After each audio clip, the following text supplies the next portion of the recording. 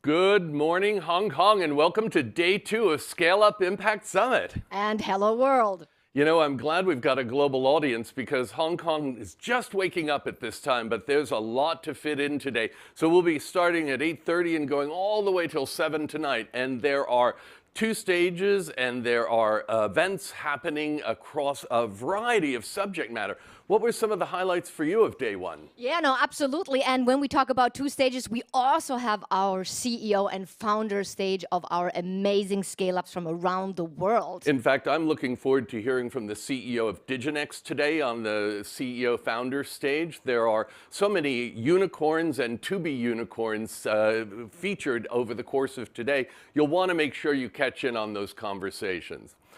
I was asking you your highlights of the day. I thought meeting the folks who had made the investment in the Beeple art was a highlight until I heard today we'll be having Beeple on board. Absolutely. So yesterday, obviously, we talked about blockchain, we talked about the internet of value, and we talked about the power of decentralization. So we already had Yatsu, our latest unicorn here, come and have a fireside chat with Tubadur, who is one of the co-founders of Metapers, who acquired the Beeple art. And today, we have Beeple here on stage as well, together with Christie's talking about the future of art. So we're combining a highlight from yesterday with a highlight from today. There's also a lot going on today in digital assets. We have, I mentioned the CEO of Diginex.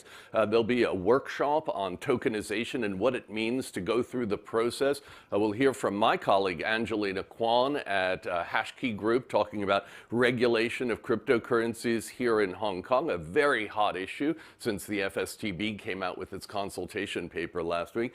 But we're going to have kind of a steady drum roll of content. There's still a focus on the SDGs today. Absolutely. And before we get into that, I really want to leverage the opportunity because that amazing panel where IT meets law is moderated by our platinum sponsor, Christy Swartz from Swartz, Bindersley and Associates.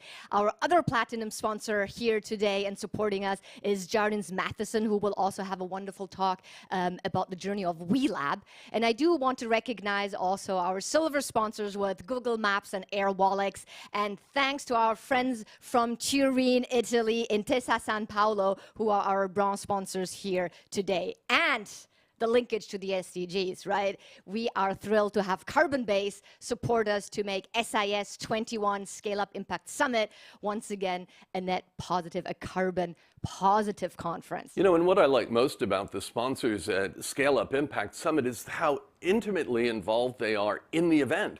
Many times you'll get sponsors that will put a logo on an event and walk away, but here you've got great participation and support. Look, this is a scale-up community and it needs the support of the larger enterprises. It needs the support of government. We've got Hong Kong Invest backing this. So, you know, it takes quite a lot of power firepower to pull out an event like this, and we couldn't do it without the sponsors. Absolutely, and you are giving me the hint. You know, last year we said we're here to showcase and make impact, but now with these powerful partners, we're even here to co-create the futures of tomorrow. And we could also not do it with our over 500 partners around the globe, really tuning in and showing the power of the tech and innovation scene. With that, I'm also very thrilled as a proud Asia Berlin ambassador that we will be signing today an MOU with Asia Berlin to foster the bridges between Europe and Asia through Berlin and Hong Kong. And don't forget the Greater Bay Area. There'll be a conversation around that. So Absolutely. I have Bernie with us, and he's going to talk a little bit more about the benefits of city mega clusters. You know, last year we were Startup Impact Summit. This year we're Scale Up Impact Summit. I think it's showing the trend in the industry. Companies are going from just getting formed to suddenly getting on the verge of being unicorns, and these are going to be very exciting 12 months ahead because the coronavirus pandemic has rethought the use of technology, and what we thought was impossible a year ago is suddenly day to day.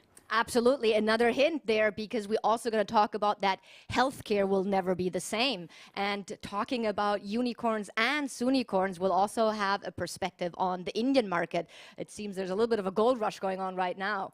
Yeah, no, and I think we're going to kick off here on the main stage with the power of storytelling. For those of you who are in communication or just getting started, you've got to figure out the way to develop your narrative and how to tell a story that engages audience. So there's a lot to learn, a lot to see. So let's co-create futures today.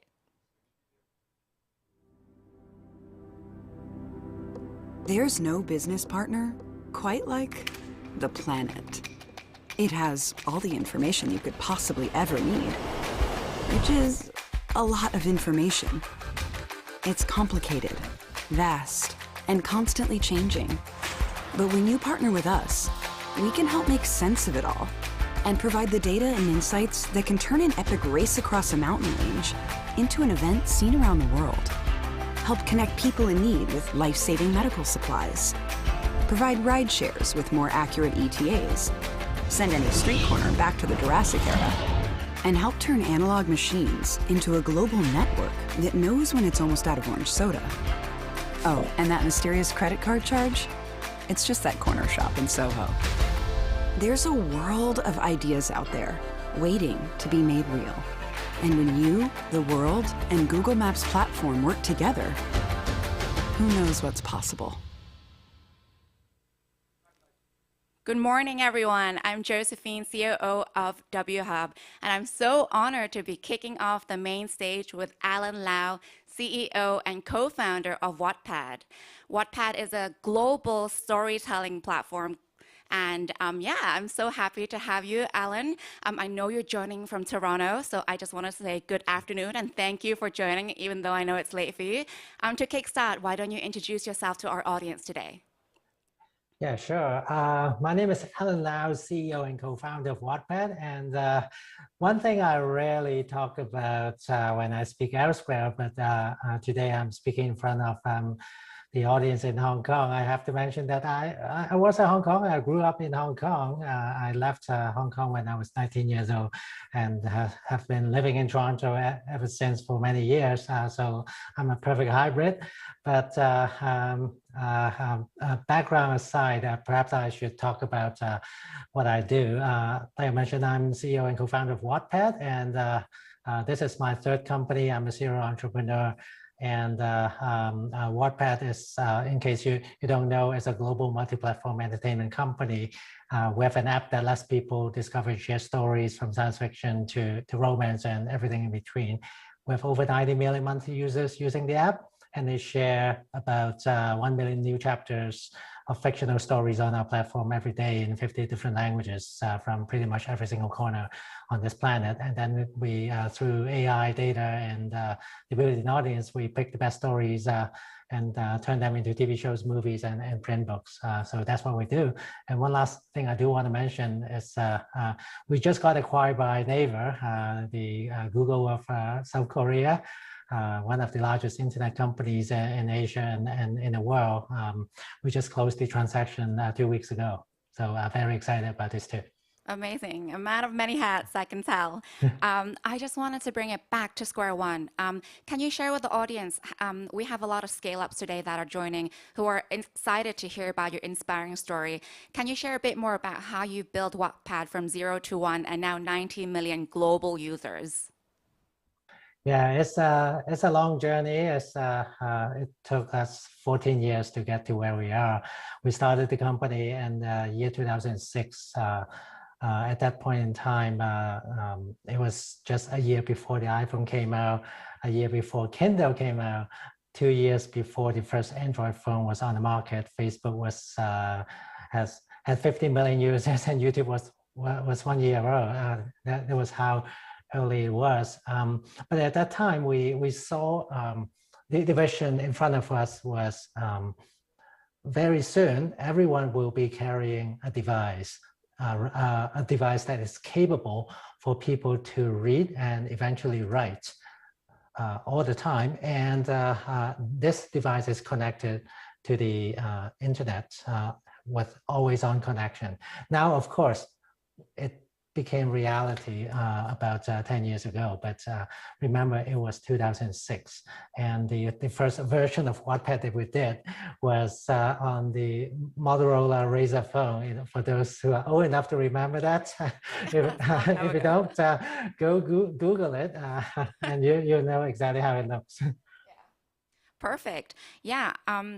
My follow-up question was that I know since the launch of Wattpad, there's been a lot of new products that have come through, such as Wattpad Books and Studios. So you're really empowering storytellers onto a more global audience. Can you share a bit more about these two products that you've launched? Yeah, so in the first few years, I would say from 2006 to 2012, 2013, we only focused on one thing: build the audience. Once we built the audience, we would have the network effect, and it would become very, very defensible. After that, we can leverage that to figure out how we monetize, and leverage that we can start adjacent businesses. So that was the idea. So in fact, that became true as well. As you know, as I mentioned, and when iPhone came out, when Android came out, when people around the world started to have mobile device and mobile data plan that they can connect to the internet almost like always on, the user base started to grow really rapidly from 2009 to around 2013. That's when we grew from thousands or tens of thousands of users to millions, if not tens of millions of users. So around 2013, we start to think about how we monetize. The advertising was a very obvious idea because people spend so much time on our platform, and this is a pretty obvious way to monetize. And then we thought we could perhaps sell content as well, but selling content at that time, digital content only, probably was not as ubiquitous as you see today, because in-app purchase and all those things, the infrastructure was in this formation stage. It wasn't that user-friendly. So we were thinking about some alternative business models. So one of the things that we tried was a TV show in Philippines with one of our partners over there, one of the top networks over there, and that's how we split the work, because we know which story on our platform through our data and the built-in audience, we know which one is popular and which one is not. Then we can take the most popular one, and then perhaps hire screenwriters and with our partners. They would be responsible for the adaptation, turning that text-based content into screenplay and then eventually into TV series. That became one of the most popular TV shows in Philippines at that time. That gave us enough proof points, and we started to work on other experiments as well. That started to take off as well. So 5 years ago, we started a new division called Wattpad Studios. It became one of our business lines. The idea, like I said, is very simple. Pick the stories on our platform that has built-in audience and leverage the data so that we know the adaptation would be very awesome as well, because we can tell the screenwriter keep chapter 1, chapter 5, but not chapter 7, because that's what the 200,000 comments are telling us. And through partnerships, we now have close to 100 TV shows and movie projects that we are in development or producing on 5 continents right now. Also want to comment on the Wattpad books business. Very similar idea, except that it's not TV shows and movies. We started that Wattpad books division about 3 years ago. Same concept, and then we could become a traditional publisher. It kind of comes full circle because we started off as a disruptive company to disrupt publishing, and then we became a traditional publisher.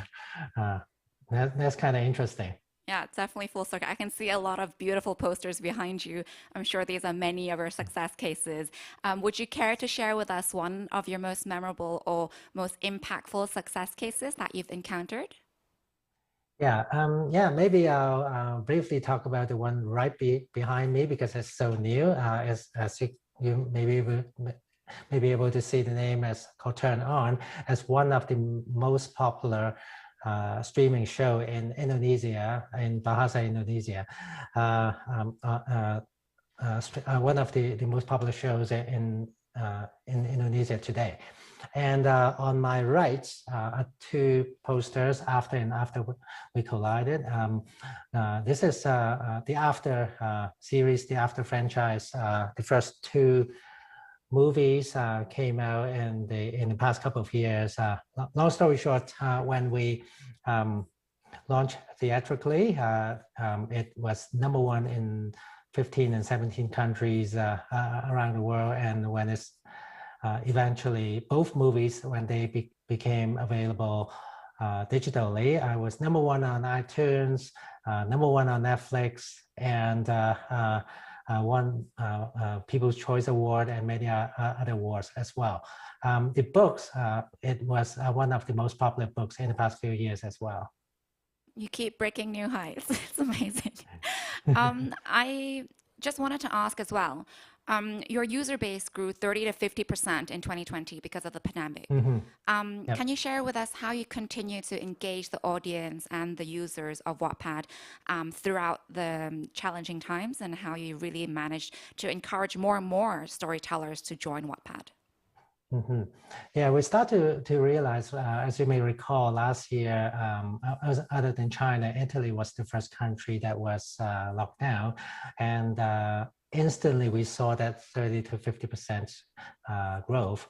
And then one country after the other within the following few weeks, pretty much every single country that the G20 and more, they all experienced the same growth. And then we start to realize we are actually providing a very essential service during the lockdown for many, many people. They are bored. They want entertainment. They want also to find connections. They want to find like-minded people who love the same story or stories and feel belong during some very, very tough and lonely time. So this is what we learned. That's what we heard from our users. So as some of the countries started to reopen, like Australia and now in the US, what's so interesting was the habit that was built in the past 15, 18 months, they sustained. We don't see any drop off. In fact, the traffic continued to grow. So what we also realize is how much an important service that we provide to our users, despite some very, very challenging time. Amazing. I also wanted to follow up with the growth in the passion economy. We're all talking about using your own ways to connect with users on a more personal level. So how do you really see the passion economy growing, first of all? And second of all, how do you differentiate Wattpad with competitors such as, say, Substack or Medium? Yeah, the number one differentiator is Substack or Medium. They don't focus on fiction, and we pretty much exclusively focus on fiction. And if you look at a network of its similar to Wattpad, you cannot find anyone. This is circle back to the point that I started that I talked about earlier. For this type of networks, it's typically winner take all. That's why we focus on growing the user base and build that winner take all network first before we monetize. So nowadays, if you look at people reading and sharing fiction, we are pretty much the only network, or at least by far the number one around the world. So that's in a way our biggest differentiator. And back to your question about creator economy. Like I said, we in the first few years, we focus on building the user base.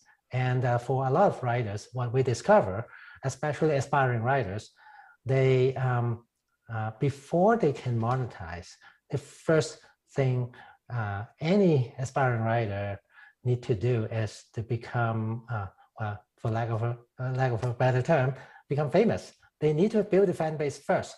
So we provided that we help many writers around the world.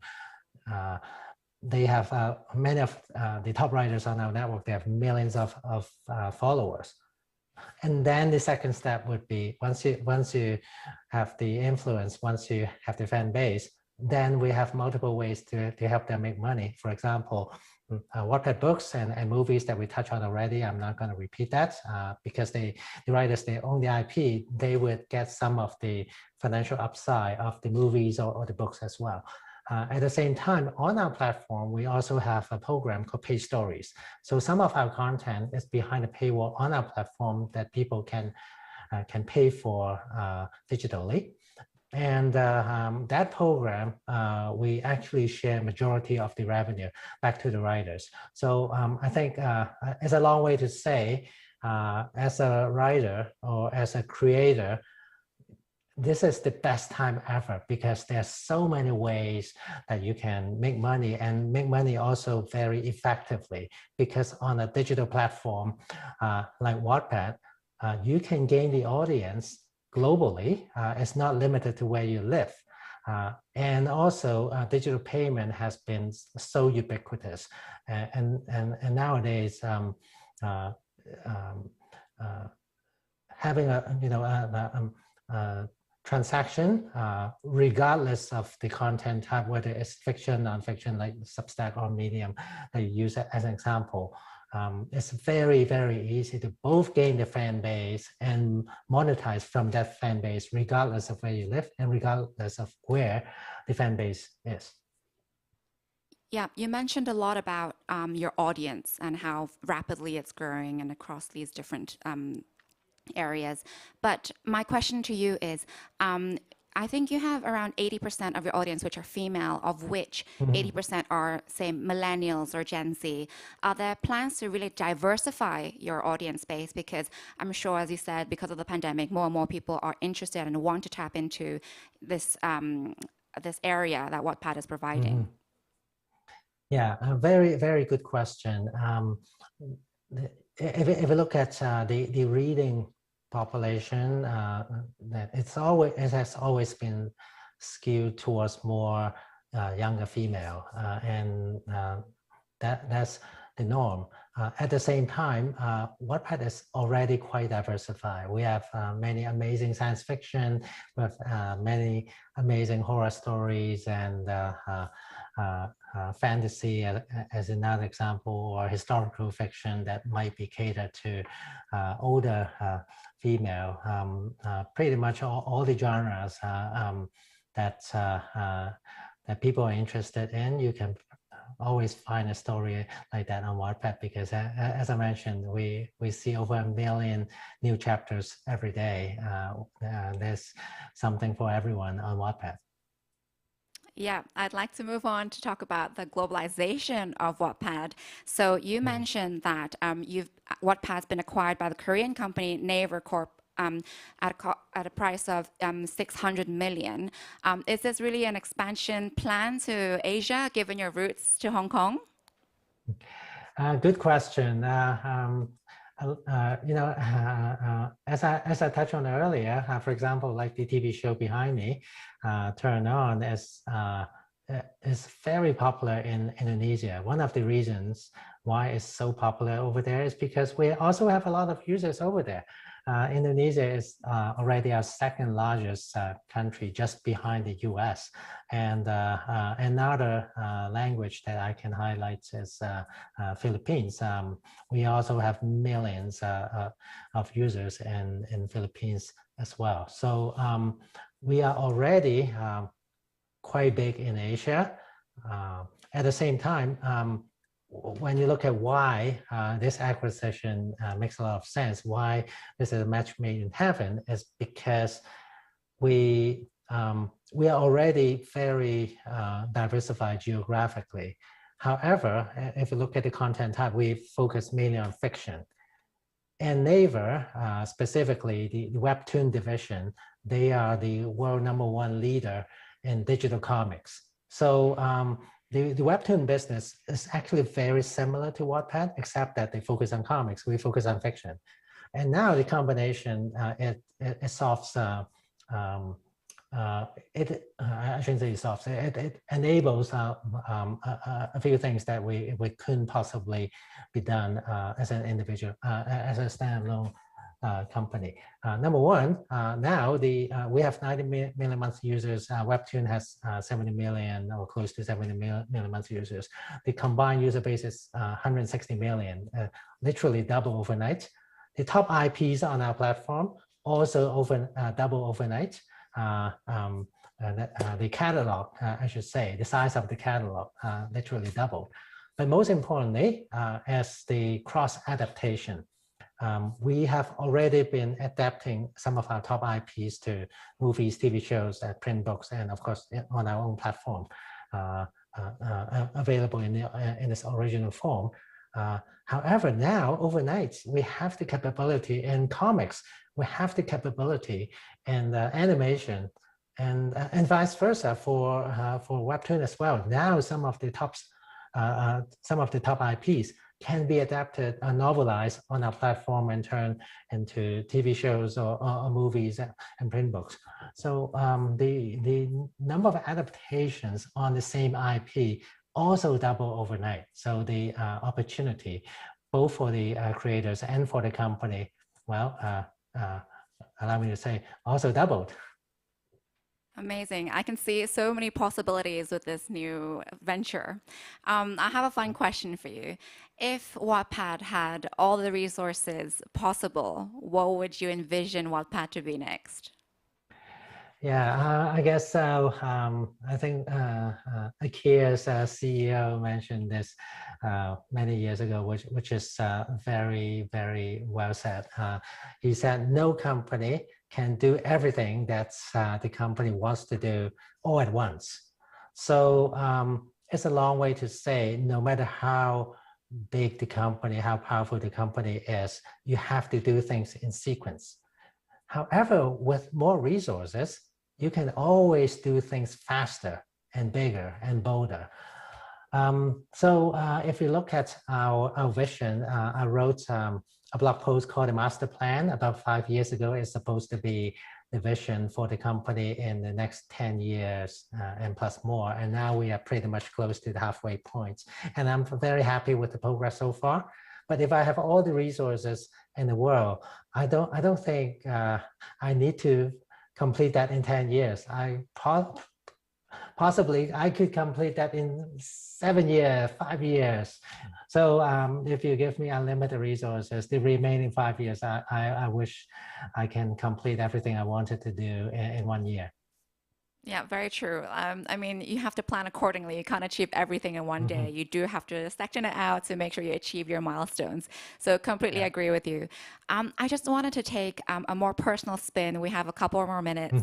How are you managing your life as a CEO, co-founder, while juggling your day-to-day? Because a lot of the aspiring scale-ups joining us today are probably facing the same issue. Would you care to share with them? Yeah, I think personally, I believe one of the biggest attributes for the success of the company is never stop growing. As the CEO, your job is changing pretty much every day. Every year you have a new job. Every year you have to acquire new skill. Every year what you need to focus on would be very different. In the early days, you juggle 5 balls in the air, and you have to wear multiple hats all at once. As a scale up, it's all about delegation, but it's also all about understanding the context and delegate to the right people, set this up. And at the same time, if you look at Wattpad, there's every year is different. We started the book publishing division 3 years ago. We started making movies 5 years ago. So you always have to acquire new skills. You always have to think about the second act. And by hiring the right people and delegates to the people properly, that's how you can get some sanity in life and have a clear mind to think about what your second act or your third act is going to be. Yeah, definitely. Teamwork makes the dream work for sure. Just got 1 minute left, and I wanted to pass you the stage to let any aspiring writers or producers your couple of last words and any encouraging words for them if they want to join Wattpad and their future being like an artist. Yeah, I think a lot of the creators, they create amazing content, but it's also very sad that the content is sitting on the hard drive without seeing any sunlight. So for me personally, a very good friend of mine, he's a fiction writer, but when I asked him, has anyone read your content? He said, no, it's been on a stack of paper in my drawer. And it's so sad. So the number one thing for any aspiring writer is, guess what? Build a fan base. Let more people share your stories. Once you make that connection, you get the feedback you want. You get the comments you want. You get the confidence that you want. And you can always take it from there. Definitely, feedback is important. I think that's the time for now. Thank you so much, Alan. I know you're coming all the way from Toronto. I'll hand the stage back to Walter. Thank you so much, Alan. Thanks for inviting me.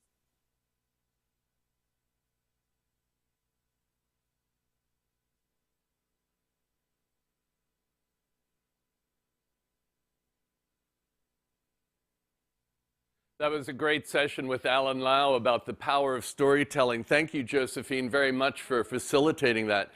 One of the comments that I liked the most was that as the CEO of a scale-up, you never stop growing. Every year you have a new job, and that is very true. We're going to move now on the main stage into ESG and sustainable finance. I'm going to come back in a second to that. Also, at the same time, today we have 2 stages going. On the venture stage at 9:17, helping humanity to become net zero to nature. Great conversation. For those of you that are live streaming this free through hashtag SIS21, I encourage you to buy a ticket because then you'll have access to all of these other events happening on other stages, and you can go back and enjoy the content at your leisure. There's a lot to consume today and yesterday. So our next panel is going to be diving into sustainable finance. That is a conversation led by Timothy Wilkins. He's the global partner of sustainability at Freshfields, and he'll be talking with Elliot David at Carbon Base. Carbon-Base is one of the sponsors here at SIS21, and they're helping make this a zero carbon event. So over to you. Thank you. Hey everybody, it's great to be here and I hope you've enjoyed the summit thus far. My name is Elliot David. As was said, I'm the Business Development and Partnerships Manager at Carbon-Base, and we're very excited to be the official sustainability partner of this event. Like he said, this is a totally carbon neutral event, so you can pat yourself on the back and sleep tonight knowing that you've done your part for the planet. You're joining us now for a fireside session with an ESG and sustainable finance with Timothy Wilkins, a mentor of mine and a global leader in the space. Wilkins is, as was mentioned, the global partner for client sustainability at Freshfields, which is one of the largest, oldest, and most prestigious law firms in the world. And we are incredibly grateful that he's joining us today to share his expert insights. Tim, thank you so much for joining us. Such a pleasure to be here, and especially at this conference. Yeah, a really exciting event. I was wondering if you could start us off by taking us through, your sustainability ESG journey. As a leader in the space, I'm sure a lot of people in the audience would like to hear how you got to where you are now. Sure, I'd be happy to talk about that, and especially to add the extra wrinkle of how do lawyers get involved in this, because quite frankly, there have been a lot of expertise we've seen in the consulting world and the accounting world, thinking about how to calculate the impact of climate change.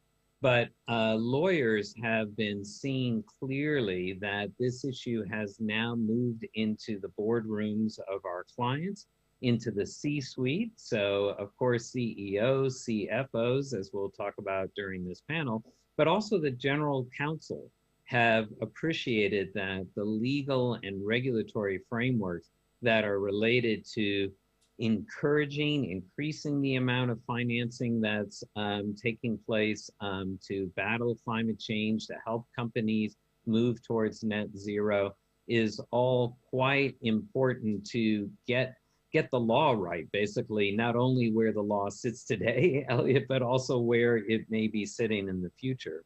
So my personal journey is I'm actually an M&A lawyer. Have been doing cross-border M&A. And for 11 years in this part of the world, I was based in Tokyo for many years. So that practice, I have to say, is somewhat relevant to starting to move to ESG. We can talk about transactions related to it, but it really was all the type of work that I have been doing at the firm around the edges of what we used to call corporate social responsibility. That is looking at some pro bono work that we've been doing, working with clients on environmental projects. There's a great organization called Pure Earth that has really been battling toxic chemicals around the world. We gave them legal advice. And so when we set up this practice, we realized that two key elements were: one, how do you connect with the entire firm to bring advice in different practice areas, different geographies? And then two, hopefully you bring authenticity to this practice, because with the potential for people being accused of greenwashing and not really working towards the bigger goal of reducing the effects of climate change, customers are going to figure out that very quickly. And if you're a legal advisor who's not helping your clients in that space in that way, you're going to be found out. And so somehow or another, I was tapped to be the authenticity guy as well as the firm connector.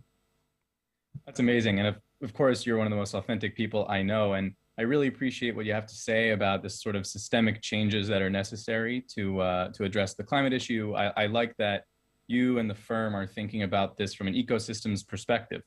That's really exciting. And so another question, in October, the World Economic Forum conducted a global survey in which 86% of people said that they would like to see the world change significantly and become more sustainable and equitable, rather than returning to how it was before the COVID-19 crisis. In the US, 79% of respondents agreed with that statement. Do you think that COVID-19 is a sort of watershed moment? It's a before and after moment in the sustainability space? And more specifically in the realm of ESG and in the legal space as well?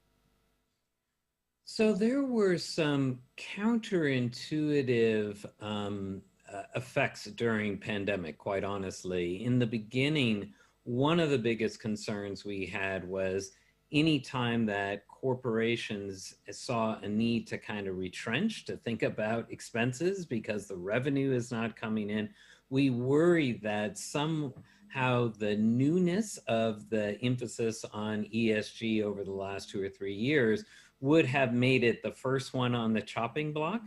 But I have to say, to companies' credit, they recognize that the type of longer term investments, especially if you're acquiring renewable energy and resources, we'll talk about that in terms of how those get financed. But these are long-term bets that a pandemic, no one knew exactly, and we still don't know exactly when this all will end, but yet that's a shorter term time frame compared to the longer term investments required to battle climate change issues and to really move your organizations towards net zero. So one thing, the projects that were ongoing continue to go ongoing. But the second piece was from the finance world. We found that they quickly saw that those companies that had strong ESG creds, we could put it that way, credentials across the board in terms of they had already set up their operations, for example, using, say, circular economic principles, where they weren't dependent on long-flung supply chains, which often got disrupted during the pandemic. But they had circular supply chains. They were good at using their resources within their own shops for longer. They had better loyalty of customers and employees because they were seen as those type of companies that were doing good in the world. Investors were pouring money into those type of entities, and we saw clearly that the stocks of ESG, really well-credentialed companies, outperforming the market. So that piece we really felt was important. Then the third one, which is exactly what you were saying, Elliot, is that folks realize we actually can work in different ways and be extremely efficient at it. If you had said when the first sort of look at the number of the amount of carbon reduction during the beginning of the pandemic, no one would believe that you could still have an economy tick along even though there was such a reduction in carbon. But of course, we found through these wonderful Zoom calls and other ways that you could still get a lot of work done and efficiently. And that is going to change. You're right. Coming out of that, there will be face-to-face meetings when there really is a clear reason for it. Team dynamics would be my biggest guess. I think less for just these type of presentations, even pitch meetings to clients. But I still think that a lot of the work of how teams are working together, there may be things that are missing with the face-to-face interaction, but it will be really selective and smart to make sure it's successful. That's really exciting and also really encouraging to hear. And it sounds like the short answer is yes, there is a fundamental sort of retooling and rethinking about the way we approach these things. I think it's interesting. Another way you could look at this is, are we now starting to think about things in the long term rather than the short term? And it sounds like, based on the behavior of especially these larger corporates that you're engaging with, that the answer is yes, that they're starting to see it's not just eco-conscious consumers, it's not just this sort of eco-conscious consumer risk of people of my generation that are motivating them to change. It's also investor risk, it's sort of ecosystem and environmental risk. They're starting to look at this sort of big picture, which is also really, really cool. I think that's such a good point, because the big picture is often driven by these large sort of well-resourced entities like the investors and companies. But the other big piece we cannot forget is the role of government here. And as you say, the smaller consumers and individuals and voters are making it really clear to governments now that this is important. And so many governments, especially if you look in Europe, will find ways to regulate this change as well. And people love the expression build back better, but there's also a price connection to that in Europe, where if you're saying you want state-sponsored funding to go toward a particular ESG project, particular project at all, you have to show that it is ESG credentialed and that we will see a decrease in terms of the net carbon output as a result of these new investments. So when there are trillions of dollars at stake, it's amazing how quickly corporates and other strategists realize they have to play in that space in an effective way. Absolutely. And I think you touched on a really interesting point that was actually brought up in an event that we attended a few months ago, that the world's pension funds, these massive funds have that are available for these kind of landscape scale investments, they equal trillions and trillions of dollars. So we know that climate change is a planetary survival issue. We have the resources to finance these changes. The real question is execution. We have to kind of ask ourselves, why hasn't it happened yet? But it sounds like some players are maybe ahead of the curve, like you said, in Europe, and kind of the rest of the world is catching up, which is really exciting. On that point about these sort of larger corporates, and they're often the biggest decision makers in partnership with government and these sort of the big players, so to speak. I know that a big part of your job is to essentially consult and to advise these large corporate clients on their ESG issues, whether it be risk or otherwise. I know that one of the challenges in this industry is that sometimes financial advisors and managers, they don't necessarily prioritize ESG, or they don't include sustainable or environmental considerations when in conversations with their clients. I was wondering how you, in your own work, how do you make sure that it's sort of always above the fold, that it's always top of mind, to make sure that execution happens and not just the sort of deliberation that sometimes stymies this growth and this progress towards a more sustainable future? The execution piece is complicated because these are very rational actors who often are working from a regulatory framework that has been conservative, quite frankly, for quite some time. So one of the big issues that my firm got involved in back in 2005, there's something called the Freshfields Report, which was a report we worked on with UNPRI, Principles for Responsible Investors, as well as UNEP, the finance group from UNEP. And it was quite clear that back in 2005, the first question was, are we recognizing that ESG risks can be material? And if they are material, they must be taken into account in the investment strategy.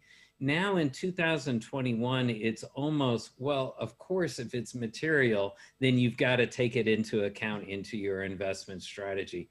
The harder question now is, can these pension funds, and this goes a bit to your question, Elliot, can these pension funds, mutual funds, insurance companies, within their fiduciary duties, intentionally invest for social impact?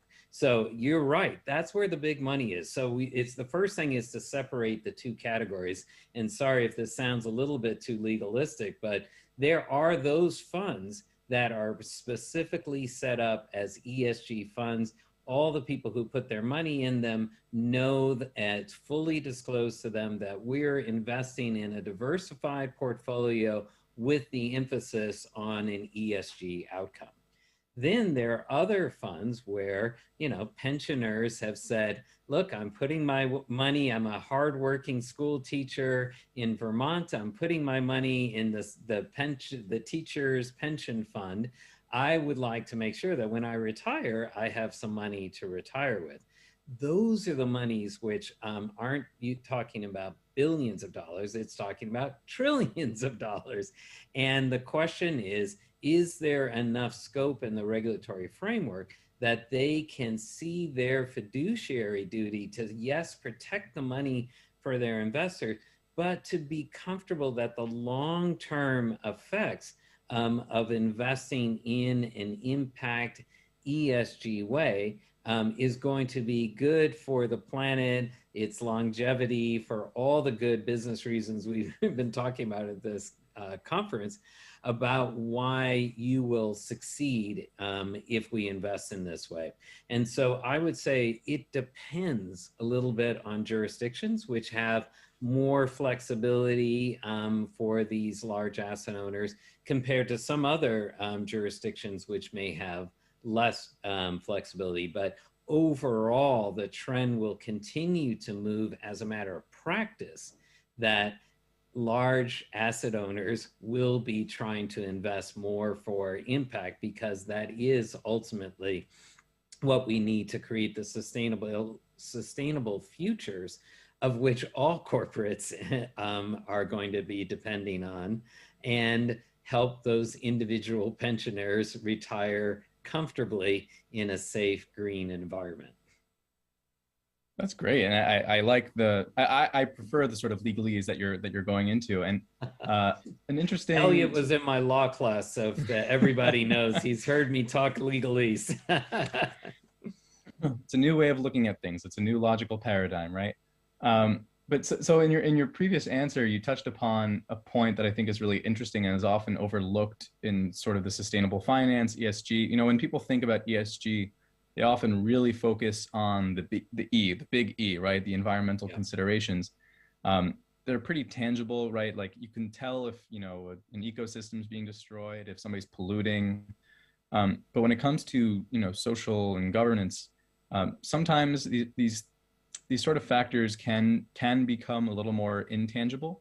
And as somebody who's worked especially on sort of the big S, right, like the social side of sustainable finance and ESG, I'd be curious to hear sort of what are the top of mind considerations that you see, you know, really propelling the space right now. What are sort of the big clients? What are the big organizations really thinking of when they think about how these investments are impacting people?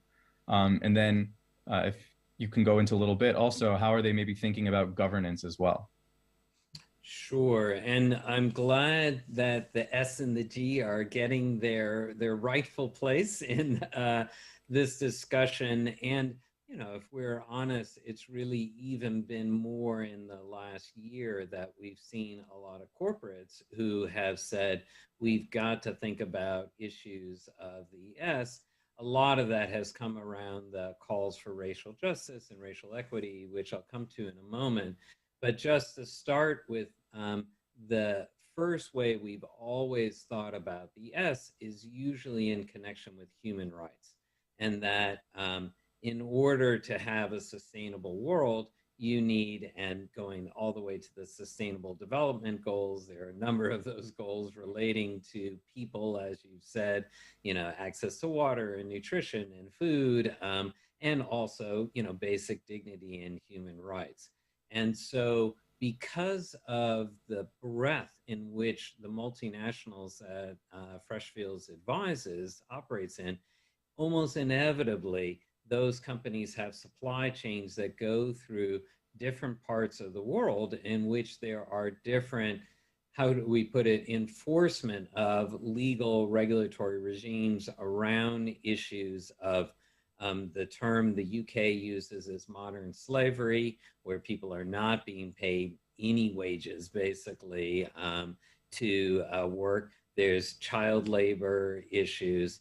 And what we've seen is a hardening of these laws, where a lot of human rights law initially had been, you know, NGOs doing an amazing job of naming and shaming companies that weren't necessarily performing to their best. But now, with the hardening of laws back, say, in the UK, saying, hey, any large UK-based company that has not done the diligence required to know if there could be potential human rights violations in the suppliers, in their supply chain in other parts of the world, will be fined.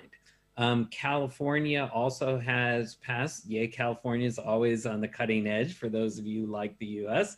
A Transparency Act also similarly about having due diligence to understand that supply chain. We've seen other laws come out in France, Australia, and that will be pretty much the global norm, that no matter where you're headquartered in the world, you will have that obligation to do due diligence. So that's one of the big pieces of the yes. But the other pieces of the yes around this diversity question is so important now. And we're again starting to see some hardening of laws to say, look, we've been asking companies for a long time to diversify their workforces. The research is absolutely clear that a diverse workforce that has a mix of gender and race and ethnicity and religion groups, those groups perform so much better, but yet somehow or another that diversity hasn't moved to the more senior levels of organizations. And so you are seeing, again, California passing a law that says if you do not have an underrepresented group, as they define it, at least one member on your board, and you do significant work in California, which, by the way, that's a great consumer market. Everybody wants to be in California. You'll be fined $100,000 the first time, $300,000 for a violation thereafter. Now, to the big corporate, baseball bat swingers out there, that might seem like a small amount, but being fined and have that publicly known that you're in violation, no company wants to do that, because that goes to the next people issue you described, Elliot. You can't attract the talent that you need to be successful in the work world. So we are seeing investors pay a lot of attention to this issue of human capital diversity in senior ranks as well as on the board, and making decisions about who they're going to support as board slates through their proxy votes based on how diverse they are. So those are two pieces that actually covers a little bit, not only the yes piece, but also the governance piece. No, that's really interesting. And for those of you who are familiar with Dambisa Moyo, she recently came up with an article about sort of how, like, what do boards do and how do you diversify them and why that's really good. But to your point, Tim, I really like how you talked about not just this kind of, bottom of the rung, the very bottom of the supply chain, what's going on, how to ensure that there's no, human rights violations and things like that, which, as you said, has kind of been the traditional way of understanding that big S piece, but also within organizations, right? Like how you treat your employees is also an important factor in this. And also your point about sort of a small fine for a big company still speaks volumes. And it's interesting you mentioned that it might discourage people from working at these companies. It's actually not something I've thought of before. But what I think about this is, if you get slapped with a fine, then investors might be, your potential investors might say to themselves, if they've messed this up, then, is it risky for me to put my money in? And I guess these sort of enforcement mechanisms help give, this teeth in this legislation or these policies, these frameworks. They help ensure that these companies focus on the right issues, which I think was sort of the underlying point of what you said. Yeah, and I love, Elliot, how you've been describing where are the pressure points, because you're talking about sort of investor pressure point.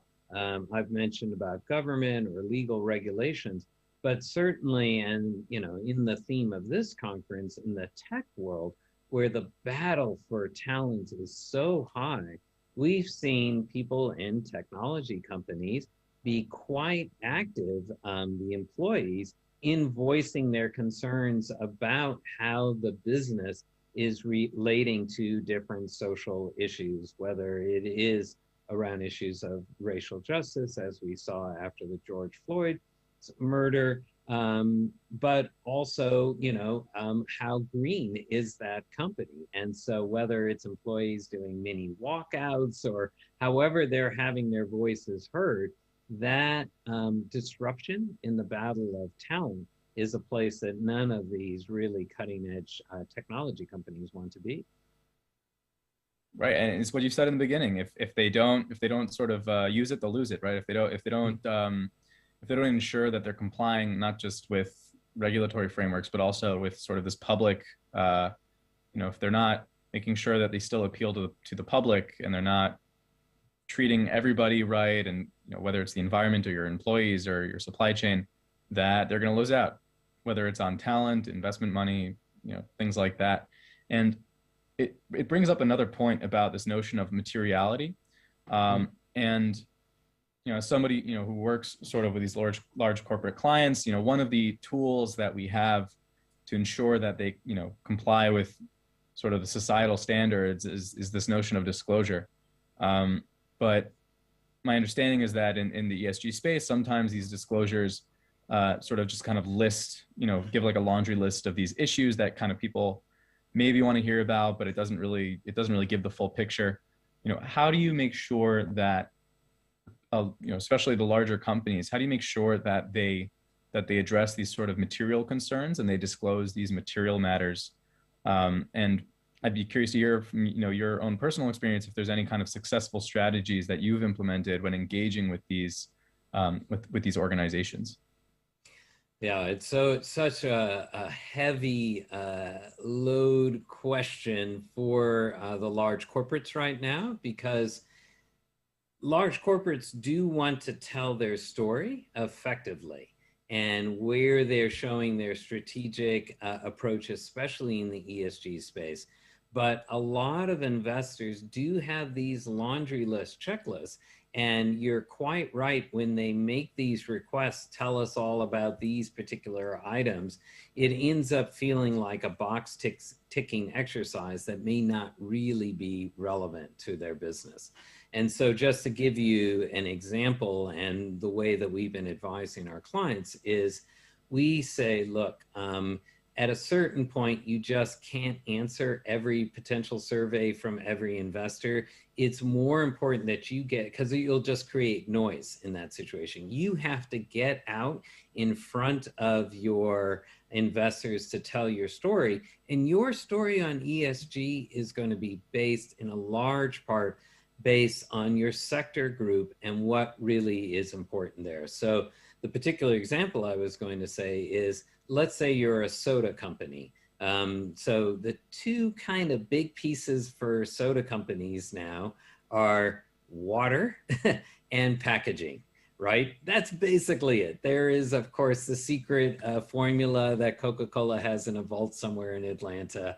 But in terms of the environmental impact, talking about how they're using water, they're purifying water, are they diverting water from particular communities, for example, when they're creating their product, packaging, what are they thinking about with single-use plastics, of course, which has been such a big issue. How can you think about packaging such that it's still light enough to carry from the sources of where you're actually producing it, because it's a heavier product that may use non-typical plastic packaging might be heavier and cost more in petrol to have the fuel to move that packaging around, for example. And can you think about more creative ways? So telling their story around those two factors, those are the ones you want to hear about, even though there may be a whole list of other questions related to other things in their environmental footprint, which just aren't as important for making that investment decision to see if they're really doing the best they can around ESG. That's interesting. And I think to tie it into another, popular sort of jargon that people talk about when they talk about sustainability is this notion of science-based targets. I think what you're alluding to is not just science-based targets, but people should have context-based targets.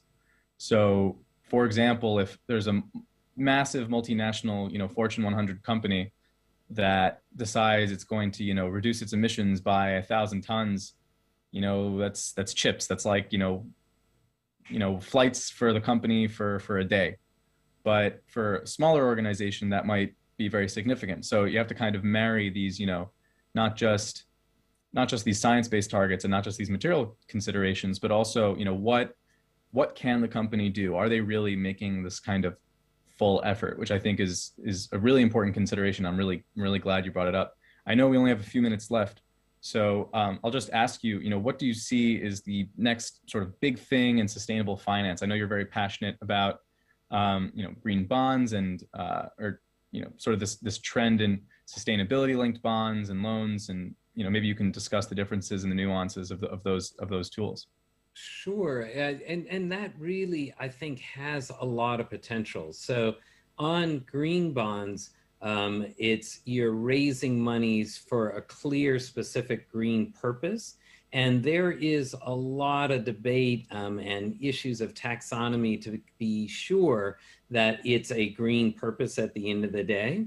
I like these sustainability-linked bonds, sustainability-linked loans, where it's a contractual agreement with, say, on the loans case, with a particular lender that says, you tell me, let's agree on certain targets for ESG, and I'll move the interest rate up or down based on you hitting those targets. And so we have seen, for example, and this is public, but one of our clients, Tesco, which is a large retail a shop in the UK, did a sustainability-linked loan in which it was tied to reductions in greenhouse gases for them, and they could get a positive up or down on interest rate. The other possibility going into the S space, we have, and this is also public, is that Carlyle had borrowed money to fund its private equity operations, and they said, test us to see how many of our portfolio board members are diverse. And so if we don't hit the target to increase the number of women and people of color on our boards, you can ratchet the interest rate up, but if we hit those targets, we'll get it down.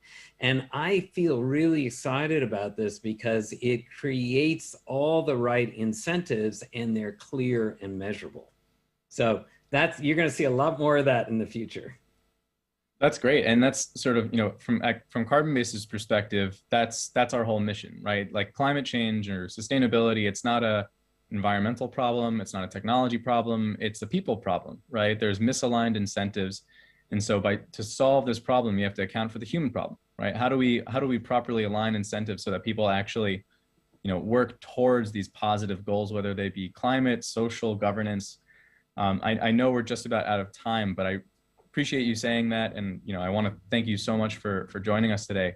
That last point that I hope resonates with everybody, this notion that there are incentives out there. It doesn't have to all be a stick, right? There are carrots for fighting climate change, for doing good for your community. All it takes is identifying those opportunities and following them, and we can all build the sustainable future, the equitable future that we all deserve. Perfectly said, Elliot. What a pleasure. Thank you for inviting me. It's really been a joy. Awesome. Thank you so much. And I hope you all enjoy the rest of the summit. I will now pass it over to one of our fantastic hosts.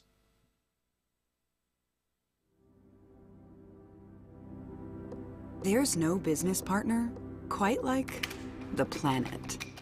It has all the information you could possibly ever need, which is a lot of information.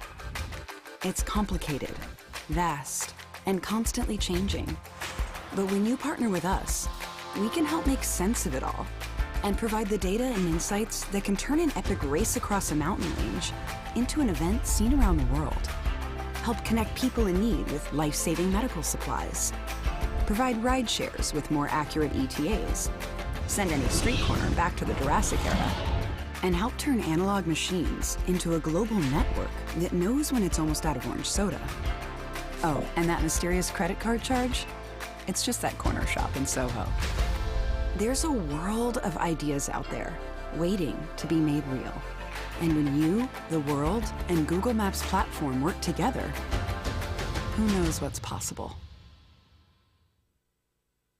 Thank you very much, Elliot. That was a great conversation with Freshfields about the carbon neutrality and about sustainable futures. If you're wanting to continue that conversation over on the venture stage, we have the Net Zero Challenge coming up at 9:55, and currently they're talking about helping humanity to become net zero. But I apologize. I'm going to stick here on the main stage because our next guest, Michelle Ronson, is the guru of research and user insights. And what I find particularly fascinating about the premise of this next talk is that Michelle's going to tell you what users want when they don't know what they want. It's quite interesting because in my role in HashKey Group, we're looking after marketing and customer acquisition and customer relations, and they tell us one thing and sometimes they act a different way. So how do you get to the bottom of what the consumer really wants when sometimes they don't know themselves? Now, in order to facilitate that great conversation, you need a great facilitator. And so will that be Karina? Great. Karina Berlin will be on in a moment to host that, and we'll turn over to them right now.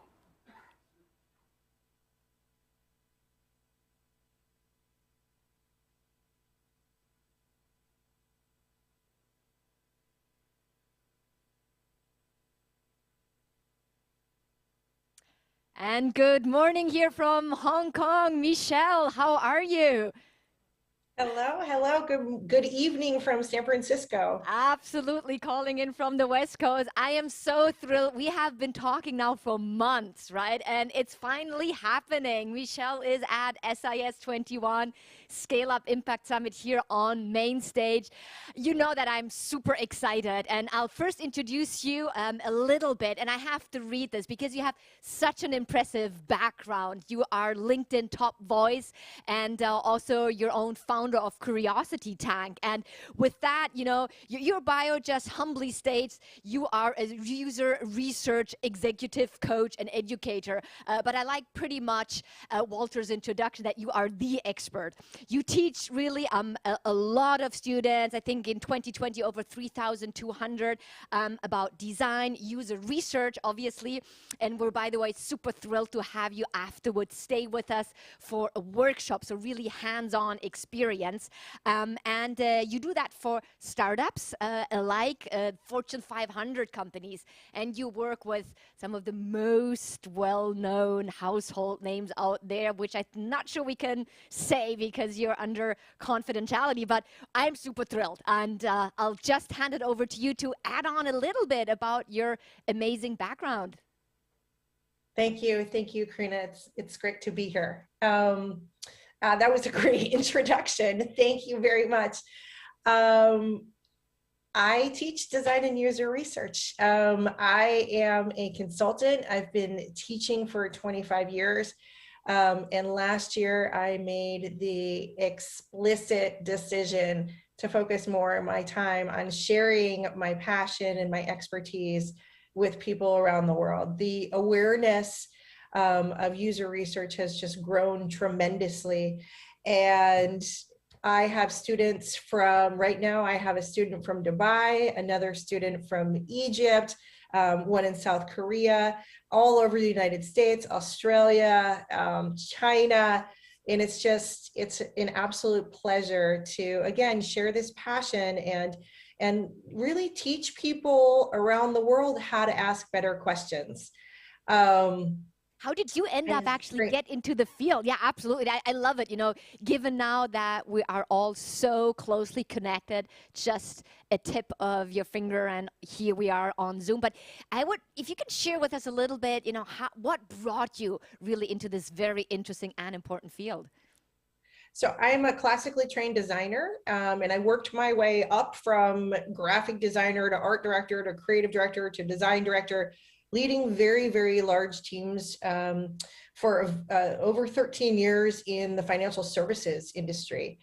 And I went back to school because just after that amount of time, I just wasn't as excited anymore. I wasn't waking up in the middle of the night. I wasn't, sketching ideas. And I went back to school at the California College of the Arts, and I did a design fellowship program focused on innovation. And totally true story, when it came time to conduct user research ourselves, each of the fellows had to conduct their own studies during a capstone report. I raised my hand and I said, who wants to trade? And it wasn't because I didn't value research. I had been managing researchers for years at that point. I did value research tremendously. I just didn't think that I was interested in gathering this information myself, and thought somebody else surely could benefit from that experience. And I'll never forget what my professor said at the time. She said, no way, Michelle, you're going to walk this plank yourself. And I was like, but why? And long story short, I conducted 5 ethnographic field studies that weekend. And ethnographies are where you're immersing yourself into the culture, into the environment of the people that you're studying. And I fell down the rabbit hole like Alice in Wonderland. And I just couldn't believe how powerful it was to hear this information firsthand. And that Monday morning, I woke up and I said, that's exactly what I want to do next. And both of my professors hired me, and slowly I made the pivot over the next 18 months. Brilliant. And in startup land world, we talk about UX, UI all the time, right? But I really want to demystify and also clarify, give you the opportunity for us to better understand what user research actually is. And I don't know if you want to go a little bit down in memory lane and explain how the evolution of the industry unfolded. I mean, I remember back in my times at Procter & Gamble running focus groups, and I think we've gone a long way since then, no? Yeah, I mean, people, especially innovators, have a much better awareness and appreciation for what the power of research can provide. It helps save us massive amounts of time and energy and effort and money, and the results allow us to make better decisions. So research, I mean, as a whole, and user research, whether you call it user research, design research, experience research, UX research, all of those things can really help increase your confidence and make better decisions and gain empathy for your audience so that you know how to cater to them and message to them and design for them in ways that are meaningful and relevant. Research can also help impact how we think about our products and services, and how we shift or clarify our own perspectives in terms of who we are, designing and messaging towards. I mean, it's so powerful in terms of identifying unmet customer needs and truly solving for problem spaces or identifying opportunities and humanizing the process. I mean, we've moved from, customer-centric to human-centric, and now we're on our way to planet-centric. And all of those things, tie together with this powerful need to understand attitudes and behaviors. So every human benefits from learning how to ask good questions, whether you're in, product or service development, or whether you're in an elevator or on a date. Absolutely. And, Walter also referred a little bit to it at the beginning, because you said asking questions, right? It's a real art, right? Because sometimes consumers don't really know what they don't know. And again, I think it would be interesting to see also the evolution and where do we stand today? How do we leverage technology in understanding the user's needs and wants? I wouldn't, there's a lot of ways to leverage technology, though my approach and what I suggest to everyone that I work with is the first thing that you really want to master is how to ask a good question in a live environment. You want to understand the difference between open questions and closed questions. You want to understand the difference between leading questions and how leading questions can introduce bias. When we introduce bias, then we're collecting corroded data, and then we're making faulty decisions because we've collected corroded data. So the best thing that you can do is learn how to converse in a live environment, just like what we're doing, either in person or remotely, and learn how to ask great questions. Platforms will come later. We can certainly leverage analytics to help us understand what's happening when, but there's nothing. Qualitative research will help us understand why it's happening. Absolutely. And I think what would be really interesting, because, you know, when you start off as a company, right, there is obviously the understanding that it's just go out there, build a prototype, throw it and see if you get traction, yes or no. If yes, great, you know, build it a little bit better out. If not, pivot, start again. And, you know, now you're telling us, well, yes, but at one point in time, right, it is important that you understand even the way you go about building your prototype, asking questions has an impact. But how do I marry that as a young startup, right? So when do I switch from one to the other? Should I start off right away? How do you go about that? Well, ideally, we're not developing something and then finding who the best customer is. We're approaching it backwards. We're starting with what's called generative research, and that's where we generate a better understanding of the people that we're designing for and their pain points or the opportunities we're trying to solve. We want to understand the words they use. We want to understand how deep this runs. We want to understand what their workarounds are, and then use that information in the generative research to inform that first concept. And then work in a very, very low fidelity way. We want to get feedback on that first iteration, that maybe it's a pencil sketch or a storyboard, and then continue moving throughout the product development process by gathering more and more feedback that aligns with, you know, the business goals, and increase the fidelity as we go. But we're going to do that through foundational or discovery research. We're going to, you know, throughout every phase. We're never done. You know, research is like breathing, right? And we all know what happens when you start breathing, right? It's like sales. You're never done selling. Or it's like marketing. You're never done marketing.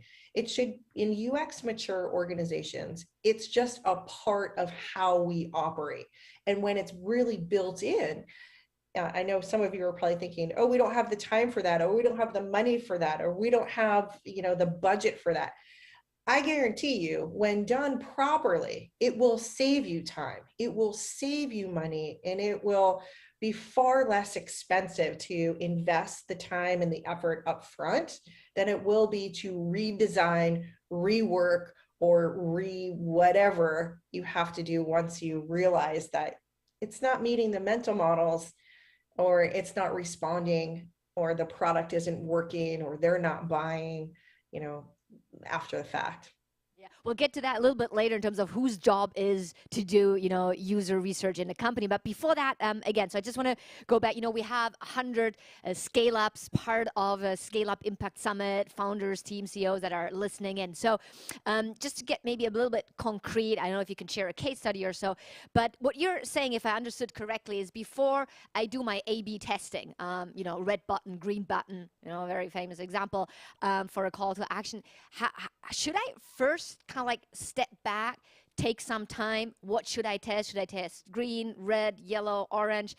When does the research part start? Is there a first try and error, then I research, and then I fine tune my A/B testing? Yeah, good question. So ideally, we wouldn't have something to A/B test that isn't informed by some sort of research, right? So we would have started to understand that problem space far upstream.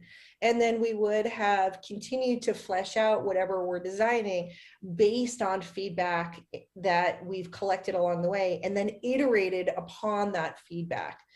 A/B testing is a quantitative research approach to help evaluate what would convert better, the red button or the green button. Qualitative research really focuses on why people feel a certain way or why they behave in a certain way. So it really digs at attitudes, behaviors, motivations, and the underlying reasons why they do the things that they do.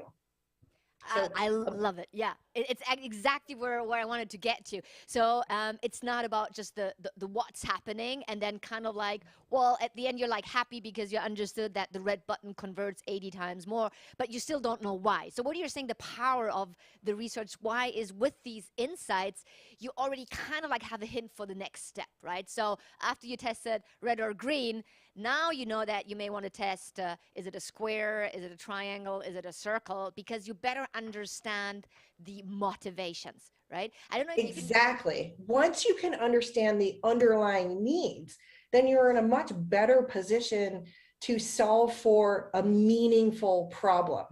Once you understand why it's happening, then you are armed with the information you need to make more informed and confident decisions. You'll be able to make better decisions. You'll be able to evaluate your options. You'll be able to look at the problem space from 360 degrees. You'll be able to grow a more profitable business and nurture these relationships and just flat out make, live a happier life because you'll have the context. It's the context that's missing in quantitative research. And that's where the two really marry. Now, ideally, you're doing both quantitative and qualitative research. We call that mixed methods research.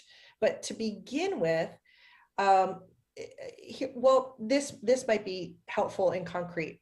The questions that my clients typically ask me to explore are everything from what should we build? So they think that they are uniquely positioned to solve a problem in a space that they're, well suited to solve for, or seize an opportunity in that space, right? They have an idea, they have an opportunity, they're not sure what to do with it, right? Or who are my customers? Like, who are my customers really, right? How do they think? How do they feel? What do they say? What motivates them? How do they behave? What are they doing in relationship to this today? Another question is, are we building the right thing? So maybe they're not so confident or it's not working as well as expected. The opposite of that is, are we building the thing right? Are we building the right thing and are we building the thing right? Are two very different questions, right? Are we building the thing right is more about, are we taking the right approach? Okay. Another one like is the red why, or green, right? That's kind of the red or green, right? More like, there's a number of different ways to get from Los Angeles to San Francisco. Right? So we could take a train, we could take a bus, we could take a plane, we could take a trolley, we could walk, we could ride our bike, right? So like, are we building the thing right? We know we need a transportation system to get us from A to B, but there's a ton of different ways we can accomplish that goal. Right. We could build a drone. So, right, exactly. We could skip, we could swim, we could take a cruise ship, right? So that would be another example. Why did this metric go up or down, right? So they see a big spike or they see a big drop and they're not sure why, right? Like, why aren't people completing the onboarding process? Let's take a look at where they're dropping. Let's dive into that and understand why. I could go on with other questions, but hopefully that will give you some context. Also a lot of space in like, how do we build a better mousetrap? How do we improve this? How do we make it faster? How do we make it better? How do we make it more intuitive? The key to doing that is to understand where the opportunities lie and why. Fantastic. I really want, and I'm glad that you really mentioned, some of these questions companies come to you with. And I don't know if you can share some really interesting stories about aha moments of, founders or companies come to you and say, well, I know exactly the problem that I want to solve. I'm, obsessed with it. And here's how I want to go about it. And you kind of like telling them, wait a second, let's go one step back, do that qualitative research. have a better understanding on why people may act in a certain way. And then there was this aha moment of, oh, and there was a huge pivot in the execution thanks to that powerful qualitative research. Yeah, I was working, the first thing that comes to mind is a real estate app project that I was working on for home buyers and home sellers. And we were testing an idea that had to do with a lot of gestures and a lot of taps and a lot of interactions. And the hypothesis was that people wanted to find the right home for them as quickly as possible. So our discussion guides and our entire study was really based on efficiency and speed. And in the first 2 sessions, we weren't getting that feedback. We weren't getting the feedback that this was helpful in this way, or really hearing too much about that. And I went back to the assumptions that we had and realized that we had built this entire study around the assumption that this was a transactional experience. People wanted the shortest path to get to their unique destination with the least amount of friction. And what we learned in that study is that a lot of people don't think about it in a transactional way. In fact, most of the people we spoke to thought about going through home buying apps more as window shopping. They've used it to kill time. They used it to look through at the grocery store. They used it to get a better sense of what was available in the neighborhoods they were interested in their price range. It was not transactional. It was educational. It was emotional. And somehow it filled this need it was enjoyable even. And that was a very big aha. Is that kind of what you're thinking about? Totally, yeah. And let me try to rephrase it to see if I really got that right. But basically what you're saying, if my solution, my product, my service does not get the traction, is maybe not because I wrongly built the solution, but I maybe had the very wrong leap of faith assumption about the problem statement at the very beginning. Exactly. And that ties into truly understanding your customers and their attitudes and their behaviors so that you can design and deliver meaningful experiences and messages to them. Yes. Fantastic. I think that's a very, very good reminder because, again, you know, when we know that's all about agility and being quick and you throw something out and then you pivot again and pivot again and pivot again, sometimes it's worthwhile just to step a little bit back and say, wait a second, what is actually the powerful assumption I'm making? And should I spend a bit more time just to research and question if that assumption holds true, and how can I do that? Are there some tips on the how? So how do I, you know, go about really trying to understand if my assumption about the problem statement is correct? You know, learning how to conduct a rock solid interview, I think it's the lowest tech and most powerful way to get at that. I wanted you to say that. I wanted you to say that with the low tech. So tell us more. Tell us more. We as human beings relate to other human beings, and there's no better way to build the empathy and understand in the same way that like analytics can provide. Hearing your customers talk about your problem space or your opportunity space or your product or the pain that it gives them or how they got there or what it solves is incredibly moving, and it provides really critical understanding and context to help you define the best possible path forward. It brings them alive, and it puts a face and a voice with who you are investing all of this time to win over, right? It's not even just winning them over, right? It's not even converting them to your product or service. Then it's retaining them. And if the problem in itself isn't accurately defined or the assumptions aren't accurate, it's like you're operating with like a clipped whisker, right? Or someone, you're kind of like walking with your head tilted a little bit.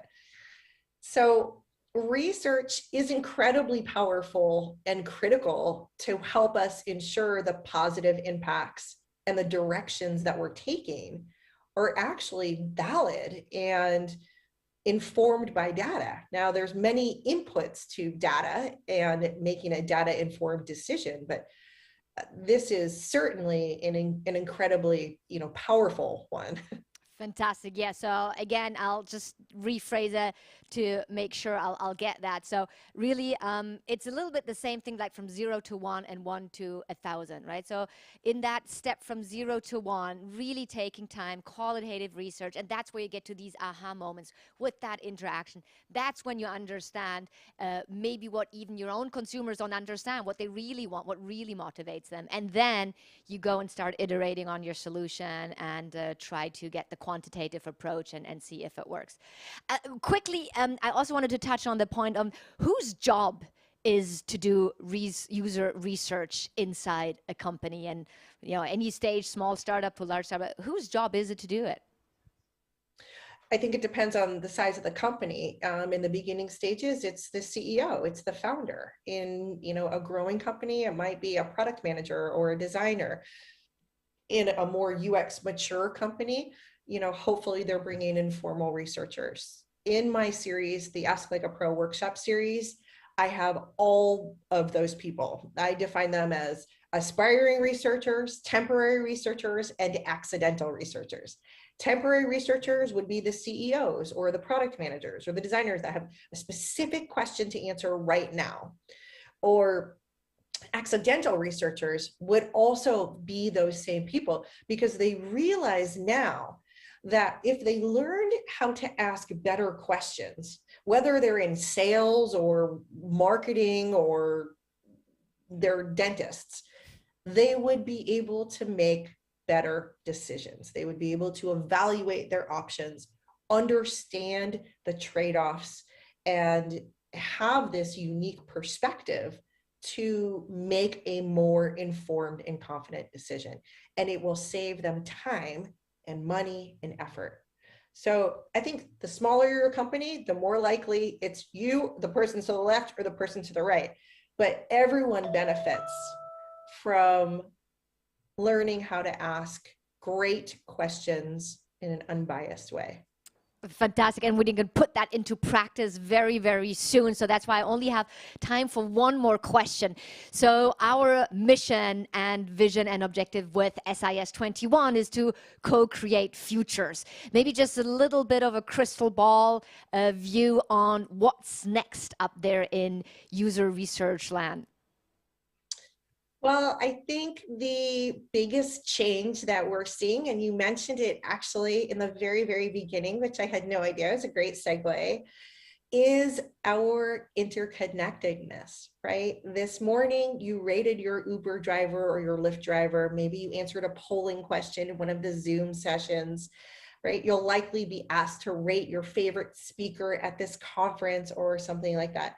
All of that is a form of user research, but we don't necessarily identify with it in that way. But the difference between where we are today and where we're going, in my opinion, is that time is money and time is precious, and time is the currency that we all trade. And as we evolve, we're losing control of our time because the future is so connected, and the future is faster, and the future is more intelligent. And this comes with a need for some more control too. Control in how we reduce our impact on the environment, distribute vaccinations to developing nations, collaborate remotely, right? Connect our home security systems. And as we see the world getting smaller and smaller as a result of our increased connectivity and relationship to one another, the more we need to understand the impacts of our decisions, and we need to measure them to understand people's attitudes and behaviors so that we can continue to move forward in the right direction. That was such a beautiful closing statement to our fireside. And I'm thrilled that I'm just going to hop into a different room now and going to put all of this into practice with you, Michelle. Thank you so much. Thank you for joining us at SIS21. See you soon.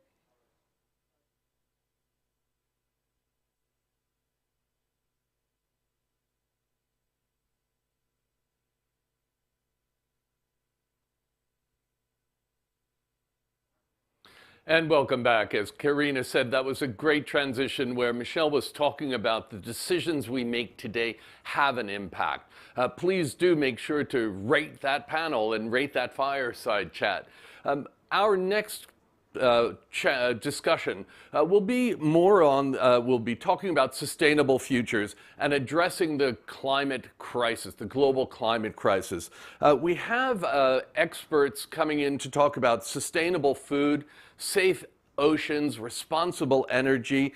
We have a panel led by Mark Jolly, together with Richard Ekebus and Heidi Spurrell.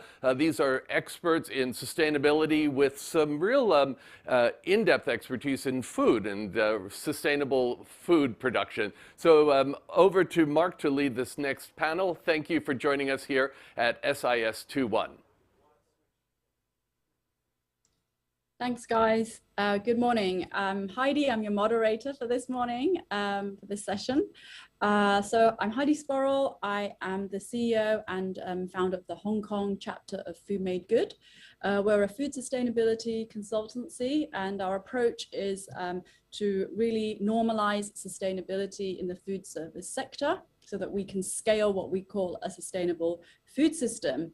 And I'm really excited to be here today to be with our panelists. We've got Richard Ekebus here and also Mark Jolly, and they're going to give us their views on food sustainability and what they're doing to contribute to a sustainable food system. So I want to give you a little bit of some context, a bit of backdrop first to what we're talking about here. Why are we here talking about food sustainability? So many of you will be aware that actually the food system is responsible for around 34% at latest estimates of our global greenhouse gas emissions. And it's one of the few sectors that really cuts across all of the 17 SDGs, the Sustainable Development Goals. It sits at the nexus of many of our human health challenges and our planetary health challenges. For example, it touches water use, pollution in all its forms, biodiversity loss, fish stock depletion, soil degradation, deforestation, just to name a few on the environmental side. And then on the human health side, we're talking about low wages in the food supply chain, hidden or child or slave labor. And then we have healthful foods, sometimes costing a lot more than processed foods. And this, some say, is really leading to this endemic of overweight and obesity, sitting alongside hunger and malnutrition. And sometimes we see that happen within the same countries as well. On the animal welfare side as well, I think people become much more knowledgeable what's going on behind those high walls. However, we are seeing just last week some progress being made. We saw in the UK that the government is starting to recognize animals as sentient beings, which will affect their standard of living and end of life, of course. So in summary, behind every plate of food that is put in front of us, there are hidden sustainability challenges and plenty of what we call externalities on both the environmental and the social side that are not accounted for when you pay for your food. So let's move a little bit about onto some quick stats to give you an idea of why we're going to talk about eating less meat as one of the solutions. So Hong Kong people eat out about between 5 to 7 times a week, and that's a lot in terms of averages. But on a global level, increasingly, countries are growing more developed, wealthier, and populations want to consume eating out. They want to eat out of home, and they also want to eat higher amounts of meat. And why is that?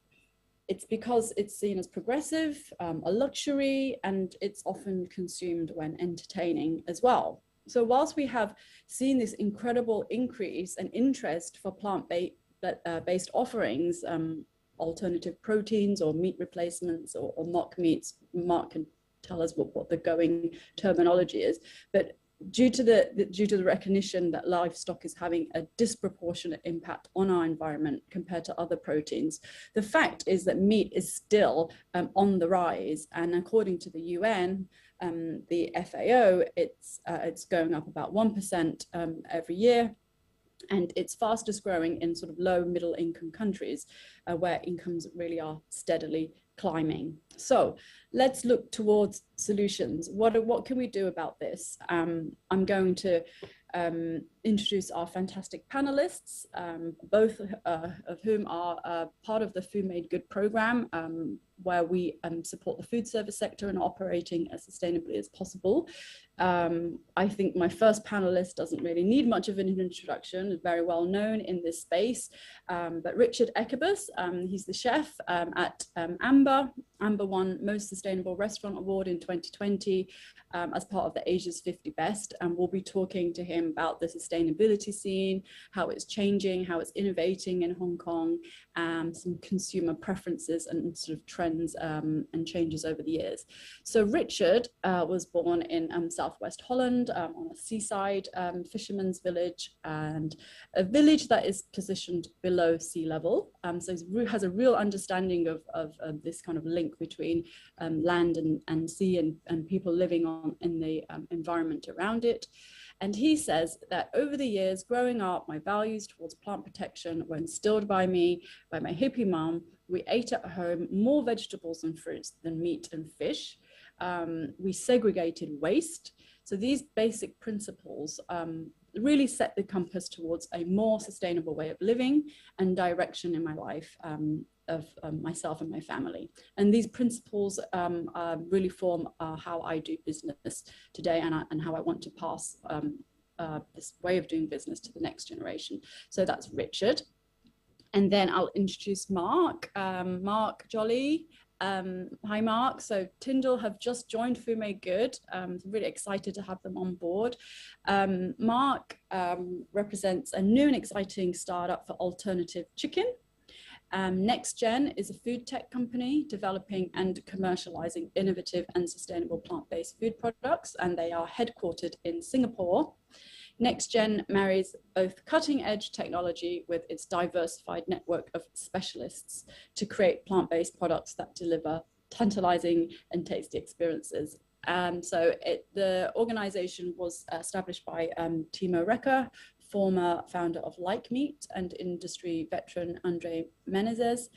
NextGen is backed by a team with proven experience in alternative protein technology, global brand development, and multi-level food marketing. And you can check them out at nextgenfoods.sg and tyndall.com.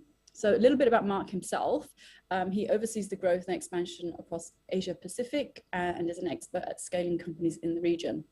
He joins the team having spent 14 years managing Asia expansion for some of the world's most iconic food and beverage brands, and will be responsible for leading NextGen's growth into new Asia markets. So welcome to you both.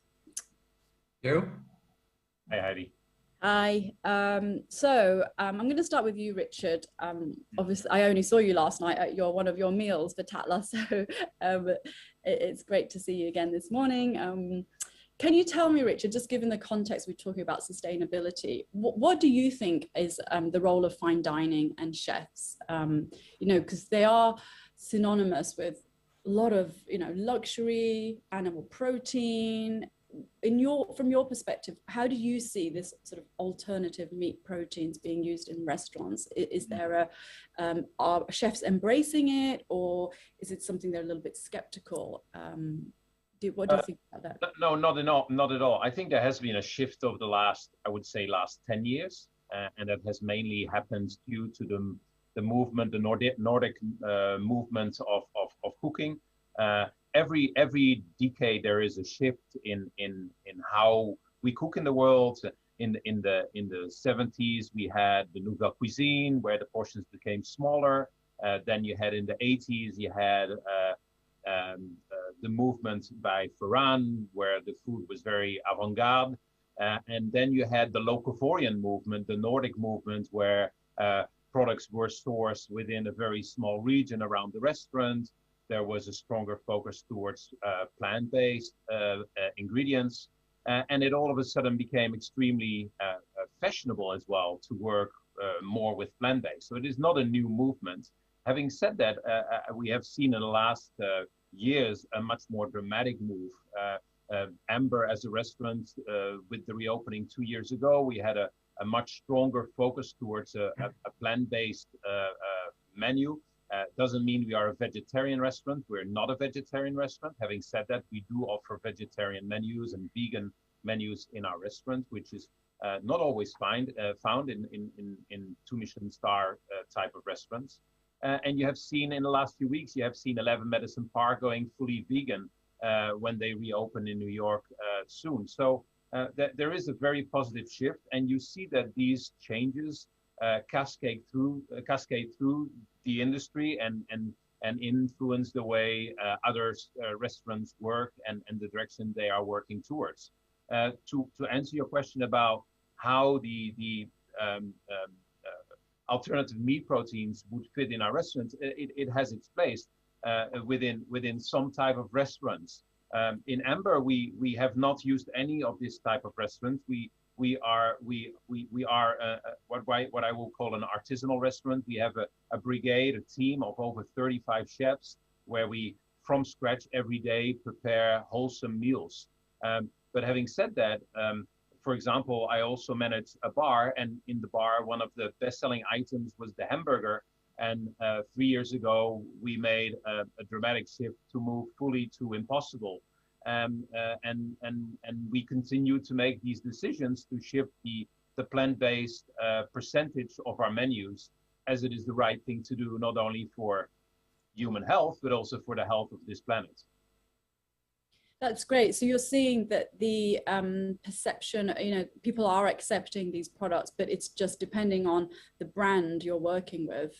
Well, to be quite frankly, I mean, 4 years ago, we were part of the launch of Impossible, and we hope to be part also with Mark to be part of the launch of Tyndall in Hong Kong, because it's a very different product. But we did blind tastings of Impossible, and some of the chefs had no clue that it was a plant-based product. So we thought that if professional chefs were not able to, they just asked me, is it cooked in coconut fat at the time? And they have been shifting a lot the quality of the problem and the process and so on, and it has been a much better product now. And I think it's very hard to define if it is a meat-based or a plant-based product. It's an extremely good product, and we are in process of trying Tyndall, and we are very hopeful that it would have the same sort of impacts and possibilities within our cooking. That's great that you're open to embracing the different options that are coming and going. And you mentioned, you're not a vegetarian restaurant, but you do increasingly increase the amount of plant-based options. Have you had any pushback, and what's that like with your customers on that? Well, Hong Kong is probably one of the most protein-heavy cities in the world, and that is factual. It is not only is the beef consumption among the highest in the world, also the seafood consumption is among the highest in the world. So to shift the paradigm of plant-based is a slow process, and is a process of being adamant about your direction. You need to persist in what you want to do. For us in Amber, it has been a 15-year process. So we didn't start 2 years ago. We were working on this for a very long time. When we opened Amber 16 years ago, the ratio was 75% animal protein, 25% plant-based. And today we can say that we are 25% animal protein and then 75% plant-based. So I think that already shows that we have unconsciously shifted the paradigm very slowly over the years, and will continue to do so. And how do you engage your staff on this? Because we always talk about in sustainability that you need your champions behind you, because you can't just do this top down. How do you get your staff to believe in this whole idea that we need to shift?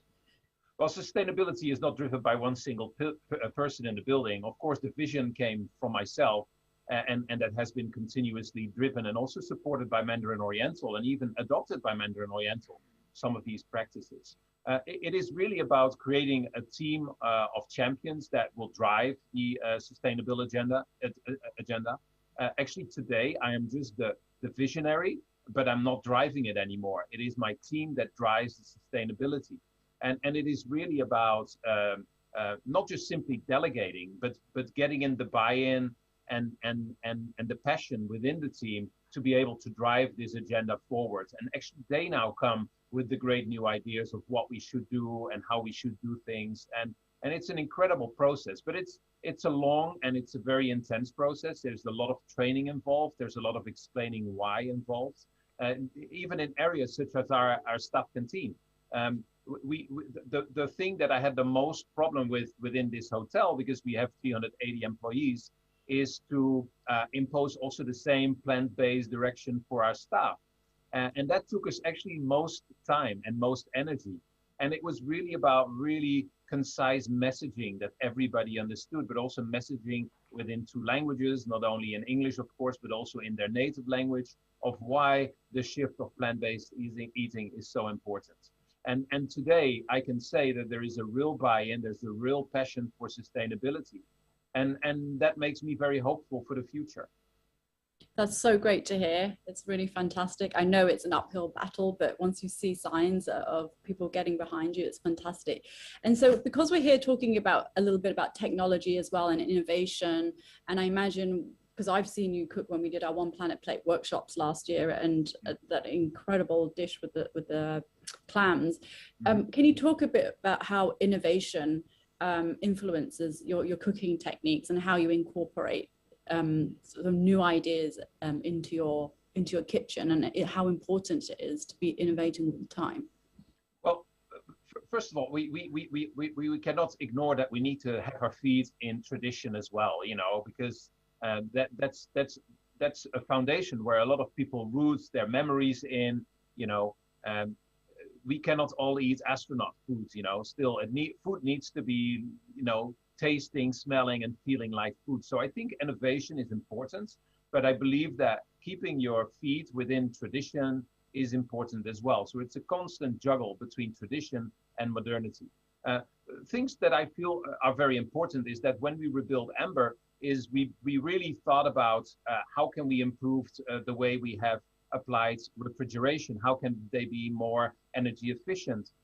How can we walk away from not so sustainable energy sources such as gas? So we brought in induction only. You know, today in this hotel, we purely and only work with induction throughout the hotel. So that's a big step forward, because even if all the energy in Hong Kong is not sustainable yet, even with our landlords, Hong Kong Land, we are building sun panels on our buildings. So there is a real opportunity in the future to become much more self-sustained in the energy brands as well.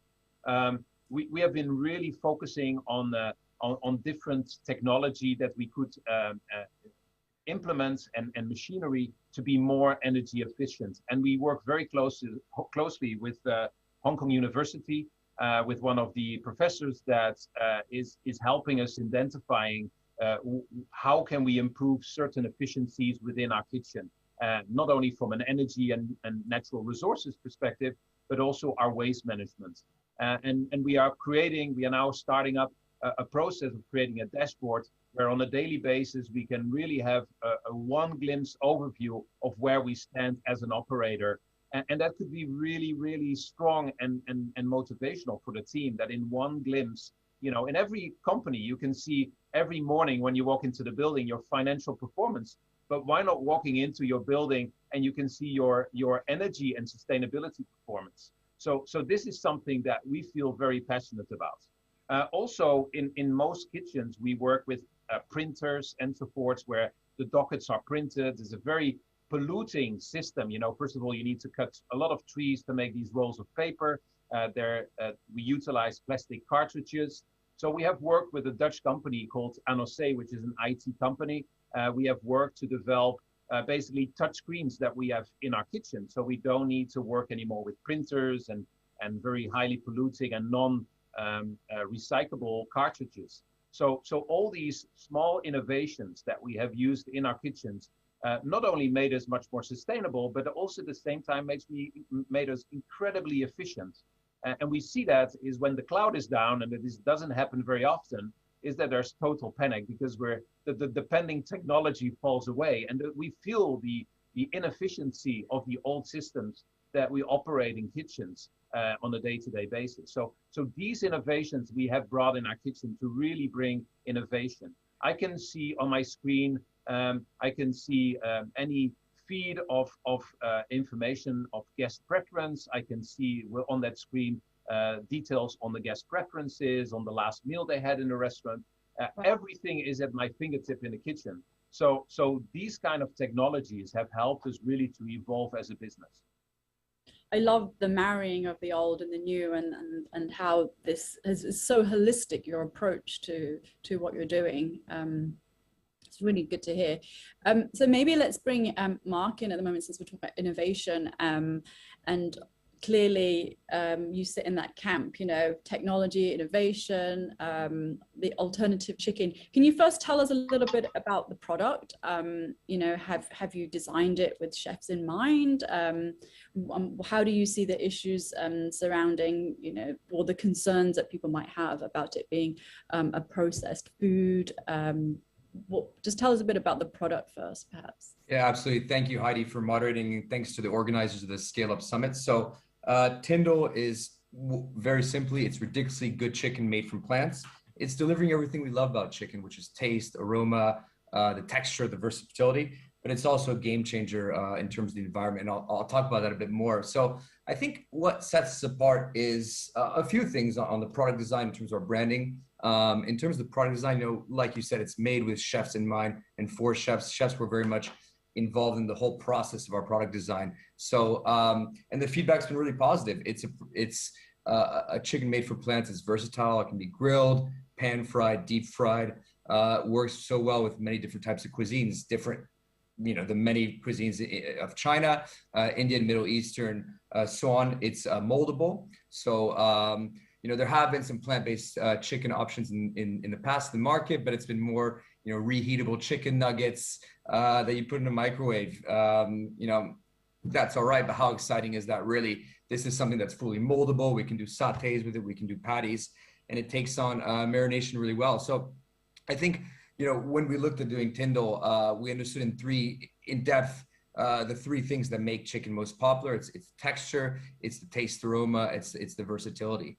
And, you know, I think what's our rationale for working with chefs? Because we are launching Tyndall Chicken initially only in Hong Kong next month. We've just launched in Singapore in March.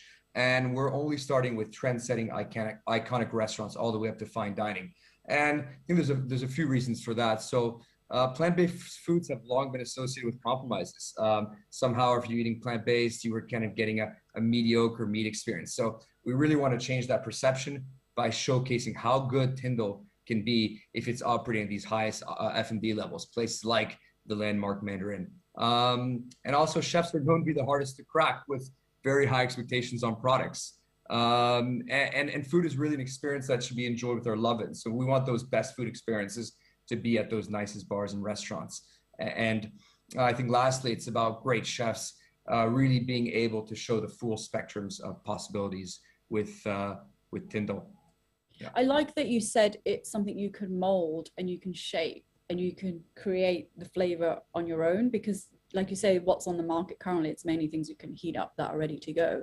So this is almost like the next generation of alternative proteins. It's something that chefs can actually shape themselves and fill. So does that mean because chefs can mold it to their own use, they can also be a healthy version of an alternative protein, because they are the ones deciding on the levels of what you're going to add, whether it's salt, sugar, flavoring. This could be a healthy alternative protein product. Right, and like I said, you know, when we looked at creating Tyndall, it was always about delivering what we love about chicken. So it's, you know, the taste, the nutrition, the versatility. So taste and nutrition, of course, nutrition is very, very important. And we're very similar nutritionally to chicken, which is also a great product nutritionally. And we're very transparent. All of our health information is on our website. We're similar in calories, protein, and fat. We have the added benefit of having dietary fibers and of having no cholesterol. In fact, we were recently received the Healthier Choice certification from Singapore's Health Promotion Board, which means we have lower sodium and lower saturated fat content compared to the average in plant-based meats, right? So it's very much about the base product being nutritious. It's all recognizable ingredients, nothing, nothing crazy, all recognizable, 9 ingredients, all natural, and nothing synthetic. Where the comparison obviously changes with chicken from animals is, of course, in terms of the environmental impact, it is a game changer. So according to a recent report from Blue Horizon, for every 100 grams of Tyndall that you're consuming, as opposed to a chicken thigh from animals, you're using 74% less land, 88%, 90% less greenhouse emissions, and 82% less water. To translate that, that's for every 100 grams. So that's a kind of a standard small serving of Tyndall. That translates into 31 liters of water. So if you think about, and what you and Rich were talking about, obviously Hong Kong being a very high protein, high chicken consumer, if you just multiply that out by the thousands and thousands of tons of chicken that are consumed just in Hong Kong alone, you can see this has a big game-changing impact, not to mention the, the wider APAC region and globally. I agree. I think it definitely speaks to the environmental savings, but with alternative proteins, the issues, well, the criticisms always come from about the healthfulness of it, and that's why I mentioned there's opportunity to make this really into delicious and healthy and make that combination strong. So what is your plan in terms of how are you targeting restaurants this in the next 12 months? Is it just for fine dining, or do you think you'll also reach the wider market? Because at Fume Good, we like to talk about inclusivity, and foods need to be kind of available to all eventually. So what is your plan?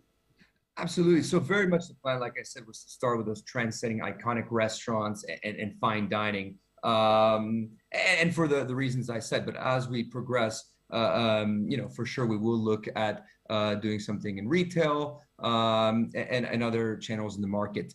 We haven't defined that time to be, but really, I guess, if we take a step back and we think about our branding, and our branding is really about connecting with the values of our consumers. So how do we be bold, social, and innovative, and about creating those great moments? And we think that, again, not about, I think if there's one thing I can say about Tyndall, about Next Gen, our reason for being, it's not about sacrificing your meal to save the planet. We can be plant-based and we can be delicious at the same time.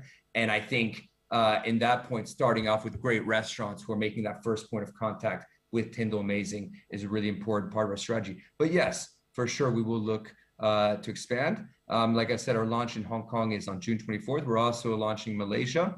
Later on the year, we're looking at launching another 6 countries in APAC, as well as North America and Europe next year, right? And how do we do that? We've got a very much networky kind of a food tech model.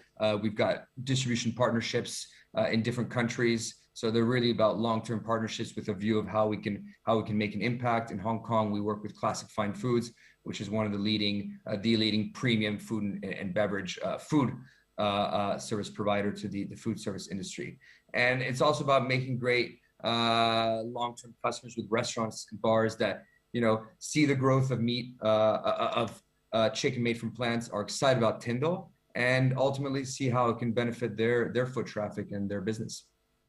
And so going back to the product, could be a question to both of you. Do you think these alternatives, are they targeted at vegetarians, or would you say you're really encouraging those meat eaters to just for one day a week just switch out? I mean, who's the main audience for these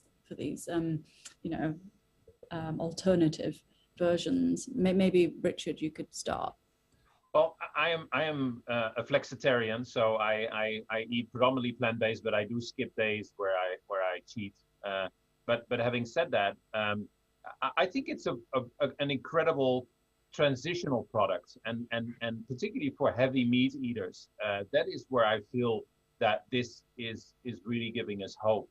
Those people that didn't want to sacrifice their steak or their burger or their piece of fried chicken, I think it is really targeted to them. I have spoken to vegetarian and lifelong vegetarians that absolutely cringed by the idea of eating an Impossible Burger. So I'm not sure that if you are a lifetime vegetarian or vegan that this product will seduce you. But I believe that if you are a meat eater and you love to eat meat, that this is an excellent way of contributing to your health, but also to the health of your planet. So I believe that if you can convert the majority of the heavy meat eaters to go once or twice a week as a first step, moving into the direction of trying to eat these products and make that transition, then I think we see light at the end of the tunnel.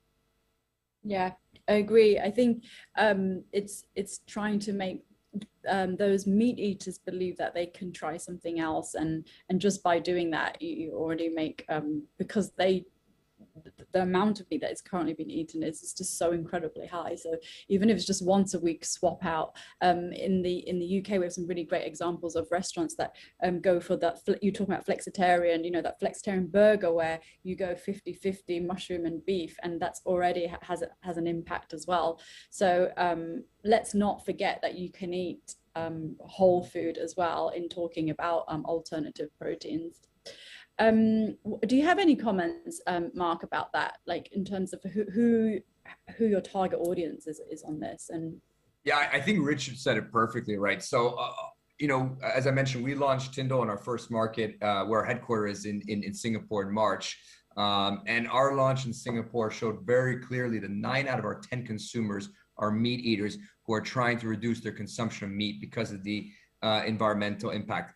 So-called flexitarians. You know, I'll raise my hand and say that's me as a consumer. I love meat. I grew up with it. I think it's fantastic. I love the taste, the aroma, texture. But I also realize that, you know, this is a broken food system. By 2050, it's estimated that global meat consumption is going to grow by 38%. So how do we deliver on that taste, aroma, texture with our products, with our plant-based, at the same time providing the environmental footprint? If we can't, I don't think we're gonna get people on board. So that's absolutely our target focus is the flexitarians. so, and would you say is driving that desire then? Is it really the consumers, or is it more the sector that's really saying, oh, we need more alternatives, because I can see that this is a real need here. There's a real demand. Yeah, I think it's very consumer driven, and we look at ourselves at Tyndall and Next Gen Foods as being a very consumer driven business. So it's consumers looking to reduce their environmental footprint, but again, they love meat. They don't want to.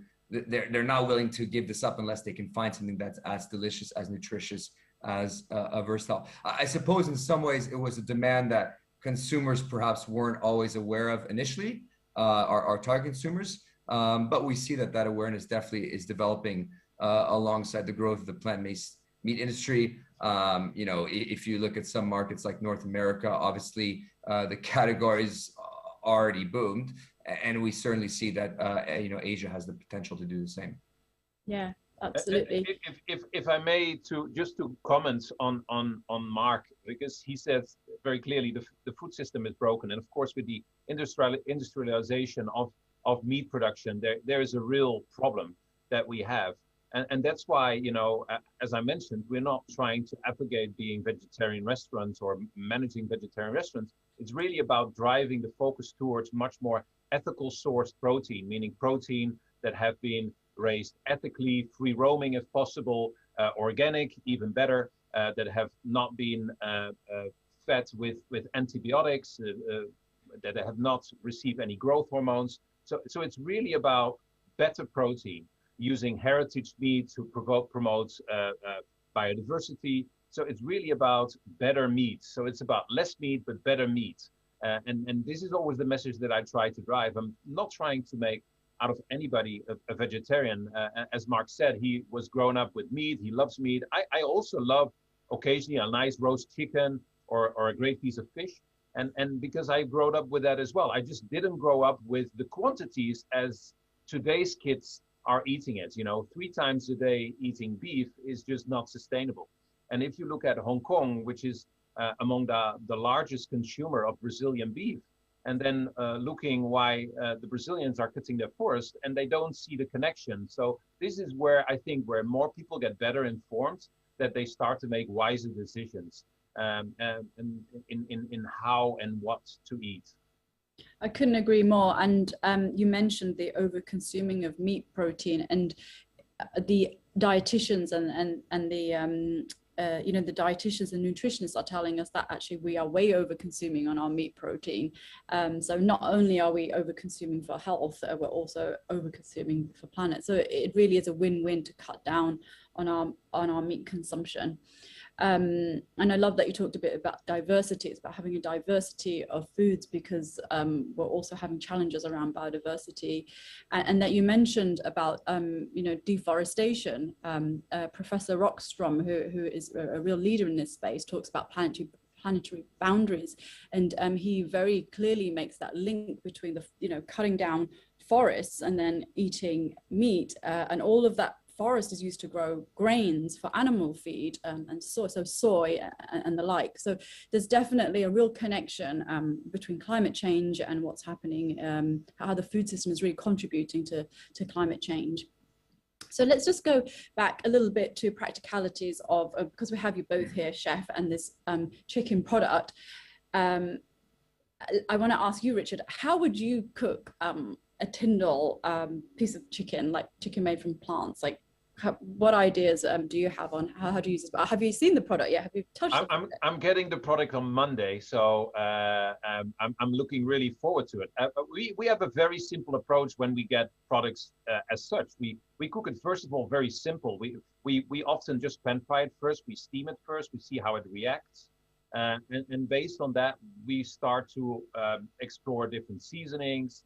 But the first step always is for us, no seasoning, plain, just steam it and fry it and see how it holds, see how the texture is, what the natural flavor is. And from there, we start to play with different potential flavor profiles, if we would mix something into it, or, you know, how would we process it in a particular dish. So it's step-based for us. But the first one is really, it's just touch and taste. That's what we do, touch and taste first to understand how it holds when you cook it, and what the natural flavor of the product is. So very much as if it was just a real ingredient. Absolutely. The approach is exactly the same. And we would probably also, because, you know, we would potentially also fry it and grill it. And we look at these different options, see how it holds, see what the moisture content is, and what the mouthfeel is. You know, this is a very important thing in Hong Kong, and particularly mouthfeel. Many countries, texture is not as important as in Hong Kong. So having an understanding, have also some of my senior team members around me to taste at the same time, and then we share each other's experience and sort of drive it into a direction where we see fit. Great! I can't wait to taste it when you try it. Cool. Let's touch a little bit, because I'm conscious of time. We've got 5 minutes left. Maybe touch a little bit on tech. You already mentioned a little bit about innovation, Richard. So maybe I'll direct this to Mark. How are you guys? Obviously, technology is a big part of what you're doing in creating this alternative chicken. But how else are you using technology to stay ahead of the game as a startup? I know you recently are quite successful in your funding. Just tell a little bit about how it shapes your business and business for the future. Yeah, thanks. It's a great question. So we very much fundamentally see ourselves as a tech company, and it's not only about the obvious part, which is the food technology, and quite a bit of art that goes into the design of Tyndall, but our entire business model is asset light. We don't own any factories. We don't own our own distribution. So we're very much like a tech company. And that allows us to operate remotely, digitally, be agile, and be very scalable as a company.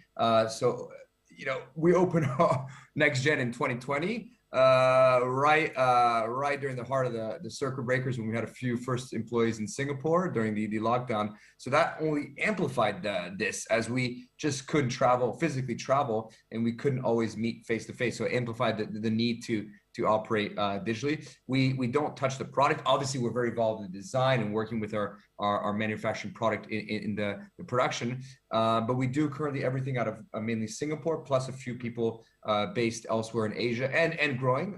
We are looking to expand our global team quite quickly. But with no traveling, which only really a tech company could do, and we're capable of producing all around the world. That's fantastic. But currently your production is in Singapore then, is that right? Or Currently, our production is actually in the Netherlands. So all of our R&D is done in Singapore. And as you know, obviously Singapore is becoming a hub, as you could say, a Silicon Valley for alternative protein, with a lot of support and great infrastructure behind it.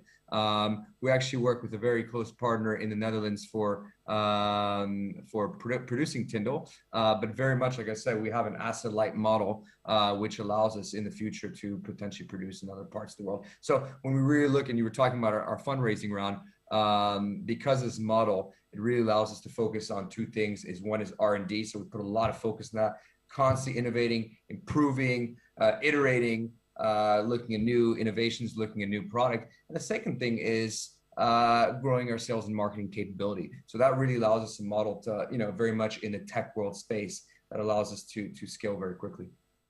That's fantastic. And how fitting that you're going to have a Dutchman try your, be one of the early testers for your product. That's right. That's right. I love that. Okay, so we're just gonna got a couple of minutes to summarize. Do either of you have any last comments before I try to summarize what we've just discussed? All good? Okay, great. Okay, so clearly it's very complex, the food system, and we've just heard about some solutions here. What I want to reiterate is that we do need to be much more conscious in the way we eat, and not just on the consumer side, but clearly on more upstream, on aware of who is producing our food, and what kind of products we're consuming. We know that we need to address the way we not only produce, but the way we consume, the way we dispose of food. We didn't really talk about disposal much, but it's definitely looking at the entire system if we're going to meet our Sustainable Development Goals, the SDGs.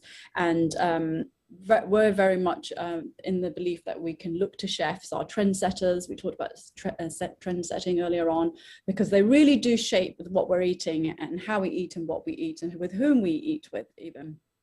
And we also know that tech has some of the answers for fixing or redesigning, I like to say, because it's definitely something that has worked for a long time, our food system, but now needs to shift, and we need to see a paradigm shift into more regenerative systems.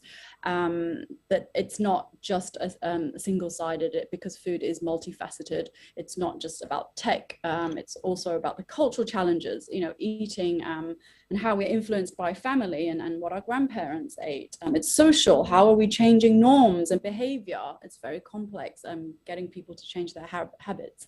And then clearly there are all of those environmental issues that we've just heard about. And then the economic factors, making sure that food is always affordable, available, accessible to all. So I would encourage chefs and startups to get in touch with Food Made Good and join our community. Check out, if you're a consumer, what the sustainable dining options are out there. We do list them on our website. And I want to say big thank you to WHub and Invest Hong Kong for giving us this opportunity to talk about food and sustainability.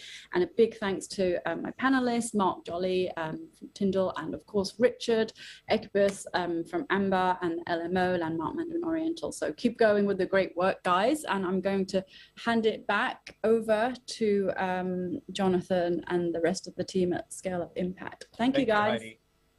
Thank you for having us. Thank you very much. Thank you. Thanks.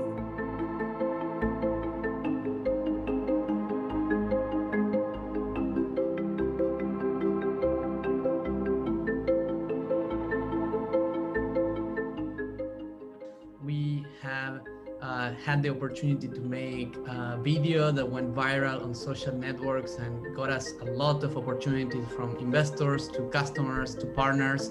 We also got the opportunity to participate in the Pioneers for Change Summit, which allow us to tell our story with other innovators from around the world.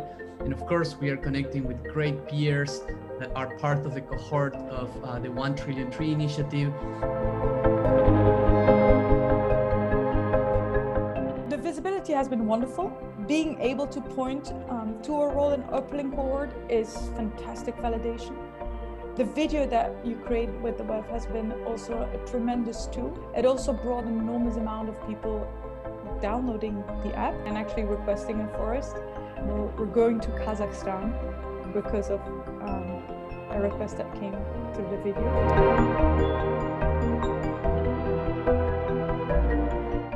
Another company called Forestmatic saw what we were doing and reached out to us on the platform. From there, we started talking, developing a relationship, and realized there was a really good synergy between what we were doing. And bringing in a third partner who was also semi-finalist was Greenstand is very cool in between that allows this transaction to work well. And so that partnership was very cool to see the Uplink platform bring together these three different people, show how we all are working towards a similar goal on much different strategies coming together, forming this partnership.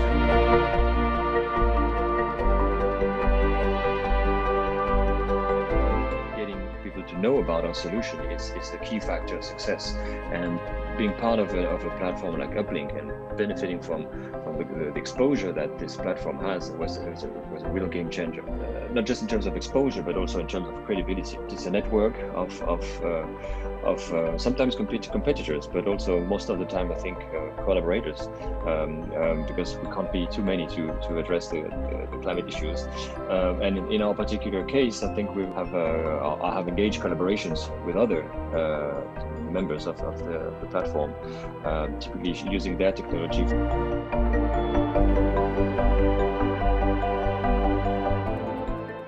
It's a humbling experience in a way to be part of that sort of selected group of organizations globally. That kind of forces you also to look inside and say, okay, well, where do we really add value in that value chain?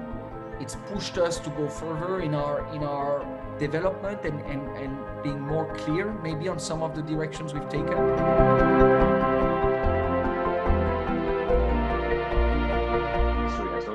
It's really when we're at the verge of a disaster, that's when we find the resources and the energy to actually react.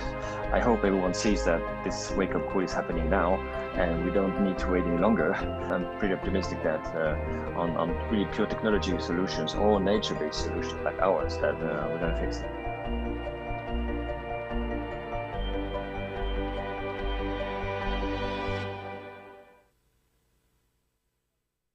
And welcome back to Scale Up Impact Summit 2021. I'm Walter Jennings, MC for the day. Now, every one of the sessions across the three stages is of great interest, but this next speaker is one I've been looking forward to since the event was announced. Henry Arslanian is at PwC, PricewaterhouseCoopers. He's their crypto leader for the entirety of the firm. He is also a professor at Columbia University, where he talks on finance and financial relations. He's also the author of two books, one, Entrepreneurship and Finance from 2016, talking about getting started in hedge funds, but more importantly, 2019, author of the book, The Future of Finance. Now, Henry will be talking about speculative asset or store of value, crypto, and the future of money. So students, take out your books, get ready for the professor. Let's hear from PwC and Columbia University's leads, Henry Arslanian. Thank you very much. Thank you very much, Walter. Great to have you on board. Thank you much for his great introduction, and great to be back at SIS21, one of my favorite conferences in Hong Kong, and great for putting it together. Today, we're going to have a lot of fun. Over the next couple of minutes, my goal is to share with you some of the latest developments going on in the global crypto space and the whole cryptocurrency space, and then hopefully empower you with this information, then let you make your own decision on whether you think crypto is a bubble, it's going to explode, or it's the future of finance and the future of money. Hope you guys are ready, because we're going to kick it off right now. The one thing I'll mention, though Walter introduced me as an expert, but the one warning that I give is be careful. If anybody tells you they're a crypto expert, you see the door in your living room right now and you run away. I can tell you I spend 24/7 of my time in this space. As Walter mentioned, I work it professionally. I teach university, I write about it, and I sit on many different kinds of functions around this. And I can tell you honestly, I have no idea what's going to happen 1 month from now. The reason being, this industry moves in dog years. A week in the space is like 7 weeks in a normal world, and things move very, very quickly. Even the last week, this past week, we've had some game-changing development that have kind of had a very meaningful impact on the ecosystem. So this is why for the next couple of minutes, I'm going to keep it very quickly. I'm going to really go focus on 5 trends, nothing more, nothing less. Just focus on these 5 trends and hopefully empower you with this information and to let you make your own decision. Hope you guys are ready. Let's rock and roll. First of all is the entry of institutional players. A couple of years ago, the crypto industry was being really driven by a couple startups and t-shirts, smoking a joint in a basement. But this obviously has changed quite a bit. Today, some of the biggest innovation you're seeing in the crypto space is happening not only by large financial institutions, but by some of the more institutionalized players. For example, the crypto ecosystem now has been growing tremendously. We have many companies right now generating hundreds of millions of dollars of revenue a year. Even companies like Coinbase announced last week that they generated around the $1.8 billion of revenue in the first quarter. And what's happening is some of these big crypto players now are becoming institutionalized. They're getting these big 4 audits. They're getting this SOC 1, SOC 2 certifications, the same thing that your traditional banks and financial institutions are getting. But also what's happening is that a lot of these traditional institutions are also entering the space. Every week now, you hear the news of a new financial institution, a bank, a broker entering the crypto space. And this really catalyzes development of the ecosystem because you see even more institutional players coming in. But why are these big banks entering the space? Well, it's pretty simple. You know, they're not there to make charity. They're there because there's practical reasons. One of them is, for example, new revenues. Crypto offers these financial institutions the opportunity to make new revenues in a new green space where margins are higher and there's also less competition. And this is why you're seeing many of them piling in. And we've seen this, by the way, in really the last couple of years in various verticals, even something as boring as custody. 2-3 years ago, people used to self-custody. Then we had the appearance of some of the regulated players. And now you're seeing pretty much every single financial institution launch their own crypto custody offering. But also there's demand from existing clients. Not only what we call the buy side, a lot of these asset managers, these hedge funds, from the BlackRocks to the Brevan Howards, who are trading crypto, and now actually they want their service providers to be able to provide them, but even some of the corporates. For example, everybody knows what's happening with Tesla, who bought $1.5 billion a couple of weeks ago to the likes of Meitu in Hong Kong, to the likes of Nexo in Japan. These are big public companies who are buying millions of dollars US of Bitcoin and cryptocurrencies. Second big catalyst has been really, the third one actually, has been the regulatory clarity. Again, a couple of years ago, there was a bit of uncertainty around crypto. Now, pretty much at any big financial center, you have regulatory clarity, including in Hong Kong.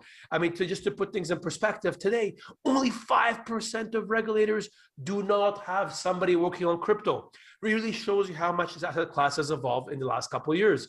Even something like tax. Yes, tax, the thing that follows you everywhere. Even now we're having tax on crypto. For example, every single American last year had received you had a beautiful question on its form, on its IRS forms, telling them, did you invest in crypto? Because if you do, you got to disclose it.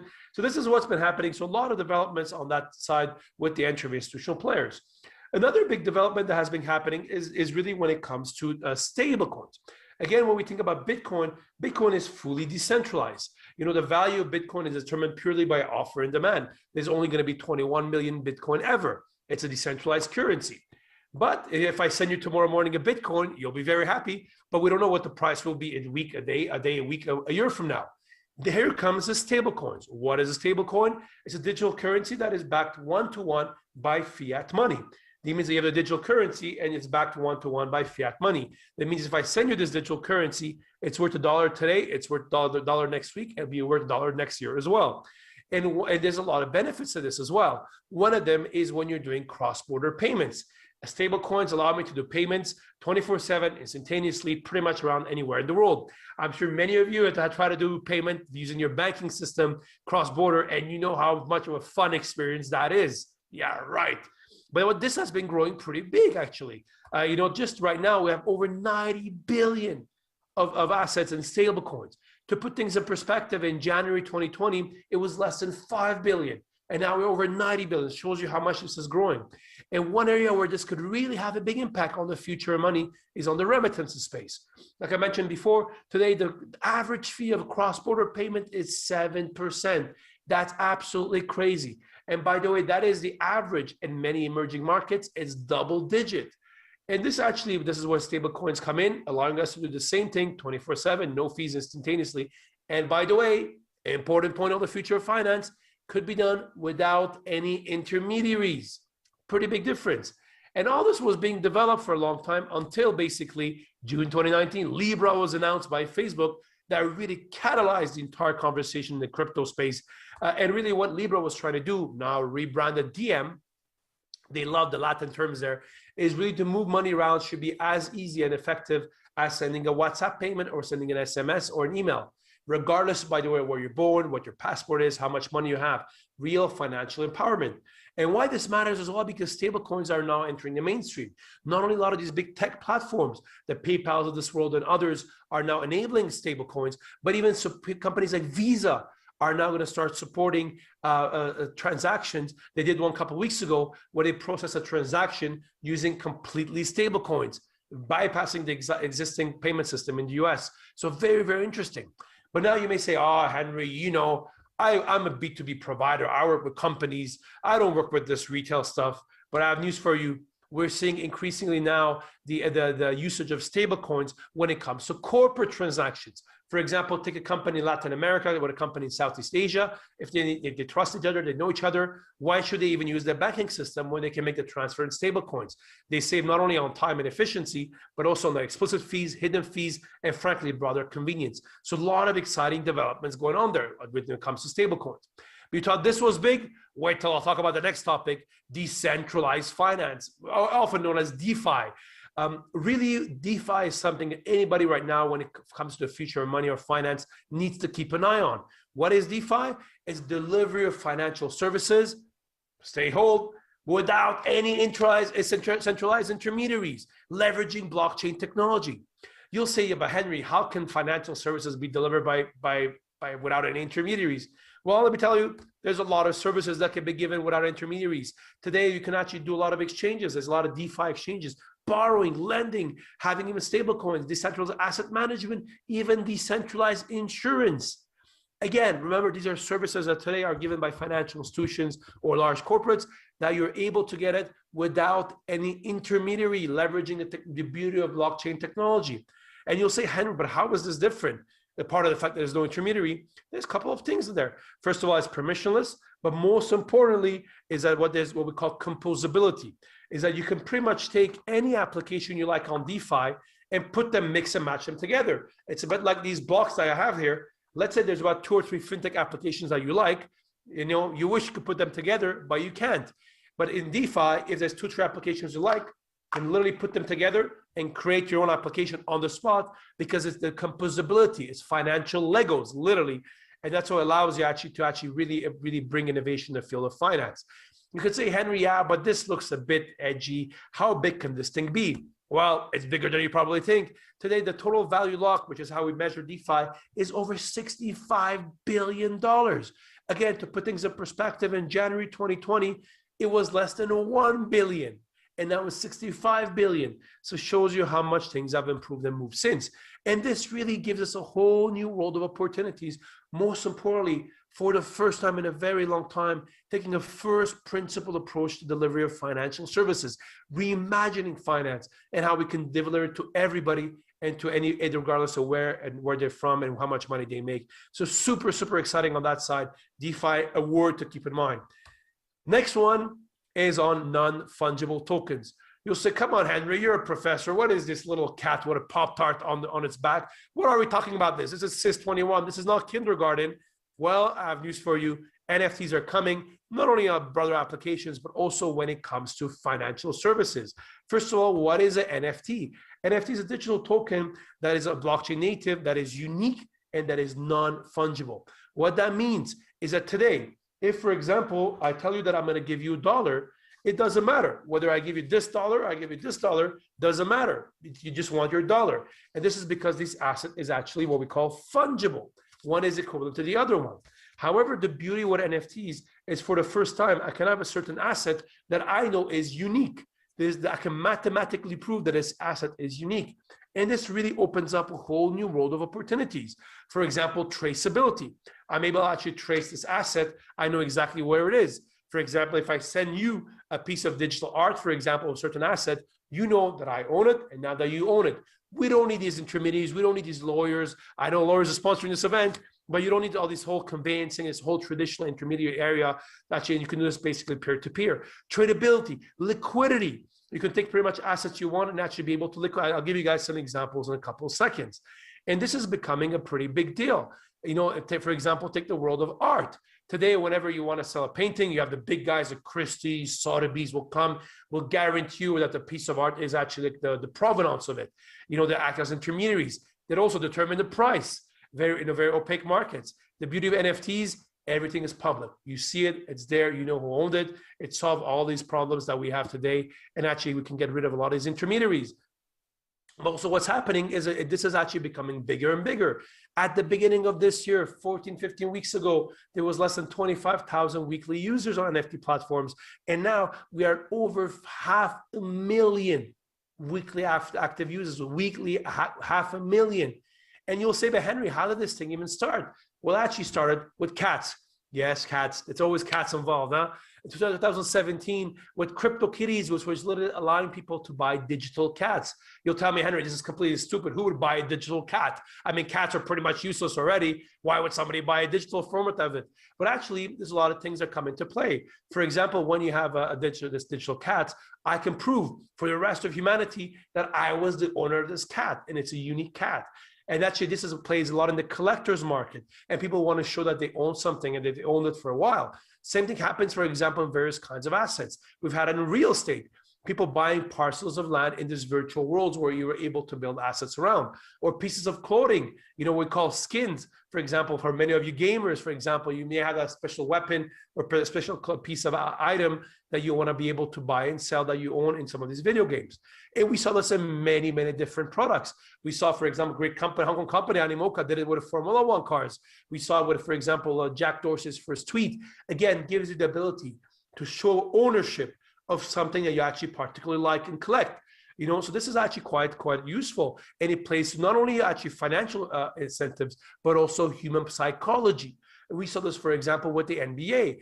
Every day, for many of your basketball fans, you can go buy an image, a 2-3 second video or an image of your favorite dunk of your favorite player. And this has actually been quite remarkable because, again, it brings there's a captive audience. People are fans and they want to own something that belongs to a moment they like or a basketball player they love.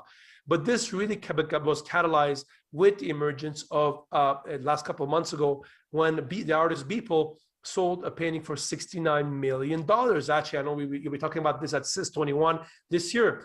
This is quite remarkable because not only this piece of art is a JPEG file that somebody has bought, but what's really remarkable here is that, yes, you can have millions of copies of this online, but there is only one original. And you can prove it in the same way. There's a Mona Lisa at the Louvre in Paris, and there's tons of millions of copies of it, but that Louvre has that original one, and that gives it a lot of value. But what brings in from a financial perspective is this piece of JPEG. You could technically now separate this into 10,000 little pieces and sell it to the world. And then whenever the sale happens, automatically, if I own 10,000 of this digital art, I get automatically my share of the revenues of what I've made. And this is quite incredible. Really shows you how actually you can really develop financial services. For example, recently I bought the first NFT of an Armenian artist. And actually what happens now with that piece of NFT, whenever that piece is resold, the artist will get for forever 7.5% royalties on that piece. So it really allows us to not only empower artists, but it really allows us to reimagine how we do royalties and all this kind of payments that can happen pretty much automatically in the field of NFTs. So super, super exciting. You need to keep an eye on this. And the last fifth topic that I want to share with you all today is the topic of central bank digital currencies, CBDCs. Well, let me put it like this. Today, if you're a central banker, a good old economist trained central banker, and you love Bitcoin, you're crazy. This is a bit like a taxi driver being excited to see Uber come in their market. But of course, central bankers are smarter. Instead of just going suing and trying to stop Uber in court, what they did, they said, okay, wait a second. Are there any elements of Bitcoin that we can implement ourselves and we can benefit from it? And that's what they did. As CBDC is digital form of central bank money that is issued by the central bank and is part of the monetary base of the economy. Here, I think I need to put my professor hat on for a second. And just, it's important to understand that there's really two kinds of central bank money today. One are good old banknotes. The banknotes that you hold in your hand, these are the liability of the central bank. The second type of central bank money that exists are the reserves that your bank holds at the central bank. Fun fact, the money that you hold at your bank is not central bank money. That is plus and minuses, debits and credits on the books of the bank. And what's really exciting now, what's really so fascinating is all of us, everybody listening to this event today, in our lifetime, we will see the emergence of a third form of central bank money, a CBDC, kind of a digital type of banknote if you want. And you'll say, Henry, but this is, again, it's very stupid. Why will I have my money is already digital? Again, if you're using your PayPal, your Paytm, your Venmo, your whatever favorite app you have, it's actually not digital money. Again, you're using intermediary, and actually there's pluses and minuses on their books. With a digital CBDC, it'd be literally kind of digital banknotes that you could have on your phone.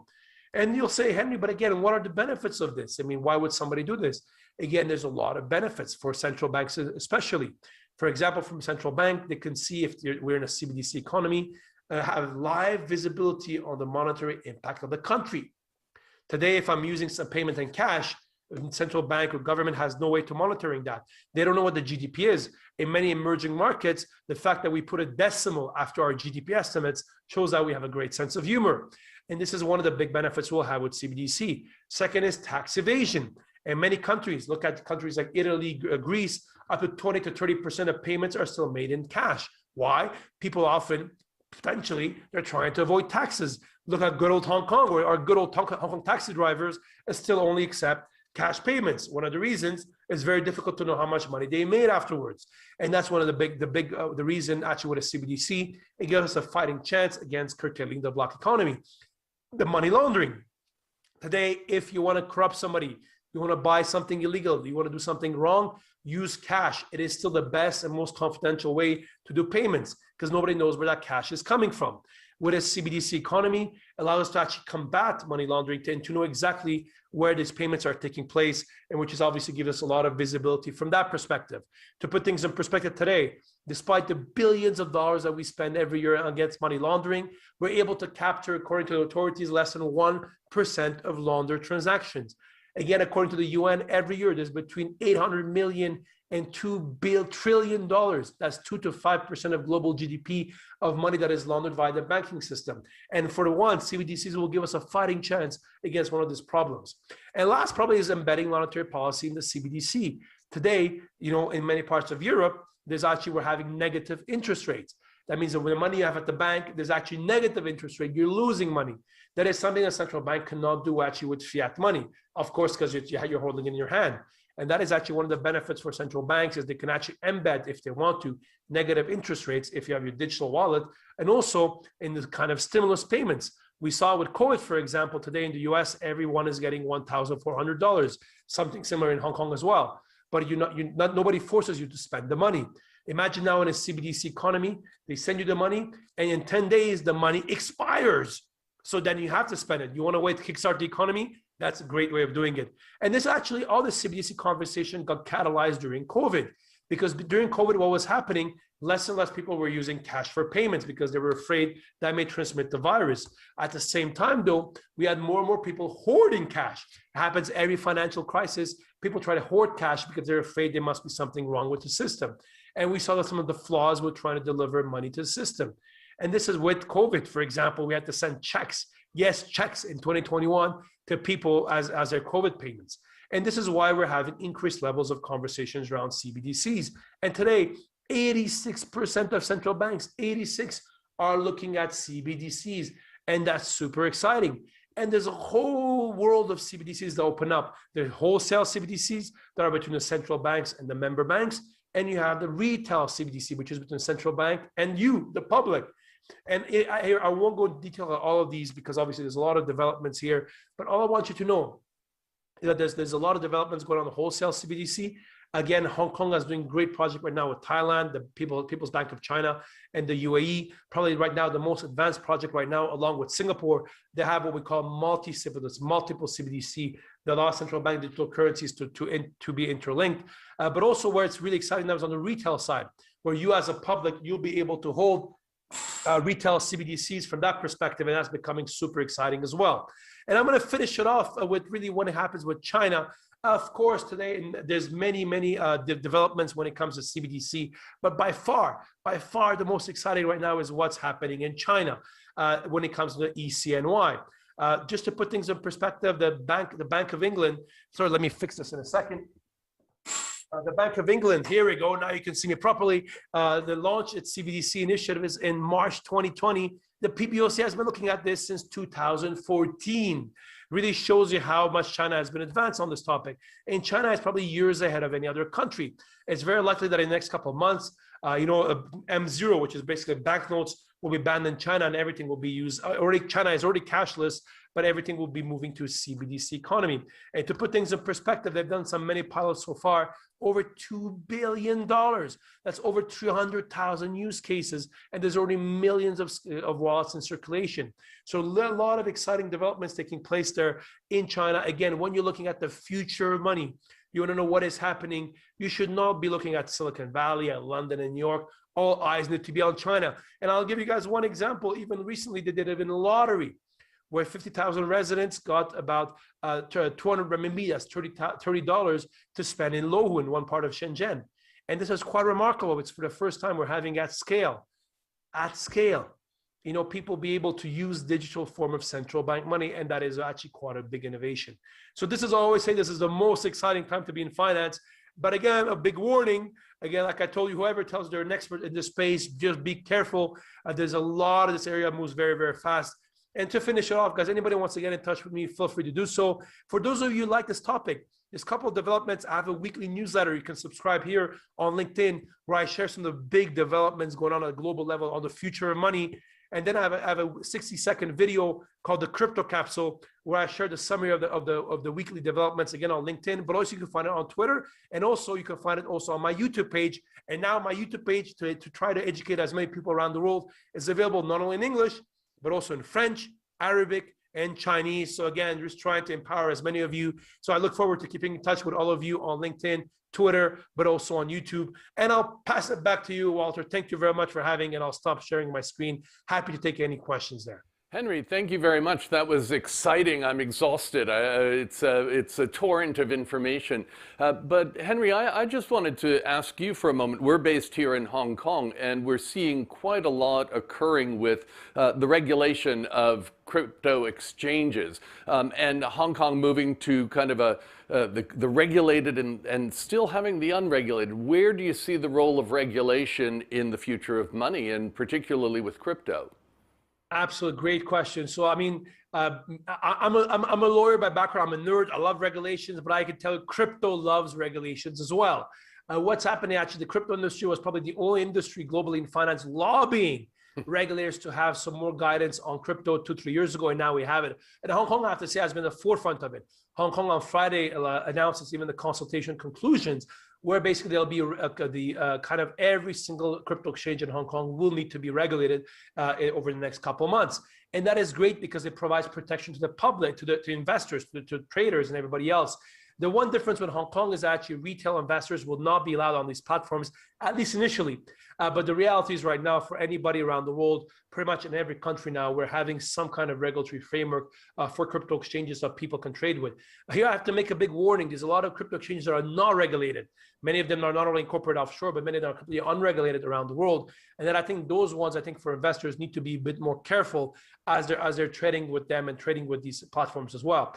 One thing I would say is that actually regulations and broader regulatory clarity is actually very, very beneficial to the future of money, because to a certain extent, you need a level playing field to ensure that everybody can build, entrepreneurs can build, companies can build. And that is great, not only for the future of finance, but also for the future of money more holistically.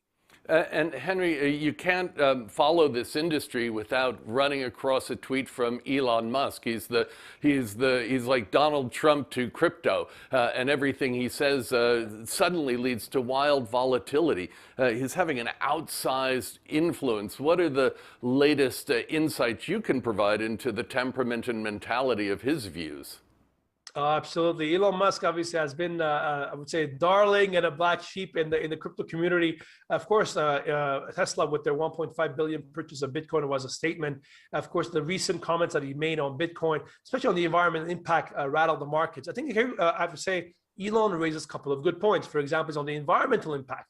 I think we, as a crypto community, now you're seeing the crypto community come together to try to provide clarity to the world, actually, on the real environmental impact of Bitcoin mining. One point I think it's important to understand today when it comes to environmental impact of Bitcoin today, depending on the data source you look at, anywhere from 55 to 75% of Bitcoin mining is done using renewables. That means mainly hydroelectricity, but also solar, wind, and so on and so forth.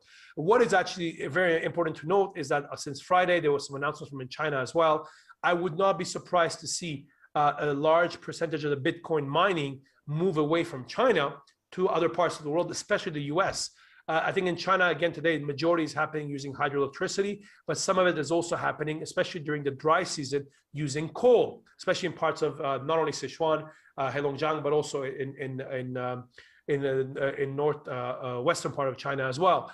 And I think what's going to be really interesting to see right now is as this moves to the US and other parts of the world, whether we're going to see even more renewables being used to mine Bitcoin. And one thing that's very important to understand is actually Bitcoin can encourage the development of renewables. In many parts of the world, including the US, there is a surplus of renewables. The current grids are not able to take it. As we call it, actually creates grid congestion. And actually, Bitcoin miners can be buyers of last resort. And because they're able to buy the renewable electricity that is produced, that is now wasted, and actually that can actually encourage the development of renewables. So I actually think, ironically, Bitcoin mining can act as a catalyst to the development of renewables, especially solar and wind, especially in countries that have a lot of it, including the US.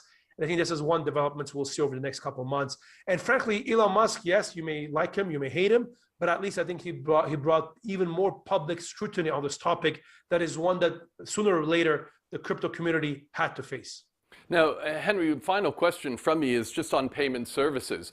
I lived and worked in Shenzhen and was there that kind of Chinese New Year when the red envelopes meant WeChat Pay did more in over the Chinese New Year than PayPal had done all the prior year.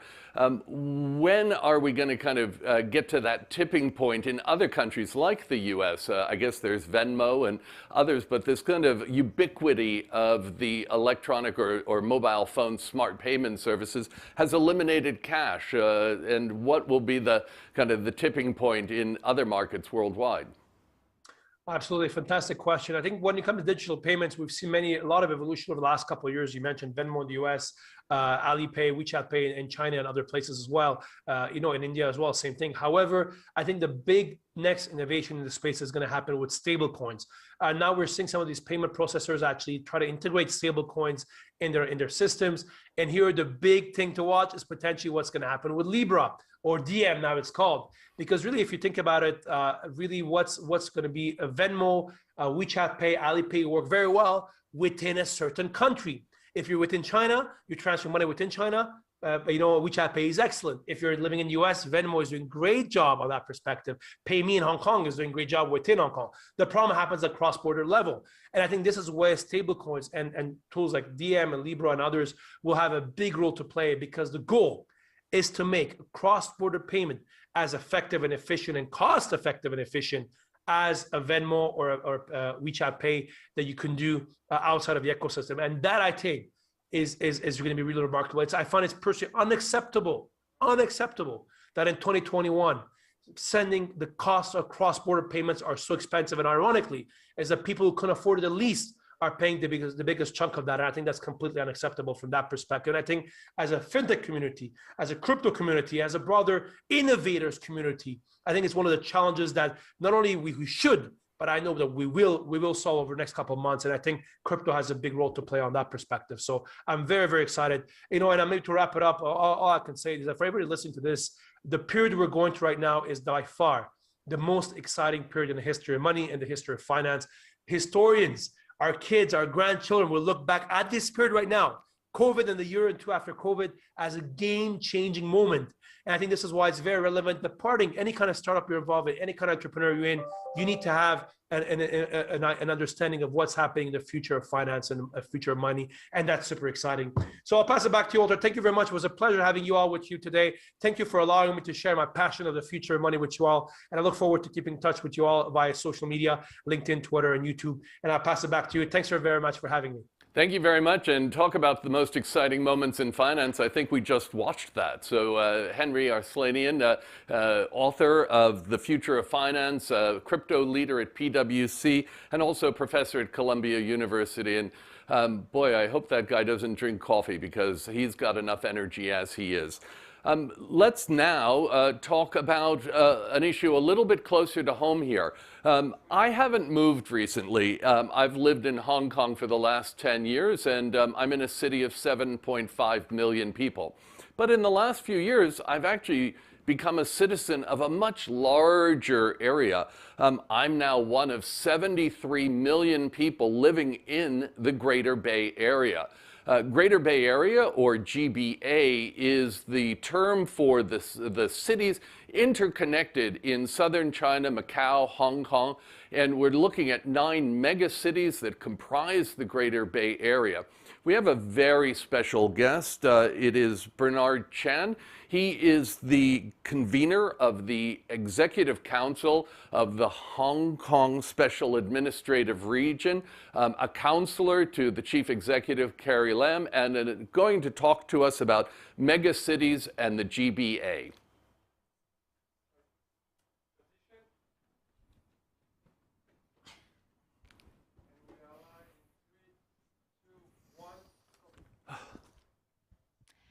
Good morning, here live from SIS21 Scale Up Impact Summit with the promise to co-create futures. I am so thrilled that I have with me the Honorable Bernard Chan. Bernie, good morning. Good morning, Karina. It's great to have you with us. We already had a fantastic talk with our Chief Executive, the Honorable Mrs. Carrie Lam, yesterday about the future of Hong Kong and the Greater Bay Area. And I'm thrilled to go a little bit deeper into this topic with you now. I just want to add on a little bit in terms of the really very rich background that you have. Walter mentioned your current position, but I wanted to add on that you're also the president of Asia Financial Holdings, chairman of Asia Insurance, you're also the chairperson of the Hong Kong Council of Social Services, chairman of Hong Kong Palace Museum. You're also the Hong Kong deputy to the National People's Congress of the People's Republic of China. You previously served as a Legislative Council member, chairman of the Council of Lingnan University. I'll just stop here, but we can see that you have already made a tremendous impact to the region. So let's explore the concept of mega city clusters on the example of the Greater Bay Area. How would you describe the Greater Bay Area to people who may not have heard about it before? Thank you, Karina. First of all, I would say the Greater Bay Area is not actually something new. The idea is very simple. I mean, you work with, your clusters of the cities around you. You have the Bay Area in the U.S. and the Tokyo Bay Area. So this sort of cluster concept is nothing new. Well, what is new for Hong Kong though now is only in the last couple of years that now the central government announced this big plan of the central government of China have big plans to create at least 3 mega city cluster, one more to the north in the Beijing area, and one in the middle, the Yangtze River center in Shanghai, and of course the Greater Bay Area down to the south where the Pearl River is. Each of these clusters have its own reason and their advantage and so on. But among the 3 clusters, clearly in terms of economic opportunity is largely will be down south here in the Greater Bay Area. Now again, let me just say that again, Greater Bay Area, formally, I still remember back in the year 2008, already the idea was how to collaborate together with Shenzhen and Guangzhou already in place at the time. And we used to call this area called the Pearl River Delta because we are right at the delta of the Pearl River. But you can imagine, I mean, while there are collaboration with Shenzhen, Guangzhou, and so on, but we are also competing with each other. So I would say that at the time, the efforts were okay, but wasn't going as fast as I would hope to see. Now, what is different now? Now, this time around, this effort is no longer just a regional effort between the cities around this area. It is now very much top down. It's all the way from Beijing. Beijing has now spearhead of this collaboration and this whole region. And it's no longer just 2-3 cities. We're talking about now 9 cities plus the 2 special administrative regions, namely Hong Kong and Macau. So when you add that 9 plus the 2 together, we're talking about the size of at least 70 million. Now that is bigger than, country of France in terms of the size and the population, definitely bigger than Thailand and other ASEAN economies. So, and how does it work? Well, again, because this is now very much spearheaded by central government, so they make certain decisions already for us. They want to make sure that while we are competing, but we also have synergy and and have collaboration, so that we don't over-compete and don't actually waste resources. So Hong Kong has been destined to be obviously international financial hub. But of course, not only just the international financial hub, we are the offshore financial hub. Now I'm sure Shenzhen can still be a financial hub, but they are more domestic market, while Hong Kong is the more offshore market. And so there will be synergy how Hong Kong and Shenzhen and with the GBA work together. We have all the initiatives such as Stock Connect and so on. So that's one area. Another very big important hub for Hong Kong is aviation. Now Hong Kong is being destined as the international aviation hub because we have far more international flights connectivity than say Shenzhen. But Shenzhen clearly are have far more reach to mainland cities. So how do we work together? Now, Hong Kong, and this it's not just Hong Kong and Shenzhen, but even like Zhuhai Airport. Hong Kong now with the bridge connecting Hong Kong to Zhuhai, so we can reach Hong Kong from Hong Kong Airport to Zhuhai Airport is within just 1 hour. And how do we collaborate with each other? Right? Logistic hub. That's another thing. How do we create better synergy in terms of connectivity? And then, of course, you also have technology, incubation, how we leverage off each other. Hong Kong clearly, with the universities in Hong Kong, so we are good in research. So certain area, biotech, these are our fintech, these are our areas where, Hong Kong has a strength. But then we don't have the market like the Greater Bay Area, nor that we have enough talents like the Greater Bay Area. So how do we collaborate and work with each other? So it's very exciting. I mean, you can imagine, I can go on forever. You can see that there's so much more now that we can do within this region together while we're competing. I can assure you, Shenzhen, Guangzhou, all the cities within this area, we still compete head on. But we all know that there are areas that we may not be good at, and we need to work together with each other to create that synergy effect. So, and I think that's what it is, and this is what is happening right now.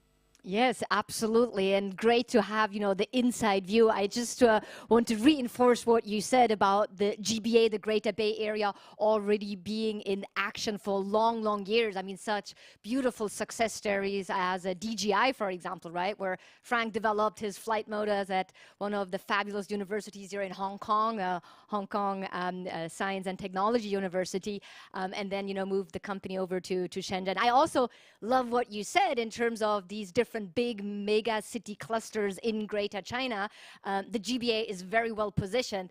If I'm not mistaken, I think still 50% of IPs that get filed in China come out of Shenzhen and the bigger region around.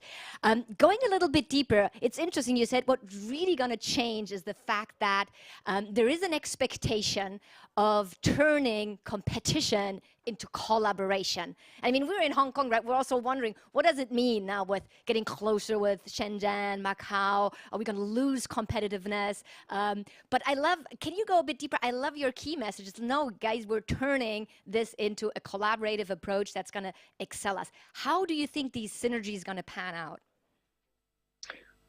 Well, I can tell you, it's all still work in progress. I can't say that we always see eye to eye with our counterparts and across the hinterland. No, we compete, but then again, we all have to look at the bigger picture as well, because we're not just competing between just our neighbors. We are competing regionally and globally. So how do we do that together? Right? By the way, for those of you who are outside this region, what is also happening now in the mega speed is there's still border. Some of you may not realize that there's a border between Hong Kong and Shenzhen, because we are under the so-called one country, two system. So and this is the one part that is making it so challenging. So you may see Hong Kong, those of you from outside, I talk about 70 million. Well, it's not exactly 70 million that we're all in one area, because we are separated by that two system. So there's some disadvantage to that, but there's huge advantage to it as well, because Hong Kong's strength under the two system is also the rule of law. And that's why you just now, Karina, you mentioned about the IP, because people trusted our, the legal system in Hong Kong is internationally recognizable. So I think that's what makes Hong Kong so special. It's not that I'm saying, the mainland is not good, just that the legal system in Hong Kong is more recognizable and being accepted. So it's much easier for you to register in Hong Kong, your IPs and the protection you get as in for investor is far greater in Hong Kong. So people trust us, but then but we can't scale it in Hong Kong. We just don't have that scalability. So it's only natural that we work together with other places in GPA, so that we can leverage the much bigger hinterland, so we can scale up these projects, right? So I think there's a natural fit for us. So in the coming next couple of years, you will start to see that border, while we still have the border, right? That's clearly is needed. The border is needed. But how do we actually also facilitate that? So I understand the central government is actually going to turn a lot of the area near the border to vacate or to improve on it. Right now, for those who knows who travel through these borders, sometimes quite wasting a lot of time, because you have to go through two set of borders, right? You have to leave Hong Kong border to enter the China border and so on. So there have been now ongoing discussions how we can actually make it even streamline it easier, or even consolidate that the border into one border, and such that we can vacate land. So then we can make better use of these land resources and turn it into areas like maybe like incubation lab. Because when you have a lab in this area, it would make it easier, because people flow will be easier, because it's right next to each other's border, right? It's much easier to facilitate collaboration. So all these things are all happening right now, and there's a will, and that's the key, right? There's a will between both, Shenzhen government and Hong Kong government to make use of each other's advantage to benefit, the whole region. Right, absolutely. It's this expectation, right, that's going to make a difference. Now, I love that you pointed out the mobility point, and again, clarifying, explaining for those who are tuning in from a bit more far away, that it's only 15 minutes, 15 minutes train ride from West Kowloon to Shenzhen. Sometimes takes me longer to get to West Kowloon inside Hong Kong, right, than to Shenzhen. That is true. But as you mentioned as well, yeah, I mean, you might still be stuck at the border and going through immigration, and that might going to eat up another 30 or 45 minutes. What are some of, you think the regulations, the governments are working on to facilitate that movement of people, and potentially, any other type of movement of data, movement of money, of goods? What are some of the programs and plans that you can share with us that are coming up soon? I think clearly this the whole Greater Bay Area together with Hong Kong and Shenzhen, I think you can look at Hong Kong, that is also like a testing ground. We're going to be testing out a lot of things. Like, for example, one of the things that we are now in full steam ahead is how to open up this so-called wealth management connect. You can imagine, right? As China's middle class continue to grow, according to the official statistic, we have now 300 million middle class in China. Now, I assume a big portion of that come from GBA, the Greater Bay Area, easily, of the 70 million, I don't know, maybe you have 10, 20 million of them are middle class. And you can imagine what are those middle class would want, right? They want better access to, health products, to education, to wealth management products. And of course, some of them will find them onshore, meaning on the mainland, right? Some of them will find it onshore, they're happy with that. But there are those who would want to get it from offshore, right? Like Hong Kong, we're just right next to them, and they can, if they can come to access to these products, it will be fantastic for them. But because of that, we still have the two systems. How do we make it easier, more accessible to them, whether it's fund flow, money fund flow, or other things too, right? So I think these are the areas I'm pretty sure central government will not relax in one go, because again, they need to manage the implication. But exactly this is to the point. I think Hong Kong will be the testing ground to see how further liberalization on that front, right, can help China, can help Hong Kong, right? But it will not be like in one go. It will be by phases to test them out. So I believe that all these are going to be the ongoing effort coming along. So we're going to, and I guarantee you there'll also be try and error, just like any startup, right? Just like all your audience here, there's going to be try and error. Some will work, some may not. So they will retreat, but they will start again, because everyone knows you're not going to be able to turn against the clock anymore. China has now leapfrogged to another generation. So there's no turning back. So it's just going to be more open over time. But then they need to be managed. They need to be able to make sure that it doesn't blow up on them, right? So they need to be very measured and a step approach. So this is what I think is going to happen in Hong Kong coming. I love it. So we're basically all here together in a big startup called GBA, and we'll try to understand how we get from 0 to 1, and then from 1 to not 100 or 1,000, but to millions and even billions, right, given the area. Coming back to the point of leveraging Hong Kong as being, the international element to all different aspects. I was wondering, so you mentioned already about aviation, you mentioned about, for example, the financial services industry. Are there any other areas you can highlight, maybe even when it comes to regulatory aspects? We have a lot of talks about blockchain here. What do you think? Do you think Hong Kong has a special role to play in that? Well, apart from those, as I said, about from financial and legal related, we're going to be the arbitration center. If you do international trade, Hong Kong will be perfect, where you want to sign your agreement and so on. So those are the great area, aviation. But the one thing I did mention, but I need to emphasize, that is also technology and innovation.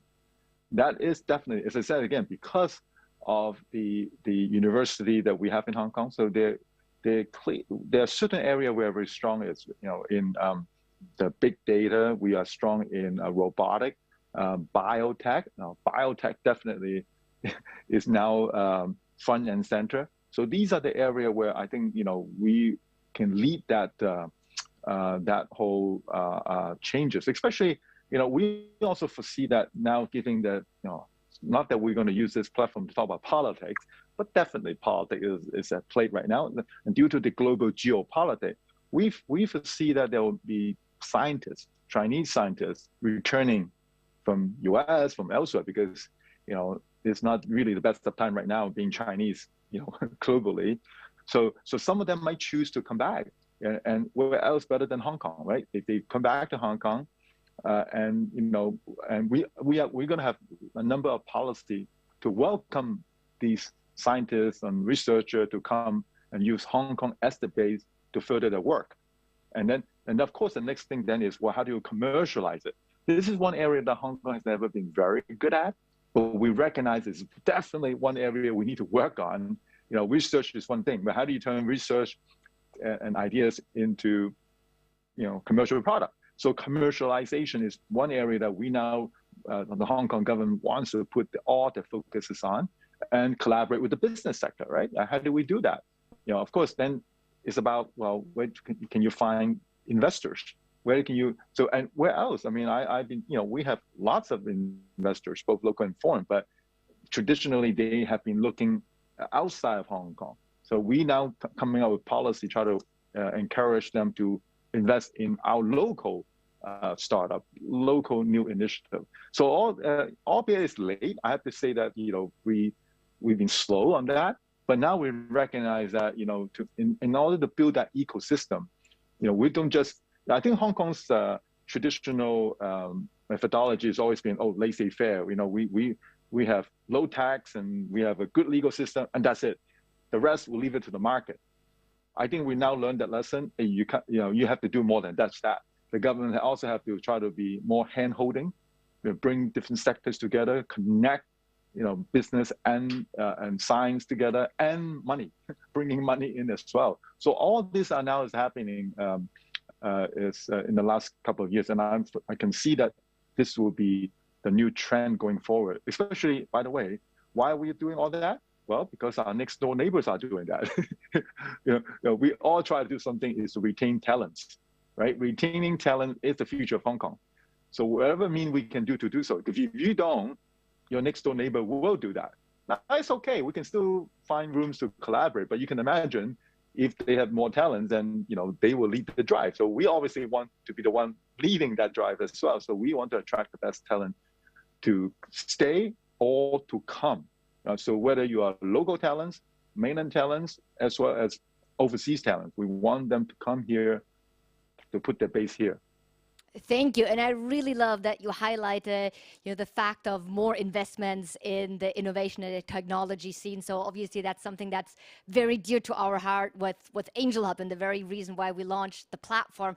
I also want to get back, thank you for the examples, right, in AI, because again, SenseTime, which is probably still the highest valued AI company in the world, started here out of Chinese University of Hong Kong, and biotech, health tech, I fully agree. And again, I think combining the power of the research capabilities and capacities we have here with what Tencent is doing in Shenzhen, right? I think there's a lot of huge innovation coming out of this area.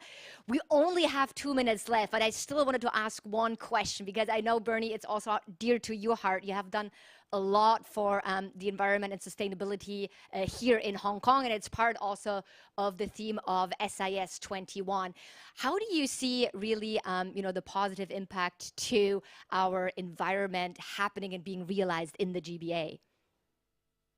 I was the chairman for the Sustainable Development Council for Hong Kong government for 6 years.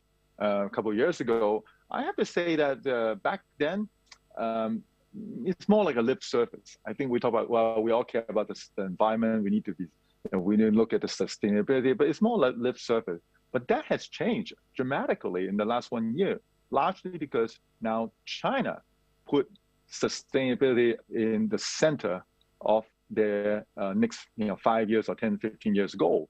You know, they want to achieve, you know, carbon neutrality, and that is creating a huge impact. Now, of course, besides China, also, you know, I think now the whole world is committed to this effort. So I think both at the government level as well as a corporate level, it's now there's a huge recognition. This is no longer just a lip service. It's not just nice to have. You know, there is a real path to reaching that goal, even for a place that's just so small, Hong Kong. I mean, a couple of years ago when I talked to people, they said, well, we're just a tiny city. You know, how much our behavioral change can make any impact? But no longer that, because, you know, it's no longer just a Hong Kong effort. It's a nation. I mean, China want to reach that goal, and they mean it. When China set their heart on something, they will deliver. You know, this is one thing what I was excited about. I mean, when they decided to want to get rid of poverty, you know, when they announced it 10 years ago, I thought, wow, how can that be possible, right? Wow, they deliver. they did largely deliver, getting rid of poverty. So can you imagine if now they decide to reach the goal of carbon neutrality? Because environment is definitely front and center that everyone cares about. Because can you imagine now with rising middle class, it's no longer just getting a job is important, not getting paid is important, but they care about the quality of life. They care about their future, about their kids. So this is now front and center for China, and so is for Hong Kong. Thank you so much, Bernie. Unfortunately, we have to stop here. It's always a great pleasure to talk to you, get your insights. Thank you for joining us at SIS21. Thank you. Running a successful online store, or working with customers from overseas, today's online platforms have allowed for an unprecedented scale of transactions. Though when it comes to making payments and collecting funds cross-border, you're met with hidden costs, high fees, and unpredictability. And to top it all off, you're often left waiting for days for funds to arrive. That's why you use Airwallex, the digital solution to a global challenge. Airwallex offers a suite of powerful payment and foreign exchange products to support global businesses. Now you can fund your account from your own bank or create global accounts with local bank details to quickly and easily receive funds in the markets you can operate. Airwallex allows you to safely send international payments in full, fast, and, by cutting out the middleman, cheaper than your local bank. Getting started is easy. With our intuitive web app, you can begin transacting on a global scale in just a few clicks. It's a smart, customizable solution for any business with global ambitions. That's exciting. Airwallex, your new passport to global business. Welcome back to Scale Up Impact Summit 2021. Now, I'd like a quick show of hands, all of you out there that are working in either a startup or a scale-up. I'm currently at HashKey Group, and we're building a licensed crypto exchange. And guys, I'm exhausted. The pace, the scale. Henry Arslanian earlier said that crypto years are a bit like dog years. You get 7 for every 1 you pass. So for those who are, giving it their all, it's exhausting. And I liked earlier when one of the speakers, Alan Lau, said, as a scale-up, he's great at delegating. Well, to delegate, you have to have people, and to trust them, you have to help them learn and help them become leaders. So therefore, I was really excited to see the subject of this next talk. And it's, could your HR strategy be your best exit strategy? And we'll be hearing from Alice Lopen, and she's with the Art of Leadership Studio, formerly with Apple. But I think what Alice recognized is that leadership development is critical to every startup, every scale-up. Because if you don't have capable, confident people ready to come and take your job, you're not going anywhere. So you want to replace yourself with the people within your own organization. Alice will be joining us, moderated by David Su, next.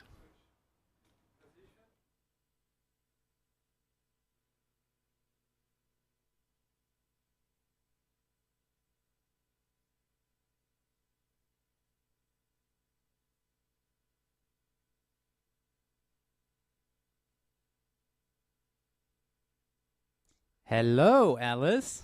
David, good to see you, man. I am very happy to be on stage with you virtually, and I think we're going to have a very interesting topic today talking about HR and people. So just to get things started, I think we had a very good introduction just now of why this is a critical topic for everyone listening to this. But, we have a saying, right? You and I both have a saying that people make or break companies. We genuinely believe that people is the soul of a company. And we said that not because, of some leadership books or whatnot, but of our lived careers at Nike, Apple, Chilean, and all the cities you have been around. So maybe just to start, just real quick for people to know a little bit about your background. I know you've been to every single place on earth possible for your career. Maybe a quick intro of, a little bit about your background and why you're so passionate about people. Sure, thanks, David. Really good to be here with you. So essentially, as was said in the intro, I have been a business leader for about 20 years, leading large teams, yeah, as you said, all over the world, mainly in the luxury and tech industries. And along the way, what really struck me is that what kept leaders from being successful was often their lack of understanding or their lack of skill in the people space. And so, as you know, I founded a leadership academy to partner with leaders and help them in that area. And I'm also now a kind of CPO, a Chief People Officer or advisor to startups around the world on these topics: how to grow a great culture inside your company, how to lead your people in a way that gets the best out of them and have some fun on the ride. Great. And, you know, you and I, when we were preparing for this, we were exploring sort of examples of why the HR or people part of any startup is critical. And while we were doing some research, you know, there has been some really interesting happenings in Silicon Valley or in the US recently, right? For example, some of you might know at Basecamp, they changed some of their internal policy, and as a result, 1/3 of the teammates decided to leave. Or similarly, at Shopify, they recently had changes at the C-level, including the legal officer, the talent officer. So just imagine, right, if you do not have a strong HR or people strategy team behind this kind of changes, you would be trying to build your business and scrambling to try to get people on board. So it is absolutely the most critical things. You and I lived it at Apple. So I'm going to start with the first question. And I think a lot of people are thinking about this. There has to be a difference between HR and people, right? Tell us about that. How do we look at it differently? Yeah, that's a really good question. I think we often use the word HR as an umbrella. But in fact, we're talking about two very distinct areas. So the first thing is, in fact, what we call HR, and that often has to do with the legalities of contracts when you employ employees. It has to do with putting together benefit packages. It has to do with making sure we're respecting the employment laws in different countries, right? Or payroll, right? Making sure that our employees are paid on time and paid the right amounts, etc. So if I could use this word, there's a sense of admin work there. There's an HR admin piece that's very important and that people understand. Then there's a very distinctive area that we call people strategies, and that's very separate from the first. And inside people strategies, what are we talking about? We're talking about who do you hire? Who do you choose to hire in your team? What strategy do you have in place in that area? How do you onboard people? When they come on board for the first 2 weeks, first few months, how do you create an environment where you're setting them up for success in this particular culture or company? How do you grow your team continuously so that they grow at the same pace as your company? And as was said in the great intro, that they can take up large pieces of this work so that you can get this stuff off of your hands in the future. How do you nurture a culture that's in line with your vision? How do you engage the teams so that they stay motivated over the long run when they might be tired or exhausted? How do you keep them at their best all the time? So those are all the topics that we call the people strategies, and that often founders kind of underestimate, which in fact, these areas are absolutely huge and critical to your success. We see, coming back to the exit strategy, founders often sort of develop exit strategies early on, and they are super focused on their product and generating revenue, which is super important, obviously, but they don't often understand at what point when buyers look at a company, they absolutely are, what they're doing is they're actually assessing and buying a team, right? So things that they're gonna look at is the motivation and morale within your company. If they come in and they find everybody exhausted and everybody in a burnout, the valuation of your company will be deeply impacted. They're going to look at retention, how committed your people are, how long they've been with you, and how long they think they're going to be able to keep them to keep scaling this company further. They're going to look very closely at the quality of the leadership. If they have confidence that the leadership in place has this team in the best possible place, they will also know that when we scale, things are going to be smooth. The team is on board. If it's not, you will see impact very seriously on the evaluation of the company. So these, I think, are the topics we want to talk about today, right? Yeah, I think hopefully we will dive deeper into some, more practical things that we can actually suggest to folks here. But one thing that you said that echoed really well with one of the stories that I heard about Netflix, right? So, I think most people here might have heard about that slide decks around freedom responsibilities. The deck that has been shared 15 million times online. It talks about the unique culture at Netflix, but the story behind it was fantastic, right? Because Reed Hastings, the founder of Netflix, hired Patty McCorn, the chief talent officer, and they built this deck together because they know as they scale and grow the company, culture has to be part of it. In fact, there was one line that she said that I think echoed with what you said. She said, culture is not a system. It's not a bunch of rules, but it's an evolution that goes on and on and on, and is constructed over time. So to your point, right, having this strategy that will evolve, that will change as you go, is critical at the get-go. So I'm going to ask you one more thing, and before we dive into the practical stuff. I know you work with a lot of different startup clients. Without naming anyone, or if you want, you can name them. Tell us a few stories about, what are the potential hiccups that a company might face if they don't have a good and sound people strategy or team.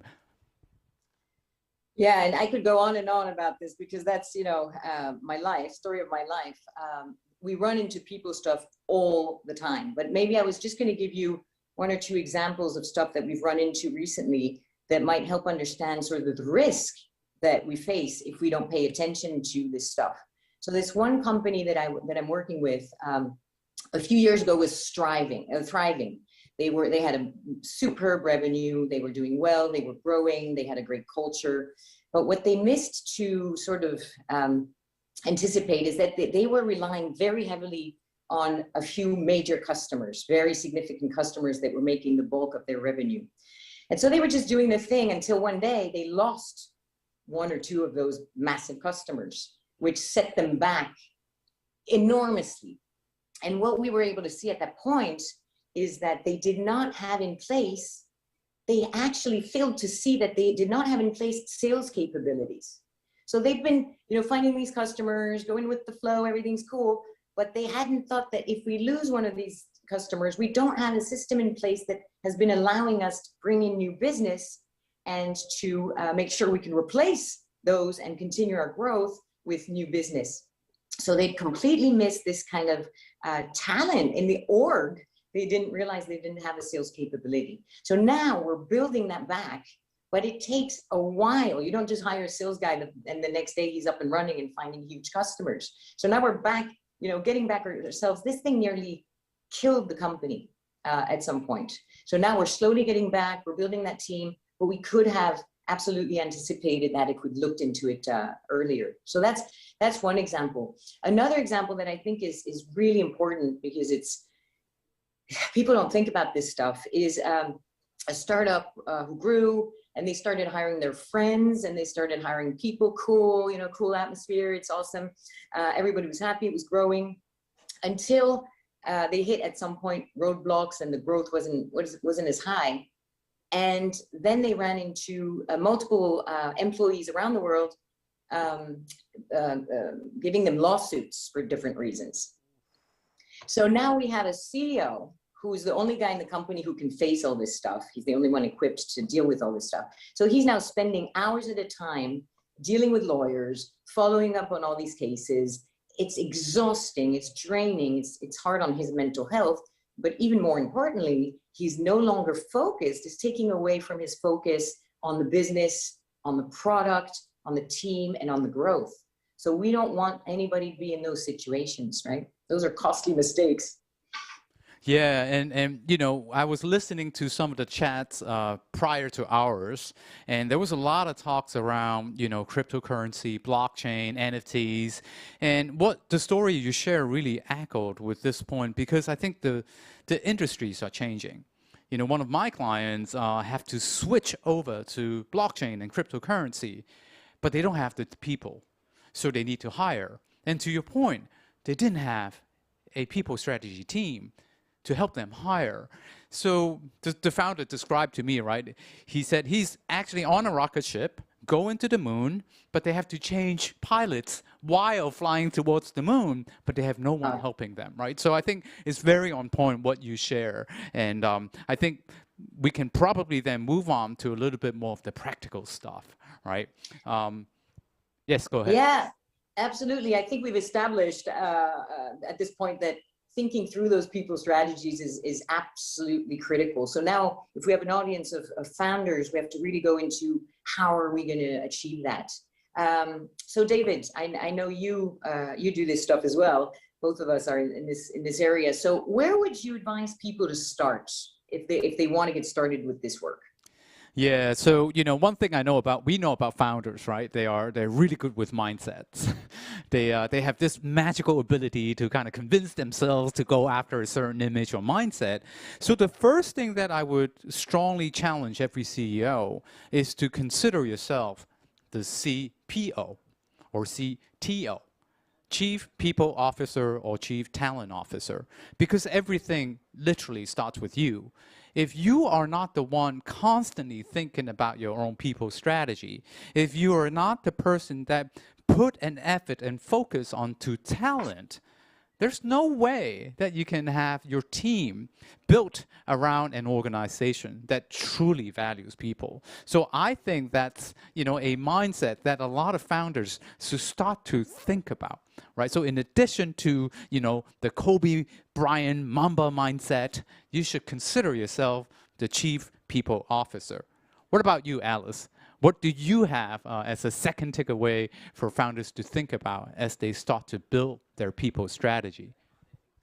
Yeah, and just to come back to your point for a minute on this, the founder, the CEO being the Chief People Officer, I don't want to freak out people and you know, now they're thinking they have this new additional role on their and they don't get paid more, right? Just they're already exhausted, so how can they take up more? So I think what you're saying here is what we see is a lot of founders believe they can delegate this to someone. So they'll hire an HR or they're going to hire an advisor or something, and then they think this person is going to drive culture and people strategies. But that's sort of misunderstanding how teams work. Teams are always going to defer to their leader. They're following you for a reason. They're following you for your vision, for your leadership of this company. And so while the people, the HR, the people person, we'll talk about that later, can advise you, I think what you're saying, David, is that they have to develop a deep understanding of all these areas so that they can decide in which direction they want to take this, and also the risks associated with all these areas and what could go wrong in these various scenarios. So it's the idea is not that you're doing all the work, is that you have the really deep understanding so that you can guide and the team in that direction, right? Yep, absolutely. And I think, you know, for a company's culture to really come through, the CEO has to be the one explaining it, right? So you have to be involved, and to your point, you have to be involved. But no, you're not putting 2 titles on your business card. That's not what you're suggesting. So what about you? What is another thing that you would like to suggest? So after sort of establishing that the CEO's running this, leading this, a big thing to look at is the development of your team. So what happens in startups is that people want to join a startup. They're excited. It's cool. We get some freedom. We're going to be rich very soon. We have, you know, all this exciting projects. It's a cool team. We don't have to wear suits and ties. So people, you know, join startups and they're excited. But 2 years later, what happens is they come back to you and say, hey, boss, where's my career plan? You know, what am I going to be in 3 years? Hey, my salary should be reviewed and all this stuff. And when all of your teams come at the same time and ask you about their development, often CEOs find this stuff a bit taken aback and say, wow, I haven't thought about all this stuff and I don't even know how to answer this. So there's a few things to think about in terms of development. The first thing is that this is probably, we see the main factor of motivation for people to stay. So we all say, you know, people are staying for money, etc. It's not the case. In reality, people stay in environments where they feel they are learning, growing their responsibilities, and growing their skill set. If they keep growing, they will be very excited to stay on board. And so there's a few ways you have to think about this. The first one is that your company's growing and scaling, so you need to ensure that the team in place is growing at the same pace to be able to keep up. Let's take an example. You hire a marketing person. It's a small team at the beginning. They're doing great. They're contributing. Awesome. 3 years later, this person has a team now of 50 people because you've done awesome work. The same person that's, you know, just joined the company, is fairly young, that was doing great initially, might run into difficulty if they haven't been developed and prepared to take up a leadership role over a team of 50 people. So you've got now two options as a CEO. Either you prepare and you train these guys up and upskill them before you give them those responsibilities to set them up for success. Alternatively, you're going to have to, if they're not capable, you're going to have to hire from the outside someone more senior with more experience and put them on top as a leader. But you understand how that might create, you know, ego comes in the way, and it might create conflict, situations where the first employee is now very unhappy of what's going on.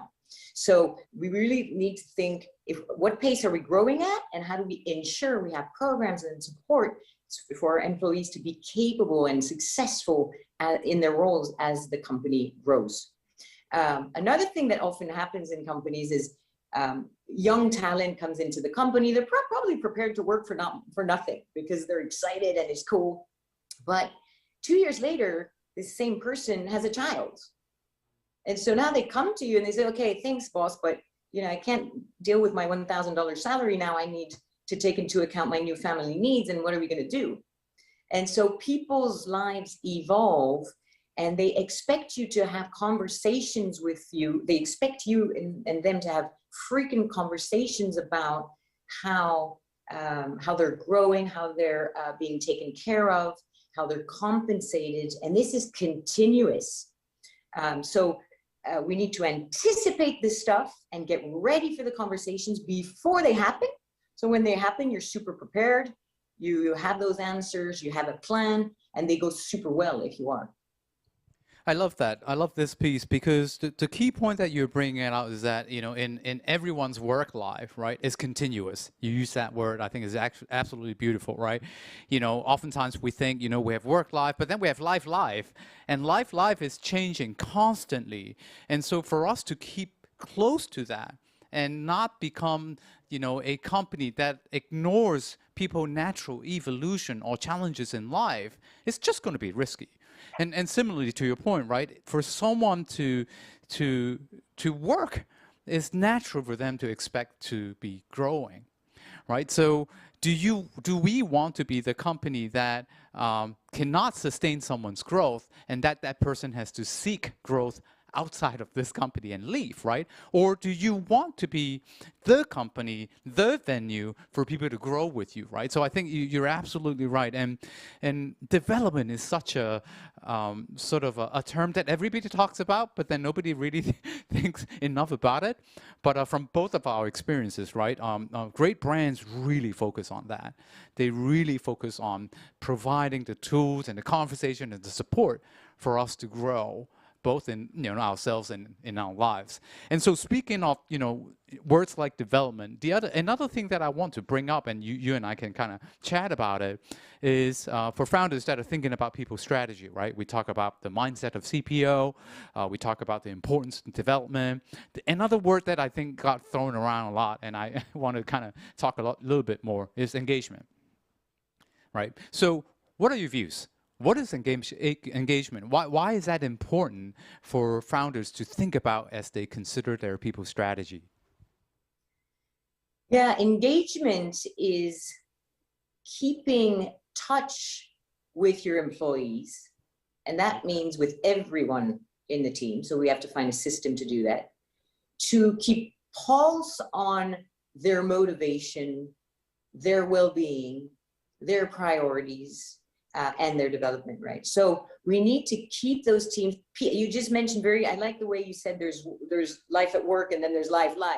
And those things are very much intertwined. And you'll see people going up and down in motivation for whatever reason. They might have a loss in the family, or they might be losing money with Bitcoins this week. And so whatever happens, they're going to be affected emotionally with this stuff. And if they are, there has to be a response from the company, some support in place to make sure we bring them back and keep them motivated, keep them engaged, and keep them committed to what they're doing.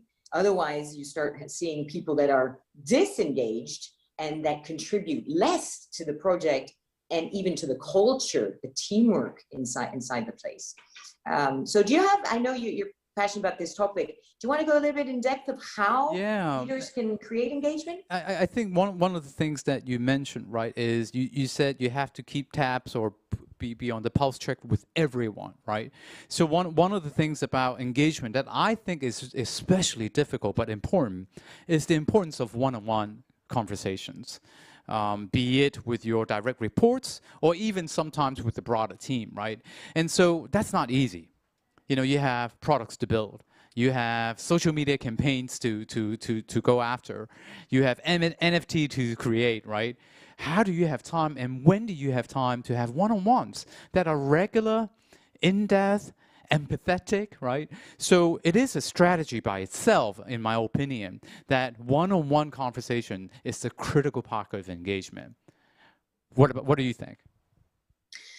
Absolutely. Absolutely, especially now that a lot of work is happening remotely. If you don't reach out to me and have conversations with me, and when we talk about development conversations or one-on-one conversations, we're not talking about business updates, right? We separate business updates, operational stuff that we talk to each other day to day about, with check-ins frequently more on how they're feeling, how they're engaged. I usually ask leaders to ask their teams about on a 0 to 10 scale. Hey, David, on a 0 to 10 scale, how do you feel your engagement is right now? Help me understand. How can I support you with that? What's missing? What can we do to make you feel at a 10? With you, I feel I'm 20%, 20 points, 20 engaged with you. So anyway.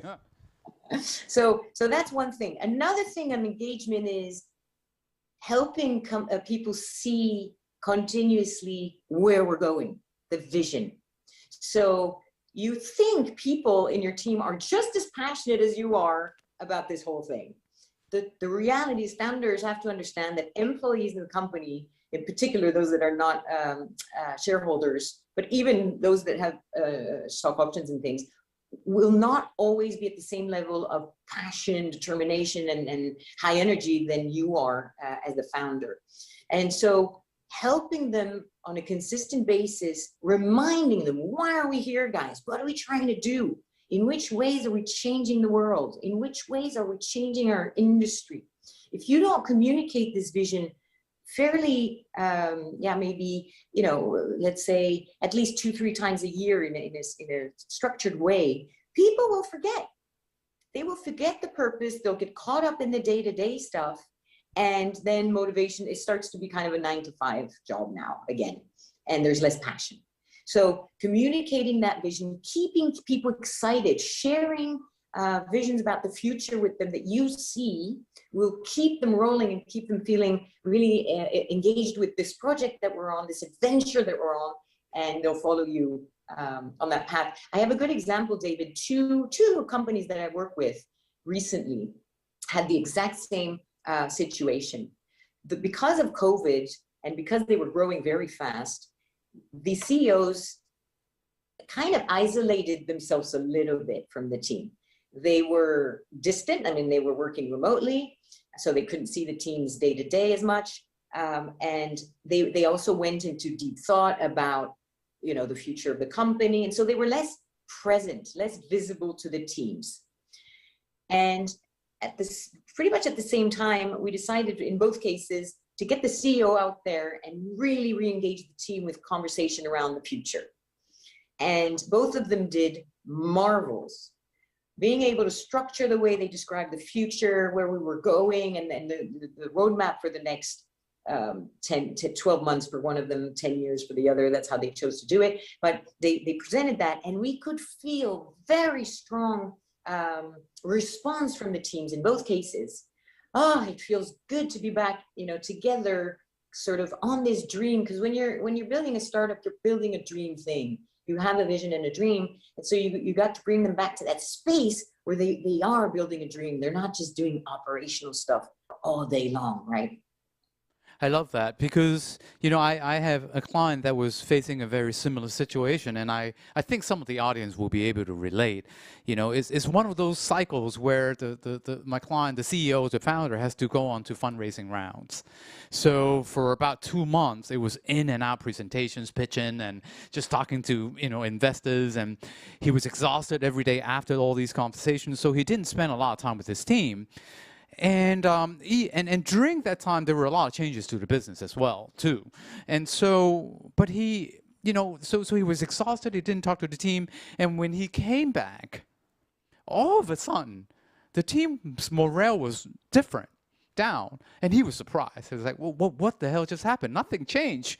But to your point, right, in their realities, when there is not someone constantly helping them, remind them, you know, where they're heading, why are they here, why are they important, why are they needed, it's very easy for people to lose track, especially when you are building a dream, trying to go after the moon, right? So I agree with you, you know, 200% on this one too.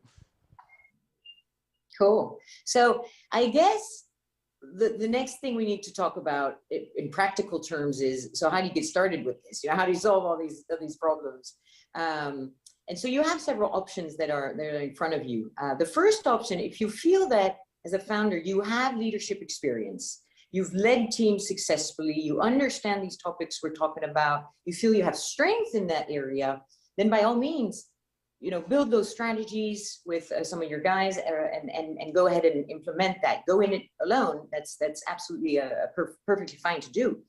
What we do see is that often CEOs have conflicting priorities. You just mentioned, David, founders disappearing a little bit when they're raising funds, which could take months. And so what happens when you're gone, right? Are you going to be able to sustain that if you're the only person in the company thinking about this stuff? And so another option that you have is to hire someone internally, right? So founders, we usually say, you know, when you hit more than 15 people, it's going to be very difficult for you to keep a close pulse relationship with each of them individually. And as we said, you know, and having these one-on-ones, I mean, 15 people, that's 15 hours in a week. It's just not doable, right? So generally, above 15 people, you got to start bringing people on board that help you think this stuff through and start strategizing. Now, the problem is, who do you hire? So first option, you're going to hire someone that's in HR. They're in HR in a company currently, and you say, okay, let's bring on board an HR. I bring you back to where we started when we said, remember, there's a clear distinction between HR/admin/legal stuff and long-term strategies that build your people capabilities over time. So the danger and the disappointment that came with founders hiring an HR from another company is that they often are able to have great results in the first area, but they're not capable of advising strategically on the other pieces, learning, development, culture, and all the topics we've talked about. And it's very difficult because in large companies, I don't know if everybody knows this, but often those two functions are actually two different departments. So if you hire the HR, they would not have been the person in charge of the people strategies.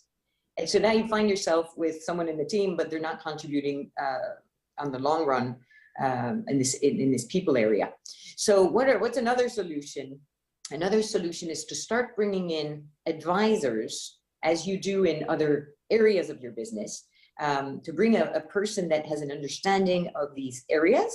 And these advisors are external to the company, which has a benefit is that they see all of this with an external view. They're not in the day-to-day operational stuff.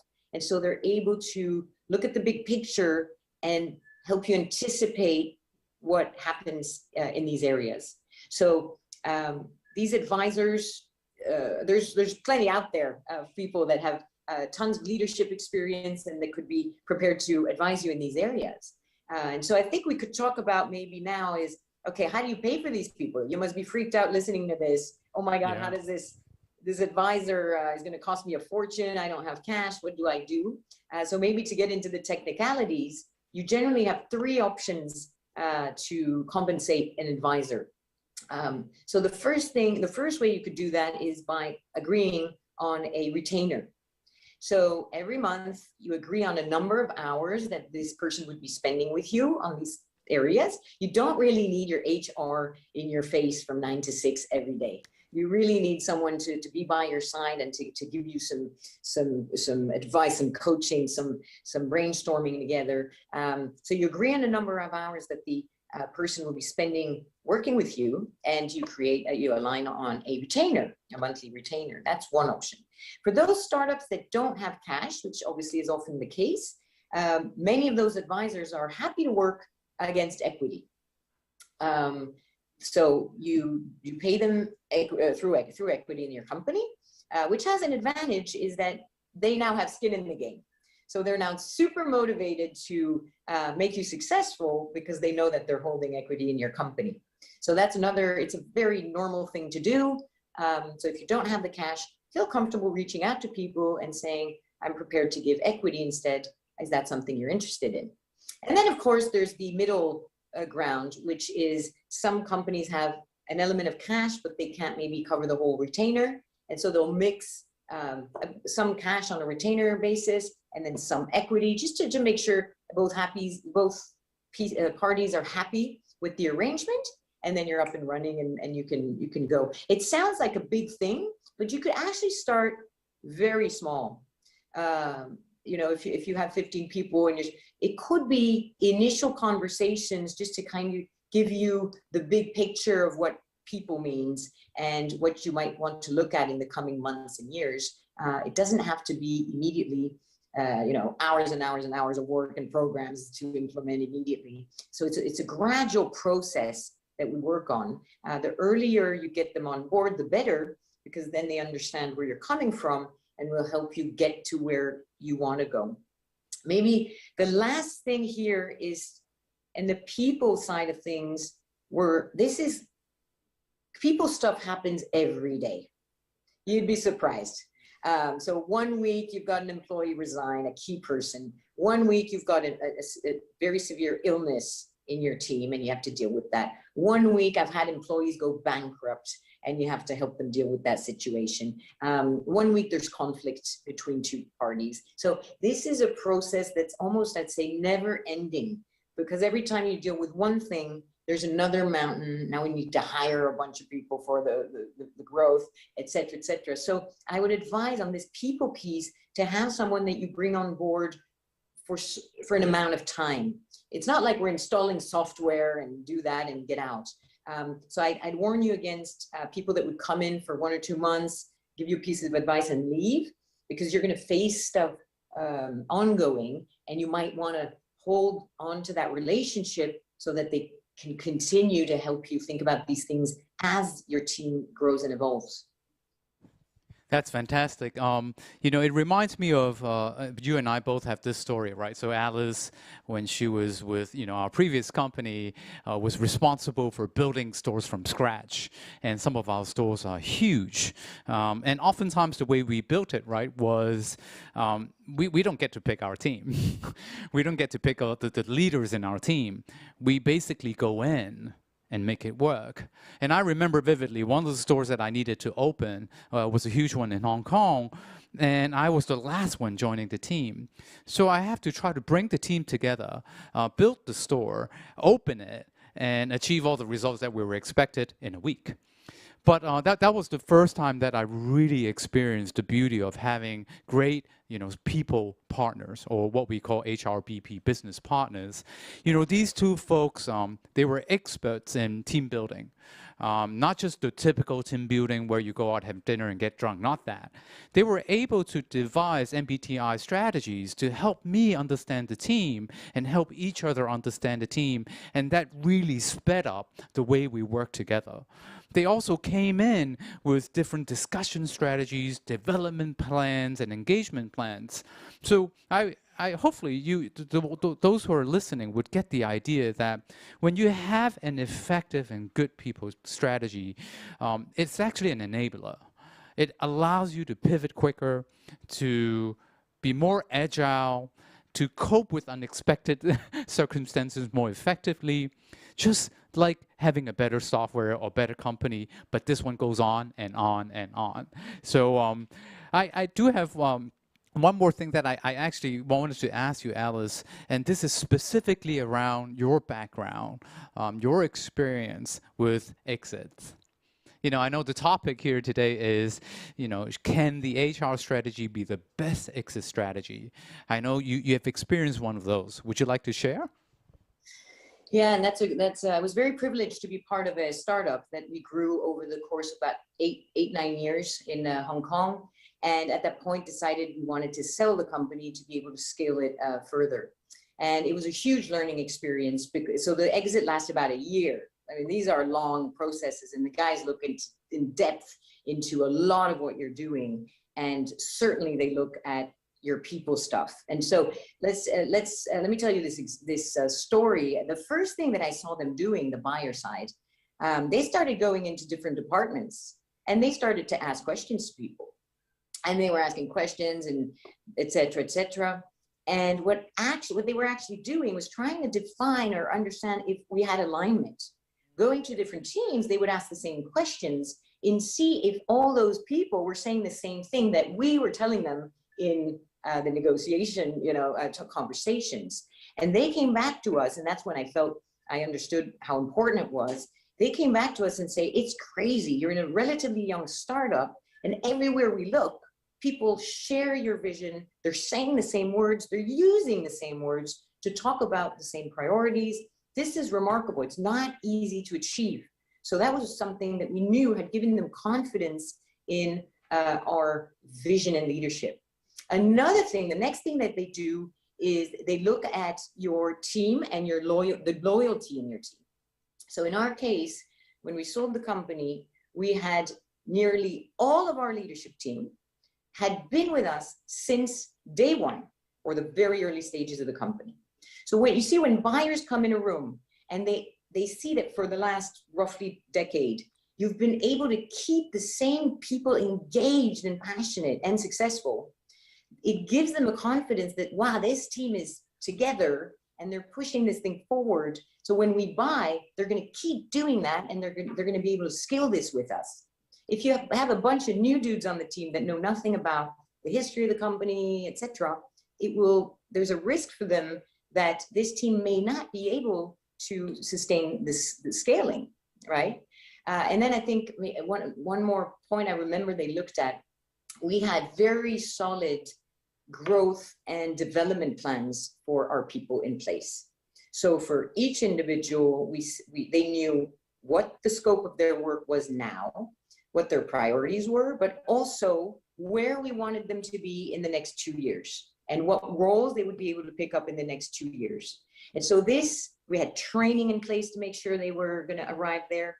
And so this, again, the guys came back to us and said, wow, this is solid, because not only are they motivated now and they're successful, but if you're able to pull through those programs, we know that the team will be even at a higher level in 2 years. And so we have confidence that they're going to be able to continue growing this alongside us.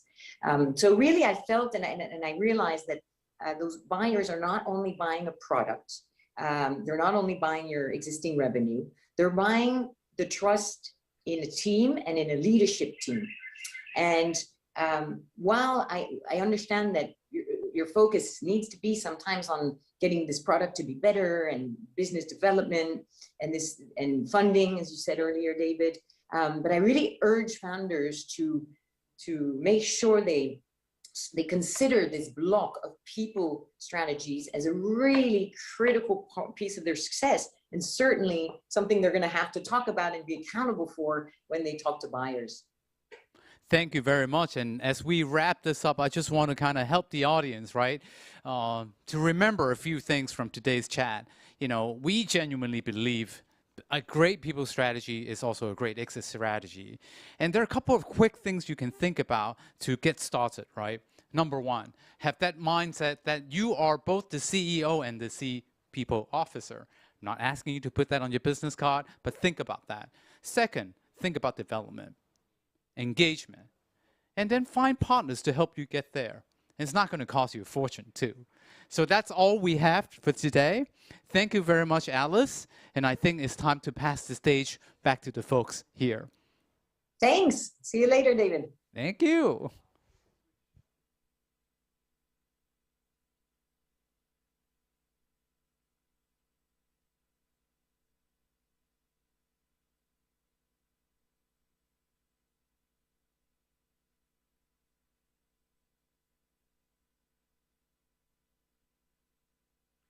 Thank you very much for that great talk. It's shown so many facets of leadership and how important they are to startups. We really appreciated that conversation. Now, our next panel is coming to you live from the stage here at the center of the action at Scale Up Impact Summit 2021.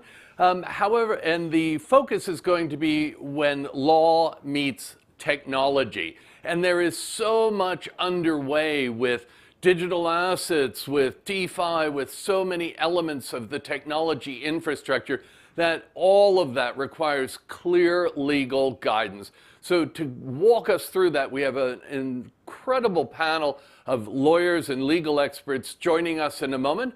However, I want to hear from our sponsor, Jardine. Without their support and input, Scale Up Impact Summit couldn't be here today. So let's listen to them and come back to our panel. Thank you. Hi everyone, I'm Anne O'Riordan, Group Director of Digital at Jardine Matheson. It's great to see you all here at Scale Up Impact Summit. As a large Asian conglomerate, Jardine Matheson is always looking for new ways to evolve and change, so we can bring the best and the most impactful products and services to the market. We wholeheartedly believe that innovation is critical to how companies survive and thrive in these fast-changing economies. Today, we serve consumers in auto, retail, real estate, restaurants, airports, construction, engineering spaces. The one unifying force is the Asian customer. They are at the heart of all that we do. So as we look to serve our customers' changing needs through digital, we want to work with companies that are digitally adjacent to us. That's companies that operate in similar industries but serve customers with a digital-first approach. We also want to work with digital natives, serving new and complementary industries, which can change the impact our organizations can have on people's lives in Asia. Our mission is to build and operate terrific companies that serve Asian economies at scale and with impact. Join our sessions on the 25th at 5:10 on how corporates work with startups, and on the 26th in the afternoon on how Jardines help WeLab to expand geographically and scale up in Indonesia. Learn more about what we do. Reach out to us if you've got a great idea. I hope to speak to you soon. Good afternoon, and thank you everyone for joining us today for this panel where law and IT meet. First of all, I'd like to thank our sponsors, Jardines, WHub, Angel Hub, and also Invest Hong Kong. Now, before I introduce our panelists today, a few shout outs actually. Angelina, Chief Group Operating Officer, Risk Advisor with HashKey. Congratulations, you have just completed your Harvard LLM whilst being employed and during COVID, so kudos to you. Also, I'd like to introduce Scott Teal. He's a partner of DLA Piper here in Hong Kong, and also Jeffrey Choi. He's the program director for BCW Group. Now, also, shout out to DLA Piper and BCW Group. Last week, you were awarded the Financial Times Asia Pacific Innovated Lawyers Award. So congratulations to you guys as well. Thank you. Thank you.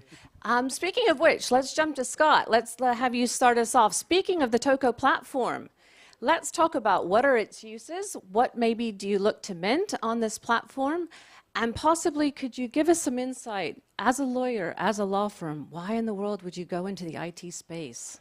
Over to you, Scott. Thanks, Christy. Great to be here. It's a complex question with an even more complex answer. My background is in information technology, computer science. I've always been a technology lawyer and interested in the sector.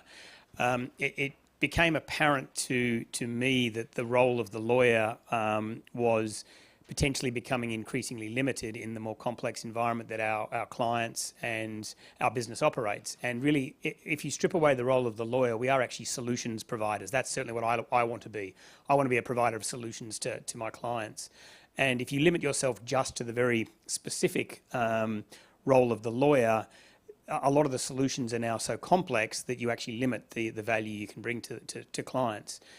Kind of why TOCO and why a tokenization engine? Because it isn't necessarily immediately obvious as to why we would have chosen that.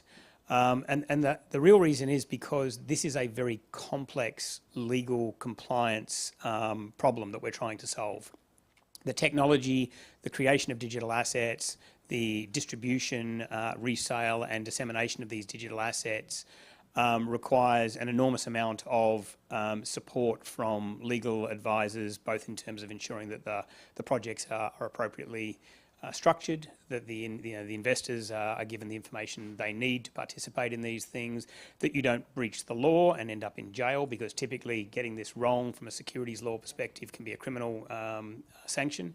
And even more problematically is the law in every single country in the world in this area is different. And so it is a complex, multi-jurisdictional legal problem. And frankly, a law firm is, the complexity of what's involved from the legal services here is in many respects as if not more complex than some of the technology issues. So what we've then done is we've built TOCO as a platform that can create digital assets, a wide range, and I'll come back to that part of your question in a moment. And it allows us to work seamlessly across the combination of how to structure the deal, how to ensure that the assets are only sold to the people they're supposed to be sold to, how we integrate with the regulated players, be they broker-dealers, custodians, digital asset exchanges, so that these are fully compliant offerings to the marketplace, and that the technology then delivers on the promise of distributed ledger technology. One of the frustrations I had early days when we were trying to patch these projects together and working with technology companies, frankly, was the limited ambition of the use of this technology, with a lot of cryptocurrencies and early utility tokens being little more than kind of a bearer asset, just focused on who owns it, and that was around about it. And so we're really focused on trying to use the technology in a much more fulsome way to bring efficiencies, create new products, and create new opportunities. I guess to the first part of your question, what are we tokenizing? And the answer is, from a technology perspective, it's almost irrelevant. The creation of digital tokens can be representative of a very broad range of asset classes. We are working on a range of projects from mineral deposits to intellectual property rights, real estate, funds, debt instruments, personality rights, artwork, really an extraordinary broad range of assets. So it can create tokens that have a representation of any one of those assets, and indeed the creative piece is around how we enable the bundles of rights that are associated with that underlying asset to be created in a very unique way. So that's the short answer. Thank you very much. I'm going to segue into that with Jeff. So DLA Piper, Scott, come to you, I guess about 3 years ago, and they say, we've got this great idea. And, Yeah. and you said, you said, oh. I said exactly that. I said, yeah. Okay, so you're going to say, we're in it, we're basically concerned. I mean, were you concerned about working with a law firm for something that's actually going to be their product? Was there some concern around it?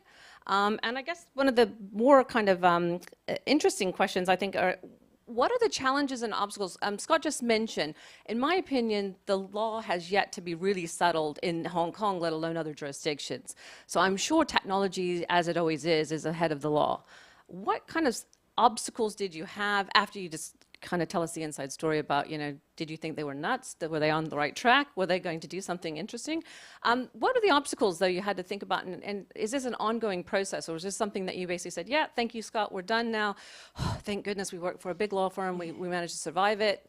What were your challenges? Exactly. So Scott and I met about 3 years ago at an ICO event, to believe it or not. And we had a very high-level conversation. More so about the industry and where it was going. At that point in time, security token offerings was not really a thing. People were just trying to get their ICOs ready to go, right? And you know, fast forward a couple years, I found myself in a boardroom again with Scott, and then discussing this. It wasn't even called Toko yet at that time. It was called. We had some brand issues. Yeah, brand issues. Just laid out there. It was called Juno, I think. And the idea behind that was, you know, Scott wanted to build a tokenization engine, and you know, we were going around asking what that meant. And as an advisor, as a consultant, especially because of the previous session, you know, we're talking about how to bring on advisors and consultants in an early stage startup. I always felt that this was kind of a startup, just because of the nature in which how people were talking about the project itself. So overall, I think I had some hesitations, because one thing, I've worked with several large corporates before doing innovation transformation projects. What does that actually mean, right? Does it mean like it's a pet project that gets cut after a certain period of time, or is it really seriously something? And then when I met Scott, I heard of his vision. He's definitely the program champion. And he not only drives the organization from internal, but also the ecosystem externally. And I think that gave myself and my team a lot of confidence that we're actually getting into this. And then we're actually doing something good, right? Good for the industry, as well as good for the firm.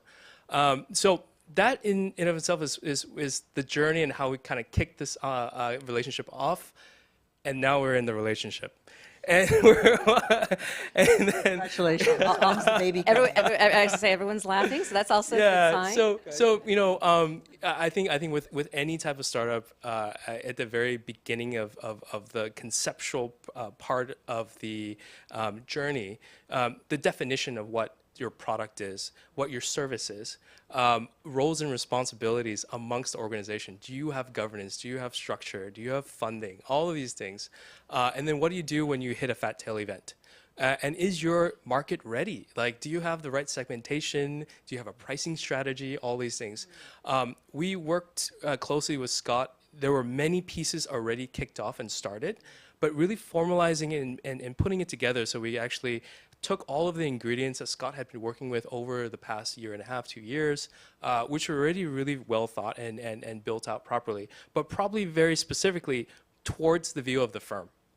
And this is the part where when you go out to the market, you understand, okay, what is the market looking for? What do they want? And then what do I have to offer that actually meets that gap, that pain point? And so we were working with Scott and team on developing what Toko is. So it's a continuous journey. We're in another phase of this now, trying to understand what the consortium really looks like from an ecosystem, decentralized participant perspective.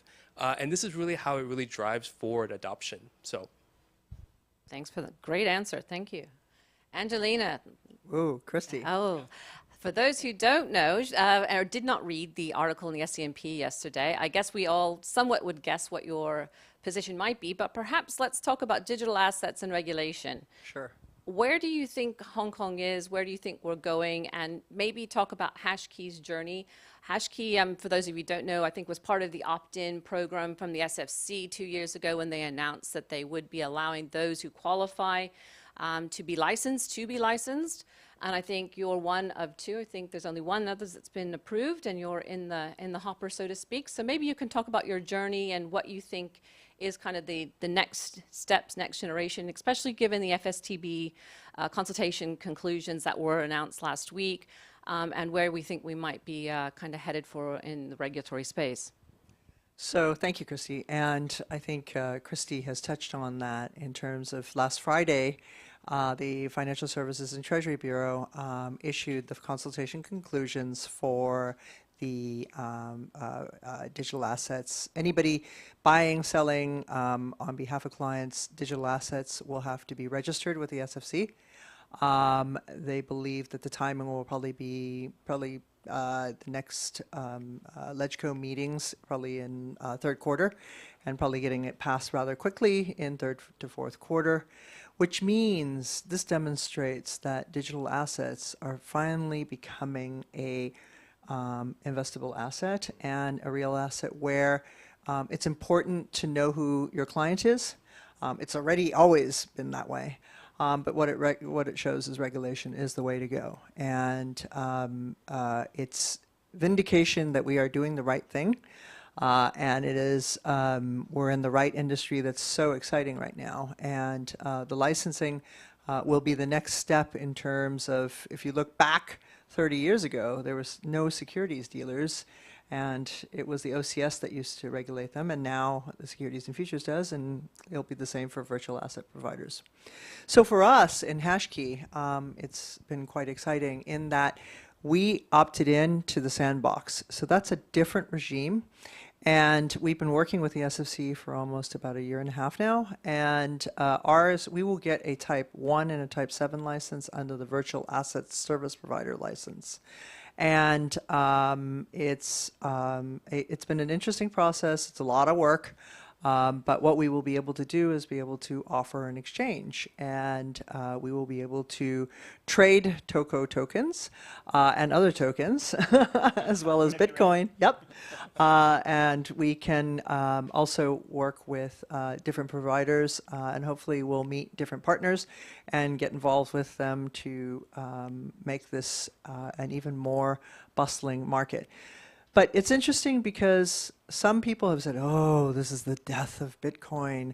And you know what? It's not. It's the next evolution, and it's vindication / a demonstration of the next steps for a real asset class to develop. And I think this is an area that Hong Kong could be an eventual cryptocurrency center. And that's something that I'd like to see, because I want to see Hong Kong as a preeminent financial center. So.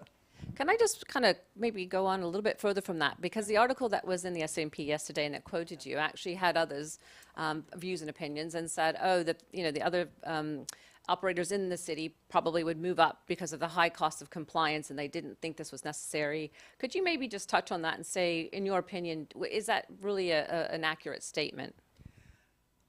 In terms of cost and in terms of getting regulated, if you're going for a license like ours, which is the opt-in, that's the highest type of license next to an exchange. That's as close as we're going to get. I think the SFC will start simple with getting people licensed first. And the fitness and properness guidelines are quite clear of exactly what the requirements are. So a lot of these guys are IT guys. So all they need to do is set up systems, have cybersecurity, have internal controls and documentation. And you know what? 9 out of 10 of them already are doing KYC. So I don't get why they're so worried, because they're already doing some sort of KYC to get information about their clients. So you just add a little bit more and just make sure you have 7 years of documentation. So is it going to be hugely expensive? No. But is it going to be something that you need to think about and plan properly? Yes. And it's not that hard. Jeff and I will come and do it for you. It's not that hard. There we go. We'll come and do it. No, Christy, Jeff, and I, and Scott will come and do it for you. Absolutely. Dream team. Yes. There you go. There we go. Okay, Jeff, I'm going to move back to you, actually. Last week we talked on Clubhouse with Henry Aslani and Karen Conte and myself about DeFi. So around the DeFi and kind of NFTs becoming so popular, What is the necessary kind of discussion about bringing off-chain data on-chain? And where do you think this is going to is it going to quickly happen? Is timing important, or is it just a technology thing that'll happen over time? Yeah, so that's a very interesting question, because the thing is, it's been happening for some time now. The only issue is the cost of doing it, right? Every single time you bring on data from an IoT edge device to do a smart contract execution, there is this perception that, okay, it's on the blockchain, on a public blockchain, but then who deals with the cost of that transaction? So many solutions have been out there, either a layer 2, a side chain from if you're doing Ethereum. We also, Toko itself is integrated with one and soon to be a couple other alternative layer 1 technologies that have built-in, I guess, scalability in its design from a cost effectiveness perspective. But not to go too deep into that, going back to your question specifically, how fast can we get there? We can get there as fast as we have an integration with the entire lifecycle ecosystem. Because it's one thing to create the token, it's one thing to create the smart contract, but if I'm pulling data from different multiple data sources from asset issuers or tertiary data, open data from, let's say, the Hong Kong government's open data system, where does that token sit? Where does that token live? And then how is that token traded? That's a whole other issue. So it's only going to move as fast as the ecosystem is ready to accept it. And this is one thing that Toko, of course, with partners like HashKey and as well as from our side, we're really building that functionality into the token itself. Great, thank you. So Scott, then question, do you believe that smart contracts are really that smart given the lack of data that we have out there? Short answer is no. And back to the comment I made in the first question around some of the frustrations we had working with the technology providers early on, because the ambition was really looked like a cryptocurrency. Who has the private key? You're the owner of it. That's it. As we've been on this journey, we've had a clear ambition to utilize the technology to create not only enhanced functionality, but also to streamline a lot of the processes, whether that's the administration of these assets, whether it's the corporate actions, whether it's the distribution of capital, or the voting rights, all of the other things that are causing friction points and inefficiencies in the industry today. This is the true promise of the distributed ledger technology. And I've had this nagging problem with, this is great, but you can't make the smart contracts sufficiently smart and expect them to just do things unless it's pretty simple. The very simple functionality, the vending machine smart contract example that people know, it works, but only because it's not really very, it's not doing an awful lot beyond if this, then I give you a bag of crisps. As we look at more interesting things, you obviously do need trusted data feeds. So we've been working with and in conversations with various data oracles, including Chainlink. As Jeff alluded to, we've integrated Hedera, the consensus service, and the Hedera token service now into Toko. Really great, exciting news last week. Chainlink's now joined the Hedera Council, so that we're looking to integrate that piece around trusted data oracle services, because it is essential that we have those trusted independent data feeds that will then be able to drive the type of logic that will be essential for smart contract functionality. And that's when smart contracts will get smart. And it's when the efficiencies in the industry will be able to be realized. And it's when the creativity around what issuers will be able to offer investors that frankly they don't get today, whether that's data dissemination, whether it's capital distributions, whether it's updates about what's happening with the underlying assets. That's when it's going to get really exciting. And frankly, we just, when I look at my background as a tech lawyer and a techie is not in financial services, and it's not in traditional securities and funds law. And when I look at the market the way it's operating today, not having come from that perspective, I'm like, are you serious? This is all you can do, and these are all the pain points and the administration and the cost and that's why it's a very expensive industry to run, and a lot of value is lost to the ultimate value holders. And for us, our why within the Toko project is empowering value creation. That is our why, and that's an essential part of that is that smart contract functionality, and an essential part and an enabling part of that is the trusted data feeds. Any ideas on you think when you might get there? When will it become smarter? When will it become smart? Q3, Q4. Taking a bet here.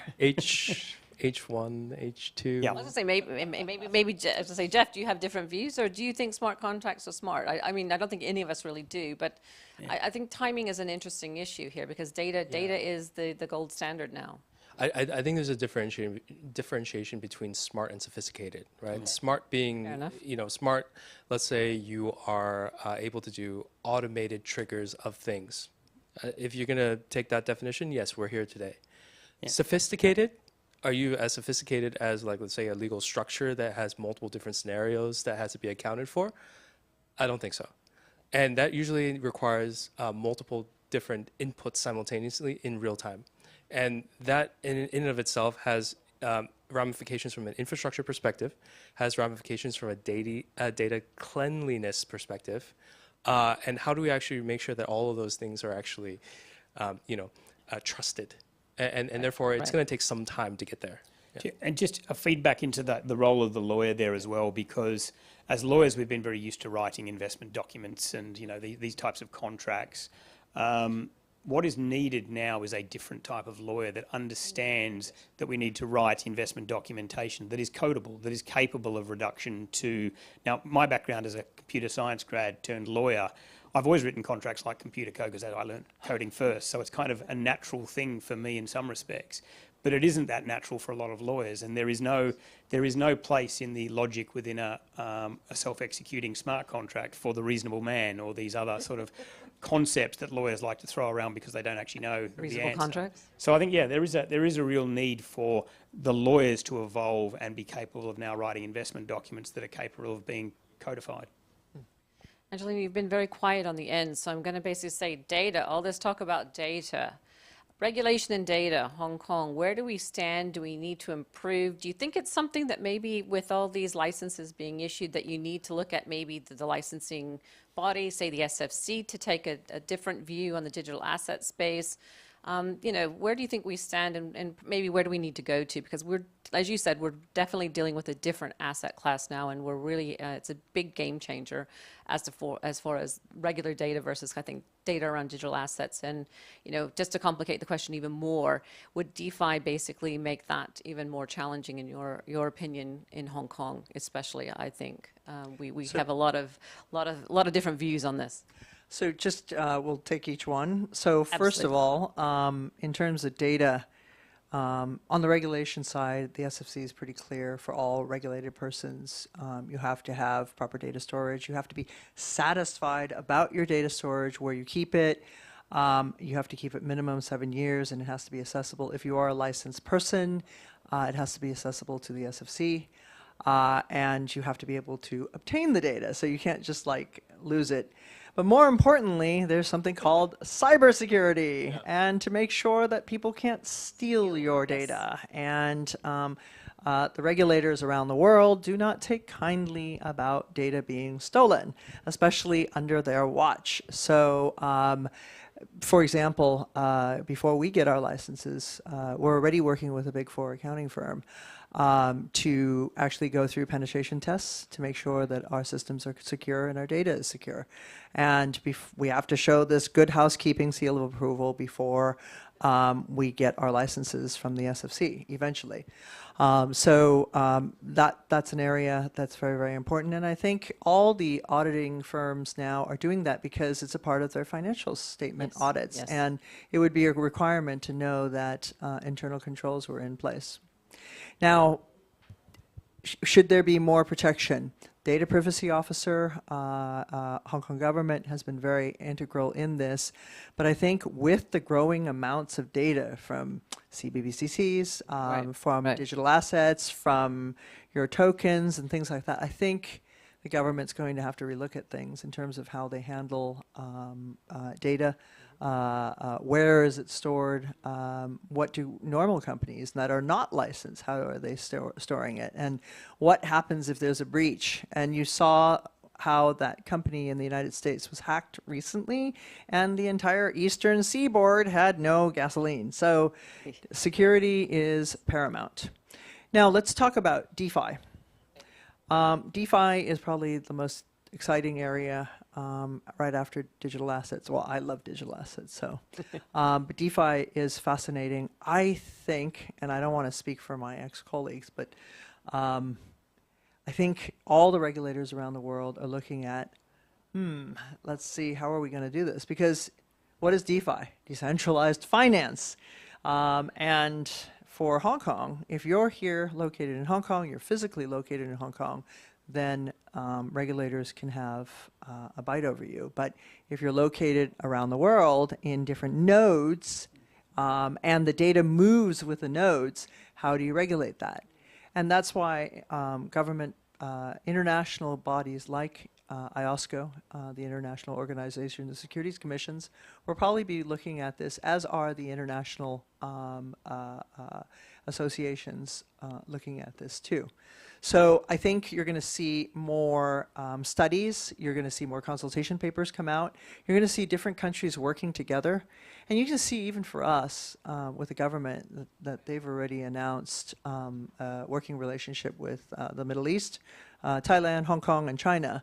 So you're going to see more and more of these allegiances and working together by countries for various things, from privacy all the way to regulation to different and new products. So DeFi is going to force people to actually start, or force regulators and governments to start looking at, what do we need to put in place? And that might be the next area of regulation for the SFC to grapple with, as well as other regulators. So I hope that answers your question. Absolutely, thank you. I was going to say, Scott, do you have anything to add to that? I was going to say, is there maybe some provisions or some considerations that when you were putting together TOCO that you thought about, kind of highest common denominator as to how you kind of go about data protection? You know, how do you possibly address, you know, various jurisdictions, laws, regulations, and they are ever changing, as we know? Yeah, we because we're a group of lawyers working on this problem, we worried intensively about this problem. And you know, good. Yeah, and it is good. And because we're a global law firm, to your point, we have an acute awareness of the high watermark issues on an issue by issue, jurisdiction by jurisdiction basis. So we were able to understand really what the regulatory landscape is around not just personal data regulation, but actually information regulation, because I think we're beginning to see information as an asset class being regulated. And mainland China is a great example of that, where it isn't just a PII type of regulation. So we have, you know, genuinely built privacy or data by design into the TOCO architecture. We've worried about this extensively. And so there are different technology stacks within the way TOCO operates. So there is a private chain environment, which we've built in Hyperledger Fabric, where lots of the information that you might, you know, whether it's PII, whether it's investor information, whether it's confidential information, but all of that information sits in private chain permissioned environments. So it's not publicly accessible. And there are obviously good privacy reasons for that. There are good reasons from a confidentiality perspective that people won't want those sorts of information publicly available. So that is a private chain environment. There are also curious laws around the world, like in Europe, where you have a right to be forgotten, which is not necessarily consistent with the immutable nature of blockchain.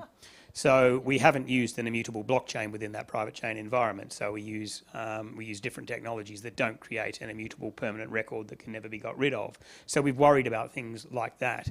We've then used public chain consensus, but the information that goes onto the public chain consensus layers, like whether it's an Ethereum consensus or the Hedera consensus service, that's very much a limited information set that is not causing a privacy or compliance issue.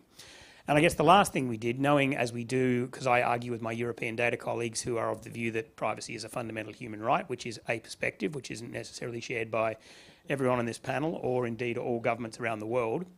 And then who are the most problematic of my colleagues? Well, they're the Germans, who really get excited about privacy at a whole. I mean, it's supposed to be harmonised regulation, but a German lawyer will tell you it's much stricter than the one in France. So there you go. So we actually house the TOCO as your instance in Germany for this reason. So we've kind of gone to GDPR worst place possible, and so now they can't say, but it can't leave my borders. You're right, it doesn't need to. So, you know, we've really thought through a lot of these issues in the architecture of the build. You know, it's so matrix sounding now in terms of being on chain and then being off chain and disappearing, and you can see the hero wiping themselves out. So that might be a new service for lawyers in terms of how do you get yourself off chain And how do you, yeah, very matrix. Very matrix. Maybe another discussion another time, but good subject, good topic. I'm going to stay with you, Scott, for a little bit, because I was going to say you kind of mentioned this and talk about a little bit lawyers, technology. Are we good at it? Are we okay at it? Do we need to be better? You know, is it a good thing that lawyers are getting involved with it? I mean, and I guess maybe I'm going to say, Jeff, maybe I'm going to ask you to say, is it a good thing lawyers are getting involved in this space? Because I would have assumed that, you know, there's you know, good and bad things with it. Scott, maybe first, you know, law firms, lawyers. Yeah, let me start, and then Jeff can give his perspective as an outsider. I come from the insider perspective, but I'm a cynical insider, so that's probably a good place to answer from. The thing I would say is that the role of the lawyer, and this is when I actually wrote the original business case for Toco, and it's going back 2.5 years now. I really envisage a lawyer-led solution. That's the language I used. And the reason for this was that we have skills and abilities that are capable of being deployed in a real solution-orientated way. I think as a profession, we've actually allowed ourselves to become pigeonholed somewhat into being the people who just paper the deal. And actually, that's not where I personally want to be. It's not the profession I joined. I think if we go back to, I'm showing my age here, but if I go back to the early days of my career, lawyers were more trusted business advisors. I think the profession has, to a certain extent, lost that position, whether it's the rise of the MBA graduate or the Big Four or the other impacts on the business. But a lot of, I think, clients don't necessarily see, particularly maybe outside the US, I think this is more of a comment, but I don't think people necessarily see the lawyer in quite the same trusted business advisor solution way that they can. But now I've started doing this, and people around me are starting to say, hey, you seem to have done something that's really good. And then I'm starting to have colleagues coming and saying, look, I've got this idea as well. And when I dig into that idea, it's like one of my colleagues, Ed Chatterton, I'll call him out, he runs our intellectual property group here. He knows more about IP portfolio management inefficiencies than just about anyone on the planet. You know, how he can leverage that knowledge now with the appropriate technology support to build solutions in a way that, frankly, I don't think any technology company could do, because they're not at the coalface of running a 50,000, you know, trademark portfolio and the day-to-day grind of what that means in the administration of it. So I think as a profession, we are very well capable of now doing this, but we have to kind of let go of we're just doing the lawyer role and kind of be confident that we actually can bring this out. And I feel a responsibility within the firm, other than wanting obviously Toco to be a success, but I feel a genuine responsibility to make this a success so others can follow. I think in the article from FT, you said it's easier to build an IT technology platform than maybe for IT technology platforms to trying to build a law firm. Absolutely, yeah. Jeff, any other comments? I have views? to say I completely agree with Scott. You don't have to. You don't have to. We like controversy every once in a while. That's a first for today. I was just kidding. We like controversy. Go for it. I have to say overall, it is a very good thing that lawyers are getting into tech. Just also a little bit of 15 years of experience working with lawyers in tech has always been around, can I do this? Can I not do this? Mm-hmm. When is the contract being signed, procurement, etc. That's usually the context of how many technology people would see the role of the lawyer. In this case, you know, we're moving into a very interesting phase of potentially even a new world economy, and it is going to be decentralized, or to an extent, somewhere around that level of decentralization. Whether it's supported by central banks or governments, etc., it's going to be there in the next several decades. But what does that actually mean? So we've always had access to, you know, people own assets. Those assets have rights. Those rights have to be defended or actually clarified and structured. The fact that we're moving into a digital space with these assets being in invisible land, how do now the legal community, specifically lawyers in the space, come and help do what lawyers have been doing for the longest time when helping people with their assets and protecting them and structuring them and et cetera. So that's another reason why I was kind of drawn to this project in Toco. My team is also drawn there too, and working with Scott and the team and partners and ecosystem participants, I think it's just really validated that this is the right direction and everything. So yeah. Right. I mean, one of the HashKey business models that we're looking at is to work with partners like lawyers and referring business to each other. And it becomes a win-win situation when things that clients of lawyers and our clients work with each other in terms of recommending them to lawyers. And it's such a small world, and there's money to be made, and people can work together to actually do that. So it's finding the right partners that are compliant, that do the right thing, that are there for the investor and protecting investors. And it's also exchanges that need these partners.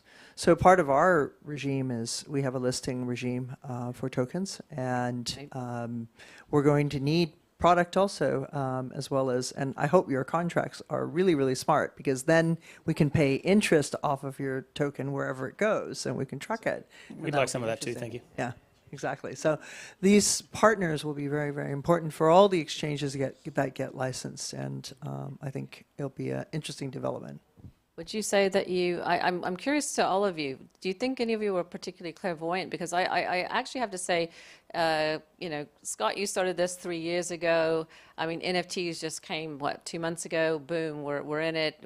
It's a hot thing again, Like I said, when I used to do regulatory compliance, I used to roll their eyes and say, how boring. You say you do fintech work now, and I was like, oh, that's so exciting. And I don't know that really anything All getting into it now. I know, it's like so exciting now. Did you think that you basically were... What put you on, or what made you think, oh, wow, this is really something that, it's going to be kind of have lasting effect and it's not a fad? Or it's quite remarkable, actually, that, you kind of had this insight 3 years ago, because we're all just coming out of it, like I said, about 2 months ago, and Toko launched, last November? So any kind of signs that, they just one day, like I said, you rocked up and said to Jeff, hey, I've got this idea? It strangely just seemed obvious to me. Okay. And it was probably the combination of watching what was happening in blockchain technology with cryptocurrencies as the testing ground for that, technology. And almost the most obvious example is look at the way a cryptocurrency exchange works today. 24/7, instantaneous settlement, super low commission rates. And then look at the Hong Kong exchange. I came from there. It's not your fault. And I'm like, well, I can help. Legacy. Imagine the collision of those two worlds. We can help them. Yeah, we can. We certainly can. But imagine the collision of those two worlds, which is asset-backed digital tokens that are regulated and real world and allow the democratization of finance and the digitization of everything, meeting the efficiencies that I can see at play in cryptocurrency. So it was kind of just an obvious connection. In terms of clairvoyancy, I will just mention we launched Toko at Hong Kong Blockchain Week in December. In fact, it was a pre-recorded event, so we did it in mid-November. And the first thing we did was an NFT. We created an NFT of a piece of art that we commissioned from a Chinese artist. And we didn't know NFTs were about to be the next big thing at that point in time. So we were NFT cool well before NFTs were cool. So. Super cool. Hanging out with the cool kids here. Yeah. Wow. Yeah. I was going to say HashKey, but the same way, though. You've been 18 months into the licensing process. There's a claim that there's 22 exchanges that are going to have to maybe license or get out. Is there anything clairvoyancy or otherwise that is it just basically said we could see it too? This definitely where it was the road was going, the path that was leading down. The regulated exchange, I have to credit our founder, who is Dr. Shao, right. And he was the man behind Bosera. So he was the one that bought Ethereum when it was just coming out by Vitalik Buterin, which is why he's our chief scientist. So I think he was quite clairvoyant. But I mean, even in my case, I was lucky. I met a young man who went on to develop Tether. And just watching him, and he's from Hong Kong, and he lives here. Right. So it's been exciting, and now you're seeing such growth, and people that jumped into it first we are now oldies. But there's so many new financial services people actually entering in, and I think this is going to be a business that's going to be around, and I think it's only going to grow. Even though there's just been a blip with the prices of Bitcoin and other coins, I think adoption can only increase. So it's important that that the SFC actually recognized this, and it's actually really exciting that they actually did that. So I'm sort of impressed. And for HKEX, I mean, HKEX can be there in terms of they're doing the mega financing, but we would be the ones that would help the intermediaries in terms of the smaller companies get growth funds, do the tokenization. When they get up to a certain level, hey, go on HKEX. Yeah, get out there into the big world. So I think we have a function in what we do. Agreed. So I've got 2 minutes left. I'm going to do a quick summary and quick fire questions too. Jeff. Okay. Give us your projection on the closing price for Bitcoin at the end of 2021. Oh, wow. Oh, jeez. No, I didn't. At least 100. Okay. Angelina, any thoughts? Care to venture? I'd say 100. I'd definitely say 100. It could even go up to 300. Yeah. Okay, Scott. Yeah, I'm more at the 200 to 300. 200 to 300. Okay, excellent. Okay, everyone out there. Let's Bitcoin. see who's right. I know. Let's, $20 in the Shake Shack jar, everyone. Okay. Okay, meme coins. Fad or here to stay? Fad. Fad. Fad.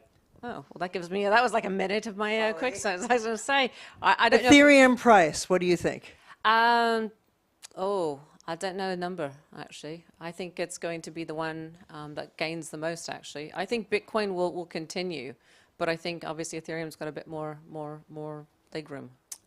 I'm going to disagree. Okay. And say that the technology limitations of Ethereum will begin to become apparent. Even with 2.0? Okay. Well, if It's they can supposed get to be here for like the last yeah, year. if it comes out, 2.0, I retract my comments. Okay.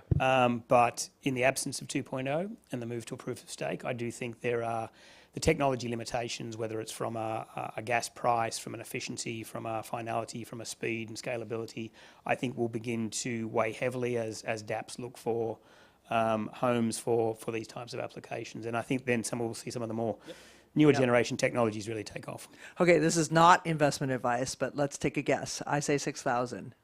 Oh, I may be there too. 8. 10. Okay.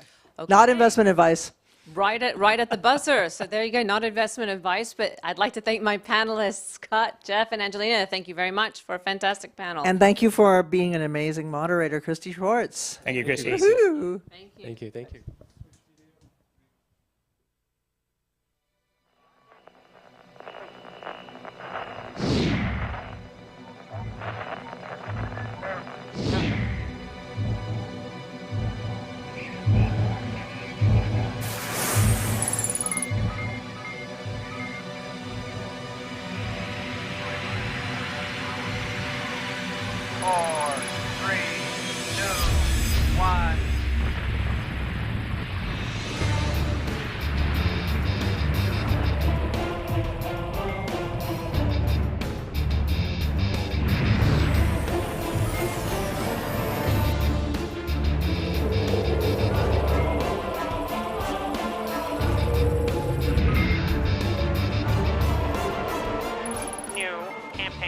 Initializing.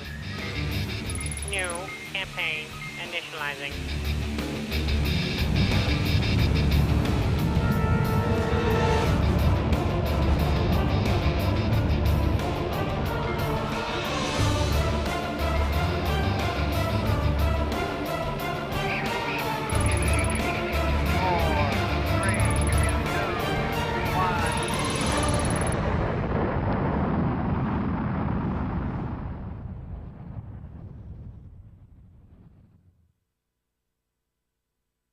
Hey, and welcome back to Scale Up Summit 2021. We just had a great conversation about technology and the law, and there were some various predictions about the costs and price trends. Not investment advice. Not investment advice. Those would be wild predictions. But look, prior to that panel, we had a video from Jardine, and we were thanking them as a primary sponsor. But I also want to thank Christy Schwartz for also being a primary sponsor of this event. So Schwartz, Binnersley and Associates are main sponsors of the event, and we couldn't pull this event off without you. Thank you very much for including us. And we'd like to actually thank Angel Hub and W Hub. They always basically think of us, and we like to be included. We're a big supporter of the ecosystem and startup crowd in Hong Kong, and it's absolutely an honor and pleasure to be here today. So other than the opportunity to host a panel on day 2, why do you get behind SIS21? You know, we've been around for a bit. We're a small startup ourselves. We're 2.5 years in the making, and we're incredibly fortunate to be still standing here and supporting startups and their blockchain dreams and onto whatever licensing, regulatory issues they may have. So it's actually just an honor and pleasure. We just like to be involved, and we like to do the heavy lifting on the new projects and get our hands dirty. Yeah, it's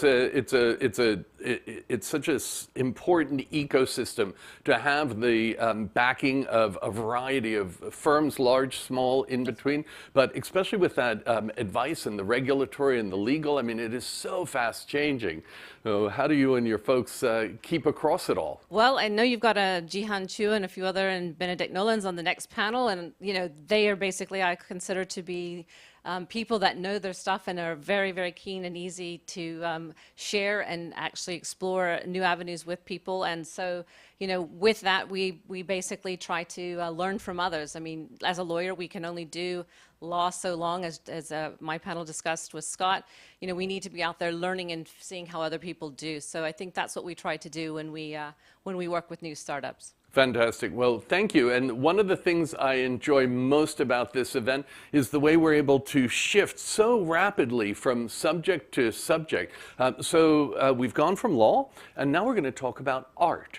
And the future of art and where art is going. And this is one of the most anticipated interviews of the day. So we have Jihan Chu, the co-founder of Kinetic, speaking with Mike Winkelmann, also known as, or AKA, Beeple. So let's look forward to this conversation about where art is going and how technology is backing that. Welcome, everybody. Thank you for joining us. We are very honored and excited to have Mike Winkelmann, AKA Beeple, join us all the way from South Carolina. Mike, as we all know, is one of the most exciting artists in the world right now. And at the same time, he is really the pioneer who brought NFTs and digital art to the forefront of culture, popular culture, you know, gracing everything from, you know, covers of Time magazine and others to really show us exactly what the future of art and NFTs looks like. So we're going to dive in, and we're going to ask Mike really just to, you know, please tell us a bit about your artwork. Tell us how you got into this space. And if you don't mind, tell us how you kind of landed on making your first NFT. Sure. So I've been making digital art for the last 20 years. And it's something that's always been sort of a massive, massive part of my life. I started out making sort of little short films with my college buddies. You know, this is 20 years ago again. And then I started sort of making more abstract stuff that was really about sort of color and composition and form and syncing, the very precise syncing of audio and video. And from there, I started the Everydays project in 2007.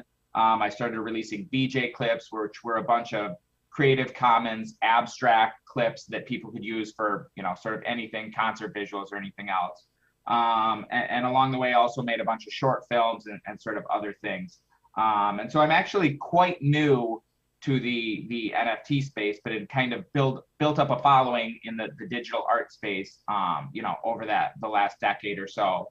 And so in October of last year, a bunch of people sort of kept coming up to me and being like, oh, you got to check out NFTs. You got to check out NFTs. And so when I finally did, I realized that this was going to be, you know, something massive. I immediately saw that this was a completely new sort of like paradigm shift, and that people had no way of collecting digital art before. And it wasn't even something I ever sort of thought about as being able to collect.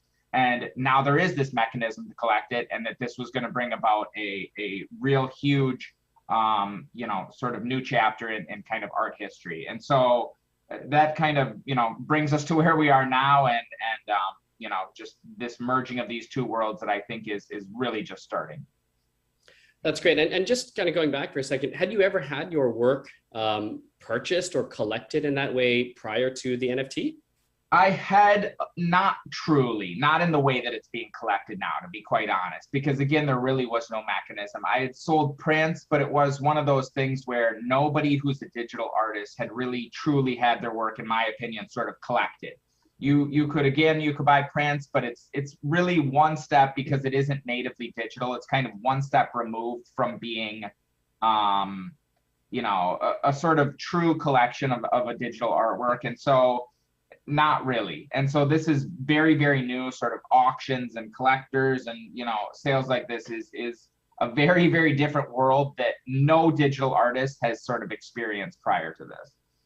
Yeah, that's interesting. What do you think is the difference between making an artwork, the way that you used to, and making work now as an NFT? Is there a difference? Do you approach the process, either the creative process or the technical process, differently? I do approach it a bit differently, and sort of I've kind of kept doing both ways, to be quite honest, because the everydays that I do, I'm not just sort of selling all them. So I'm still creating a lot of artwork that like probably will never be for sale.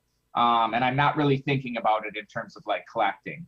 And so sort of the way that I'm kind of working now is I sort of make a bunch of artwork, and then kind of, after a certain period of time, in this case, I'm kind of doing spring collection and fall collection, sort of then looking back at it and sort of like picking out the pieces, picking out the more seminal works that, I think are important, and it sort of paved the way for sort of new themes or new sort of like techniques. And then sort of having that be part of the work that is able to be sort of like collected. And so with that work, I've been attaching physicals, and that's like a huge, huge piece of, where I see my work moving forward. So in some ways, it's really changed the way I sort of view the work. And in other ways, I'm still kind of just creating work just for the pure pleasure of it, just for like, pure enjoyment of creating art. How do you come up with your inspiration? I'm sure that everybody asks you this, but I mean, your work, traverses popular culture, cartoon culture, meme culture, politics. What is it like? How do you know on any given day that, okay, this is what I'm doing? Well, since again, all of these artworks are done in one day, all the everydays are done that day. It isn't like I, make 20 of them in one day and then just sort of release them over the next 20 days. They're all made start to finish that day. And so it really is about trying to listen to that inner voice and sort of listen to what is the picture I could get most excited about making that day. Not really thinking about how it fits into the context of what I've done before or sort of any themes that I've done. It's really just about, okay, I've got 2 hours to do this. What is the picture I can do? And I really strongly believe that if you can tap into that voice and really listen to, that inner sort of, kid, I guess, that wants to make something and make something that you really are passionate about, it will connect with other people. I don't think anybody, if I had sort of asked them beforehand, do you think a lot of people would love it if I made this giant, Buzz Lightyear milking whatever? Like, people would have been like, what the heck? No, nobody's going to like that. Don't do that, dude. But like, millions of people like that. And so it's very, like, I think if you can make something that really connects with you, other people can inherently see that. And so that's what I'm trying to do. I'm trying to sort of make something that I'm super, super excited about, making and showing people. That's great. That's great. What's difficult for you when you're making work? What's hard? I mean, I don't necessarily mean from a technical standpoint, it could be, but what are the kind of unexplored corners, either in practice or in technique for you? What occurs as like as a breakthrough? That's a great question. A lot of things are hard, and I still feel like I'm very early in this journey, and this is something that I expect to do the rest of my life at this point. So hopefully I have a lot of everydays left in me. But there's really like literally every day I'm most days I am not happy with the sort of like final product. I'm happy to a degree, but I run out of time, and it kind of is what it is. And I see a huge amount of room for improvement almost every day in terms of literally almost all the things you mentioned: color, composition, technique, values, like concepts. I'm always wanting to sort of push the concepts and make them, kind of deeper and stronger. So I really feel like there's no shortage of things that I need to improve and that I want to improve. So I think each day is its new sort of struggle and its new, challenges to kind of put out something that I'm happy with, which for better or worse usually falls far from the mark kind of. But I think that's good in a way. I think it's really good though, because it's sort of like, I think you need to get worried where every day you're, if you sit down and be like, wow, this is amazing. I'm just putting out freaking gold nuggets here. That's when you got to get worried. So I think as long as you're like, there's room to improve, that's a good spot to be in. Awesome. And how about for everybody else out there? I mean, where do you think that the future of kind of NFT art goes? I think there's going to really be, I think you're going to see a big merge between the sort of traditional art and the digital art, kind of worlds. I think right now you're experiencing a lot of resistance on both sides. I think the digital art world is very sort of not trusting of the traditional world. And I think the traditional world is like, what the hell is this digital art, stuff, and very not trusting of that. And I think you're really just going to see those barriers kind of fall down as people learn about the other side. And I think you're going to see a bunch of traditional artists bring NFTs into their work and use it to make it more valuable and use it to prove ownership and provenance and all these things that NFTs are perfectly built for. And I think you're going to see a bunch of digital artists, like myself, start to make physical art, in ways that they never would have really thought of before. And so I think the two are just going to meet in the middle, and you're going to see this amazing renaissance from both sides of just an explosion of creativity. And I think we're very much at the beginning of that. That's great. How was it working with Christie's, with your $69 million sale? I mean, what was that whole process like?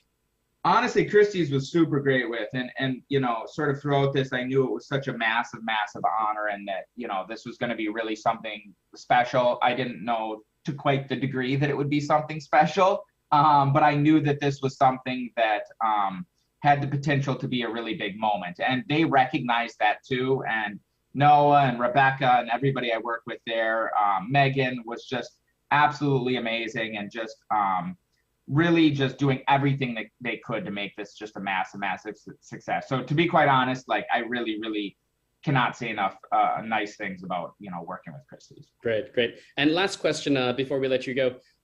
Any advice for new artists, young artists, emerging artists, those who are either in NFTs or just getting into NFTs? Yeah, I think it's one of these things where I definitely would not rush in. I think this is a great opportunity for digital artists, but I think it's not a sure thing. It's not a silver bullet. Just because you put out an NFT does not mean people are automatically going to buy it. So that's where I would really stress patience and really focusing on your craft. I think it's one of those things where, if you're able to make work that connects with people and has a deep emotional connection, that's it. Your NFT will sell. Like there's no sort of magic beyond that.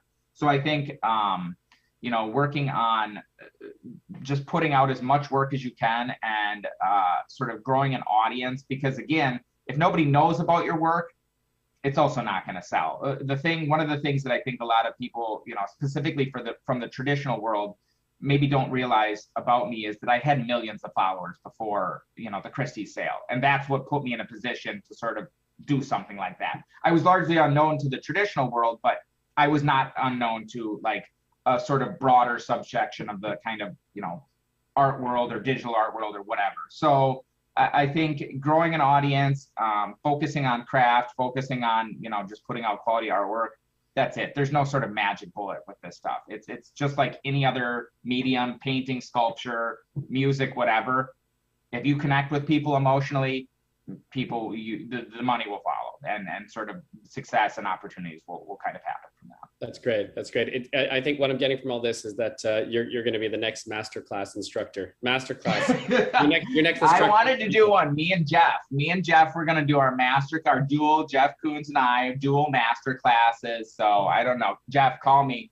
I'm still waiting on that. So yeah. Awesome. All right, great. Well, Mike, we'll let you go. Thank you so much for joining us at SIS. Really appreciate it, and appreciate the opportunity. All right, take care now. Thank you. Good.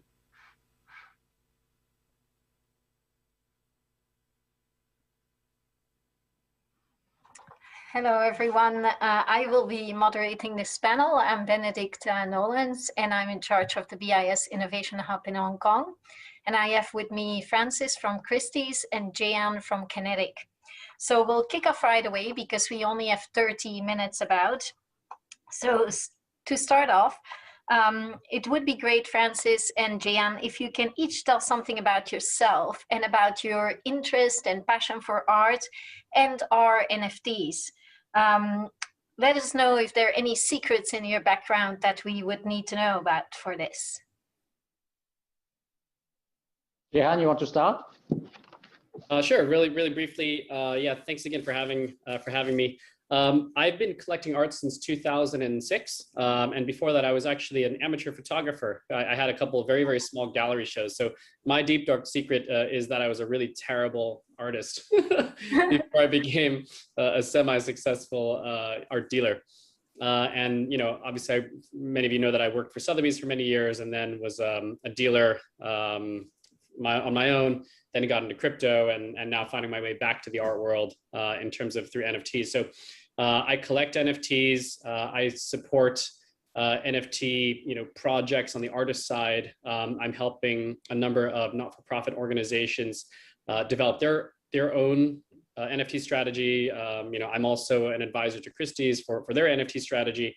And yeah, just trying to help bridge worlds really between the crypto space and the fine art space. Great. Francis? Good to be here. Good to see you, Benedict, and hi, Jehan, and hello to everyone. So I've been at Christie's for a few years now. I've been collecting art for 20 years. Nothing really serious, and I think it's very much driven by the means that I have at any point in time. I've been buying in auction actually for quite a long time. And the little secret on my background is that I'm really at home. I'm on the art side. I'm surrounded with art, of course, all day long at Christie's.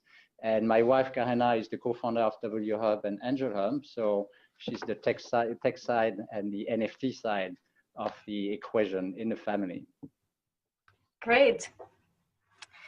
So Francis, can you tell us a little bit more about Christie's journey leading up to the sale? So where did Christie's get the idea from to do an NFT in the first place? Is it from Karina, or did it come from any other context?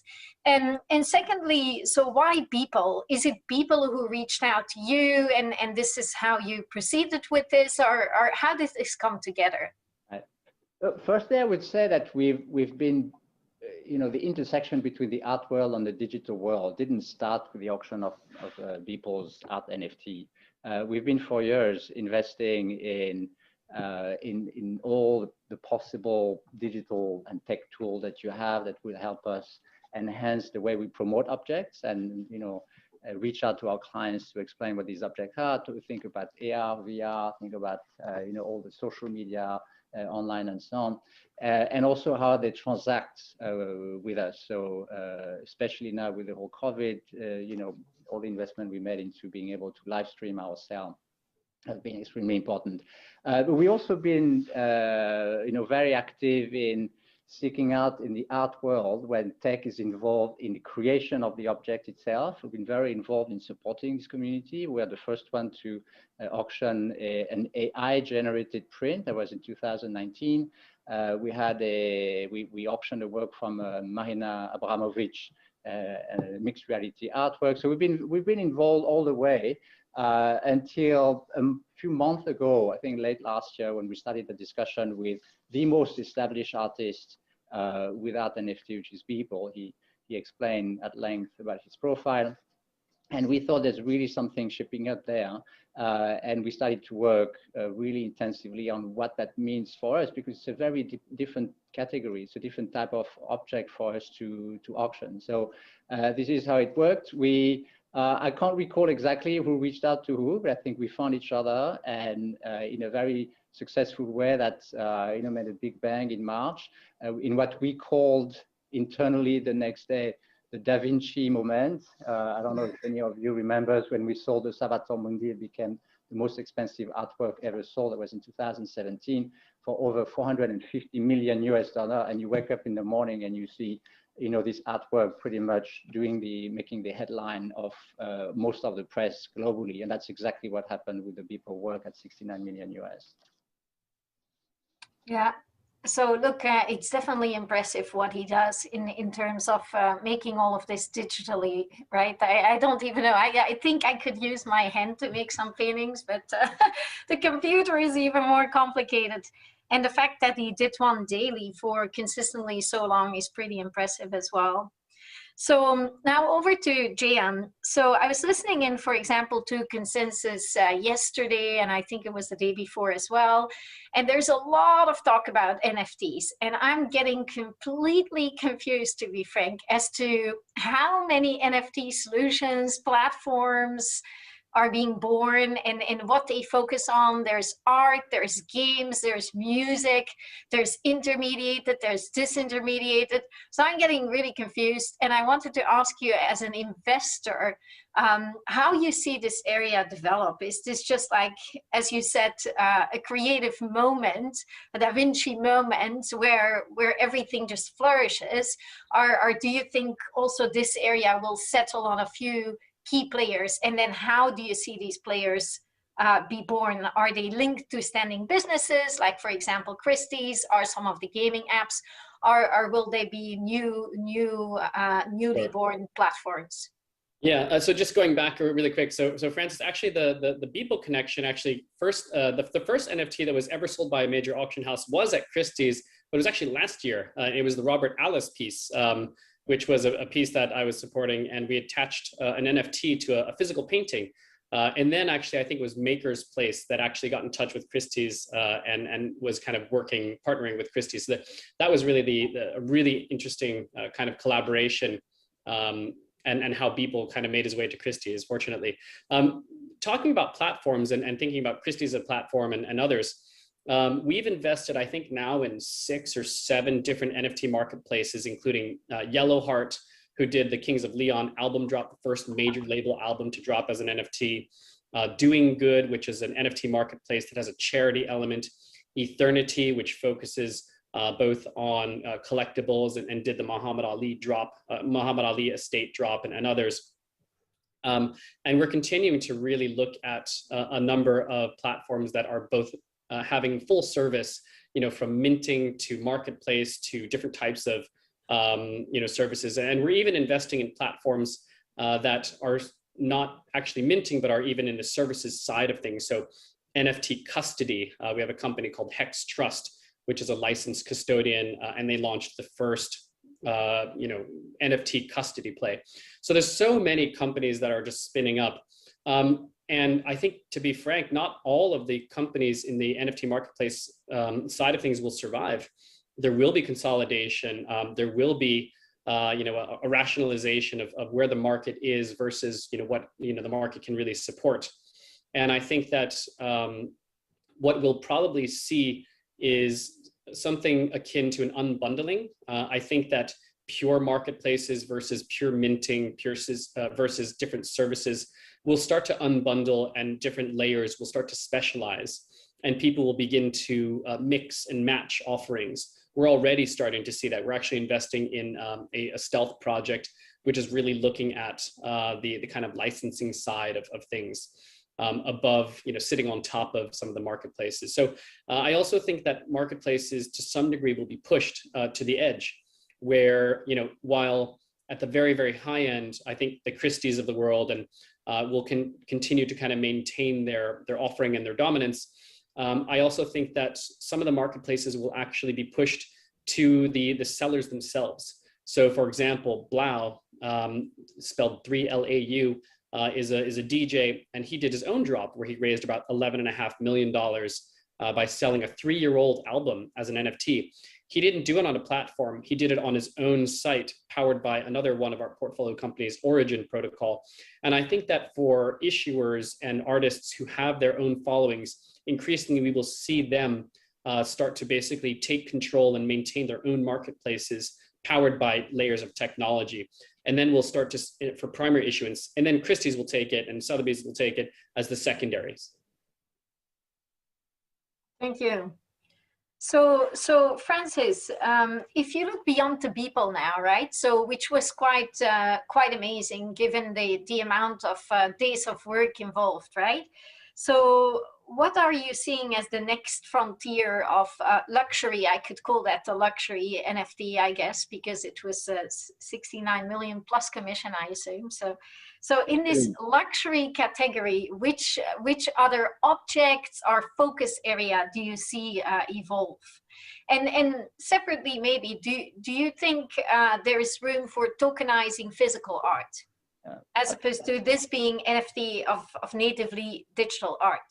Absolutely. I really liked, first, I must say, I really like what Mike was saying before, when he was talking about the art part of art NFT, because we talk about NFTs, but fundamentally the value is the art part of it. It's the object we're talking about. I just want to make a quick remind everyone that digital art has been around for a long time, for 40 years, 50 years. David Hockney regularly draws on his iPad. This is digital art. But what the NFT is bringing a way, attaching a token to that digital art to make sure that you control ownership, authenticity, eventually unicity of that object, and facilitate further transactions. So, but at the end of the day, it all boils down back to what is the object to start with. And when collectors want to collect art NFTs, I think it's important for them to look at what is it, that piece of art, and that's basically what we at Christie's do with analog art, with physical objects, whether they are 2D or 3D. Now, to your question on what's coming next, it's a sea of opportunity. It's like the very first days of the internet. There's so many things that happen in the past 20 years that I challenge anyone to have been able at that time to say this is what is going to happen in the next 20 years from now. But we see, of course, the emergence for us at Christie's of a new category of collectible that is fully, I would say, which is wildly secularized by the addition of NFT to the art piece, and this is new. It's opening ways also to transact them differently, as this can be exchanged on platforms. And I'm a strong believer of tokenization personally. We haven't seen that. We've seen in the art world being a fairly illiquid market where collectors would buy, like we saw yesterday, you see the painting behind me, we sold for $30 million the Basquiat, and for $15 million the Sanyu, which is the flower on the side. These works belong to one person and are being sold to another person, and nobody can have a piece of this. And I think what this new mechanism can bring is the opportunity to tokenize, to exchange these tokens, even if today nobody has done it. It does exist in the form of art funds, but they are, in terms of the way they are being managed and set up, they are less liquid, and of course the transaction costs are much higher. So I'm a strong believer of tokenization, and I'm particularly a strong believer of tokenization of a collection from institutions. Museums sit on a wealth of treasures that are owned by the museum, maintained by the museum, exhibited by the museum, but that's a lot of cash actually being trapped. And if one day we're able to facilitate the acquisition of museums, or to monetize in a way the works that sit in their walls, or for some of the museums in their underground storage, I think that would be fantastic. Mm. Yeah, I think that's a very good point, because with any acquisition, if you tokenize it, then the one holding the token only has a digital thing to own and to hold, but the one who's tokenized it has to keep it, right? And so for museums, as you say, that's their day-to-day raison d'être. So that's what they do. That's what's in their cost structure already.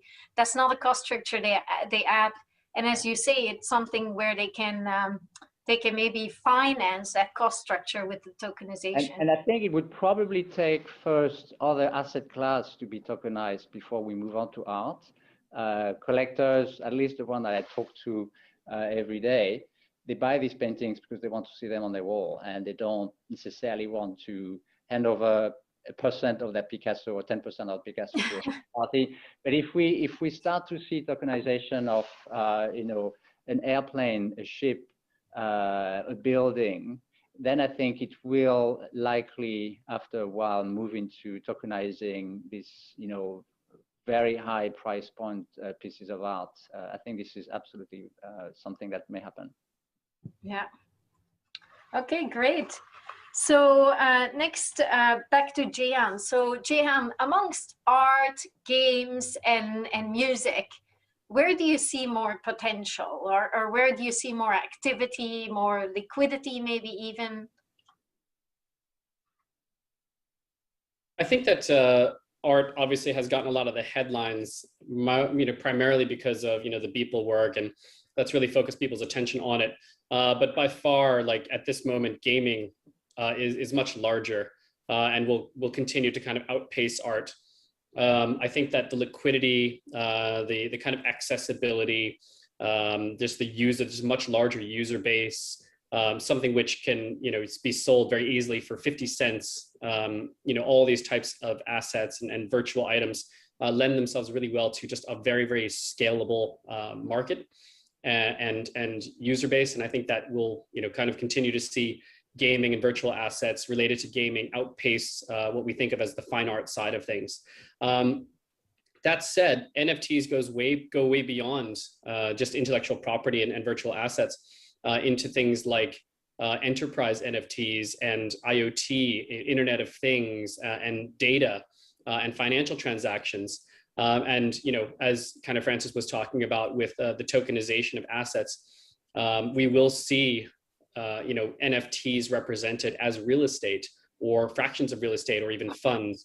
And we'll start to see, the tokenization merge with the NFT side of things. And I think that, we'll start to see the, not just the tokenization of capital markets, but the NFTization of capital markets. And that's really where we'll start to see the multi-trillions of kind of value flow into the NFT space. And then, we'll probably, in short order, start to see decentralized finance on top of these asset bases and so on and so forth, as we've seen in the crypto space. So right now it's still very early. I think art, as it has been for millennia, is a great sandbox. It's a great way for people to experiment with ideas and test the boundaries, the parameters of what's possible with a medium or with a technology in this case. But that will quickly, kind of start to become mainstream and applied to more practical and more pragmatic spaces and more lucrative spaces like business and enterprise. And I think that's where we'll be, within 2 years, 3 years. What about sports? Yeah, so we're invested in a few projects that are related to sports themselves. We invest in a project called Olyseum, which stands for Olympic Coliseum, like the kind of convergence of the two words, which two of the world's biggest football stars are a part of. Carles Puyol, Andres Iniesta. I mean, these are massive Barcelona ex-captains, and they're helping football stars and many other sports stars to tokenize the relationship between their fans and themselves, and also minting NFTs. So we're seeing a lot of that. I mentioned Yellowhawk before. They've been working actively at creating a ticketed experience, so NFTs as tickets for various events, including sporting. And I think that we'll start to see blockchain technology and tokenization make its way much further into sports. I think I mentioned the Muhammad Ali estate with Eternity before.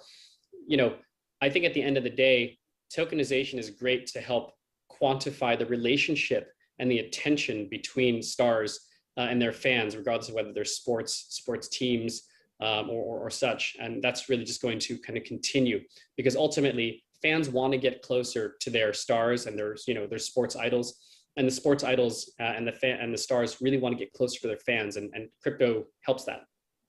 Yeah. So one question I have about the art side, and it's to both of you, right? So you see, like I put here on this slide here in the back, a piece of art. So what difference really does it make whether I own that NFT or not in the age of the screenshotting, because this is screenshotted?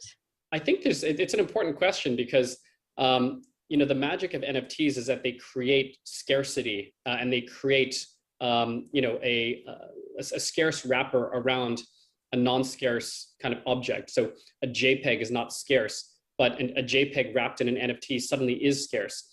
And it feeds this kind of psychology and this, you know, almost, you know, in our bone marrow, this desire to collect and to own. And there is, I'm sure, some type of chemical difference in the brain in terms of how, I'm serious, how we think about ownership, right? Versus, you know, Spotify, like. It's true. You know, yeah, and so I don't know what the chemical reaction is, but there's something there about possession. It's a very human type of experience and a social phenomenon. And that's really what we're talking about. We've never been able to have ownership, like true ownership and provable ownership in the digital world. And that's what NFTs suddenly do. And it goes, you know, again, across the kind of gamut, not just art, not just design, not just music, not just film, not just anything. It's everything. And that's really the magic of it. And that's going to continue, I think. Got it. So maybe to get your both views. So far we've been really upbeat, right? But some, of course, are seeing risks, and the risks that some are seeing is that a lot of these things may lose value. So maybe not those luxury NFTs, or maybe as well. We don't know for sure, right?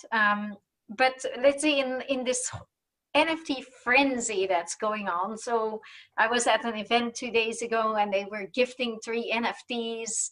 You know, how do you see this develop from a market like holding value perspective? And secondly, some have very much linked to that, raised questions around tax compliance, which are no stranger to the art world, by the way. Right. First, I would say I come back to the same thing I said earlier, which is when it comes to the value of art NFT, the art part of the NFT is an important one.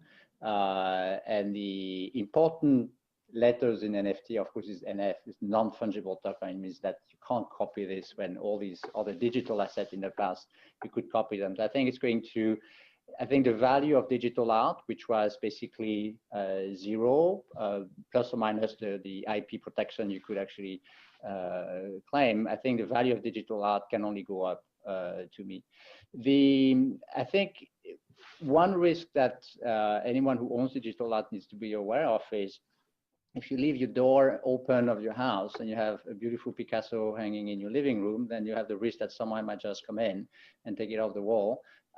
Digital assets are also prone to, you know, a whole range of scams, and, you know, I think we shouldn't think that we shouldn't. There's no illusion that even if there's an NFT attached to it, you know, the digital assets also need to be protected by. And I'm not the most competent person technically to talk about this, but that's a real risk. When it comes to tax or compliance, we apply to anything that goes through our platforms exactly the same, you know, requirements in terms of KYC and, you know, clearing the origin of funds and the ownership as we do for analog arts. That's exactly what happened for, you know, the NFTs that we've auctioned, whether it's, you know, the work from people or the CryptoPunks. So, you know, we ensure the full compliance at standards which are, you know, similar to the ones you would find in financial institutions around the world. So I don't see personally in terms of, you know, tax. I mean, then people do what they want with it, but at least as long as we transact on these works, the level of compliance and scrutiny is extremely high. So I think we're going into the last 5 minutes, really. So one question still to you, Jean, and then I'll have the same questions for you both on the 5 to 10 year outlook. So firstly, Jean, to you. So clearly with digitization, it can intersect with smart contracts, right? So do you see any like trends emerge in terms of these smart contracts being developed to attach to these NFTs? Yeah. Like, for example, I would immediately think inheritance, right?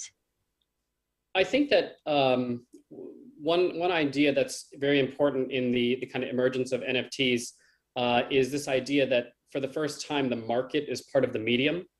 And what that means is, you know, you have an image, which is a JPEG or a movie file, and it's wrapped inside of this, NFT smart contract. But the smart contract dictates where that money goes oftentimes. So for example, a primary sale on, a Nifty gateway will direct X amount of the funds to the artist, X amount of funds to the Nifty gateway. And if there's a resale, it will also, kind of redirect those funds in perpetuity through that platform. And that's literally part of the art. And that's really the first time that we've started to see this idea of a form of cultural inclusion or financial inclusion for the cultural space, where artists and even like galleries and to some extent auction houses can have long tail residual types of revenue in perpetuity. And that creates a very, very different type of relationship and support mechanism, especially for artists. I think the auction houses are doing well, so maybe they don't need it as much. But the starving artists and the small galleries really benefit from this. And so it's not really just a kind of a financial thing. It's a way for more sustainable cultural practice, whether you're a visual artist or an audio artist or a film artist, to be able to support your practice. And I think it's a very big paradigm shift from the way that the world works. Of course, we actually have more imperfect mechanisms like droit de suite and artist resale right, which are not really that effective in compared to how much transactions there really are. But smart contracts really change the game and make it a very, very kind of level playing field, I think, for cultural practitioners. And so this is one of the trends that I think is one of the biggest trends that we'll start to see. And then second, of course, I think that, as people like to talk about the carbon footprint of smart contracts and the constant whittling down of that carbon footprint, whether it's through the actual underlying blockchain, for example, Ethereum moving to proof of stake from proof of work, or whether it's through the addition of, as we did with our carbon drop .art drop, we purchased, it was a fundraiser, we purchased carbon offset NFTs as part of the project in order to basically blunt the impact of the NFTs that were kind of created as part of the project. So there's a lot of different ways. I think the carbon side and the financial side are things that would fit very well inside of an ESG framework. And so you start to see a responsibility coming from the ecosystem and from the community at all levels. Interesting. Okay, so the same question. Interesting, you talk about sustainability, because we have actually just announced, we will be releasing, I think, later this year. We have commissioned a report on the sustainability of art NFTs, because there's nobody, no specific body to that actually can put a number on the sustainability of art NFTs. So we stay tuned, and Christie's will make public the result of this study. Yeah. Great. Okay, so going into the last 4 minutes now, so 2 minutes each. So obviously, it's very exciting where things are today. And so my question would be, if you needed to give a 5 to 10 year outlook, what comes to your mind? What shows up in your brain? Francis, maybe. I think it's building on the excitement that the firework of the Beeple sale created, and this kind of thing makes the headline of the press globally for a reason. I had so many texts and calls in the following days of being asked to talk about something that I barely knew about, I must say, before that sale. And I think it's the beginning of a very long journey for Christie's as the leading international auction house. I think it's adding digital art as a solidly anchored category within our offering. We basically auction works historically, can date back to thousands of years, but they are physical objects. And I think digital art has not been part of that landscape up to what it deserves. And we see, with the Beeple sale, with the NFT, this really coming to life in the mind of collectors, but really offering this platform for digital art to be collected. And we started many really interesting projects that we already had, in the pipeline, and this all was kicked off with the Beeple, but we we have a sale with Lady Phoenix, which is an online sale with about 20 NFTs. We see works being minted as NFTs by foundations, including the Andy Warhol Foundation. So, you know, there's a lot of opportunities that are being created by these technical possibilities, and really bringing the art, all the digital art that were easily being copied and pasted in the past, bringing them really into the collecting scene, which I think is the most exciting thing. Great. And Gian? Yeah, I think that, you know, NFTs will continue to gain prominence and market share. I think that, you know, we're on the cusp of defining a new chapter of art history called digital art, which is separate and distinct from, you know, the kind of new media art that we've seen over the past like 30 years, and different than the digital art that's been created by fine art practitioners. Really, this is a whole new thing, a whole new category of artists and community, which don't come from the fine art context, which are bringing incredible energy and attention and practice to the space, which I think that the fine art world and many other parts of the world, cultural world, will benefit from this new energy and this new practice and, you know, new attention. I think that we'll probably stop talking about this word NFTs, you know, within 3 to 5 years, because it's like talking about HTTP. Nobody does it. You talk about the applications on top and how you use it. You don't talk about the actual protocol, and that's kind of what NFTs are. I think it will kind of disappear. And then I think that, you know, you'll also start to see, you know, a more nuanced look at the technology underneath, and, you know, companies like Render, RNDR, who are looking at, you know, like identity of NFTs, and these types of things will start to become more commonplace in the same way that, you know, a Sun or an Oracle, you know, has been. And we'll start to see these companies become larger and larger, become multi-billion-dollar companies. And, you know, this will be, you know, a new kind of ecosystem of technology, the way that internet rose. So I think these are the different types of trends that we can look forward to. Great. Hello, I'm Stephen Phillips from Invest Hong Kong, where we help companies from around the world set up and grow in our city. Hong Kong is a leading international city and a vibrant financial and innovation hub. It's an amazing place to live and work, at the very heart of Asia, the engine of global growth. Opportunities abound. The Guangdong, Hong Kong, Macau Greater Bay Area is one of the fastest growing regions of the world. And of course, China is the second largest economy.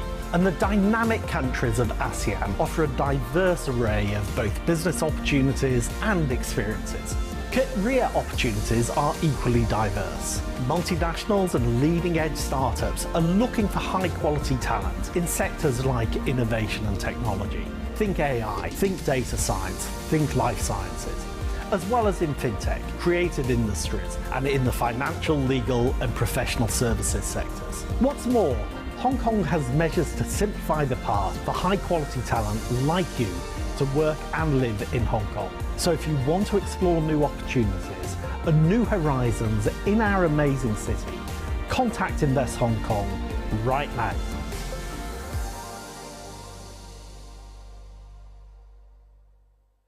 Thank you, Francis, Jihan, and Benedict. Unfortunately, we have to cut that panel short. But today, we are thrilled to have with us Jamie Solomon, the Managing Director of Accenture, to share with us about digital twins and the importance of the Internet of Things. As IoT and digital twins are changing the ways digital and physical interact, let's hear a unique perspective from Accenture. As we know, IoT provides the connection and access to intelligence in the physical world. Can you tell us a bit about the connectivity of digital twins with the outside world? Sure. Thanks a lot, Christy. I think as we get started, maybe a short definition of what a digital twin is would make sense. So in the prior talk, there was a lot of discussion about NFTs and the tokenization of both digital and physical elements. Digital twins are a little bit different in that they are a true representation of a physical entity, not just the tokenization of it, but all of its behavior and all of the activities or actions that that physical thing either can perform or have performed upon it. In direct answer to your question, though, we kind of think of digital twins as having to be connected with digital threads. Because a digital twin by itself can't communicate, can't speak to the outside world, can't be spoken to. And so, to your point, it's really the IoT devices that allow the digital twins to communicate to other digital twins or other standard infrastructure within an ecosystem. So we can't really overemphasize the value that the connectivity matrix that we like to call digital threads or IoT devices brings to the digital twin world. That's really interesting. Share with us about your work on digital twins and what has been the biggest opportunities. Yeah, so that it's interesting, right? Anything that has a physical presence and has a set of behavior that can be managed and monitored through IoT devices is an opportunity for a digital twin. And Apple can't be a digital twin because it doesn't have behavior built into it. It doesn't communicate. It has no mechanism. A house is a perfect example of a digital twin. A car is a perfect example of a digital twin. A factory floor. Anything with essentially that's an asset that has a fairly long life, and anything that has a set of behavior that can be understood and communicated to and communicated from is a potential digital twin. So in terms of work that we're actually doing today in live, in production use cases across the globe, and it is a global presence. It's not something that is specific to Asia Pacific, North America, Europe, Africa, Latin America. It's global in nature. A couple of the use cases that we're heavily involved in is two of the ones I mentioned at the outset, really, which is the creation of digital twins of cars. And in that particular use case, that is driven by a couple of things. It's one, driven by an organization called MOBI, which is the Mobility Open Blockchain Initiative, which essentially now has 138 different members. Almost every single car manufacturer is a member. And what they've done is come together and established a set of standards for a vehicle. And those standards include its essentially digital twin. How do I uniquely identify that vehicle? How do I codify the behavior of the vehicle? And what does that mean in terms of what I can now do if that exists? And a very simple use case, and I'll talk a little bit more of the future as we go through this session, but one of the perfect examples is in today's world when a car dealer takes possession of cars, new cars to sell, normally those are financed by a bank. And the bank, because it's a securitized loan, it's collateral that has to be managed, they go and they physically audit these cars, sometimes once a week, sometimes once a month. That means they send out people to dealer car lots where there are thousands of cars, and people are counting 1, 2, 3, and they're checking off, is this VIN here, is this VIN here, is this VIN here? It costs the industry about $1 billion a year, adds no value whatsoever. The creation of a digital twin, along with the IoT devices that we've spoken of, along with a blockchain or a distributed ledger, allows that process to be automated. So no longer do banks or people who lend money to car dealers have to go out and count cars. Those cars are automatically counted by the devices in the car. Using the digital twin, the identity of that vehicle that is uniquely identified as it's born in the factory. And then that information is stored on the blockchain and then shared amongst all of the interested constituents. The lender consortium that has lent in a syndicated loan to the dealer, and all of the dealers and all of the dealer employees. That's an example of one of the things we're doing. In the housing space, a similar but slightly different concept, where wouldn't it be nice if when you bought a house, you had a full and complete record of everything that had ever been done to that house that was codified in the house itself?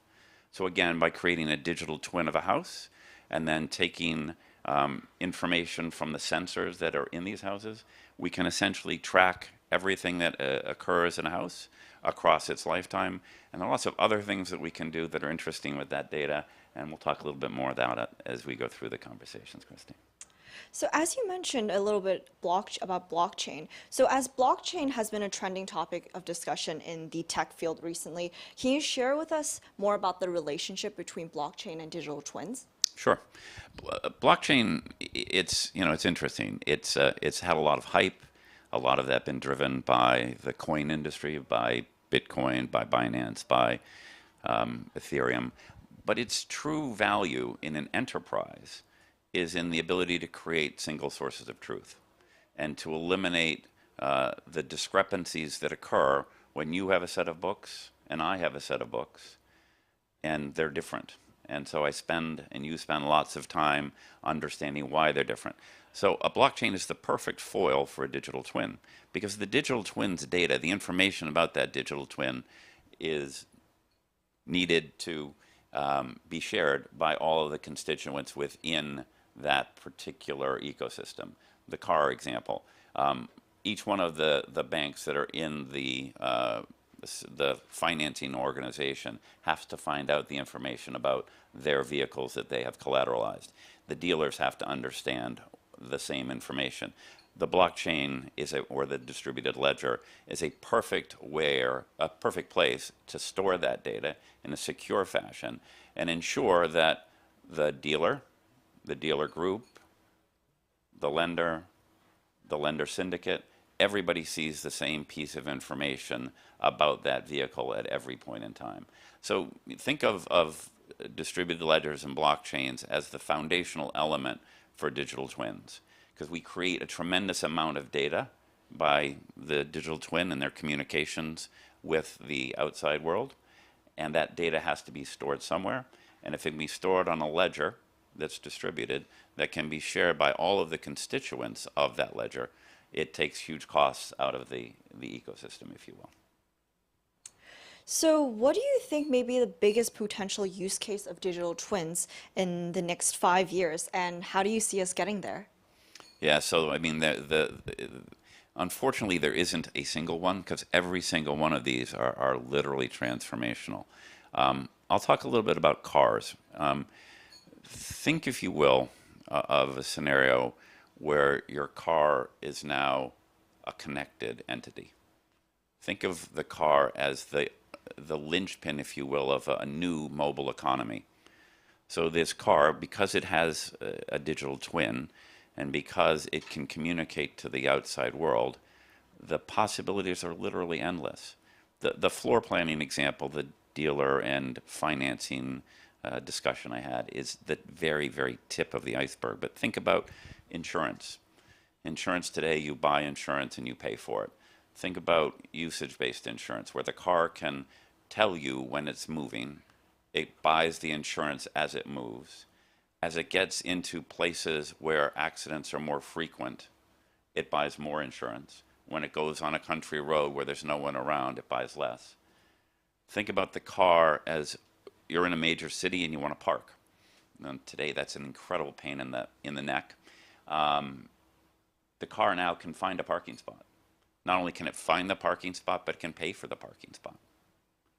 Think of the car as a commerce entity. You're going on a long drive. It's on a big road with unlimited speed. I want to buy more horsepower because I want to go fast because there's no speed limit. Using the concept of this mobile economy, the car can automatically purchase at your request additional horsepower.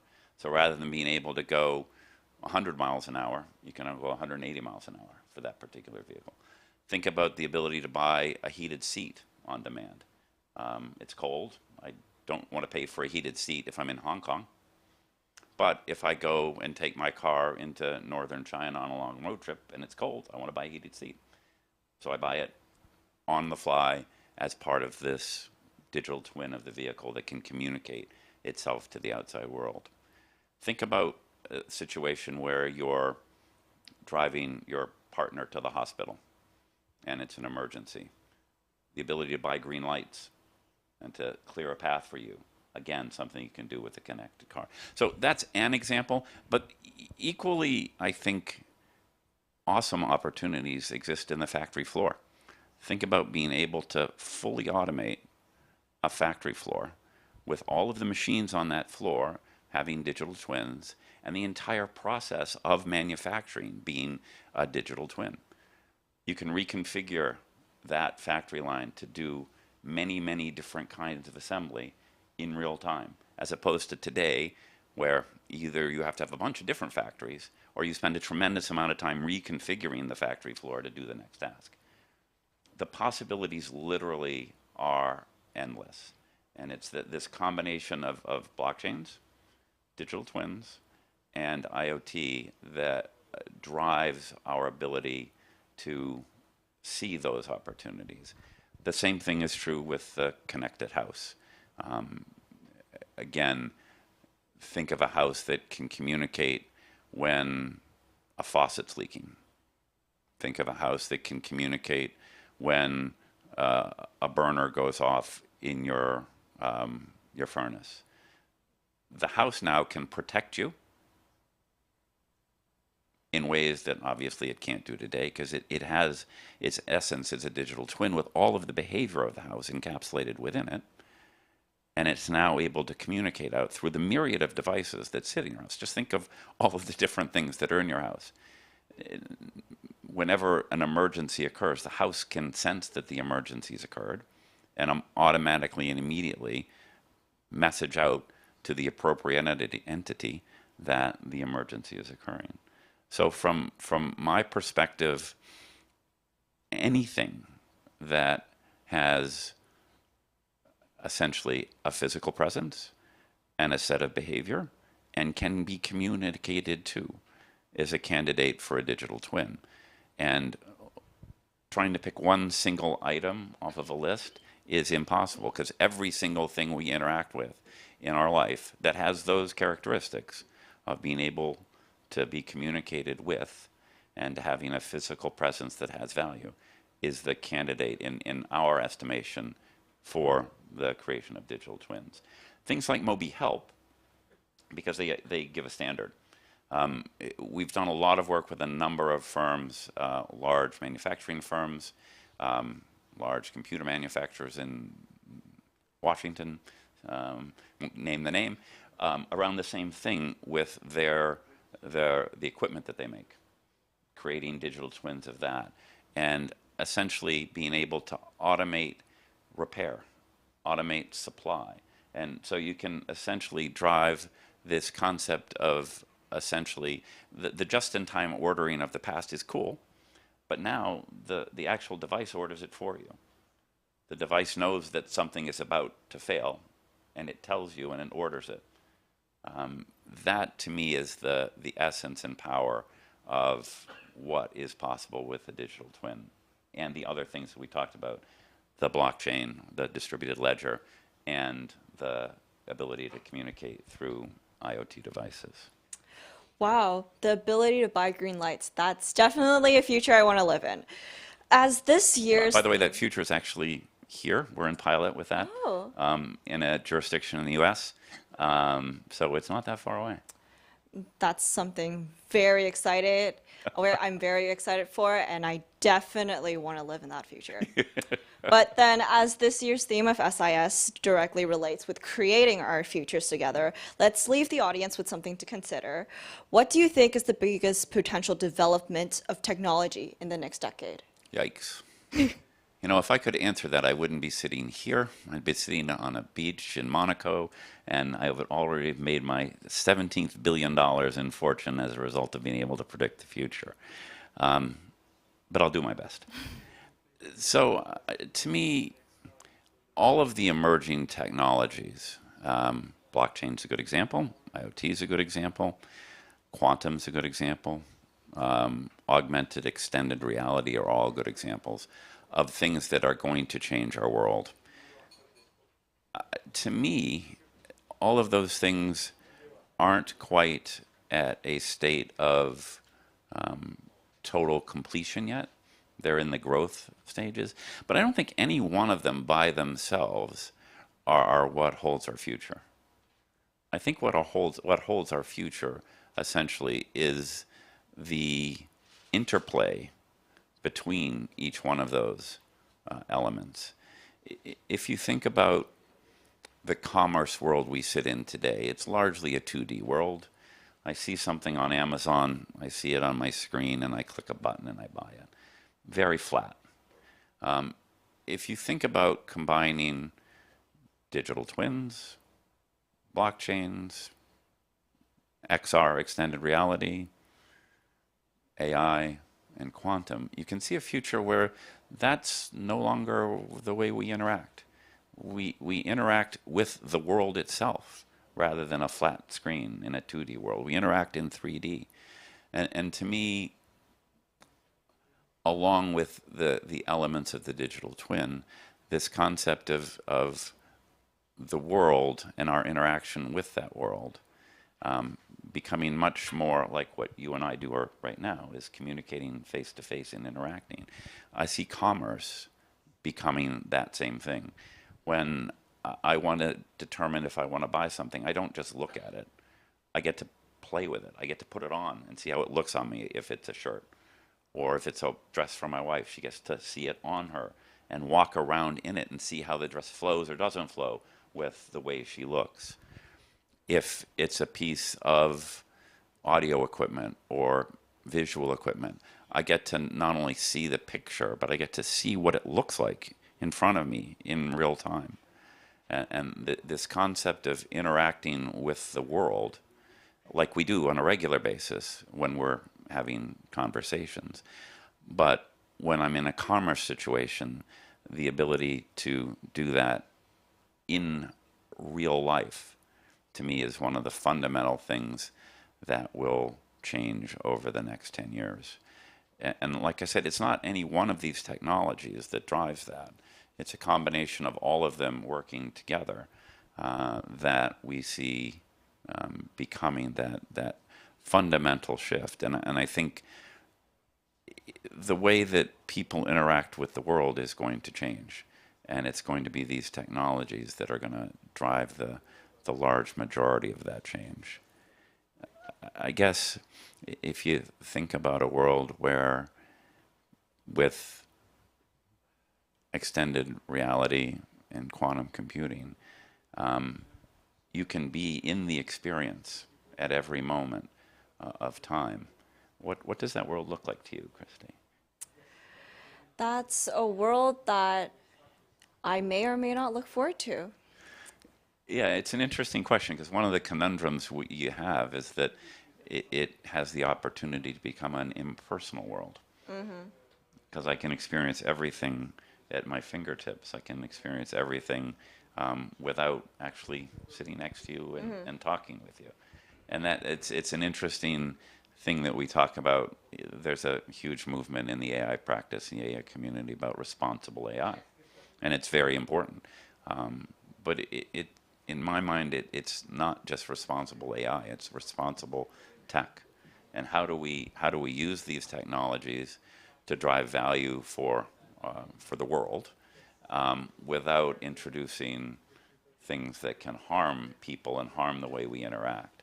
So to me, it's critical that we harness all these wonderful technologies and we put them all together, but we do it in a responsible way that essentially allows us to add value rather than to cause situations that could detract from value. But I do think that it is the power of this integration of technologies that is the key element, not any individual component of those technologies. And it's how we integrate them, and it's how we harness them together that will drive our future, not any individual piece. Yeah, I agree with you. I think the human touch is something that I definitely would want in my future. But then thank you, Jamie, for joining us at SIS this year and helping us co-create our futures. Thank you, Chrissy. It was a joy to be here.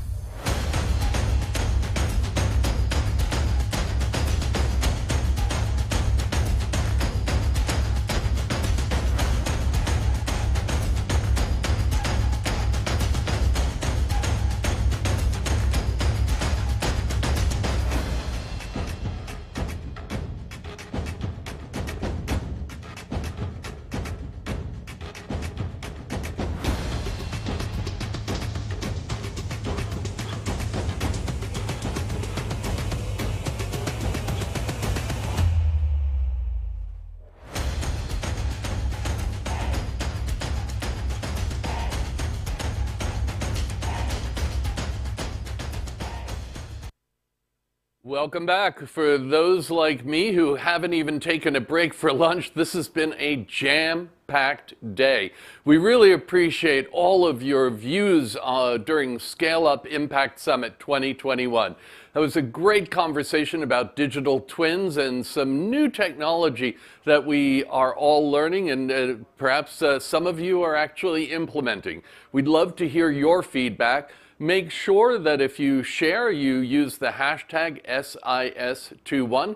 We would value your feedback because that will help us build the next year's program bigger, better, and bolder. Now we're going to talk about getting in touch with people across all ages. The next panel will be talking about the power of intergenerational voices in scaling innovation.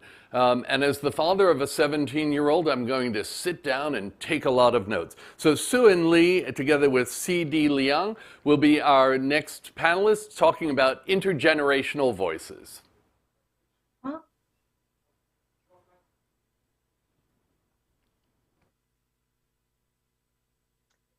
Hello. Good afternoon.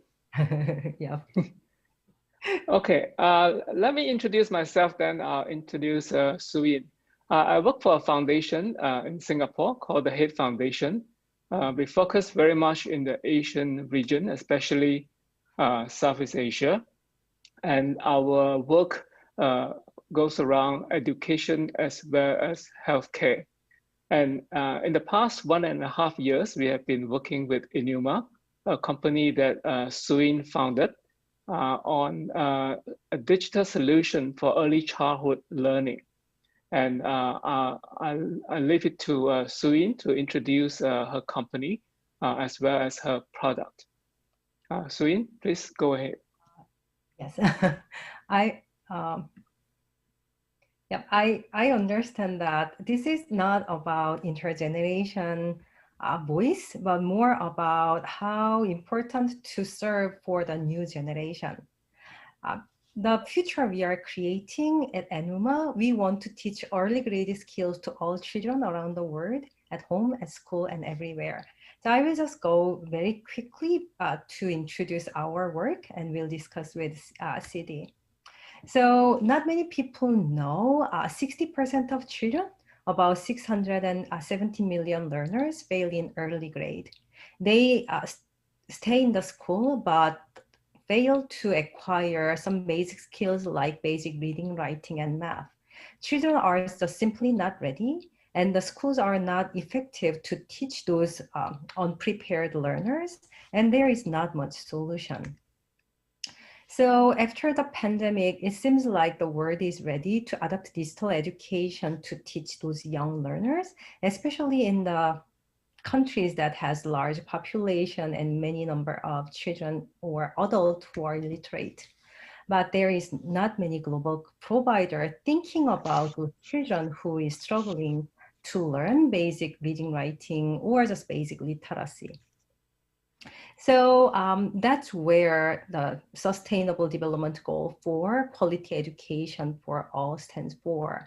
So UN want to ensure an inclusive and equitable quality education and promote lifelong learning opportunities for all. And so many people actually have worked for it, not just for us. There are innovators, thought leaders, wealthy donors, and they assembled the Global Learning X Prize in 2014. That is with one question that what if a tablet device can teach children, teach themselves basic reading, writing, math themselves, even without teachers? And we are a mission-driven for-profit company from United States. And we won the Global Learning X Prize competition in 2019 by proving the child can learn basic reading, writing, math with tablet devices. So yeah, we just sell the same product to B2C market, doing really well in China, Korea, Japan. And recently, from the pandemic, we are building new product called Enuma School to teach basic literacy, math, English for children in developing countries with their home mobile phone device and tablet device at school. And our ambition is all children in the world will learn with Enuma School. We believe that we can provide basic literacy solution to all children to their home and can sell additional subjects like math or English as a second language to wealthy parents or government, and can actually build a really great ecosystem that covering the whole world, that all the children actually need to learn can access to quality education. And for us, as I introduced ourselves, we are a for-profit company that is backed by financial investors, impact investors, donors, grant makers, just all the help from the ecosystem. So I believe that that is not more, so I just want to say that to really scale an innovation, it requires the whole village. And I believe that as a tech startup, we are the vehicle of that change that is surrounded by really good friends and stakeholders and partners around the world.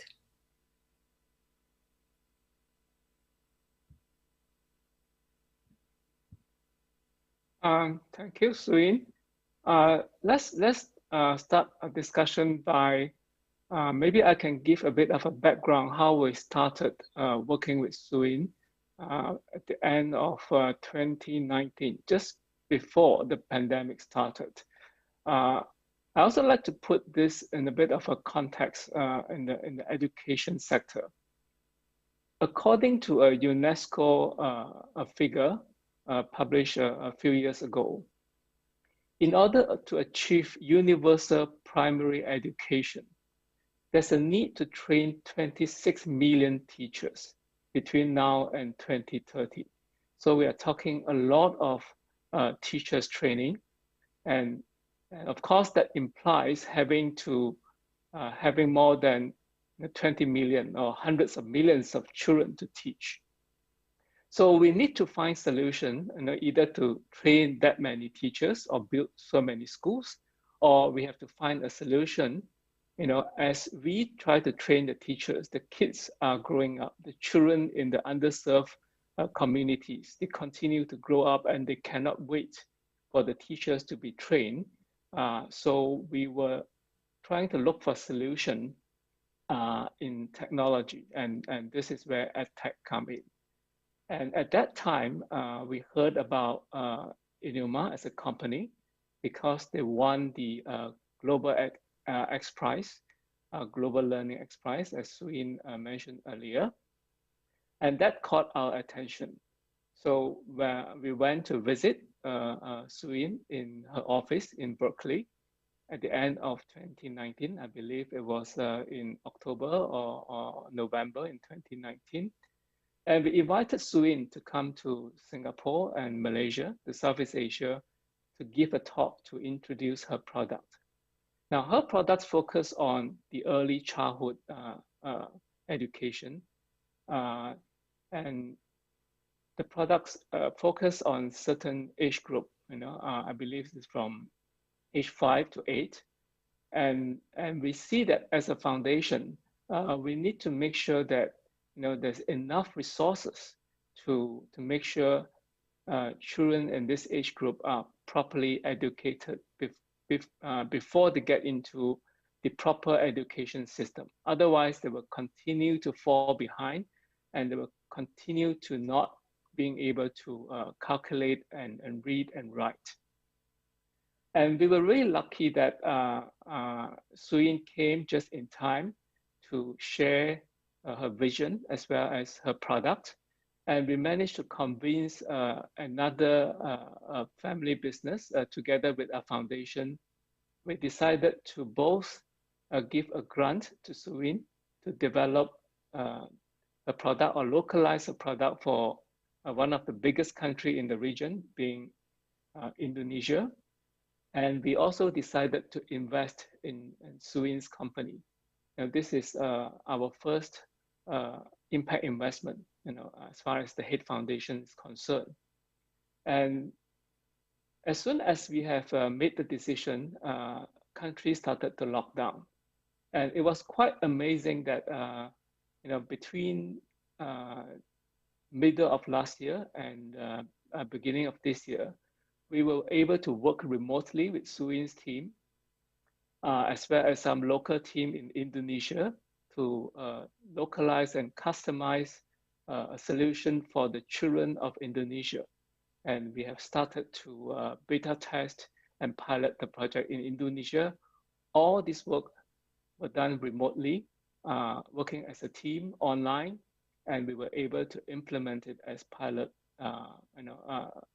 in about 3 months ago, and it's going to a larger scale pilot soon. So let me ask Suin a question, in the sense that why do you think this is important? Why do you initially started a company to work on this particular product? I came from game industry, and I saw tremendous amount of money is spent to entertain healthy adults. And after I have a child, I just realized that there is not much talent or funding to give to young children's education compared to those two entertainment industry. There is a really good education companies, but they are not fully digitalized or prepared to the new digital age. So we believe that our skills and the knowledge we learn from game industry can be used to change the life of young children, especially those with special needs. I and my husband, my co-founder, inspired by our own child with special needs. And then on the way, we learned there are more and more number of children who are struggling in learning.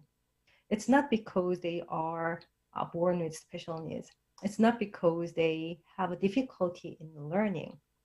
In most of cases, they just didn't have proper training, academic training or preparation before they enter the school system between 0 to 7. And once a child comes to school without any preparation, it's really hard to follow up teachers' curriculum. And those children mostly destined to fall behind. There is one problem of children who are not prepared in learning when they enter the school system. And also there is other very important problem of unprepared school system. So for last 200 years, people just spread the idea of public education to all countries. Right now, almost 100% of learners in the world enrolled to primary school around the world. But the quality of the school are so different from country to country, or from those who are wealthy to who are not as wealthy as some of their peers. And there is a saying that there is a 100 years of gap between the wealthiest, the best school to worst school in the world. And amazingly, the most surprising thing for me is the number 60%. So majority of children actually couldn't get into the real learning journey because they fail before they get the right level, the second grade level of basic reading and writing and math. So it's a so big problem, and there is so many organizations and thought leaders who just discuss about that. It's a UN's Sustainable Development Goal, but strangely, not many companies and not many companies are interested in solving that topic. So I was really curious why, And then I accept it as my mission because we know the best problem and we have some clue about how to solve this issue. And I believed that one day the world will really understand the importance of this problem, importance of the technology. That is all happened before the pandemic. And right now we are here. Once last year, 1.5 billion children in the world couldn't go to school because school all closed down. Right? Still, many of children are out of school, even though they enrolled to the school system. And some children who are fortunate enough to come to school still stays at home for 3 days or 4 days and rely on the online education. And unfortunately, most of online education tool doesn't serve those young learners who don't know how to read or write or who don't know how to learn. Yeah, so Swin, you brought up a very important message here. That is, even before the pandemic, there's a lot of a need for a solution for younger learners. At the age of 5 or even in early primary school, and because of the pandemic, and this has become even more serious. But when we think of education, there are a wide spectrum, age group, and apparently there are more money to make in higher education, right? You look at the cases of Coursera or EDX. Coursera just got listed, I think for $5 billion, and it seems like the age group that you are targeting, we tend to kind of think of it as the responsibility of the government, right, to make sure that the compulsory, I don't know, 10 or 15 years of education comes from the national education system, the support from the government. So and it's going to be costly, right, especially in places where there is no proper infrastructure, right? The more remote places you go, the more costly it's going to be because the population will be smaller, they wouldn't have the infrastructure. So if you are providing a solution for that target group, how do you think you can sustain or financially sustain a solution like this before it reach the scale that you are targeting? That's very good question and interesting question. As I mentioned that when I come to education technology in early 2010, most of innovation and money are in game industry. People believe that only wealthy and healthy adults will pay for digital content. And then it comes to the era of MOOC and education technology, and people still focus on people who actually already can learn and who can pay for the education resources surrounding them. That is not that is all really good solution. That is really needed solution. But digital actually can do more. But many people actually ask, hey, but those children doesn't have phone, doesn't have bank account. How will you collect the money from them? Right? So there is a two answer for that. One is the education system spent a lot. So for example, before the pandemic, UNESCO once mentioned that $128 billion are spent to schools that doesn't make any learning outcome, right? OECD countries spend around $4,000 to $6,000 per year per student. And right now, the price of tablet or mobile phone is less than $100. And with for example, with $50,000, you can cover the whole classroom, wherever it is, and whoever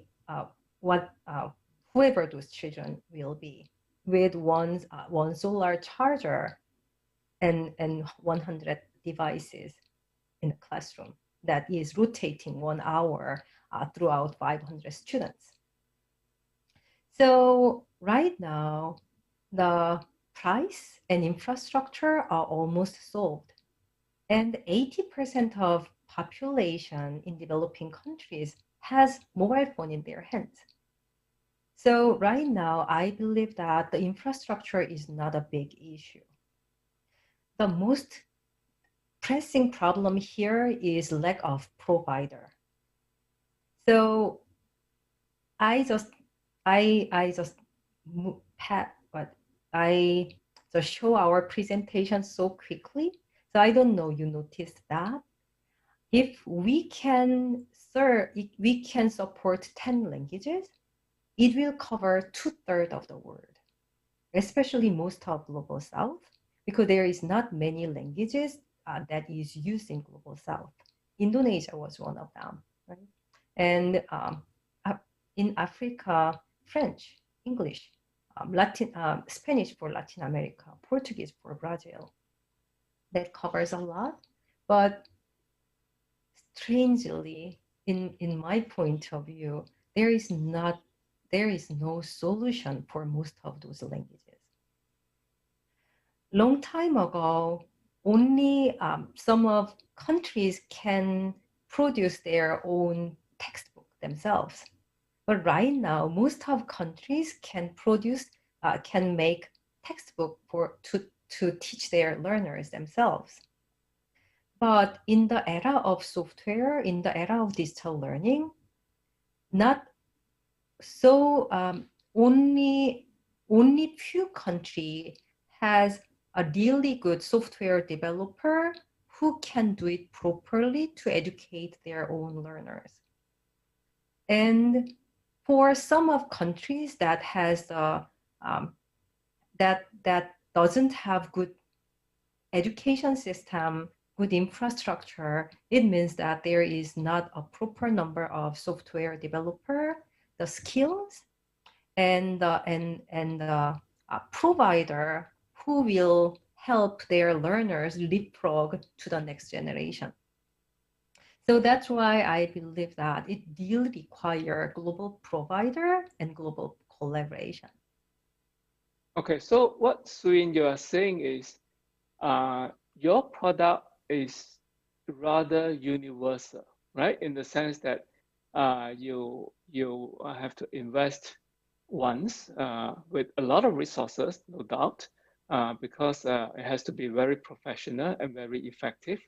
But once it's created, it can be duplicated in many, many countries and benefit a lot of children in these countries. So then there are two questions, right? Because different countries has got different curriculum in the education system, and they use different languages, right? So my first question is, how do you adopt your solution to different countries so that they can align with the curriculum of the respective countries? And the second question is, how do you get enough investment, or rather, capital? Because I remember you telling me it costs you tens of millions of dollars to develop what you have today, right? So so you must have a lot of investor who was convinced of your solution and believe that you can sustain in the long run and even make a profit, right? So maybe you can share with us, how do you manage to convince them that this is a good investment in the long run? Mm-hmm. Two very important questions. So thank you very much for that. First, early childhood curriculum are mostly universal. So math education is universal all around the world. children in Tanzania need to learn the basic math skills that is in Singapore or Korea or United States. For those children who hadn't seen any number books before coming to school, it's so unfair, right? But however, the way to teach the basic concept of numbers and basic concept of calculation is all consistent around the whole world. So we could use the same math curriculum and English as a second language curriculum around the world. Language is different, but interestingly, for young brain, the basic literacy skill actually learn in almost similar path across many languages. So we are not teaching the new languages to foreigners in local languages case. We teach how to read or write. So we teach alphabet and the shape of the alphabet and let children learn how to link the sound to alphabet. Once they can do that, they will learn the group of alphabet build word. And once they can build word and they can read the word, they can build sentences and can read sentences. Because those children we assume that those children already can speak. Once they can read, they can see, they can reflect their knowledge on language to the written word, written sentences. So it was not our intention, but the Global Learning X Prize competition we spent for 5 years, designed so they asked us to build 2 different language curriculum. One is English and another is Swahili. And from that experience, we learned that the basic language curriculum is also very universal in some way. So right now we have kind of generalized language curriculum that can apply to many different languages. But however, we require large team of curriculum developers, language experts, and story writers, curriculum game designers, and so on to build new language version. So thankfully had foundation and GMP, PSMI donated 1 million to build the Indonesian version. So to build our basic system, we spent about $15 million for last 9 years. But with $1 million donation, we could, not donate, grant, we could build about 20 people's team of all the contractors and professionals to build Indonesian language version that works. And we actually have other languages in the pipeline. We are building Spanish and Malay and some other languages in Korean and so on. Korean was very different, so it was more expensive, but in some languages, they are easier. But also within the same Spanish, there is a different version per country to country. Our team actually learned how to build that. And we believe that at least for the basic language acquisition, basic alphabet acquisition, our method can be applied to most of the languages in the world. So that is one answer. That is an answer for your first question. Mostly universal. We have a really great architecture that make it possible. And we actually design it so to localize it to tens of languages in the future. And your second question is how we get that money, right? It was not an easy work. In the early days, we designed for young children with special needs. But and we got angel investment from many Silicon Valley angel investors and impact investors, and some financial investors, including K9 Ventures, Rich Capital, K4 Capital, 500 startups. Then our application, Todo Math, became a really big hit in Asian market, because even though it is designed for children with special needs, struggling learner, it is the best quality math product in the market. So wealthy Asian parents just like to purchase it to make their 3 years old or 5 years old prepare the elementary school system as early as possible. So financial investors like SoftBank Ventures Asia and Teleducation Group invested in our Series A round. But from that point, we challenged it to Global Learning X Prize competition. It has $15 million prize donated by Elon Musk, but it was too risky for many of the investors, because even though we would win in the market, even if we would win in the competition after 5 years, that $50 million will come after 5 years, not from the beginning of the competition. So really risky, and we need upfront payment to developers and investors. So for 2 rounds, we raise our funding from impact investors. So Korean impact investors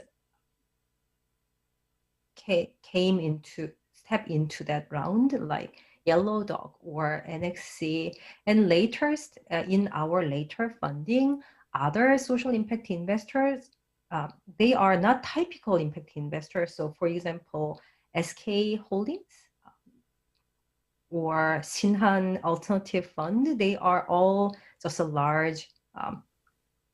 large corporation, but they start to do impact investing recently. And they all were surprised to the large problem we want to solve. And they believe in that there can be some good deed by just support us. So we raise impact funding. And then we won the Global Learning X Prize. We were one of the co-winners, so got the total $6 million prize money from Elon Musk. So that was definitely helpful. At the same time, we also get grant from KOICA, Korean International Cooperation Agency, and private foundations like Head Foundation and SIAT Foundation in Korea. So I think that from that point, even though we are a for-profit company that is venture-backed, we see the world and the corporation world in totally different point of view. We will do whatever we can, just find any funding sources to just keep going on. And there is different stage in the company. So sometimes it attracts financial investors. In some stage, we need the help from private foundations or impact investors. Okay, thank you, Suyin. My next question is, we saw on your slides just now, you have grown a lot in the last 2 years, and you have a lot of users now. But can you give us a sense of the scale of your operation or your company? How big is your team, and how many countries are they in? And your products is being used by how many users worldwide? Let's see, we are a team of 110 people. Many of them are in US headquarters and Korean office. And we have offices in China. And we are setting 2 offices. One is in Japan and another is in Indonesia. So we are a small startup that has 5 global offices around the world. What about users? Yes, that's what I try to calculate. We have about 10 million users for our B2C product, Todo line, and also many KidKid School users around the world, especially during the pandemic. So in the beginning of pandemic, KitKat School is our application designed for children in developing countries, focusing on African context. And we actually released it for free until the end of 2021. At that time, we thought that, oh yeah, this pandemic will end in 6 months or 1 year. So at the end of 2021 will be maybe too much, but we just wanted to give enough room for foundations around the world, school around the world to test it in enough amount of time. And there are about, we got about 30,000, we provide about 30,000 license of KitKat School from 56 countries. And there are more number of people who actually use KitKat School because it is released as open source. And yeah, so there are many different type of users of KitKat School through its open source code. So it's a bit hard to say how many users are using it right now. But we have a really great ambition that we want to provide free version of Indonesian literacy to all Indonesian learners at the end of this year. And I believe that from that moment, once Enuma School really kicks in to developing countries to teach basic literacy on mobile device, we will serve for a lot more number of users around the world. So it sounds like you have two parts, to your business. You mentioned that you have a B2C business, and then you also have half of your company dealing with nonprofit operation, working with government and NGOs.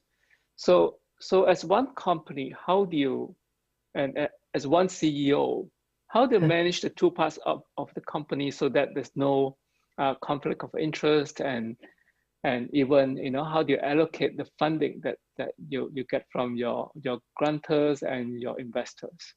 So we don't have any non-profit part in our company. We do everything as a for-profit company.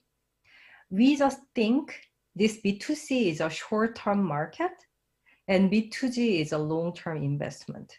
We use the same program to both market.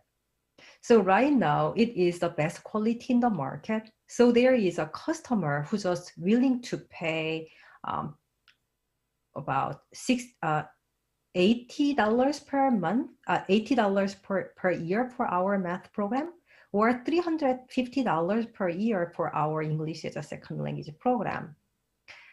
And at the same time, we really want to distribute it into large scale for those who really need it. Many of our B2C customers really love our program, and the children actually got great help on their learning. But I believe that considering the level of resources and their parents' intelligence level, those children will achieve it anyway, sooner or later. But we really want to use our technology to help learners who are struggling in learning, who are destined to fail in current system. And the only way to access them is through B2G, through school system. And I understand that that will take time, but we actually came very far, especially after winning the Global Learning X Prize after the pandemic. We have a chance to discuss with many local government or central government who are looking for the solution. And I believe that one day, it's hard to say, will it happen 6 months later or 1 year later, but we all know in 10 years, digital education will be part of public education system. And we are preparing that long-term future as a for-profit company. Yeah. Suyin, we have about 5 minutes. Let me just quickly ask you a question on your product, right? Because if your product is successful, so even not an if, right? Your product is already so successful.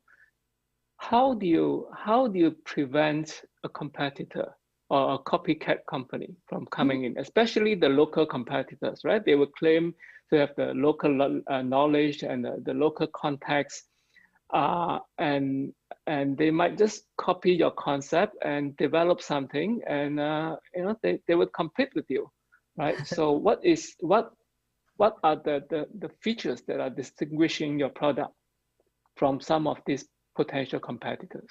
Interesting. It is I understand this is $1 trillion problem. Okay. And there are just in the minimum $128 billion wasted each year. But there is not many company who try to solve this problem. We feel lonely. We really want to learn from our competitor. I mean, I came from game industry, so everybody actually learned from each other, and that's how to attract new talents to the market and how to accelerate the innovation. It's I think it's a more collective work. But in here, where I am, I can't find many friends. I don't feel it as a competitor. I am feeling it as a friend. There are so many languages, so many countries who need such a solution, so many governments to convince, but there is not many players in this market. If we become a bit more successful, if we become a bit more famous, there can be other friends appeared around the world. And they say, oh yeah, for Francophone Africa, we can actually do better than you. So we will learn from them, we will compete with them, and we can actually leverage our knowledges that come from other culture and market to improve and compete in that certain region with that competitor. But we didn't have such a chance yet. Okay, so I think it's really good to be in a sector or a market like this.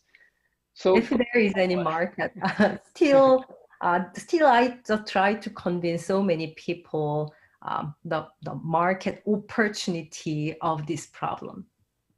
So what do you see going forward, to be the biggest challenge of Enuma, in order for you to achieve your goal of, reaching 2/3 of the world population in that age group, so that they can be properly educated and fit better into their national education systems? We still need to raise funding. So we need to meet good investors or partners, like-minded people, and more talent who will join to our team and build this product to the next stage and to the future.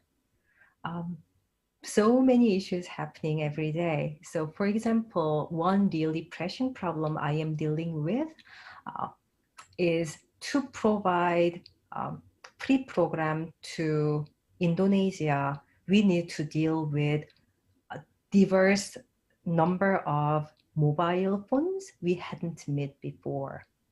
So we are learning every day. There is also the problems we have to solve. And I hope that if we do the right thing, and if we continuously demonstrate the value of such solution and the benefit that our solution can bring to the field, we can challenge to more interesting and more important problems every day for next 2 years, 5 years, 10 years of time.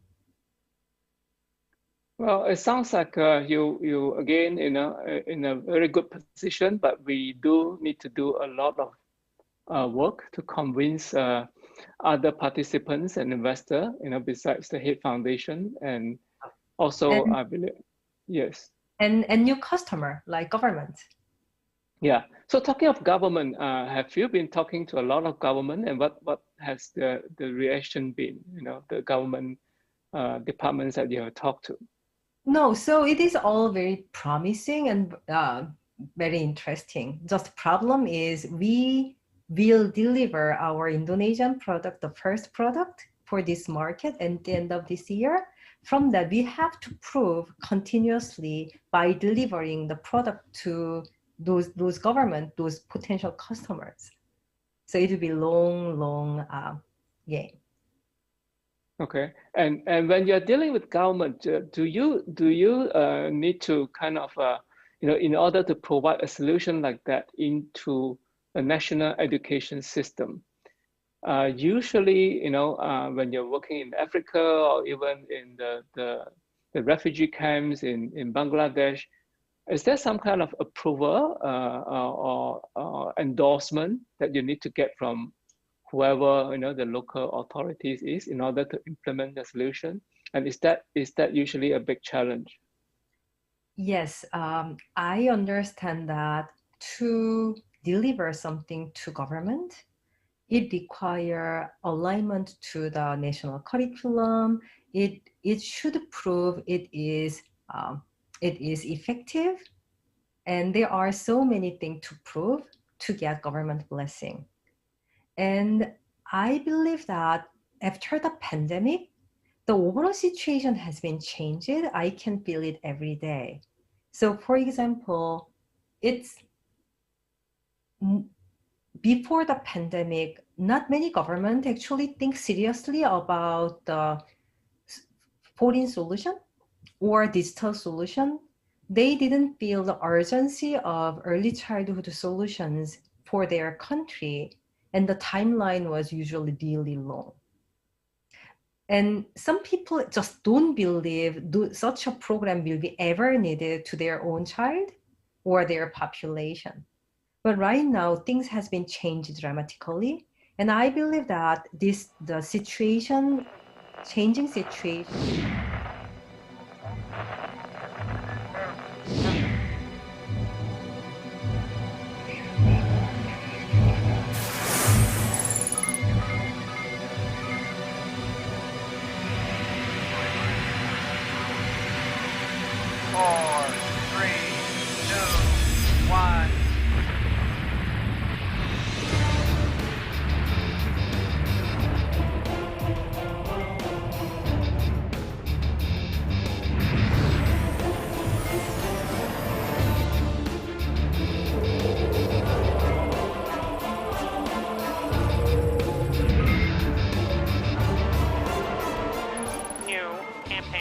Initializing. New campaign initializing.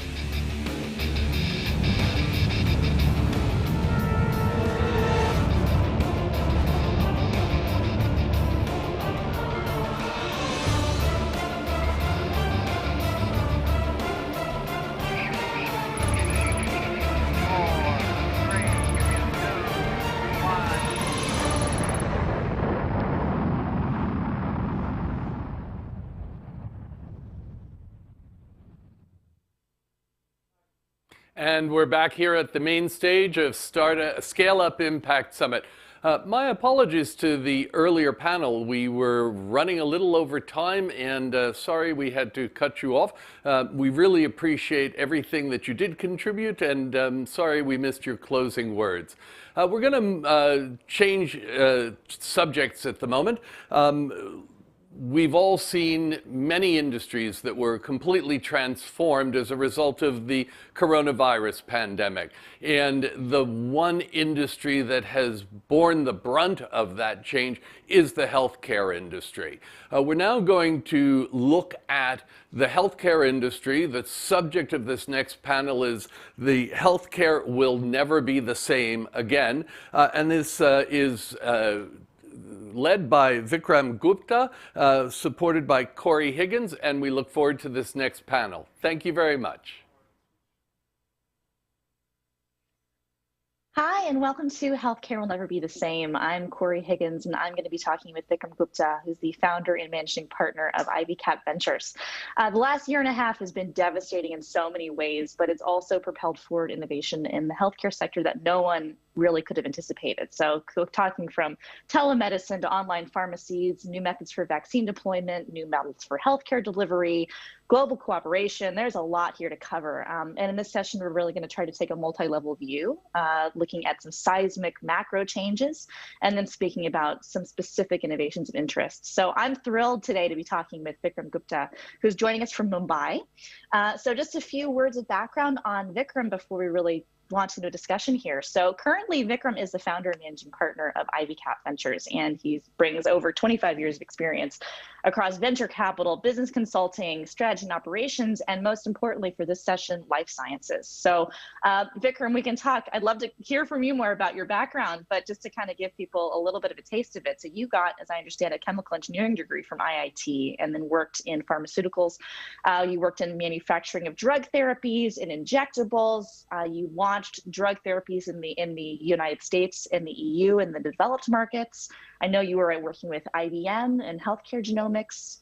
You've worked with Cleveland Clinic, the Mayo Clinic, Blue Cross Blue Shield, all the really big players. And then in 2008, when the markets were really rough, you ended up helping to launch and raise a $100 million healthcare fund, first life sciences PE fund in India, which is incredibly impressive. So I know you really know the Indian healthcare space and the global healthcare space very well. And I'm really excited to be talking with you today. So just before we start, this is a really global conversation we're having, and I really want to anchor this in terms of lessons learned. But I also want to spend some time talking about India, where you're calling from, and which has really seen a lot of the most recent devastation. I think all eyes have really been on India for the last month or so in terms of COVID. And just kind of a quick summary of the situation. After the peak around May 6th, things seem to increasingly be getting under control, but we're still looking at a 7-day average, about 250,000 new cases a day over the last week. So before we delve more into your background, Vikram, I'm sure our audience is interested to hear what the situation is like on the ground in India right now. I see that you're in an office, which is a good sign. Yeah, so, and thanks a lot, Corey. It's a pleasure to be here, and thanks a lot for giving such illustrious background of mine. I think I would say that, as you rightly said, last year and a half has been devastating, to say the least. And especially last, I would say, a month and a half, which is the second phase of COVID. And that has been really, really, impactful in terms of the number of lives and whatnot. So I think that to some extent, I think we are hopefully towards the other end of this phase 2, as we see the number of cases coming down substantially. The hospital beds are now getting empty. The capacities that I hear are now occupied only about 35 to 40%, which is a good news. But at the same time, I think we're still worried about a potential phase 3 happening, which would be, as it's said, might be impacting maybe even much younger population. We still haven't completed all the vaccinations, of course. The drive is on. We know that globally, 1.7 billion people have got at least the first shot, and about 400 million people globally have got fully vaccinated. I know that in the US and UK, US, I think it's about 41% population which has got fully vaccinated. UK is about 37%. And in India, we're talking about 200 million people who got at least one shot, and about 41 million people who got fully vaccinated. And we are talking about a 1.4 billion population. So we have a long way to go.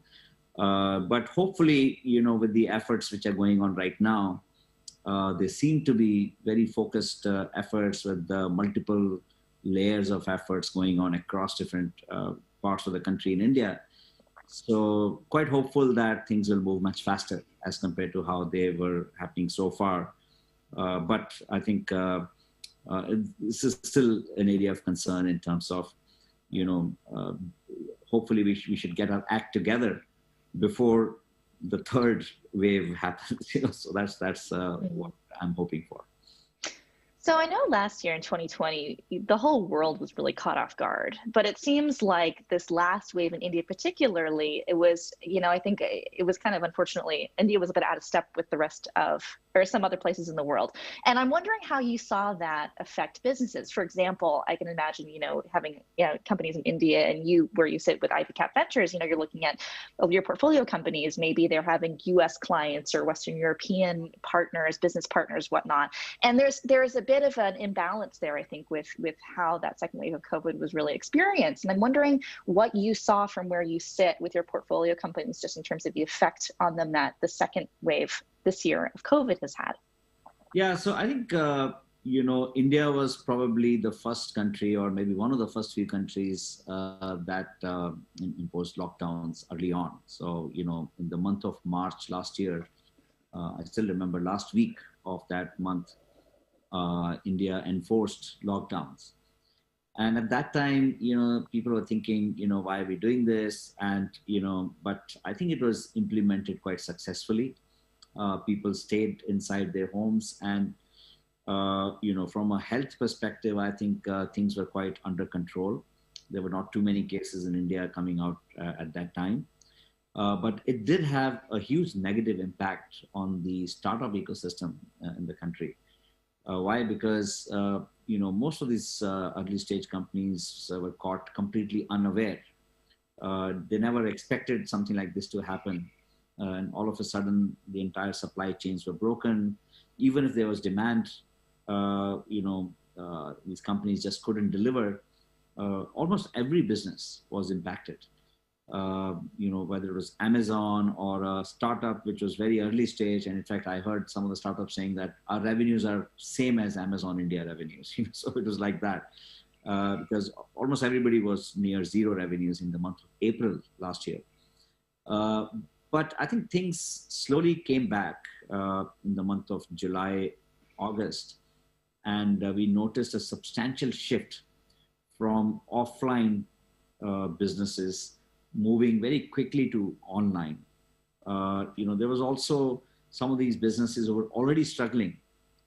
They actually got almost killed during that time. And if they had cash flow problems, they just couldn't sustain that phase. And then there were fundamental changes in certain sectors, including healthcare, which is the topic of our discussion right now. And I believe healthcare had substantial fundamental changes. And that's the reason I strongly believe that healthcare will never be same again post this entire, situation which you're going through right now. And I think, I'd love to take a zoom back a little bit in your career. Because if I understand correctly, back in 2003, 2004, you were actually working on pandemic preparedness. And that must feel so eerie now, having gone through what we've gone through, given your background. Can you tell us a little bit about that? That's very interesting. You're absolutely right. In fact, if you go back to that year, I was working with IBM in the US.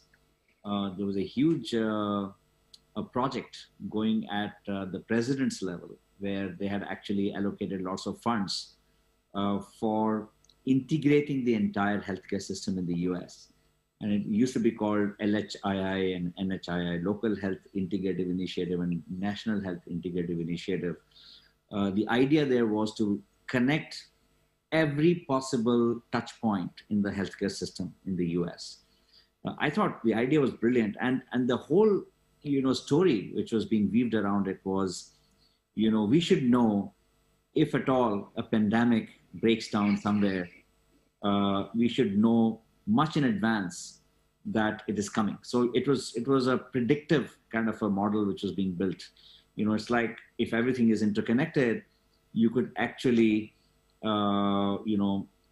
make out based on the sale of certain drugs or certain interactions, doctor-patient interactions, or certain hospital admissions, that there is a certain kind of a disease that is erupting. And that will give you early warning signals, and then the rest of the system can immediately take action to make sure that it just is constrained to that geography itself, which I thought is actually the model which should be followed. Unfortunately, that entire project, because of the change of the government that happened at that time, 2004, somehow that didn't kind of go the way it should have gone ideally. But I think, but still, I think directionally it was still the same thing which has happened. I believe that if one were to really think of a similar kind of a situation going forward, I think that's the right approach in my mind. Have a completely integrated healthcare system, which is not easy to implement. It requires multiple forces, multiple partners. It requires initiatives at the president's level, at the top government positions level. Unless that happens, these things don't work out well. So what's really interesting, I think, about what you're saying is that, when we think about healthcare, there are many different aspects to that. I think there's kind of the medical or the therapeutic aspect to that in terms of things like medications. There's like a hardware aspect to that we saw a breakdown in, I know, in 2020 especially. But it sounds like what you're really talking about is also a communications infrastructure and a way to pass information quickly and effectively across systems. And I think that can really happen from like a local, there's a local dimension to that, there's a national dimension, and then there's an international dimension to that. So Corey, I think healthcare is one area which has the most amount of course, after financial services has the most amount of data as a sector. I think healthcare, to me, probably has even more volumes of data that can be I feel that the human body itself is full of data points, right? So every time you go to a diagnostic center, you get a report. It's nothing but data on your blood reports and other things, right? So the question is, what do you do with that data? So it's all about understanding of the data and making a meaning of the data, right? So today we talk about taking those reports to your doctors, and the doctors try to make meaning out of the data. But now what has started happening in the last, I would say, few years is that, technology has started creating some of these very intelligent systems to be able to understand those data points much better. Now, if you look at, the human body itself, it's made up of so many things, right? So you have your genomic code in the system, your genetic makeup is so unique as compared to anybody else in the world. So you can actually be identified with your specific gene code, right? And on top of that, you have a very unique built up with respect to your entire body system. And given that now the volumes of data, we have a company in our portfolio called LUC Data, which is actually handling a lot of drug discovery data.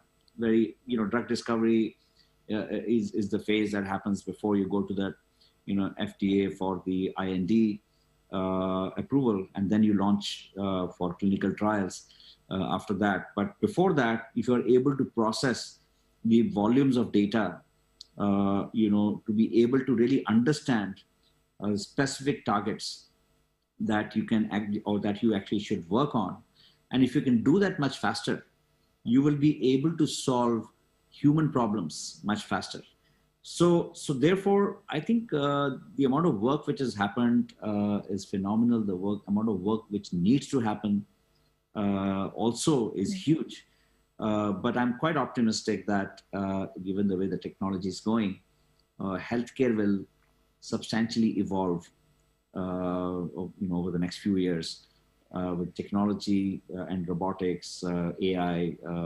All these applications will be able to bring out a lot of new innovations in the field.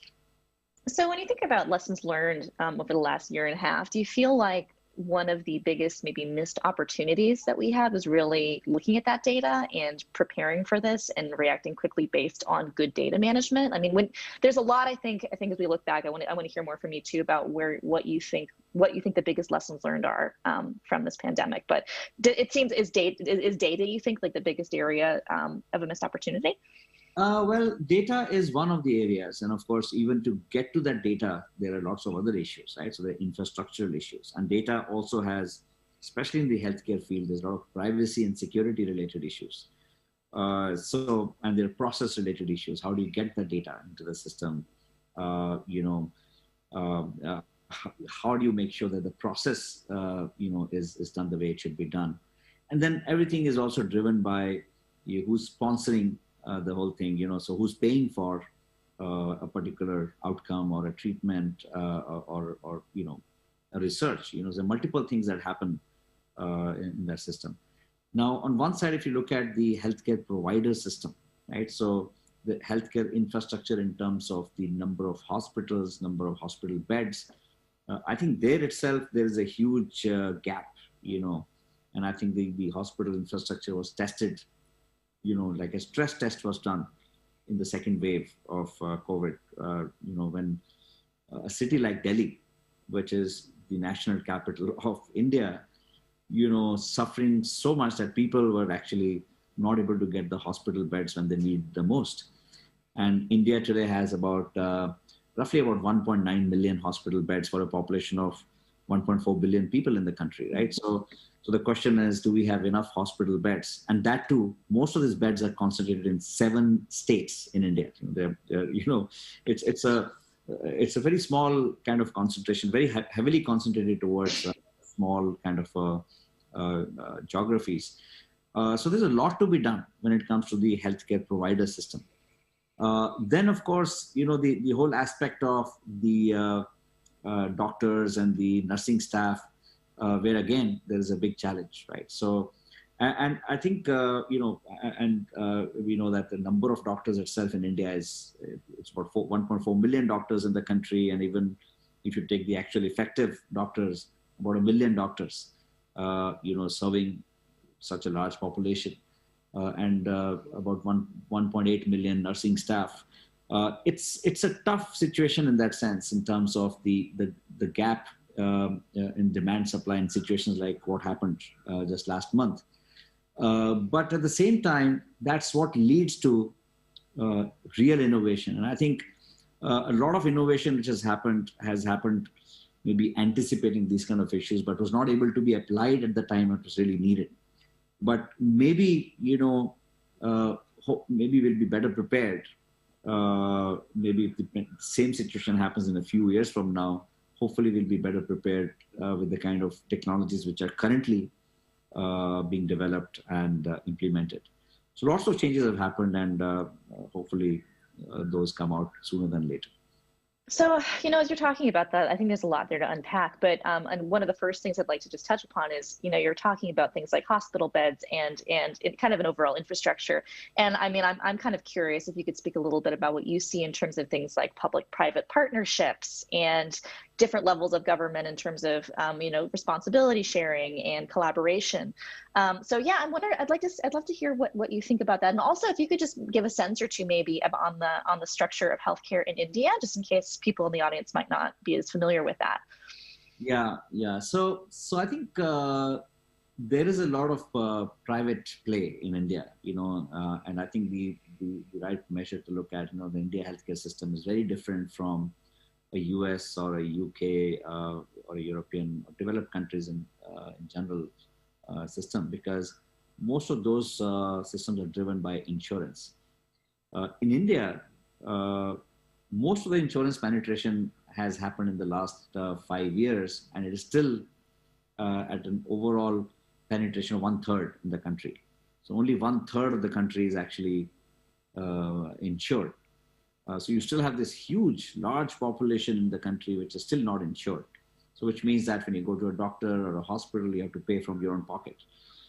So that actually defines the entire, healthcare system. Even from a GDP allocation perspective, healthcare so far hasn't been a very high priority in terms of the allocation of GDP, as a percentage. India would be somewhere around 5.1, 5.2% of the GDP, while the US would be somewhere around 17 to 18%. So it's a big difference in terms of how much investment is actually going into that field. But that also means that there is a huge opportunity for the private investors, for the private parties to actually collaborate with the government and come up with the solutions that speed up the real execution of the right solutions and the right offerings to the patients. And that innovation is what I'm talking about, is already in the process of happening.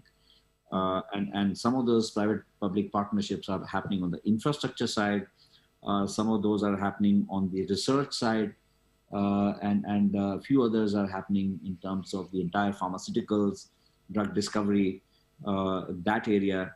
And then there's a huge innovation which is happening from the startup ecosystem, which is focused on the healthcare, AI, robotics, even AR, VR is now coming in a big way in this sector to help understand the human body and other things much better. So I think in that sense, there are lots of things happening, but still the gap is still so large that, it will take some time before we get to the point where we should be. Now, I think a lot of the things you just mentioned are really exciting innovations and possibilities. It sounds like things that are being currently worked on, or there's a lot of potential for these. But kind of going back to even like the name of the session here, right? Healthcare will never be the same. I think, what things do you feel like have fundamentally changed? Yeah, so let's look at some of the key things here, right? So, I would say that, as they say, necessity is the mother of invention. And I think that's what COVID has done. And let's look at vaccines, right? So have you ever seen vaccines coming out to the market in just 15 months or just 12 months? This pandemic has made that happen, right? So historically, this has never happened. Look at how, fast the adoption of these doctors and the medical staff in terms of the digital adoption, being able to give consultations or use digital platforms. Historically, my experiences, whether it's with US or India, and I've seen doctors across the world, they have been very resistant to using any such platforms to input data, or and doctors are used to writing with their pen on their own pads, so they were very, very hesitant to move away from that. Those things have changed quite substantially in the last 15 months. They are actually moving more and more towards putting even the prescriptions on the platform, and that's actually a very positive thing for the entire industry, because now you'll be able to really, one of the biggest things missing in the whole value chain for the pharma industry, for the researchers, from drug discovery and development, was that they didn't know what the doctors actually prescribing to their patients, especially in a country like India. And that gap will also be filled up over time now. Then, of course, there are other things which have happened in terms of, the overall, push in the system. There are lots of other misconceptions which are there. The countries which are, third world countries. I think there was a conception, or rather a misconception, that which was like the third world countries' infrastructure is much poorer. Yes, when it's tested in a real stress test situation like what happened in Delhi, it's extremely bad. But in the bigger picture, I think from a cost and overall value perspective, I think the healthcare infrastructure is still not as bad as how people would otherwise imagine. So there are lots of these kind of myths, I would say, which are there, which have actually changed the mindsets of the people. And what pandemic has done is actually also accelerated some of these, application of technologies. Online pharmacies have actually become a big deal now. People were hesitant to buy medicines online. The regulatory framework was not easy to change. Governments were, whenever it came to healthcare regulations, they were extremely hesitant to let a new law come into effect, for a very long period of time. They've made sure that anything which was required to be done was introduced much faster. So some of these things have happened, and these are good things, but still, I would still think that a lot needs to be done further. So in your you know, as where you sit right now, right, is with Ivy Cap, and you're looking at doing a lot of, like, you know, venture capital investments. I'd love to hear a little bit from you around how you feel like the investment conversation has changed and shifted around looking at biotech, looking at healthcare innovation, because I think your point earlier when you were talking about how many hospital beds there are versus what the population numbers are. I mean, a lot of that strikes me, the conversation I think we've been having, humanity's been having, right? It's like, how many lifeboats do you have? You remember there's thing even on the Titanic, right? They should have had more lifeboats for the capacity, but they didn't want to mess up what the ship looked like in pictures, so they didn't do it, right? Where you're looking at, like, actually people might be taking more seriously now some of the preparations we need should we go through something like this again. Are you seeing that reflected in some of the conversations in the investment community in terms of the prioritization of this in people's portfolios? Definitely. I think healthcare as a sector has become much more attractive for investments, and you know, and the number of startups also has increased quite substantially, because there were entrepreneurs who were maybe earlier applying their technologies in different sectors. They prioritized use of those technologies in the healthcare sectors. So therefore, the number of startups also has gone up. Even though I would say, as a venture capital investor, we've become even more cautious because, you know, at the face of it, you know, things look very exciting. When you actually start drilling deeper, you realize that some of these people would have just made a few changes just to make it look like it's a next big thing in the healthcare space, while they may not have any background or may not have done much work in that field.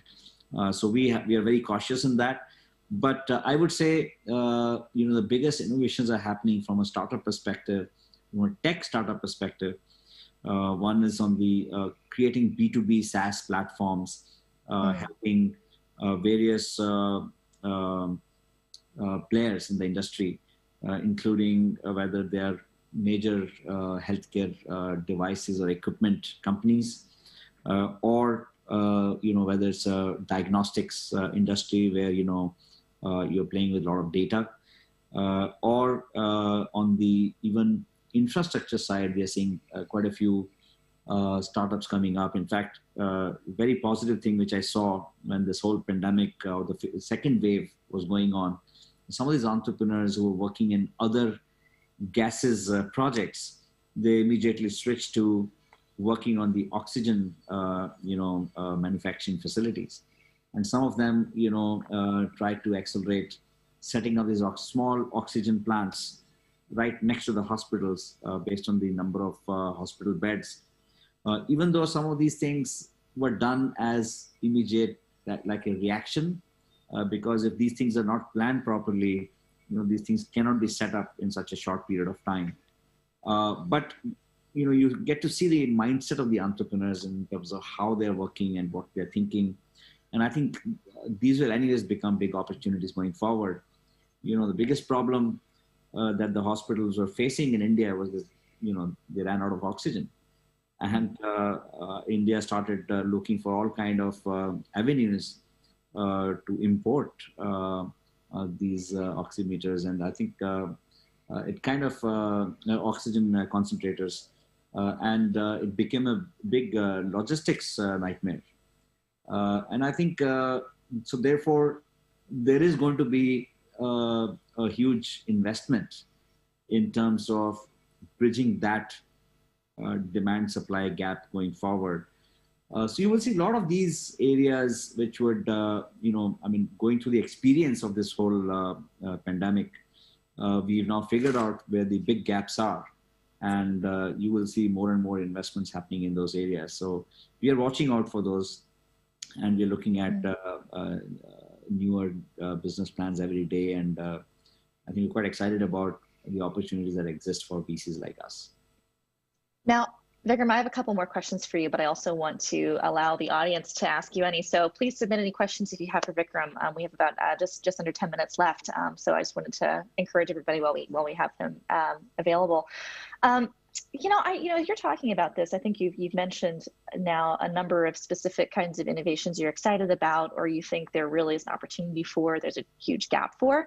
But I was wondering if you could even get more specific. Because I think here, in the audience we have here in this kind of this tech sector, you have a lot of startup entrepreneurs. You've got a lot of people who are looking to do good work in this space in healthcare. And what would you really like to see? Because I think as you said at the beginning of this, are we preparing for a third wave? When's the next time we're going to be, we don't want to be caught off guard. We want to be prepared. And I'm thinking back to the process you had in 2003, 2004, in terms of looking forward and how so much of that was about data and interconnectedness. What specifically do you really think we should be working on now to prepare for the next thing? I think the first and the foremost thing is we have to get everybody vaccinated. I think that's the first challenge and it's a big challenge for the governments. As I talked about there about, the global vaccinated population is just about 1.7 billion people, about 7.5 billion population. We still have a huge gap at the global level. And this is not even fully vaccinated population. These are talking about the doses, right? So, and I think that's the first challenge that needs to be addressed. And I think it has to be done on war footing. So whatever support that can be provided from any startup, from the governments. And I think the governments also, they're cracking on their capacities utilization. So, any startup or entrepreneurs who can support this initiatives, I think that will be a huge welcome thing. So that's one.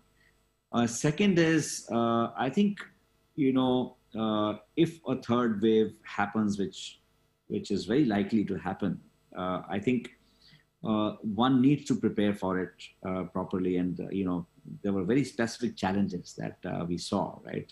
Shortage of oxygen, shortage of specific medicines like remdesivir, and, there were quite a few other medicines which are not available. People were struggling to get any medications. So therefore, how do we bridge this entire supply chain gap to really make sure that the medicines are available? And the third thing is the entire management of pandemic.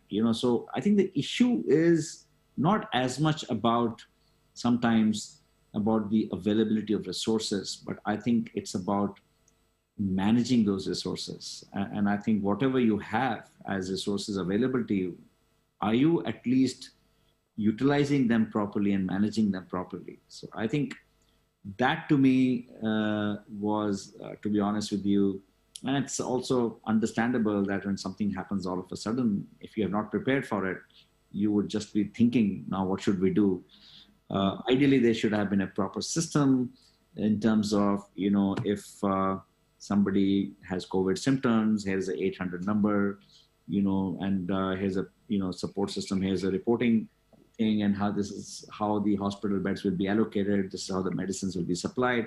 There can be a process that can be streamlined, and this is again another opportunity for a private-public partnership. And India has been successful in implementing some of these things. The entire passport processing in India was a chaos earlier when the largest tech company in India, TCS, came forward and they said, we'll partner with you. They partner with the government, and the entire passport application process and the the processing of the whole thing has become very streamlined in the country. So if you have this kind of a private public partnerships to manage the entire process orientation, things can be much better. So I think these are the things to manage the the third wave situation. The testing again is again a big issue, and some of the newer technologies are coming to make sure that you are able to know much faster whether you are actually positive or negative. I think hopefully that helps more if we are able to get more technologies around that.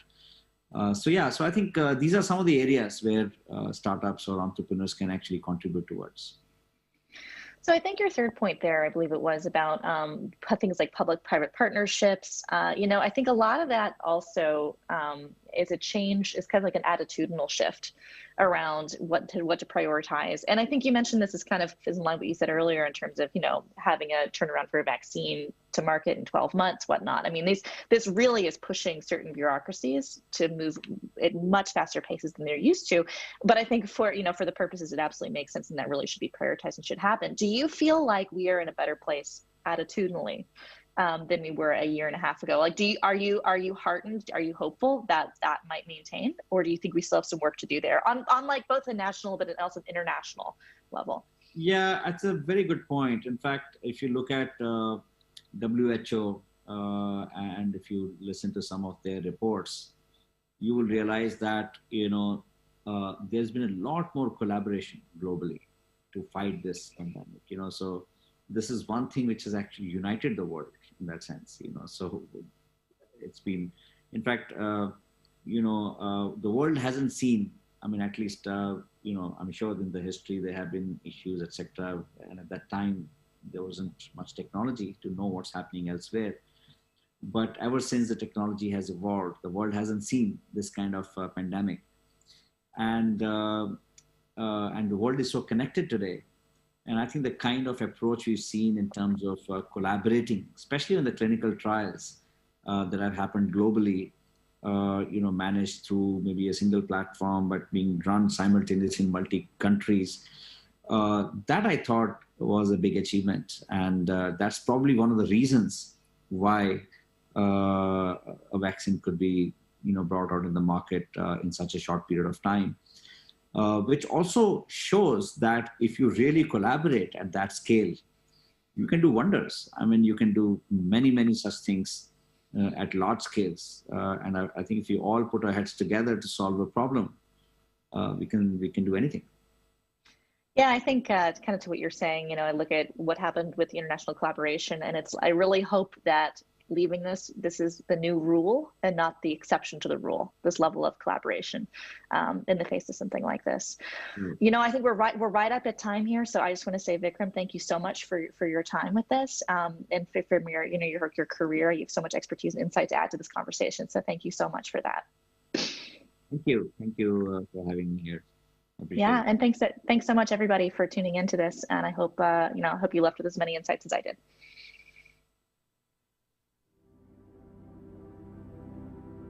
There's no business partner quite like the planet.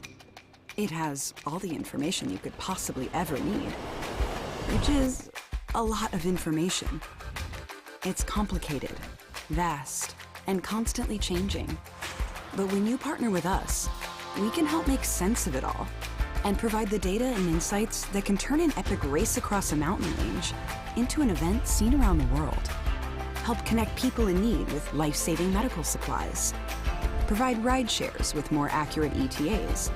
Send any street corner back to the Jurassic era. And help turn analog machines into a global network that knows when it's almost out of orange soda. Oh, and that mysterious credit card charge? It's just that corner shop in Soho. There's a world of ideas out there waiting to be made real. And when you, the world, and Google Maps platform work together, who knows what's possible? Welcome back to day 2 afternoon of Scale Up Impact Summit. Vikram Gupta had a great conversation just now, walking through many of the challenges facing the healthcare industry with a focus on India. Well, we're going to stay and look at the kind of support that SMEs and startups require. We're going to have a talk about rocket fuel for Indian SMEs, led by our own Karina Bilin. Over to you, Karina. I am very thrilled and honored now to welcome with us on stage Ashnir Grover, the co-founder and CEO of Bharatpi. He is a seasoned professional with strong strategic vision and proven expertise across domains in both startups and top-tier organizations. He clearly is a veteran, a startup veteran, but also an accomplished leader with over 15 years of experience in operations, M&A, investments, and business development. Ashnir, it's a great pleasure to have you with us at SIS21 to co-create futures. Ashnir, let's directly dive into the topic. So please take us through the journey of creating BharatPe. Yeah, so thanks Reena for having me here. So BharatPe we created back in 2018. So we are a very young company in that respect. If you look at our peer group, most of the fintech players you see around were created 8 to 10 years back. And we're the youngest of the lot. And the idea behind BharatPe was pretty simple. In India, we were very clear that there is going to be no fees for payment. And therefore, there was an opportunity to actually use the payment rails to extend credit to the merchants. And that's the theme that we picked up to build BharatPe. And essentially what we do at BharatPe is empower small merchants to accept payments using India's indigenous UPI network for free. And because we get visibility on billions of dollars of payments happening at millions of merchants, we are able to extend credit to them. And the market for credit in India is untapped and huge, especially for the unorganized segment. So, I recall now that, 2.5 years back when we started, everyone gave us 3 months to die, right? I've had investors get on a call saying, you'll die in 3 months. And thankfully that 3-month period has extended ever since. And hopefully we have created something of value that will be around for a long time. Very interesting. Ashnir, 2020 has been a very unreal year, right? I mean, any conversation that one has today, I think 2020 is something which has to be discussed, right? I mean, all of us have, seen the difficulty that we've gone through, right? There are certain things that have changed about this market, right? You are essentially, in a way, you've really changed, or you're the architect of, the fintech ecosystem in India, or, the growth that happened really in the fintech ecosystem, right? My question is, which is slightly more macro, right? What are some of those things that you think have changed forever when it comes to the larger Indian market? Yeah, no, actually 2020 is, in some sense, a godsend year for Indian internet and fintech. See, a lot of structural behavioral changes, which would otherwise would have taken probably a decade, happened within a year.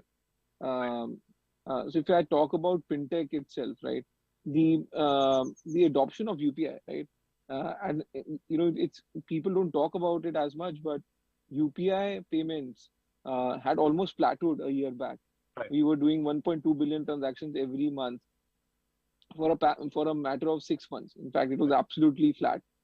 And then the pandemic happened and the lockdowns happened, and we fell down to 0.9 billion transactions a month. Right. Now, from that 0.9 billion to almost 2.7 billion in this April, right. This is 3-time pickup in UPI transactions, right? And essentially, what's happened there is because of the pandemic, 2 things happened. People initially were locked in. Right. So a lot of people discovered internet, how to order groceries online, how to order food online. So that picked up pace. And everywhere commerce picks pace, then payments follows, right? Right. More importantly, in offline, what happened is it was almost like a demon kind of an event, where everyone was scared to sort of, when people were stepping out, they're skeptical to exchange cash or currency because they thought that's another point of probably getting the virus. So a lot of people adopted digital payments offline. Right. And QR code became the most safe or the safest way to pay, because essentially you're only touching your phone and the merchant's QR is lying in the distance and you're just taking or scanning the QR through your phone, right? So it became the most. So it's been a great behavioral change here. I think I keep telling people, before the pandemic, at one point of time, Zomato was struggling, right? Your ticket sizes were low. The restaurant was not willing to pay the margin, and the customer was not willing to pay the delivery fees, right? Now, cut to 2021, and everything has turned on its head, right? The average ticket size are higher because the restaurants don't have walk-ins. They now value your service and therefore are willing to pay whatever is the justified take rate. and more importantly, the customer has now realized that it's the service that he's paying for is his life. So in some sense, so they're more than willing to pay for it, and therefore you have a seminar event where the IPO is on the anvil for Zomato. So nothing for me, exemplifies what happened in the last year than just the Zomato story in some sense. Awesome. Well, actually, you make it sound super easy, right? But I mean, let's just put it a little bit into context. Certainly, last year helped in terms of adoption and trust into digital solutions. But India is a huge country, right? And it's very complex, very diverse, demographically, culturally, etc. Tell us a little about how do you cater to that diversity? How does Bharat P adjust their offerings to that wide variety? Yeah, absolutely. So it's true. India is a big country, and I think what we did in terms of picking up a segment or an addressable market is something which cuts across states and different cultures within India, right? So India is essentially a country. It's a trading country, right? And the trade is done by some 25 million small businesses out there, right? Organized retail came into India probably 15-20 years back, and it's still under-penetrated, right? If you look at the estimates people were making, people thought 50% of retail trade happening in India would be done by organized players, but it's still less than 10%. So the economy is driven by entrepreneurs and small businesses, right? And payments is universal, right? It's whether you're doing a service or a business, you have to take a payment from your customer, right? So what we picked up was a very universal product that everyone has to take a payment from a customer who's standing at the till. And the second thing we realized was everyone needs capital, right? It's again universal, doesn't matter on the culture. So what we did was we married one universal product, which was payments, and we simplified it. So what we did was we created pre-printed QR codes. It's almost like a kit with which our sales force will walk into a shop and sell the proposition, saying, here's what Bharat Pay QR is all about. You can accept payments from 150 apps. It's absolutely free. Once you start transacting, you'll get a loan. And if you have excess liquidity, you can actually earn 12% earnings on the money that you save with them. And those simplicity of those propositions and the fact that we didn't try to intimidate the business, right? We just try to be as simple and as friendly as one needs to be, because you have to understand these people are solving hundreds of problems on a daily basis, right? The last thing they want is someone trying to come and overwhelm them by proposition or overwhelm them by technology. So we said, technology has to work at the back end. Don't worry. This is what the product is for you, and that clicked with the merchant base. So yeah, it's been a lot of hard work. We've captured almost 6.5 million merchants so far, and in some sense, it's been our feet on street, going door to door, knocking, and then we trying to sell and cross sell each of our proposition. But it's been a very fun ride, and if I had to do it, I would do it all over again. It's been that much fun. It's fantastic to see the enthusiasm, Ashneer. I think and I think that smile is possibly not the right representation of all the hard work and the nights that you burnt in achieving that, right? And incredible things that you have. Ashneer, one question that I think is being debated, right, is that the face of retail is changing. It's getting more institutionalized, right? I think D2C is another big play which is sort of now happening, right? And that's becoming a representation for, so essentially everything that existed in a non-institutionalized format or in an offline format is now sort of being branded and packaged in a very institutionalized way, and now consumers are consuming. And that's largely because it happened because, everybody's converged into a digital medium of consumption, right? So influence is essentially now trackable, right? Do you think the growth that you saw, right, and given Bharat Pay was essentially trying to bridge that gap between offline players into accepting payments, right? I mean, that was the foundation of Bharat Pay, right? do you think a large part of your growth is now going to come from Bharat, which is still, say, a little behind? Or what would be the role of Bharat? Let me put it that way, right? In the growth of, say, the overall fintech play that you see, and Bharat Pay's future in some of the years to come. Yeah, yeah. So I think a lot of classification of what is Bharat and what is India to me is saying, you have you have the metros and the tier one towns, right, which are early adopters. Right. And then you would have the tier two, tier three towns and the villages where things would eventually reach, right? And that seems to be what is called Bharat in general, right? My sense is, yes, a lot of growth so far has come from the top 10 cities, right? And rightly, they've been the early adopters. What happened during the pandemic was a lot of migrant workers who work in the cities for 1 or 2 months had to go back to their towns and villages. Right? Now, every time you have such a large scale migration of people who are coming from larger opportunity to places where people feel they have lesser opportunity in some sense, the things which are working in the bigger cities get propagated faster, right? So think of it this way. If a person went to his village and he taught people in his village that you can link your bank account, using any app, and the next time any of you are in the city, you need money, this is how you send money back.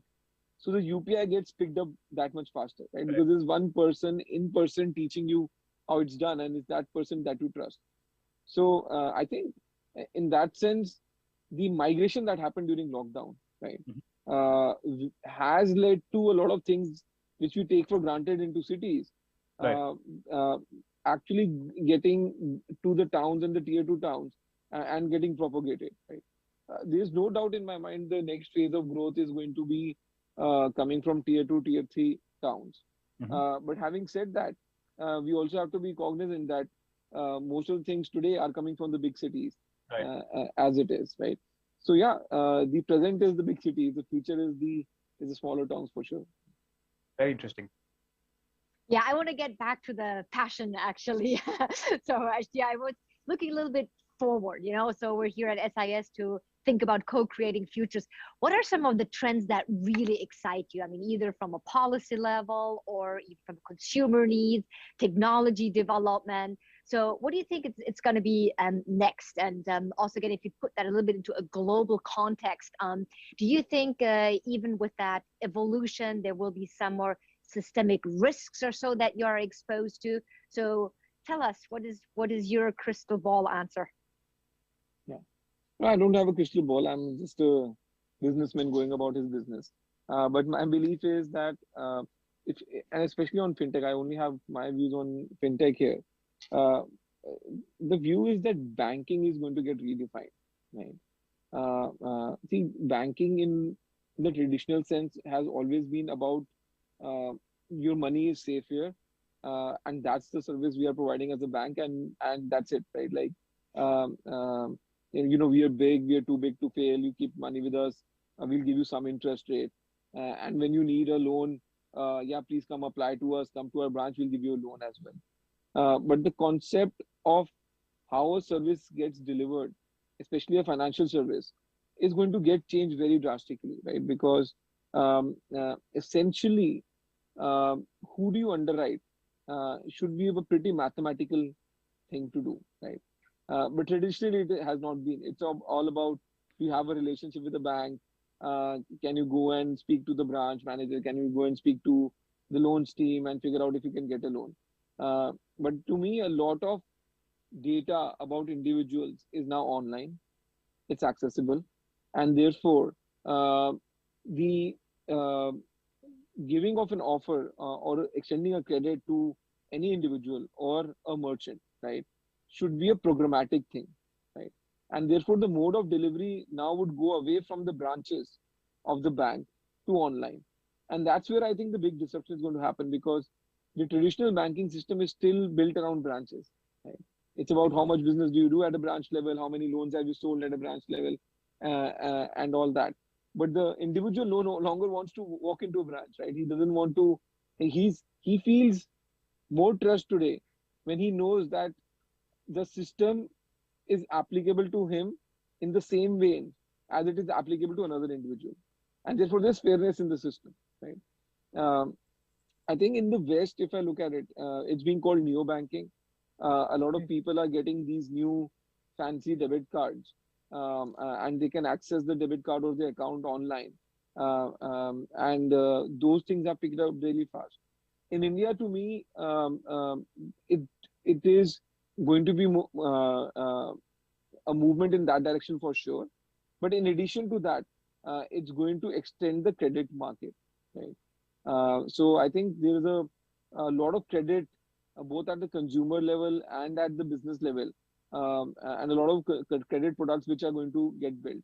One of the things I believe which will happen in the next year itself, or within 2021, it will start and will really pick steam in 2022, is credit on UPI. Right? So UPI today, one can access one's bank account and send money, right? But now UPI is almost ubiquitous, right? You have a QR code everywhere, or you can pay online through UPI everywhere. So a lot of people are now going to start build a credit service on UPI, on top of UPI, where if you have a UPI app, you can simply pay, but it's not being deducted from your bank account. But someone is taking a credit call on you, and then you'll get time to repay that back. So I think the next big thing is credit moving to UPI in India, at least. Fantastic. Ashir, India, I think it's been a very debated topic, right? I think everybody who's in the fintech ecosystem, financial service ecosystem, has continued to talk about financial literacy, right? And that leading into and there is a huge trust deficit when it comes to any financial institution, and for that reason we haven't really been consuming a lot of finance, right?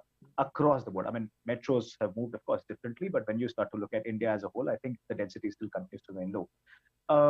How important and challenging is it to create a brand? I mean, what you've done at BharatPe is magnificent in the sense that you could sort of achieve a fantastic scale in 2 years, right?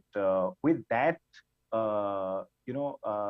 if you could just help us understand how important is it in the Indian context to create that element of trust, and how challenging is this?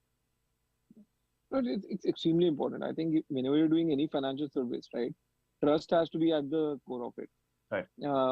I think at BharatPe, what we've done simply is made sure the product is very, very solid. Mm-hmm. So what are we doing? In a sense, we are saying customer will pay through his phone, and you will get your money in time, right? Right. Now that promise has to be delivered without fail on a daily basis. Now, if you do it without fail on a daily basis, and if you're handling the guy's money, between the customer and him, then you've created the trust, right? Then he's willing to sort of experiment with other second product and the third product, right? Right. I keep telling people, on BharatPe platform, I have more than 250,000 people who have saved $60 million plus as P2P investments, right? The money that can be lent out to other merchants, right? And the merchant lending out the money earns 12%, right? Right. Now, you have to understand, this is a segment where would not even lend 5,000 rupees to his own brother, right? Correct. They are so distrusting, right? Right? But then at the same time, on a cumulative basis, these guys have ended up saving $60 million with us, right? Right. So that tells us we have created some element of trust. So I keep telling people that 90% of trust will come from the product itself. And then, of course, 10% of the trust you have to build through your branding, right? Right. We were very clear from day one that we had to do branding. So even when we were pretty small, we had got Salman Khan, who's a big superstar in India, to be our first brand ambassador. Right. So we played the Bollywood thing first. Right. And the second thing we did is we took 11 Indian cricketers as brand ambassador, right? Right. Now, when you take 11 cricketers as brand ambassador, what that does is people think you own the team, right? Or you own the Indian cricket team, right? Right. So that's worked really, really well for us. But I still reinforce that just 10% of trust. So right. 90% is still going to be your core product. And which are sorry, Karina, before you ask, right? Which are some of those challenges that have which you continue to believe that have been your strongest. They help you define the product better. Yeah, I think the challenge with this segment, always has been that people think they're not underwritable. Right. You can give these guys a loan, but if the guy doesn't pay you back, how are you going to run behind them? Right. What we have done is we said the guy is taking payment through us. We are only going to underwrite him to the extent of the money that we have visibility on. Right. And my general view is people in and most business people in general just want to go about their business, right? They're not here make money off by defaulting on things, right? They're just here to sort of take capital, use that capital to generate higher returns, and therefore give you your share of the interest. What we have done smartly is we have not gone overboard in lending, right? So we have only given loans to the extent that we have had visibility on people, right? So we have had even instances where our customers have called us and said, "What are you talking about? I have $200,000 of inventory in my shop, and you're offering me 100,000 rupee of loan," right? And we have very with all humility said, "Sir, it's not us, the system, and the system only understands how much business you do through us." Right. So we are very happy to give you a loan of $200,000, but then at least do $400,000 of business through our system. That's a good one. That's a good one. Very interesting. Well, actually, you talked about challenges. I still wanted to serve, on the topic of the huge success, as well as building trust. And so the question was back to, I'm sure you have seen an increasing trust and interest, not only from Indian investors, but also global investors. So tell us a little bit more. Do you think, the scene is becoming, more transparent? And the dynamic is that more and more global, so investors also outside India start looking into investing into fintech in India. And what would be your tip for investors that come from outside India? I think, investors and capital in general is pretty smart, right? So they smell the opportunity and they smell the returns much before anyone else does. So I think in the last 1 year, a lot of capital has flowed into India. In the current year, I believe it will continue.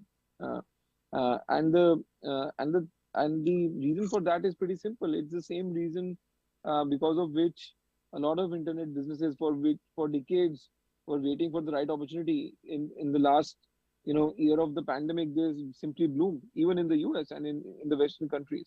So I think India is no different. A lot of behavioral changes, which I was pointing out to earlier, it was supposed to happen over a long period of time, have happened over a compressed period of time. And therefore,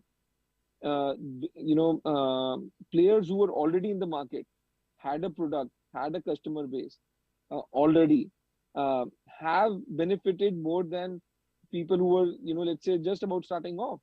And therefore, the amount of dollars which are now being invested into India have gone up, right?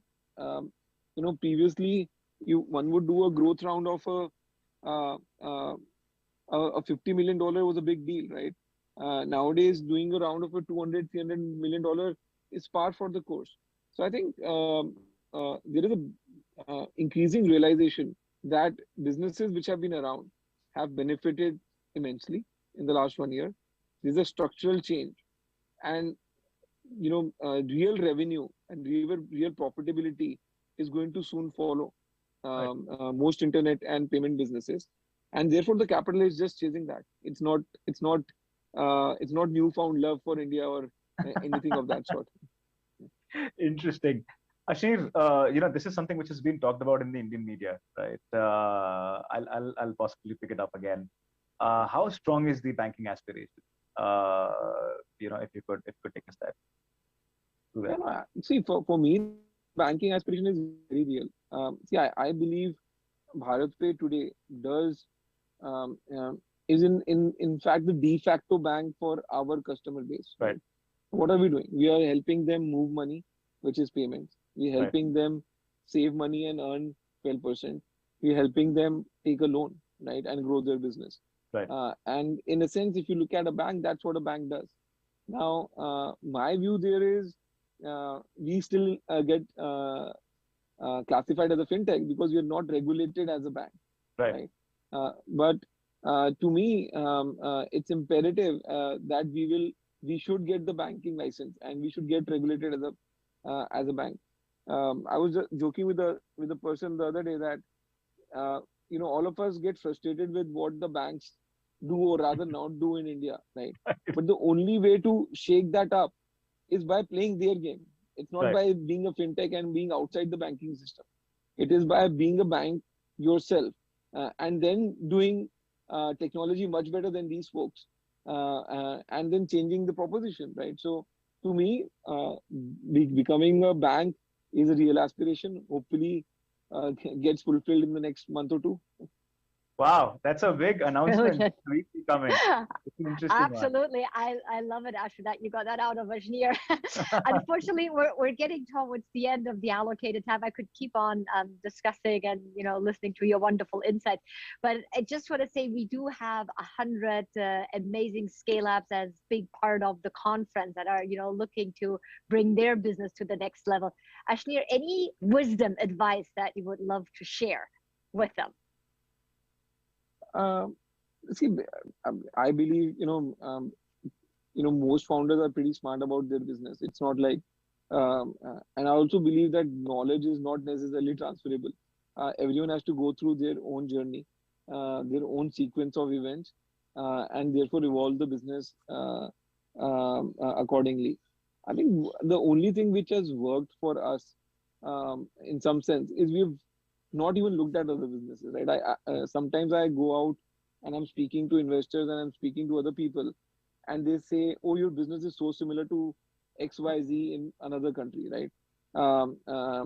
And I feel so glad that I never studied that business in the other country because if I were to sort of think that is success and try to replicate it in India, I would have failed in a very grandiose manner, right? So my only advice to people is, if you're doing an internet business, you're going to find, and if it succeeds, you're going to find instant success and fame, and therefore you'll start getting pulled in different directions. My advice is just keep off Twitter, right? If you can shut off Twitter. Well, keep some time for speaking at conference, nevertheless, right? But I get your point. but be very clear on who your audience is, right? I think a lot of time the founders end up being on these social channels and spending too much time with each other, spending too much time with investors. I think just spend time with your customers. It's okay not to know what's happening in the world. If someone is building something in another country and someone tells you it's similar to yours, good. Have a look at it if you want to. If you don't want to, if you're close to your market, you'll build something better in any case. Wow. Fantastic. Brilliant. Yes. Well, we'll have to continue another day. It was fantastic to have you with us and help us co-create futures together. Thank you so much, Ajner. Have a great day. Ajner, thank you so much for taking the time out. It was fantastic to have you with us. I think, we've heard about this. We've heard this about you. You're very to the point. You're very straight. And I think this is just one such session. Thank you so much for taking the time out. Thanks, Ashu. My pleasure. Thanks. Take care. Thank you. Wonderful. Bye.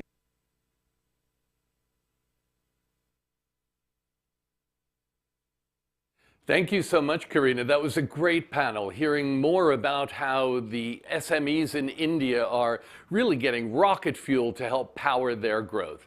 Welcome back to Scale Up Impact Summit 2021. I'm your MC for the day, Walter Jennings. Today we're going to now dive in behind a unicorn company, a company called Airwallex. And this was founded by business people trying to find a solution earlier today when we were talking about startups there and the need in sustainability to solve real-world problems, what Airwallex did is found a new way to make it easier for businesses to send money to and from each other without some of the large bank processing fees and without the time delay that is typically incurred with international transfers. So we're going to have Tong Ip talking with Lucy Liu, and they're talking about a unicorn's next steps in Hong Kong. You'll want to listen to this. Thank you. Hi, thank you for that, everybody. Welcome, everybody. My name is Tong Ip, and I am the Managing Director of Awesome in Hong Kong. I'll be moderating this fireside chat with Lucy Liu, and she doesn't really need an introduction, but just in case anybody doesn't know her background, I'll give you a short one. Lucy is the co-founder and president of Airwallex, a unicorn company with $2.6 billion valuation right now. It's in the cross-border payment space and was started by Lucy and her co-founders in 2015 out of Australia, before they moved their headquarters to Hong Kong. Lucy was formerly an investment consultant at CICC and has won a lot of awards, and I'll try to name a few of them.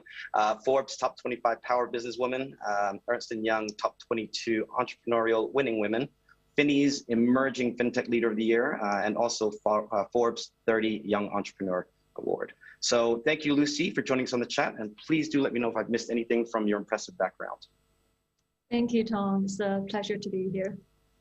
Great. Okay, so I'm glad I didn't miss anything. So I know we're here to talk about the unicorn's next steps, but I think before we get there, it would be great to hear a little bit about Airwallex and how you and your co-founders took the company from MVP to unicorn. Sure. So I guess to start with, probably just a quick introduction about Airwallex for the audience. So we are a global fintech payments platform, and our mission is to really empower businesses of all sizes to grow without borders. And yeah, so I think, like you mentioned, it starts with MVPs, right? So I think what is unique about Airwallex is that we started from the infrastructure layer. So the first few years of Airwallex was really building out the foundations of our products and our rails in different countries. So we spent a lot of time on building our own proprietary infrastructure in different countries. Getting the licenses in order for us to operate in different jurisdictions, and really building up the banking relationships in different regions, which allowed us now to really build out our one-stop shop, which includes different types of solutions and products to support businesses. So that goes from your simple things like your FX, payments, collections, as well as more complex API solutions for our larger business and enterprise clients. So, to say, basically businesses of all sizes can use Airwallex. And today, people can transact, collect, and pay in multiple currencies across 130 countries and 50 plus currencies with Airwallex platform. Yeah, so I think, what is the most important part of this business, and at the core is people, right? So I think the journey itself included a lot of hiring and retaining the right talent in order to grow the business, and we really learned our lessons along the way on how to go to different markets and how to launch our products in order to really scale globally, as well as achieving that ambitious goal of building our own global financial infrastructure. Great. That's a an amazing success story, and it's always interesting to hear how companies start with something very small. They focus on a certain product, and they just start building upon that and getting to a place where you guys are right now. So let's switch gears for a second and talk about the next steps then. And this question is very important to many people, including ourselves at Awesome, because we actually just closed another round, although we're not unicorn sized yet. So you have $2.6 billion valuation, total Series D, and correct me if I'm wrong on any of this stuff, total Series D raise of 300 mil. What is next for Airwallex's expansion? Perhaps you could talk briefly about globally and then start bringing it back towards Asia and then Hong Kong. Sure. So I think, first of all, I think, we are into our 6th year of our startup journey. And the first few has really been focused on product development. And we've built out a pretty good foundation in APAC and in Asia. So I think obviously the next step for us is global expansions and really rolling out our products in different markets. So including US and UK and EMEA. So we just got our Netherlands EMI license, which allows us that passport through the entire Europe. So I think that's very exciting, and hopefully we'll have a lot of things happening there in the second half of this year. I think specifically to Hong Kong, we just launched our acquiring product early this month as well. And I think, I believe there's a lot of potential for us to really, I guess, grow in Hong Kong, because previously, we were very, I think in terms we're in very good position, especially given the acceleration of digitalization post-COVID. I mean, we're still in COVID right now, but I think as the economy starts to recover, and I think there's a lot of resilience in Hong Kong's financial markets. And I still believe there's a lot of talent in financial services and professional services. So it's still a very attractive place for us to grow. And it's an important piece of our international growth strategy. So I think, what's next? I think, we've already hired quite aggressively this year.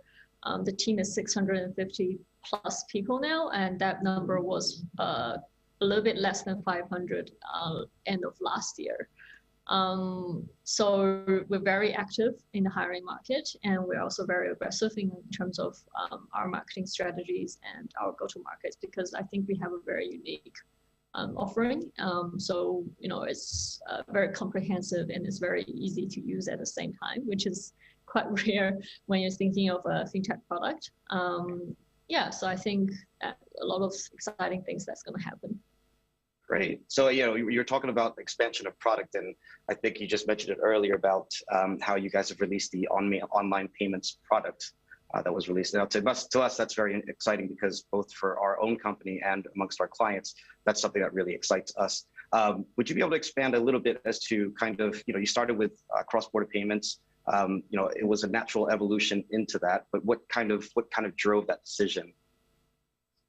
So I guess initially, the initial offering of Air Wallets was account-based. So we were very much reliant on, or it was basically bank account to bank account transfers. And we were able to create virtual accounts for our customers to collect. But at the end of the day, the endpoints of the payments are still bank accounts. But if you think about the world, right, cards is still something that's very dominant in terms of payment from consumers, as well as a method of spending.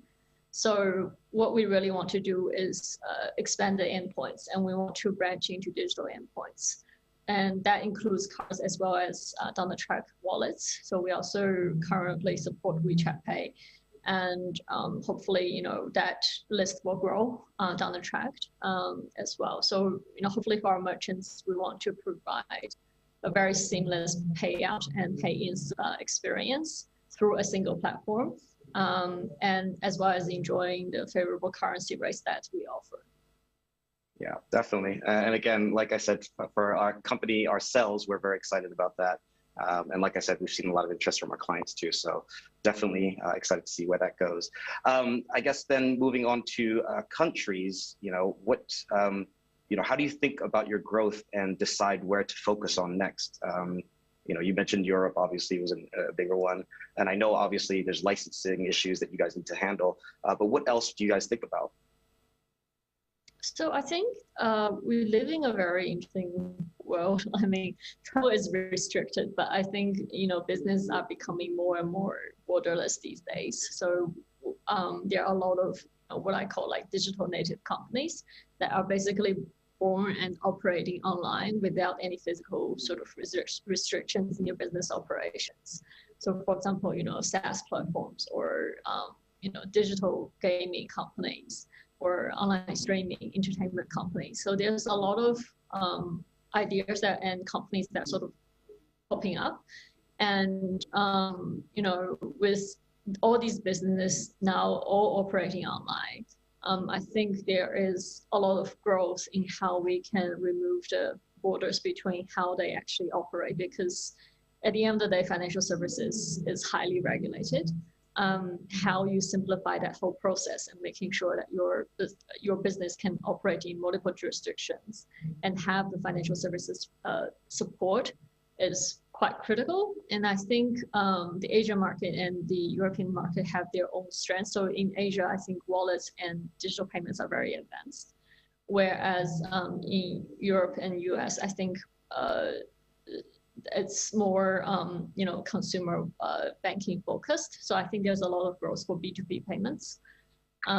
So like I said before, after receiving our EMI license in Netherlands, we really want to, fill in the gap for larger companies to really digitalize how they make payments and how they build their own payments infrastructure, and to really, I guess, enable them and empower them to be more digitalized. And soon we'll also be launching in the US. So that will be a very interesting market, highly competitive. But I think, the anchor that we have in Asia and also the knowledge that we can share across the different markets are quite interesting, because previously I think most of the US, at least our competitors, are very US focused. So the markets that we're doing really well in currently, Australia, China, Southeast Asia, would definitely still continue our investments and I guess grow there as well. Definitely.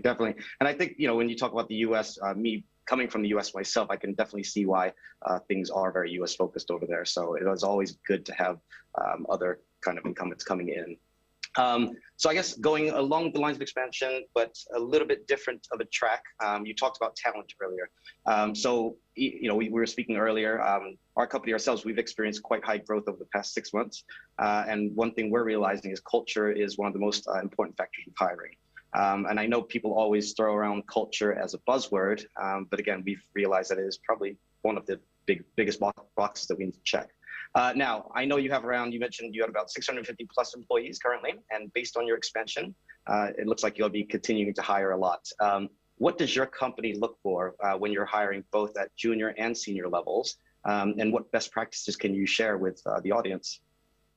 Yeah, so maybe just a little bit on the culture piece. I think it does take time to find your company's culture. It's not a wish list of values that you create at day one, right? So I think that's something that we've learned in the past 5 years, which is why in December last year, we also refreshed our company values. And that goes into our hiring and our employer brand and everyday internal communications as well. And it's something, it was a very long process actually. It took us quite a bit of time from senior management to team level to figure out what it really represents Airwallex. And I think, this year we're also starting to focus more on junior hires and really develop a training and I guess career progression program. And that's actually quite difficult as well because we're hiring across different markets. And in terms of culture, there's also, a lot of geographical or, restrictions on how we can really, I guess, present ourselves and also become a very attractive employer. Because I do think, the talent market is highly competitive and we're not just competing with other fintechs and startups, but also for any company that could be attractive to the people that we want to hire is potentially a competitor. So I think, in order to really sustain a business and also to achieve all the ambitions that we want, we still want to have an experience that is the right one and also an attractive one for the right people that we want to hire and also retain. So, this year we are very focused on building out our HR function. So that could include people experience managers, as well as recruiters. And, and so hopefully, the process itself can be improved over time as well. So what we look for, we don't necessarily hire based on past experience, just because I believe that what we are building is very new itself and it's innovative. So we want fast learners, people who can really, I guess, contribute to this bigger idea, and to really, I guess, in terms of work style, capabilities, and passion, can be the right mindset and have the right mindset to fit into our culture.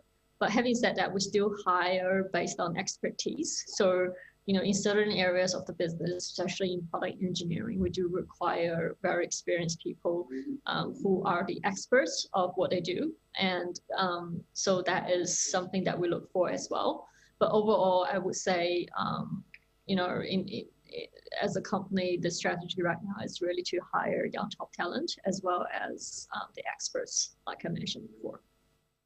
Okay, top talent, great. Thank you for that. And I think it helps everybody to kind of, if they're looking for roles, to kind of, learn about the feedback that you're giving here. I'm going to be very cheeky and help everybody out here. If you had two candidates and they were pretty much the same in every respect, what is the one factor that would make you pick, let's say you have a Jeannie and let's say you have a Jane.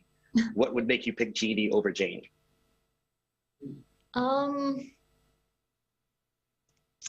They're almost similar in every single way, or? Yeah, they're pretty much carbon copies of each other, but there's one factor that makes you pick Jeannie over Jane. What would that factor be?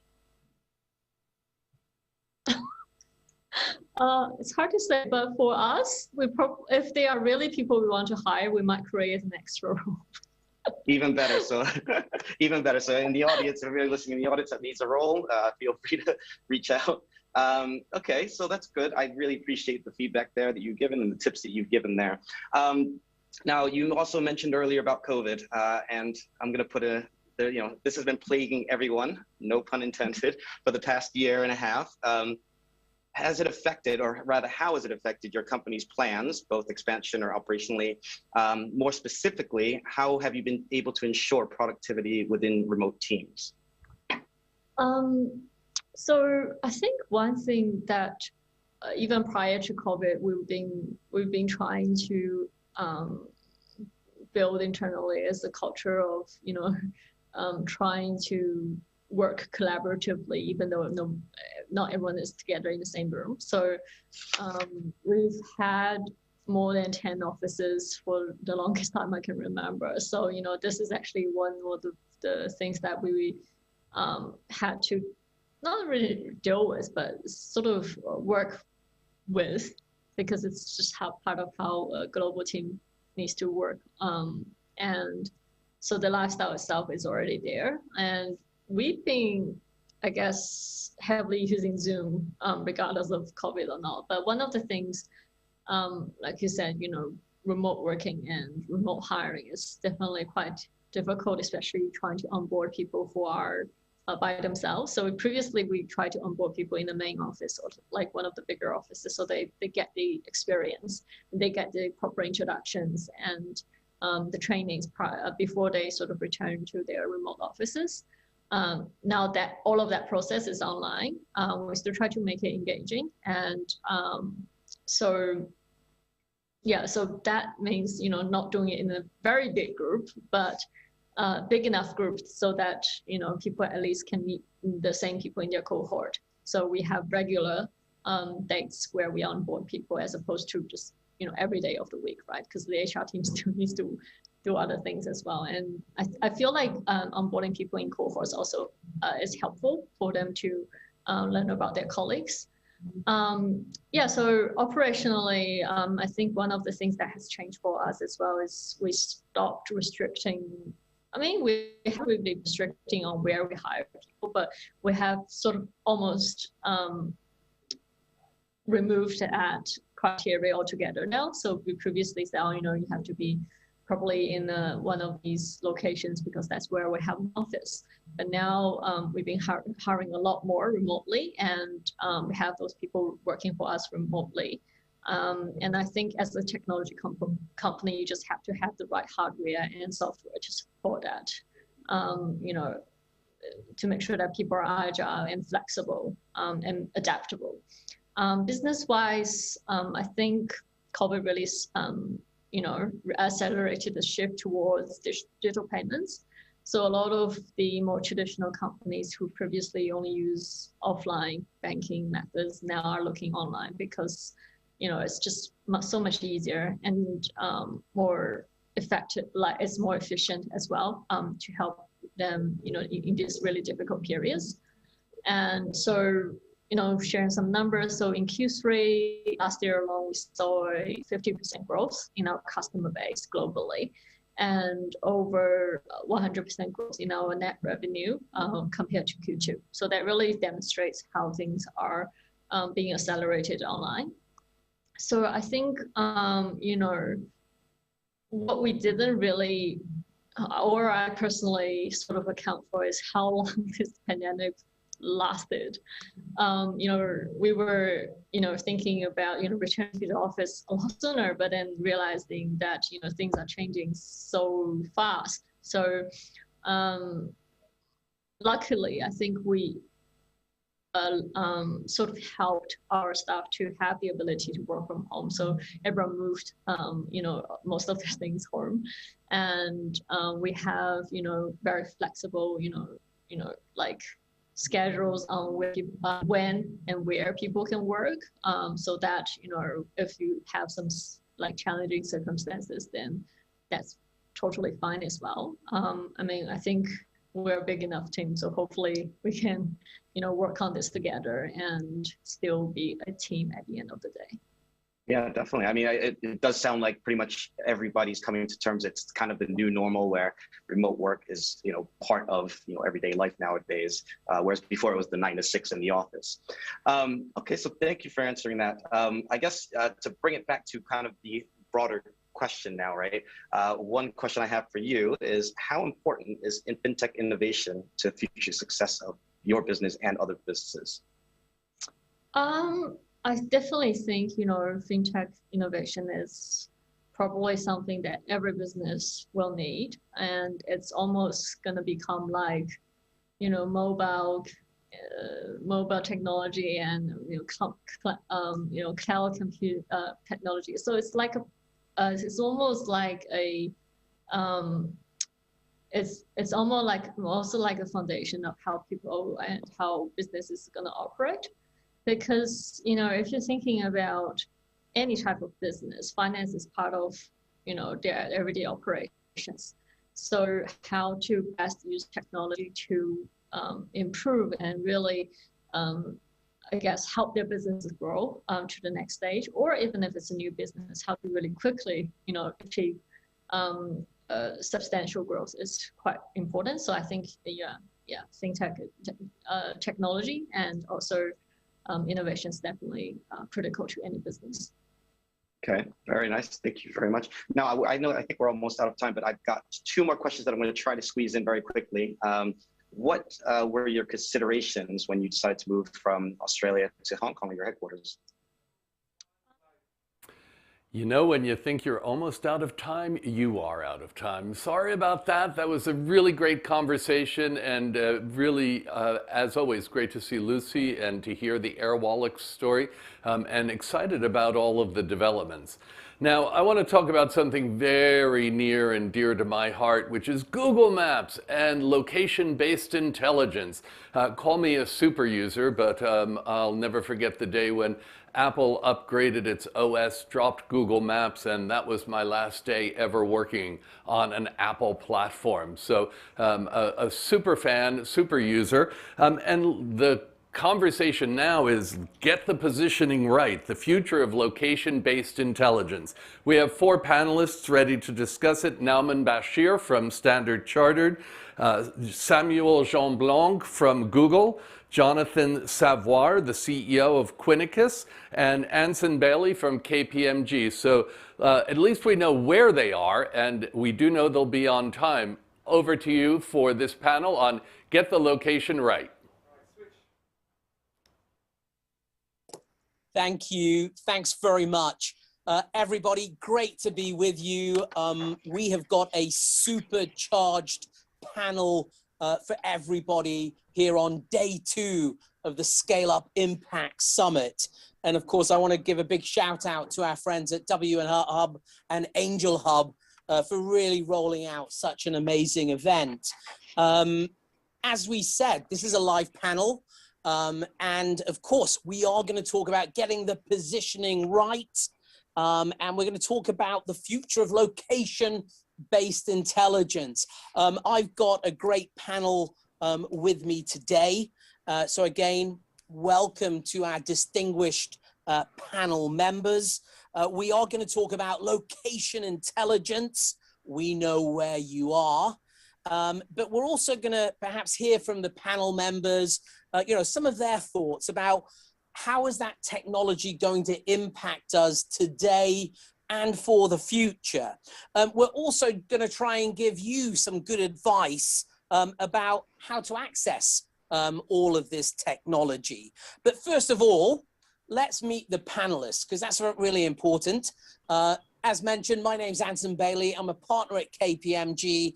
I look at tech innovation and consumers across Asia Pacific.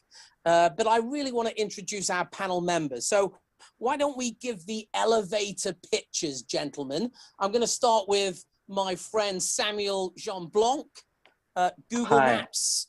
Thanks, Samuel, over to Anson. you, my friend. All right, great, wonderful. It's great to be here. My name is Samuel Jean Blanc. I lead the Google Maps platform team for North Asia and Japan. North Asia is China, Hong Kong, Taiwan, and South Korea, and Japan, of course. I've been at Google 7 years. I spent 6 years in our ads business, and then moved to Google Maps last year, took over the region, and since then we've been hard at work trying to connect with the startup communities across our different markets. And it's so great to be here today because we know there are a lot of startups, a lot of innovation, a lot of entrepreneurs in the room today. Excellent, great elevator pitch. And Samuel, great that you're here. We're going to get down into the nitty gritty in a short while, but let's move over to our friend Jonathan Savoy. I get that right. Now, Jonathan, I've got to let everybody into a secret here. Jonathan agreed to do this panel, and then, of course, he realized that it had to be in Silicon Valley. And so you are in Silicon Valley, and you're calling us in the middle of the night. It's 2 a.m. or going to be 2 a.m. soon. So good morning, good evening, Jonathan. How are you? Good morning. Thank you so much, Anson. And that is right. It is 2 a.m. here in Silicon Valley. And I'd say sunny California, but it is dark. I'm Jonathan. I'm the CEO and co-founder of Quinicus. We are a supply chain technology company focusing on digitization, accountability, and optimization across end-to-end supply chains. We're Singapore-based, but we operate in 52 markets, so pretty global at this point, and scaling up, thanks to a large part in Google Maps as well. Excellent. Great to have you here. And again, thank you for joining our panel, because obviously it gives everybody an international flavor. I'm in Hong Kong, you're over in Silicon Valley. Samuel is over in Singapore as well. And then Nauman, if I'm not mistaken, you're also joining us from Singapore. And again, perhaps you can introduce yourself, because you are a member of quite a small bank, I believe. Hello from Singapore, Anson. Yeah, I'm from a small bank which has retail operation in 30 markets and corporate plus retail in over 70 markets. So yeah, so happy to be here. I'm Noman Bashir. I'm head of digital banking for Singapore. I also head the personal banking business for Standard Chartered Bank in Singapore here. As a bank, we are in the business of prosperity, and our aim is to help our customers improve their financial wellness by providing them best-in-class services and experiences. We believe in innovation and partnership to serve our customers with the best possible way. We're so happy to be partners with Google and create some really exciting features for our customers, which we'll talk through in a short while. Absolutely, Nam, and we are. And we're going to delve down a little bit deeper because I do want to talk to you about location intelligence APIs in the financial sector, which I think are also really important. We're going to talk about those bank branches as well, and if they have a future. But Samuel, I want to kind of kick things off. And again, don't be too afraid, but I am going to ask you hopefully some cutting questions, and we want to have a conversation, and we'll keep things moving. Equally, if anybody has any other thoughts or questions, let's hear about them. But Samuel, we're living in very interesting times right now. We know that COVID-19 has accelerated everything digitally. And we also know that tech, it's not going to solve all of our issues. It's not going to solve all of humanity's issues, but it is going to make life easier. And now, again, I'm kind of thinking about the Google Maps platform. Now, the interesting thing for me is that you guys have been around for many years. I think you've been around for 15 years. So Correct. Perhaps you can just share with us, what can we do today that we couldn't do several years ago? Great question, Anson. Thanks so much. I think to understand location intelligence, Google Maps APIs, it's important to go back a little bit in time. Google created Google Maps in 2005. And as we were building this platform that was user-facing, we realized that as we were adding layers of data on top of each other, that data could also be interesting for companies to use. And that's why we launched our Google Maps APIs the same year that we launched Google Maps in 2005. So these APIs have been around for a while. I think what has changed over the years is the use cases, the applications of these APIs over time. And so I think at first, many companies, especially retail, would use Google Maps API to do simple things like, display a store locator on their website and allow customers to know where they could find them. But over time, it became so much more complex to the point where now you have entire platforms that are powered by some of these APIs. Think of all the ride-hailing companies in your country. Think of all the delivery companies like Lalamove in Hong Kong. Think also of banks nowadays. And so as we age, and we age well, we find more and more industries that are finding interesting use cases to apply location intelligence. I think we did a survey last year with Boston Consulting Group to understand how leaders were seeing the importance of adding location to their products and services. And 90% of them said that adding a location component to their business is going to take more and more importance in the future. So definitely we're hot in the space. Okay, great answer there, Samuel. How about you, Jonathan? Perhaps, can you share with us a couple of practical cases where Quinicus has also really embraced the Google Maps platform, and how's that transformed your business? Because Samuel made a very good point. We hear a lot about these the ride-hailing apps. We think about, and I certainly see in log tech, huge opportunities, and you are one of those log tech startups. So what are you doing? That's right. No, I think, when we think about supply chains and logistics in general, then locations is obviously critical, right? It's critical in a last mile component, but it's even bigger than that when we think about how do we define a factory somewhere in Vietnam, and how do we then build a network from that, and then how do we also define where our customers are, and then build an entire optimized logistics network.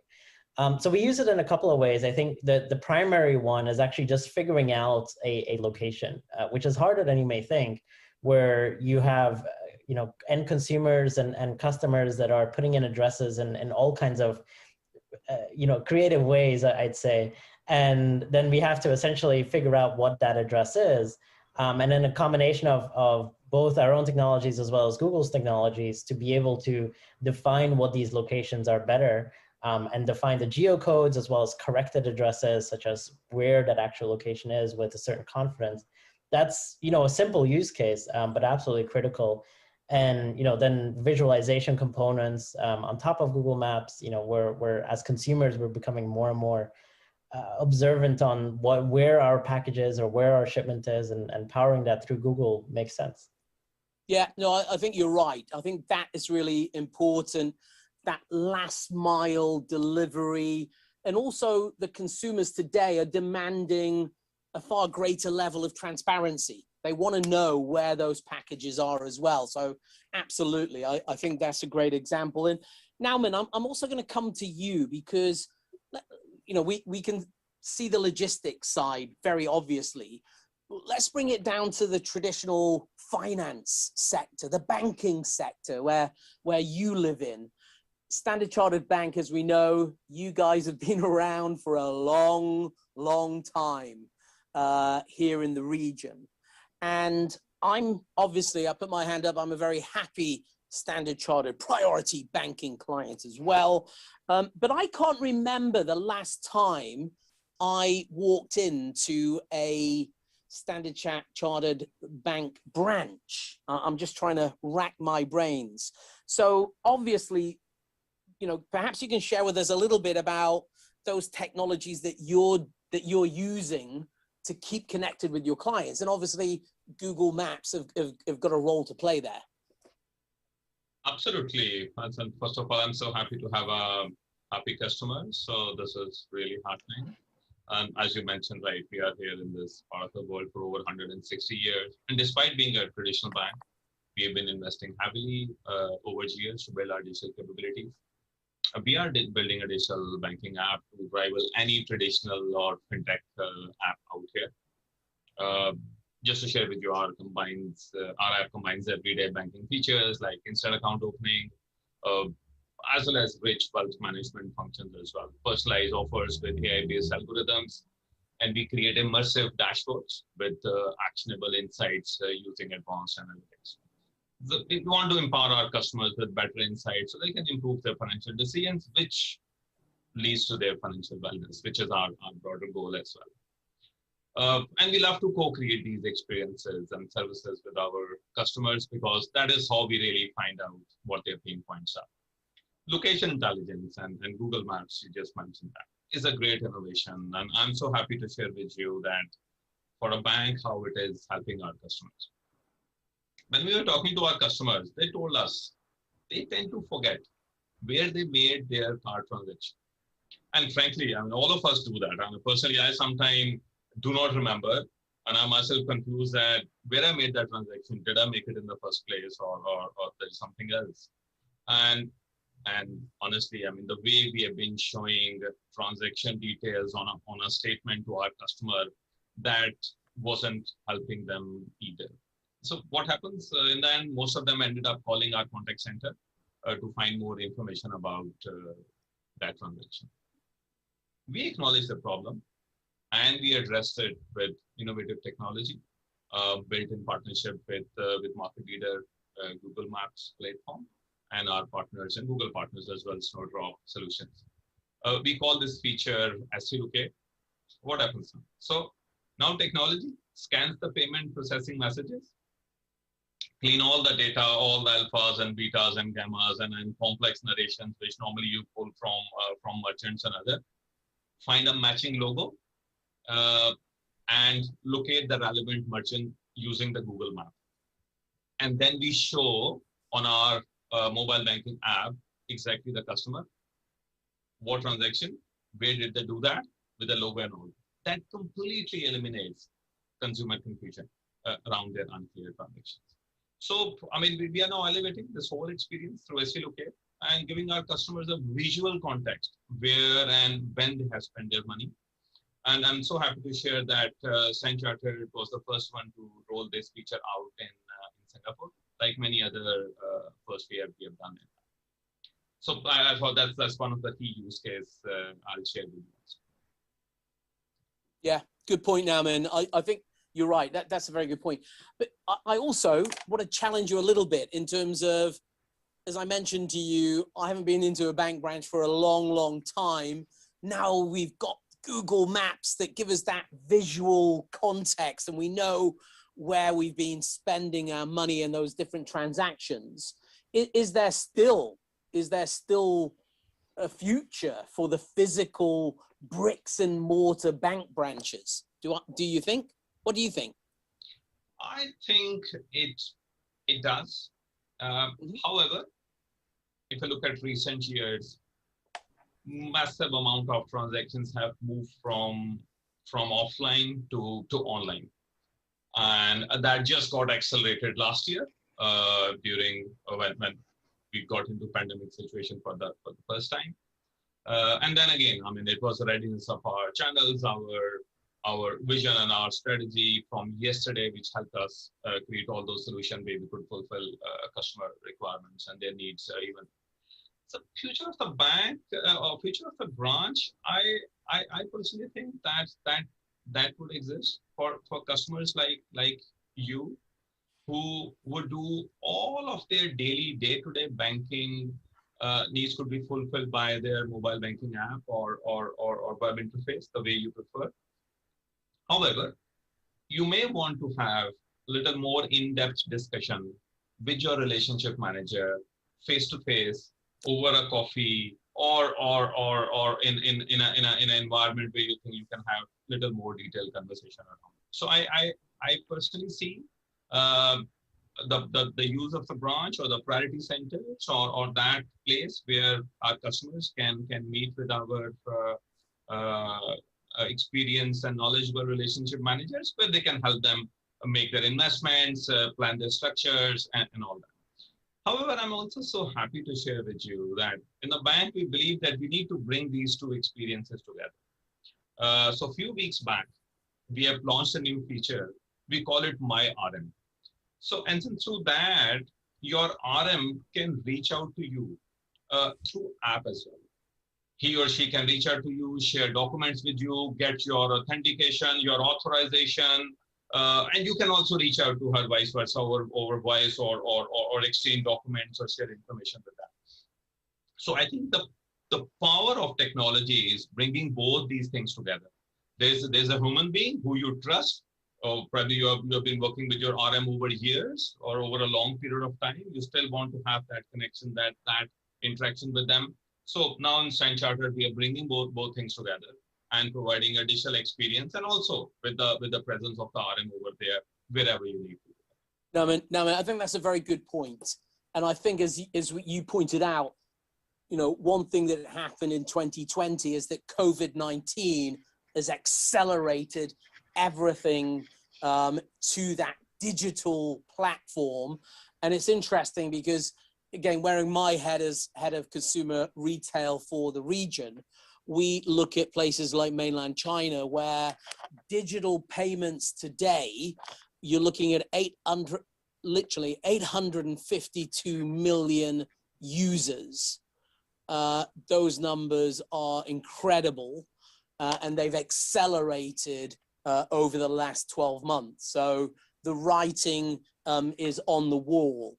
So Samuel, I want to come back to you because, again, I'm just looking at some of my notes, and let's just talk a little bit about why location intelligence matters. Because there's a lot of people, listening in here, and I'm sure they've got lots of questions as well. But why does that location intelligence matter? It's a wonderful question. It's kind of the why question, or why we're here today. Yeah, why are we here today? If you think about the world, right, and you just mentioned it, right, you cannot live today without an app that has a map. So think Google Maps or other potential platforms out there. And that is because so many of our digital interactions nowadays have a location component. If you think of a drone, if you think of IoT devices, if you think of you hailing an Uber or a Didi or a Gojek if you're in Indonesia, all of these would require a lot of location intelligence. And that's why we see across so many industries, the sheer value of using that data and improving the customer experiences through the data. So let me give you a few examples. Today, if you order something on Tokopedia, which has recently, by the way, merged with Gojek to be named GoTo, you order some food or a package to be delivered to you, Tokopedia would call a number of Google Maps API to be able to triangulate the location of the user, to be able to triangulate the location of the rider who's going to make the delivery. Just like Jonathan said, to be able to simplify the address that the user is going to input. It may seem simple to you when you're typing in your address, but actually if you make a mistake, or if you're not very precise, or if you're incomplete, or if the address doesn't match the record of the delivery company, all of a sudden you have massive logistics and operational issues. And that's where Google Maps comes in and just solves all of this. It gives you a simple platform that's shared across many companies, and we can all start talking the same language. Again, you open Google Maps, it seems so simple. You're a company, you call our APIs, it seems so simple, but mapping out the whole world is extremely complex. It's complex in developed countries already. Things change, need to map things out constantly. If you think about the power of things like Street View, it takes a massive amount of resources to be able to picture the world. But then if you go to developing markets, think of Southeast Asia or other places across Asia, you know, it requires a lot of effort to be able to map streets that don't have names or don't have numbers. It's really hard to triangulate the exact location of someone that's ordering a Gojek in Indonesia. And so all of this is being possible by the power of Google Maps and all the great technology we've been building since 2005. So I think this is really why location intelligence is so important nowadays. Good point, Samuel. Jonathan, I'm going to come to you in a second, but I've just noticed we've got activities on the Q&A. So there's quite a lot of chat. So there's already a number of questions coming through. Samuel, I'm going to just follow on with a question from Kartik. And the question is, sometimes the development of the locational or spatial intelligence space is related to the development of 5G technology. To what extent is this true? Wonderful question, Kartik. Thanks for asking. I think there are two answers to it. There's what we can do today, and there's a lot of things we can do today, and then there's what's going to be possible tomorrow thanks to 5G, and this is almost a greenfield space we need to explore together. If you think about what is possible today, even with 4G, even 3G, you know, again, if you look at the platforms that have emerged in developing markets, think of Mercado Libre across LATAM. Think again about Gojek and Tokopedia in Indonesia. Think about Lalamove in Hong Kong that has expanded across Southeast Asia. All those companies, even with limited connectivity, have been able to create great apps and great platforms for millions and millions of customers, some of them even having limited access to technology. So I think the realm of possibility today is already huge. So, you know, don't let yourself think that we need to wait for 5G to actually be able to deploy those systems. The largest companies in the world, think of all the ride-hailing companies, and you know their names by heart. They're worth hundreds of billions of dollars sometimes, and they're all based on location technology. What's possible tomorrow with 5G? A lot of things, and I think it's something we need to explore together. The quality of the data, the freshness of the data, the accuracy of the data is going to be demultiplied. Therefore, we can do even more once 5G is rolled out, but it's going to take a while. So let's focus on what we can do today. Samuel, great point. And I love your, you know, the point there that you made about let's just think about that blue space out there, because as you rightly pointed out, those platforms now that are emerging in a lot of those developing markets, the growth and the speed of how they have grown is pretty amazing. And you gave Gojek as a great example. So what can be imagined can be achieved. And I think we're in for a very exciting couple of years ahead.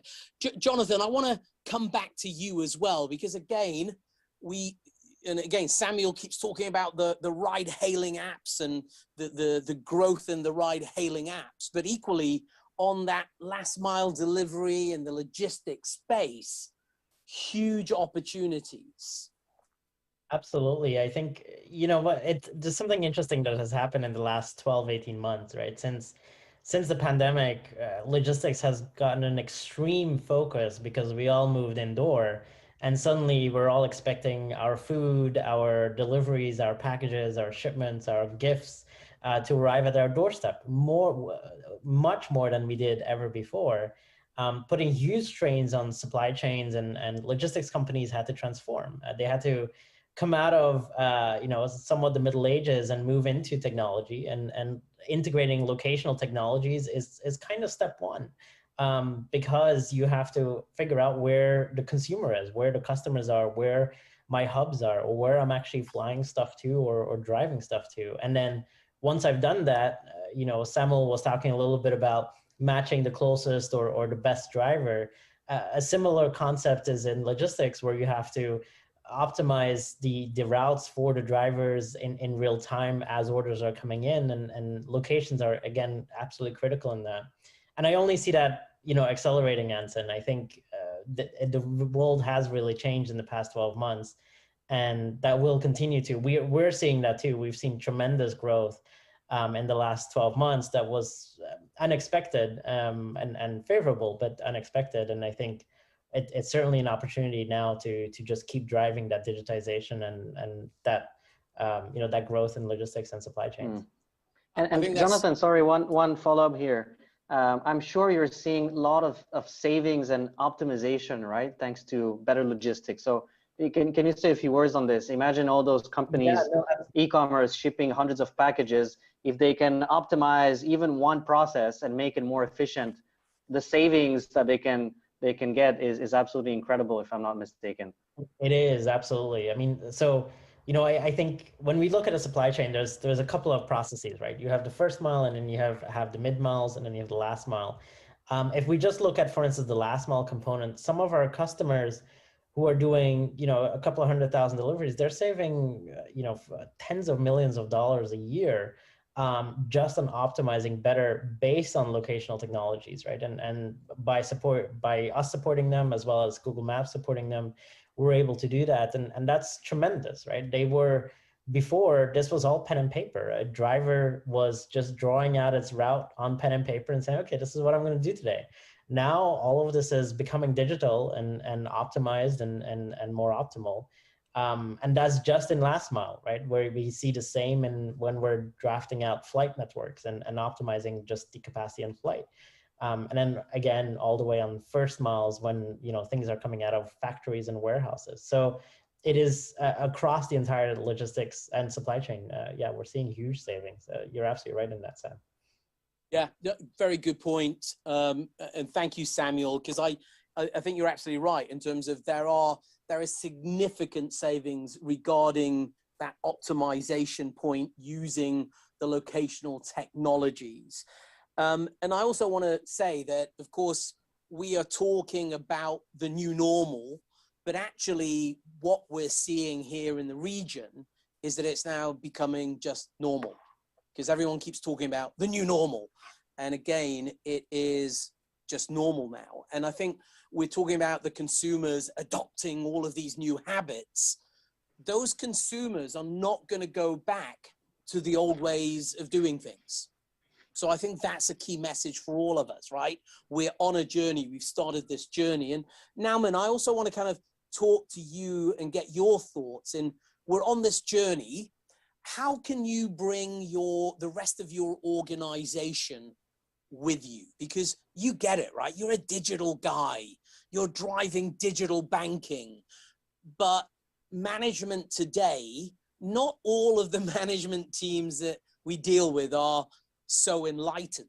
So how do you deal with management? That's a very good question. And that's a key priority for us as well, Anson. And then we're doing it in many ways. We are creating opportunity and recognizing and rewarding those colleagues who are working on innovation, who are using technology to solve a problem. So we clearly differentiate and recognize them. One way of doing it. We have changed the way, transformed the way we are working on day-to-day basis. So we have rearranged our organization in tribes and into squads, and in the more modern way of doing things. So the idea from initiation to reality and practice, and if it is a rollout to customer or a feature for customer, should not take long. The whole organization is built in a way that it comes very fast. And traditionally, many organizations, and banks could be one of them, we used to work in silos. This is A function, this is B function, this is C function, this is A function's remit, this is B's remit, and don't try to come close to that. However, I think we have overcome that. We have broken those silos and created those squads. So squad brings a particular skill set or a set of skills required to do a particular job. If that is related to onboarding a customer, it needs to have an element of technology colleagues, product guys, compliance, everyone, whole 9 yards of this whole arrangement. So sitting around the table, or if they have to do it virtually over a screen like what we are doing right now, they can solve customer problem then and there, and not moving email from one function or document from one function to another. So bringing the whole organization together by transforming the way we are working, creating opportunities and rewarding those who are using technology and innovation and doing it new, and then working very closely with partners like Google, some of us and our management team. Quite often we go and spend time with all those industry leaders just to understand how they are working and share best practices. So, Anson, these are a few things here. No, I mean, I think that's really good learning for all of us, in the fact that we've got to break down those silos, and that it's everyone's responsibility in this new normal. Because I go back, the new normal now is just normal. So I think that's really important, and it's everyone's responsibility. And I love your point about we've got to bring the whole organization together along this journey. I think that's such a key message. I've got lots of other questions, but I also know that we've got lots of questions on the chat here. So I'm just going to go to Terrell. Thank you, Terrell. Again, Samuel, how is the synergy between Google Maps API and blockchain space? What role does Google Maps play in the decentralized applications that's different from the centralized space? Wow. Great question, and very, very timely, very much in line with what's happening in the news recently. I can't speak for the whole organization, but let me share a few insights. The first thing, when we look at our API business, but also Google Maps overall, there's still so much to do. And so I think instead of exploring every new technology, we're first very much focused on making sure that what we're doing today, we're doing even better. And again, you open your app, you're very impressed by the experience you get there, but actually we're still trying to improve that, make it faster, make it more relevant, improve the data quality. And that's a very big effort that we're driving across Google. The second one on blockchain, I understand this concept of everybody contributing to a space. And it's actually, if you look at it, something that we already do. We have this whole program called Local Guides, and I hope many of you in this call are part of that program. Free program, you open Google Maps, you start reviewing businesses, adding photos, adding missing places, and all of a sudden you become a local guide and you're able to share your perspective on the world. And we have hundreds of thousands of those local guides, and they contribute every day to the data quality of Google Maps. And so that's how we're kind of opening up the platform to what we call user-generated content, where every single of our 1 billion plus users can come in and participate in creating a better Google Maps. We're doing the same thing on the business side. We have this whole program called Google My Business. If you're a business, you have a physical location or not, you can put your business on the map, tell about your opening hours, put some photos, respond to reviews, get some phone calls in. And we're kind of co-creating the map of the future, both with businesses and with users, thanks to those two programs. Now, actually, if you look at what happened during the pandemic, a lot of physical businesses had to shut down for at least a few weeks in most cases, but sometimes even for a few months. And Google My Business was a great place to put some updates, but also update features like the ability for retail businesses to deliver, and that's something that users could access and start ordering food. So we actually helped, I think, the community across the world by launching those features. So we're very active in co-creating the map of the future. Is something that we really believe in. And if you think about Google Maps API, all of that information is also available for companies, third parties to be able to use. So if you're building a delivery service, you can put the photos, put the address, the opening hours of the businesses that can deliver through your app, and you can get all of that information thanks to Google Maps platform. Yeah, Samuel, good point there. And again, I just see lots of those cool technologies, and we don't have time to talk about the blockchain and the AI side. Samuel knows, we've actually been working with the Google team here in Hong Kong, looking at the future of AI for everyone. And we've actually worked on a research paper that's been released with our friends at Google Cloud, for example. So I think there's just lots and lots of good intel, good opportunities for that AI integration into Google Maps as well. Equally, I was going to say we're also seeing, and we don't have time, but even in the contact centers in the banking arena, there's just loads and loads of opportunities on that AI integration as well. But that, again, we have to save that for another day because we just don't have the time. But again, there's lots of cool things that are happening, and a big thank you to the Google teams across a number of those spaces. Now, I want to come back to both Nauman and to Jonathan, because obviously when you're looking, and let's say you're looking for to work closely with technology providers like Google, but just for a moment, what are you looking? We can put Google on the spot right now. We can ask a couple of hard questions of Samuel, but Jonathan, what are you looking for from your technology providers? What do you expect for them to deliver? Now's your time, Jonathan. I'll certainly put Sam on the spot. Put Sam on the spot. Come on, you can screw him for a better deal. I think that's the thing, right? So startups always look for a great deal, and there is no denying about that. And startups are always cash strapped, et cetera, et cetera. And for the entrepreneurs in the room, they'll know what I'm talking about. But I think more than that, startups are looking for just a strong partner, right? A strong support in the problem statement that they're solving. And for, Sam mentioned ride hailing, and there will be a close relationship there. For us, it's a close relationship on mass for logistics. And I think it is very much about, how do we build a collaboration? How do startups focus on becoming good at what they're good at? And how do they actually leverage someone like Google, who has the resources to build something addition or in partnership with, to then help those focus and those core skills of those startups to help scale. I think that is really what startups are looking for.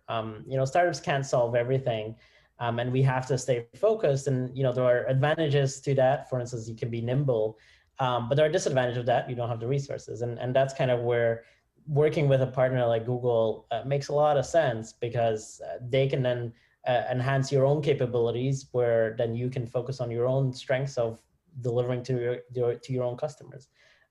More than a great deal, I'd say that's actually more important. Good point, Jonathan. And I think you mentioned a couple of key words there. Collaboration, that's really, really important, and a very strong sense of partnership.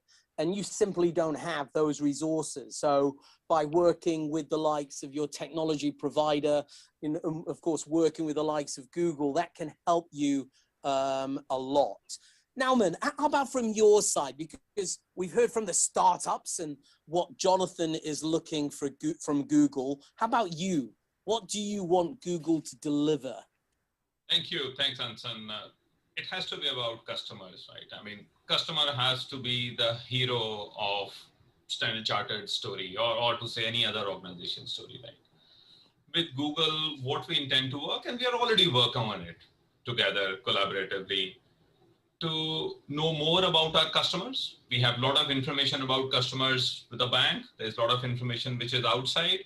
How can we marry the information? How can we personalize the experience, the service, the offer for individual customers? So we create a segment of one. So we understand Anson, this is what Anson needs. We understand Jonathan very well, this is what Jonathan needs. Norma needs maybe differently, Samuel needs differently, and everyone.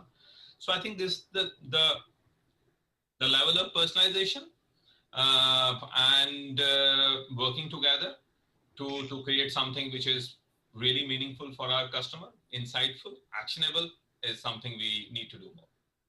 Good point, Naman. I love that point in the fact that it's about that customer centricity. You've got to have that laser-like focus on the customers today. And as you said, customers are the heroes. And you've got to know about those customers. And if those tech providers like Google can help you to understand those customers better and also understand those customer journeys, because that is critical in the future. You've got to follow your customers on their journeys. So that is really, really important. So having that laser-like focus. So thanks, Nauman, really appreciate that. There's still more questions on the chat. And Chrissy, thank you very much. To KPMG as a consulting organization, can you please outline the services you provide in the spatial technology space? Quite frankly, obviously, we are working with a number of those technology providers ourselves. And funnily enough, we're also working with our friends at Google. And there's been some really interesting programs that we've been delivering. And in fact, we've also been looking at a very interesting project called Project Social Coffee Cup, where we've been looking at the end-to-end supply chains from start to finish, from those coffee farmers all the way to those coffee retail shops where you're ordering your cappuccino. And for me, that is something that we're going to see more and more. The consumers today are going to demand a far greater level of transparency. They want to know that you're ethically sourcing your products. They want to know the manner of production. They want to know the origins of production. So I think there's some really cool technologies out there, of which, of course, Google Maps platform is one of those leading technologies. But there's a lot of other technologies out there. But as I said, we ourselves, as our organization, are also working with our friends at Google as well. So you can check all of that information online. Ladies and gentlemen, we're running out of time. But before we go, gentlemen, I want to get your predictions for the second half of 2021. 2020, as we know, has been a very challenging year for all of us. 2021, we seem to be kind of getting back on track. But what are your predictions for the second half and beyond? Are we quietly confident over here in Asia Pacific? And are there any particular trends that the scale up should focus on? Jonathan? Sure. I think, There's no business partner quite like the planet. It has all the information you could possibly ever need, which is a lot of information. It's complicated, vast, and constantly changing. But when you partner with us, we can help make sense of it all and provide the data and insights that can turn an epic race across a mountain range into an event seen around the world. Help connect people in need with life-saving medical supplies. Provide ride shares with more accurate ETAs. Send any street corner back to the Jurassic era. And help turn analog machines into a global network that knows when it's almost out of orange soda. Oh, and that mysterious credit card charge? It's just that corner shop in Soho. There's a world of ideas out there waiting to be made real. And when you, the world, and Google Maps platform work together, who knows what's possible? Fantastic introduction to ways to work together with Google Maps to use location data to enhance your business. Thank you very much for that panel. And apologies, we had to abbreviate the end questions as we are, as usual, running out of time. There is so much content to cover today that we're going to keep going until about 7 this evening, so stay with us. Now, when I say Startup Nation, you say Israel. Israel has the most startups above any other nation in the world. And earlier in my career, I'd been at Huawei Technologies, and I looked after international influencers, and they were multiple in Israel that we worked with. It's really fresh, progressive thinking that you find there. And I'm not going to introduce everyone on the panel, but I will introduce Gilat Shemesh, who is the leader of the panel and who will help guide this conversation. And I see the videos, but I don't see Gilat. So panel, I apologize. So we look forward to learning more about why, when I say Startup Nation, you say Israel. Over to you. Thank you very much for this beautiful introduction. My name is Gilat Alon Shemesh. I'm originally from Israel and currently living in beautiful Hong Kong, involved in the local investment community and also with Israeli VCs and startup ecosystem. I'd like to thank Angel Hub and Karen and Karina for this wonderful opportunity to moderate this Startup Nation What's Next. With me from the Holy Land are Itai Green and Lior Oren. Itai, please kindly introduce yourself, and Lior, kindly follow. Hi, thank you very much for inviting me. My name is Itai Green, and I head Innovate Israel, which helps big corporations around the world to innovate with third parties, mostly with startup, running open innovation activities internally. And my name is Lior Oren. I'm a lawyer, and I work in a large law firm in Israel, and we work mostly with technology companies operating around the world, leading the cross-border transactions, investments, that are being received from venture capital and from private investors. And we do a lot of international work in terms of technology companies, especially in the Far East and in East Asia, and specifically in Hong Kong, which is also always great to work with. So just to give some figures about Israel to people who may watch us and know less about it, population of 9 million. Israel is 420 kilometer length and about 115 kilometers across the widest point. So the size of New Jersey, as a famous tech influencer always likes to say. And indeed, Israel has the largest number of startups per capita. So 1 startups per 1,400 people. Interestingly, we're called the Startup Nation because we have grown a lot of famous and successful companies.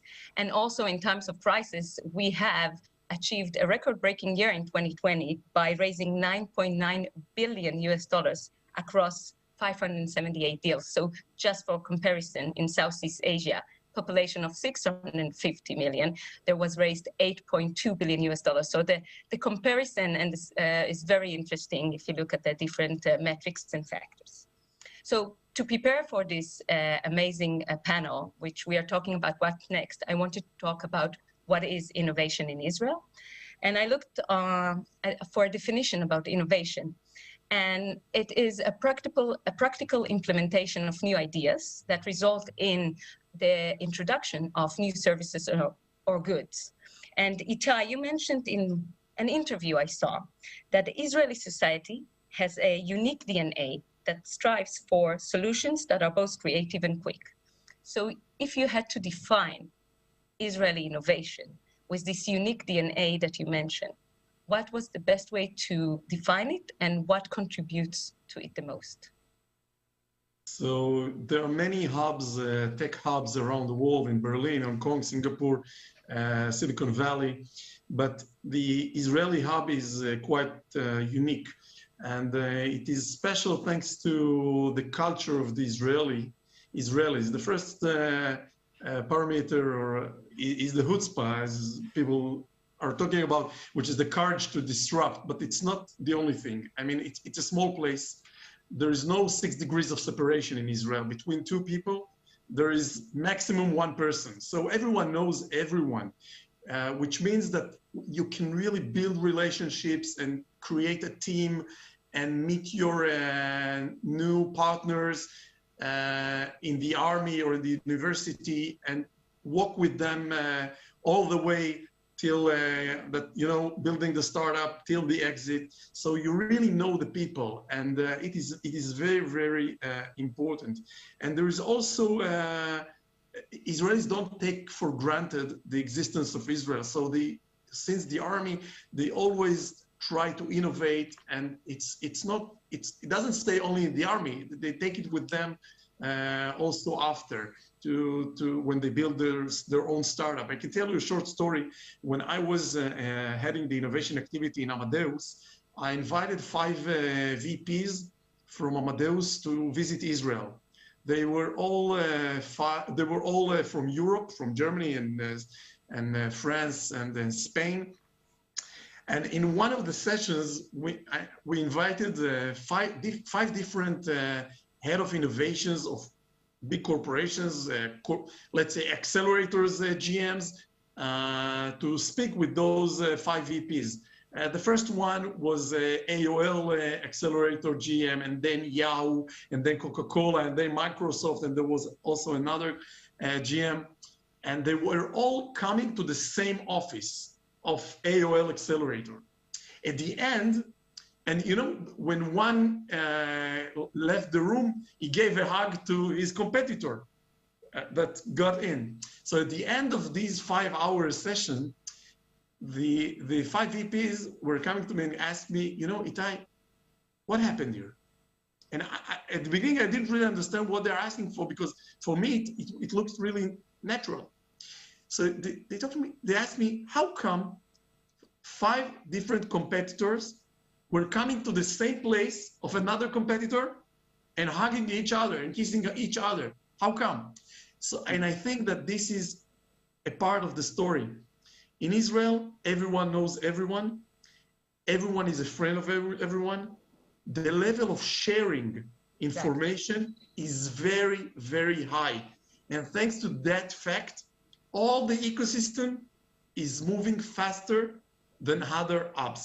So this was a short story, but I think it really tells most of it. So sharing is important. It's a vital essence to the growth of the ecosystem. Lior, you are working a lot with this region, with the APEC region, and I'm sure you see similarities and differences. What makes Israel so unique and to be the startup nation? Yeah, and I totally agree with the observations that Itai has made. And my impression also is that people are less concerned about taking risk. They are happily willing to take risk and to bear the consequences of leaving a very safe position at a large company where they would try to move forward with their own initiative and their own startup. And even though they understand that there is a certain risk embodied in such a resolution. And this is something that we see that sometimes lacks in other jurisdictions of the world. And I think this is one of the drivers that allow Israelis to innovate and to be creative, and they do it pretty successfully. So sharing and taking risk, and I must say that when you share, you de-risk yourself a lot of the times, because you are able to get the best practice and what not to do. So I think those are very kind of tangled in one another, and makes it a successful way to go ahead and found new companies. Thank you for that.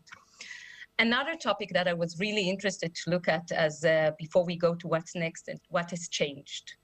So if Israeli founders in the 90s and the early 2000s were building fast, selling whenever we can, and whenever we get an offer. Today, if you have a pre-seed deck and you don't predict to be a unicorn, you're looked like, non-ambitious. You're not too ambitious.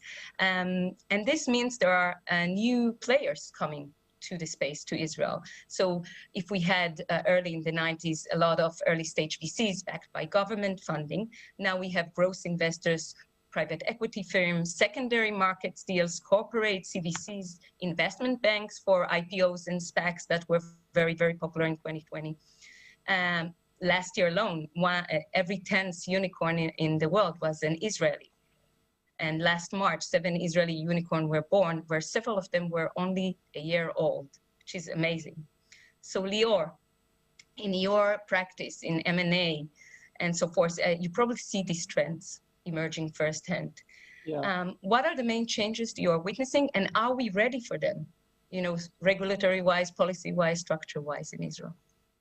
Yeah, that's a great question. And actually, the last year has been very exciting in the sense that new avenues came around, and I would say that the biggest trend is the SPAC, the special purpose acquisition vehicles that we see, which allow various companies which would not have even dreamed of going public to raise substantial amounts and to become public. And just in the last year, we have seen many of these transactions. Some of them we represented ourselves. We saw Arbe Robotics, for example, that is involved in the 4D imaging radar for autonomous vehicles. We have seen Innovid in a SPAC merger with Tabula. We've seen Autonomo goes in the New York Stock Exchange, Autotalks, IronSource, eToro, which is a fintech company.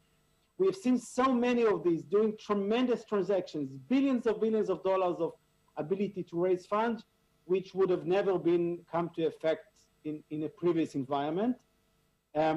Another issue that we see very often is the fact that investment rounds are being made at a much higher numbers, at much higher figures. In the past, these companies would have raised $10, $15 million. Now some companies, they raised $200, $300 million. And as part of the transaction, we see a third trend, which is very interesting, which is the fact that many VCs sell a substantial chunk of their holdings in secondaries transactions right before the IPO, right before the SPAC launch, which allows them sometimes to become liquid by $200, $300 million. And we have done quite a lot of these, which is very interesting. I mean, in a sense, it means that they don't think that the fact that the company would become public would be so lucrative. They prefer to liquidate half of their holdings ahead of time in order to de-risk their holdings and to generate some income before they go on an IPO. So this is certainly a very interesting trend. And the last one that I would say is the fact that we see more and more IPOs in the Tel Aviv Stock Exchange, which had a few dry years in the last decade or so. And now we see more and more of these come over and prefer to IPO in Israel, when we have seen, for example, Glassbox and Envision Medical and Aero Robotics and Massivit 3D and so forth. Many of these transactions, many of these companies decided to go public in Tel Aviv, whereas they could have done it also in New York or in Hong Kong. Super interesting. It means the mindset is changing, landscape is changing, and there's new assets and markets in Little Israel because of those changes in growth. Itai, do you think it will, kind of hold back new founders to start new companies, because there's those amazing unicorns that are hiring now a lot of talents, and those talents will not be available to go into new startups? Will we see decreasing in new startups, as we already see some kind of trend like that because of this, because of those new markets? And it's a challenge, absolutely. It's a challenge, and it is hard to know, but I think that an entrepreneur is an entrepreneur.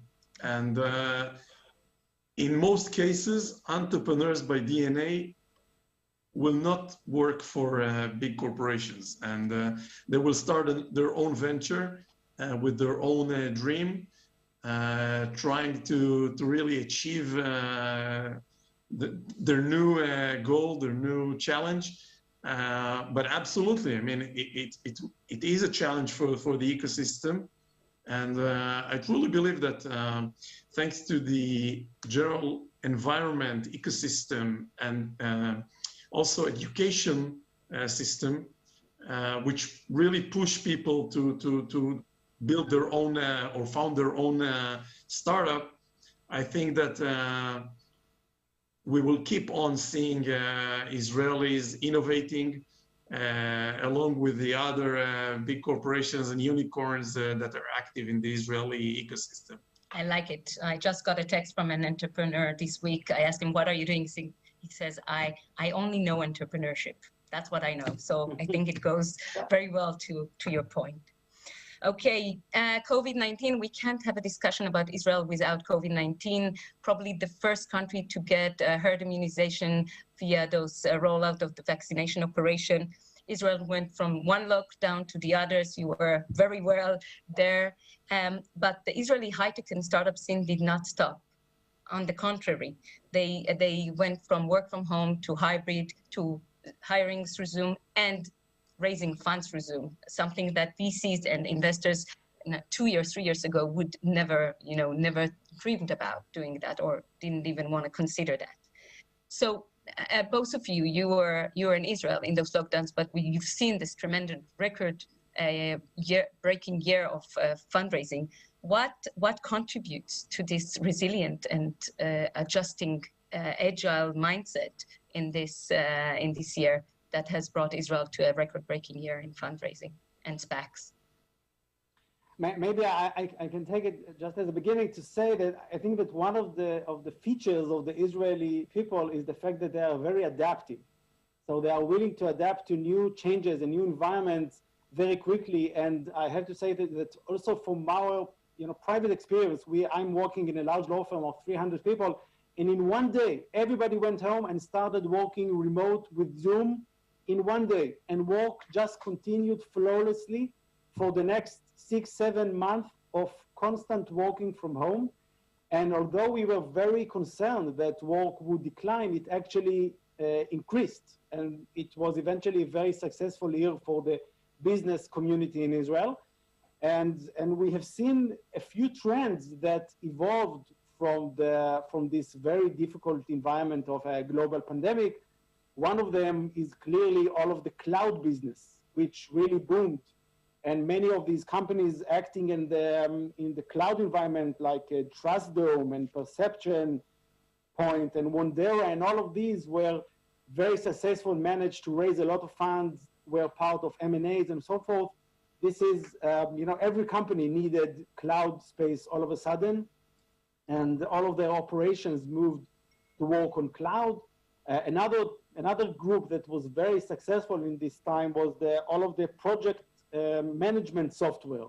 Monday, Asana, Monday is planning on going public. Asana went public already for $4 billion.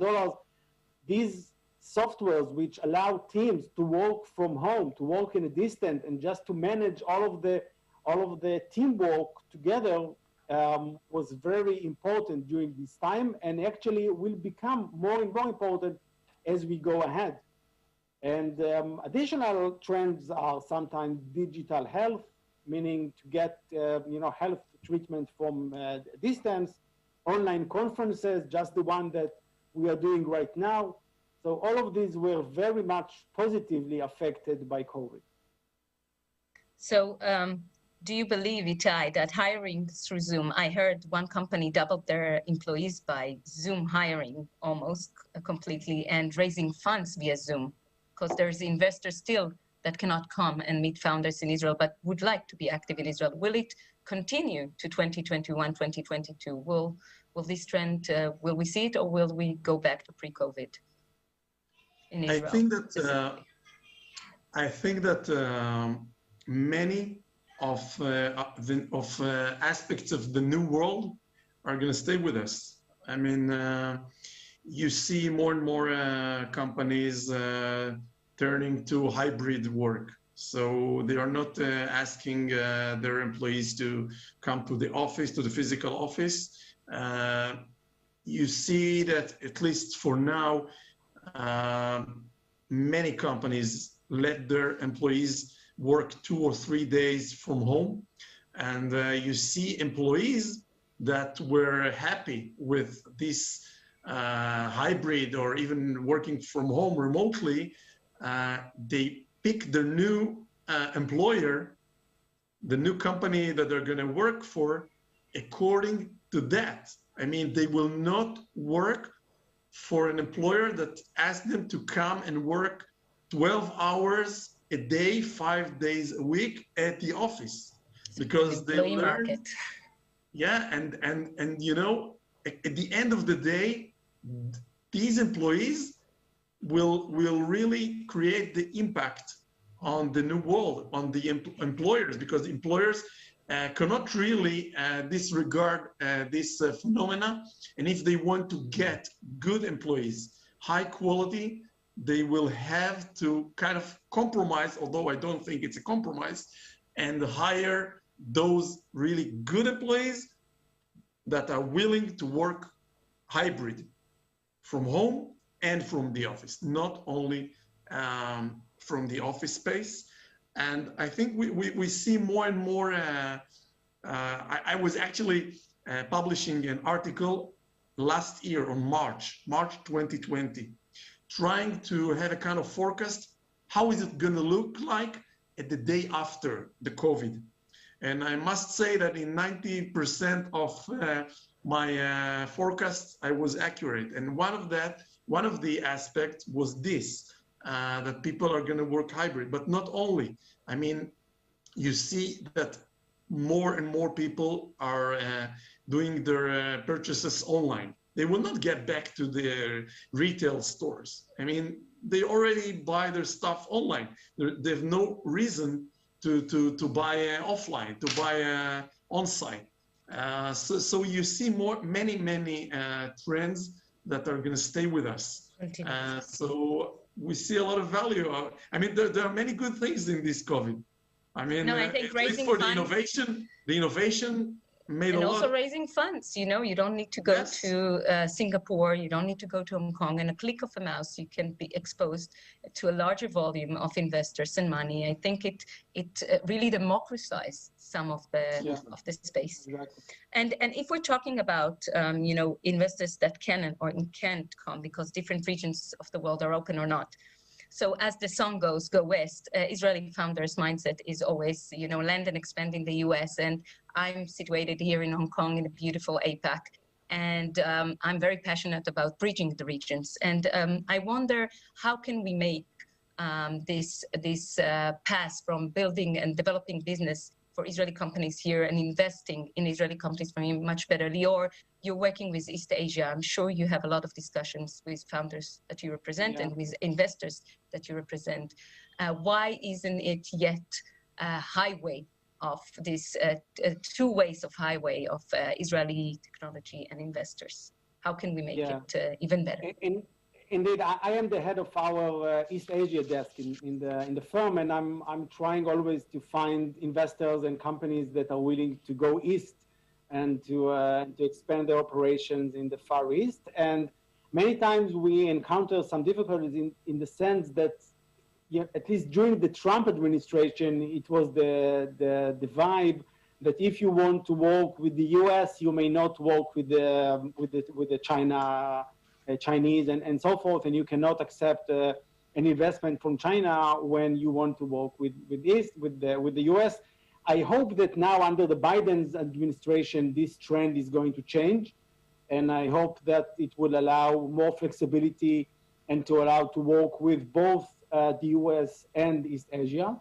Still, there are certain areas where East Asia is much stronger. I see a lot of interest from Chinese investors in medical devices, for example, and many of the Israeli companies in this field are certainly looking to the East and to China, Hong Kong, Singapore, and the like. Another issue is regarding chips, you know, circuit and chip manufacturers that are very much relevant. And also another aspect that is being very highly relevant is infrastructure. Many of the infrastructure large projects in Israel are basically dominated by Chinese groups who are experts in creating tunnels, in building roads, in building bridges and the like, train operations and so forth. So many of our clients are actually Chinese groups operating in Israel, some of them even governmental groups from China that are building Israel, in a sense. They are building the roads and bridges and the construction projects in Israel. So this is very exciting, and I hope that the future would allow us to expand this trend. Thank you for that. And you already touched for my last point about what are the next trends. You talked about cloud, you talked about medical. Itai, so we know that Israel is very well known for its state-of-the-art cyber tech. So the best return of investment was by pouring capital to the cyber sector. So now you know, when I say Startup Nation, you say Israel. Thank you so much for that great panel. And once again, I feel really bad we had to interrupt. And so it just shows that there's so much more to learn about Israel. And we look forward to continuing the conversation in the near term. Thank you so much for that. That was a great panel. Now, did you know that the east coast of the US, 40% of its fuel passes through a single pipeline? I didn't know that until about 2-3 weeks ago. And suddenly Colonial Pipeline makes the world news, and the US is hoarding gasoline, and it's a crisis of infrastructure. Here in Hong Kong, in your own country, are you prepared for the next cyber pandemic? That might have been more of a hypothetical question months back, but now we see the effects it can have, crippling a nation. We have a panel today led by Joe Wong of W Hub and Angel Hub, also supported live in person by Uli Rees and online by Bharat Panchal. So please join me in welcoming, are we prepared for the next cyber pandemic?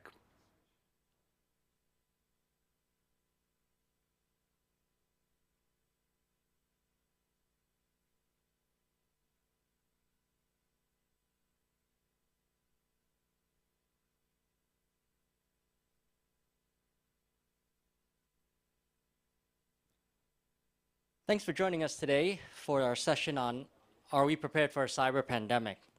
Today I'm joined by two experts in their own rights in the field of cybersecurity. With me to my right here, Uli Rees, a journalist and consultant for over 20 years in the field of cybersecurity. As well online we have Bharat Panchal, the Chief Risk Officer of FIS, one of the leading global digital financial solution providers in the world. Well, thanks, gentlemen, both for joining us today here on this interesting topic. And with that introduction, just to kick it off, I want to throw it to Uli. No doubt COVID has brought about a massive change in the lives of everyone in this world, but in that same vein for all companies as well.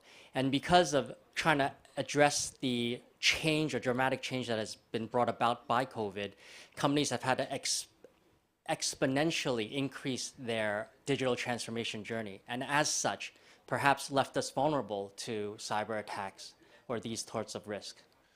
Yeah, I mean, that is absolutely right, because the criminals did not even need to come up with new ways to attack your organization. They simply did what they did before, but they had way more targets because companies were already moving to the cloud before we had COVID. But with COVID coming in, everybody needed to find a way to collaborate, to work, to continue to work with people working from home, with people working not from a central office. So cloud services were the natural solution.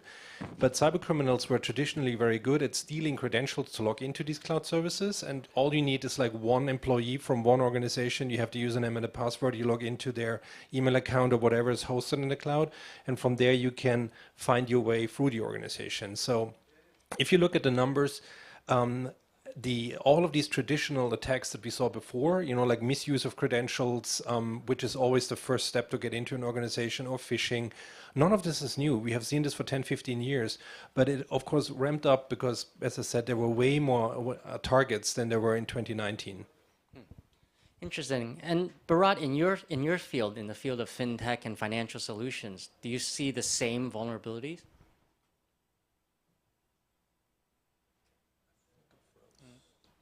think we might have some technical difficulties there.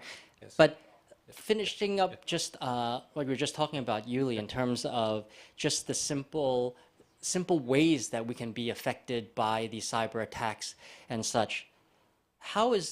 What is the approach then that companies should take? Is it awareness? Are there tools, solutions, or what is your take on that? I mean, it's a mix of all of the above. We traditionally use, or as an organization, you use stuff like, of course, firewalls, antivirus solutions. You had like IPS IDS, you had SIEM solutions to look for all of your log files and look for anomalies. All of that you need to do. But of course, you need to have the right tools that actually work in a hybrid environment. So you need to protect the stuff that you have on premises, but you also need to bring in your cloud providers that you're using, your SaaS like Salesforce or God knows what else you're using in the cloud. So these security solutions that you need to have must be hybrid aware, and most of them are. Which brings us to the next question, which is like your organization. So how do you actually tell your workforce that working from home brings a different potential threat to your organization and to the information security within your organization? And that also means that these awareness programs that many companies never really fully embraced, let's say, before the pandemic, need to be a lot better, a lot more efficient, because first of all, you need to talk to a decentralized organization all of a sudden, so you need to talk to employees who work from home. You don't have them in a conference room, you cannot do face-to-face trainings. And please, dear God, let no one do any more webinars or all of these, like just tick the compliance checkbox sort of cybersecurity trainings that are very, very, very prevalent in a world where you have strong regulation, financial industry, for example, insurance industry, where you have regulators check all of that stuff. But the programs, the awareness programs that people actually do use show very little effect in terms of actually ramping up the resilience of the organization. So that is for sure something that should need to be revisited. So you need to change or beef up your technical infrastructure in order to protect the data that you have, but you also need to make your own workforce more resilient by talking to them in a way that actually is interesting to them, because cybersecurity is incredibly boring. For you as an employee, it is incredibly boring. Password safety, all of this stuff, no one really wants to listen to this or wants to change their habits, let alone. Well, I, for one, clearly fall into that camp as well. And I think the awareness point is actually very important too, because the whole shift in paradigm of working from home, although previously we've always worked from home, or there were times that we worked from home, but in terms of the scale and volume in such a short amount of time, I think has brought about a true renaissance or a rethinking of how we actually train or better train people. I think we have Bharat back online now. Bharat, can you hear us? Sorry about that. Just wanting to ask you, at least in your space, in the industry, in financial solutions and fintech, do you see this? What is the cybersecurity risk you see? Well, in today's time, and especially the COVID era has changed the life everywhere, and fintech and the banking and financial institutions are also not immune. Only difference I would say that are more advanced in terms of technology adoption and for security adoption. So that way, yes, naturally, that banking sector was quite well prepared to handle security challenges. But what larger challenge which has come, that the banking and financial sector is considered to be very, very closed door in terms of network and security, with a very high skill, high level control around the IT environment in which we all operate. What was not envisaged that all of a sudden people will move out of that environment, and no matter where they are sitting, which level of encryption they are using, using their Wi-Fi and what sort of desktop or laptop, whatever is available at home. All were forced to use, because it was never ever envisaged. That challenge probably what nobody was prepared, because we as a security professional, we when we design a system, we always consider at least 2 to 3% people, or maximum 5% people will work remotely in case of any emergency or sort of things. It was never envisaged that 95% of people will work from home. So that has it has not extended the network at home or wherever they are, but it has invited the unwanted or unexpected cyber threat because while in my bank or my fintech environment, I make sure that everybody on a particular level of patch or particular OS, all we kept in mind while when we design security or when we continuously wanted the security. But in today's time, no matter in whether that fellow is using XP or Winter 2020 or iOS or which OS is having, which level of the patch and everything is applied to that machine, that has created a lot of uncertainty, and that has exposed the environment largely in overall industry. I mean, that's a good point, especially in the financial service industries and with data privacy and all this kind of issues.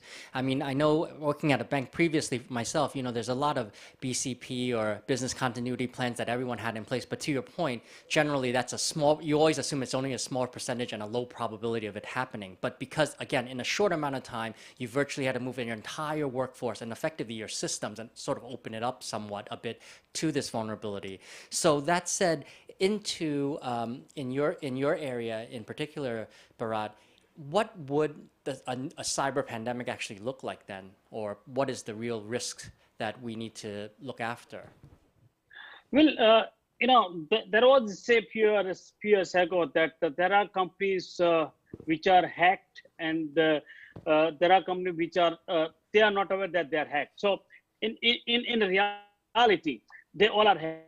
There's a third probability or third definition which is added. There are companies which are hacked, but they tend to share.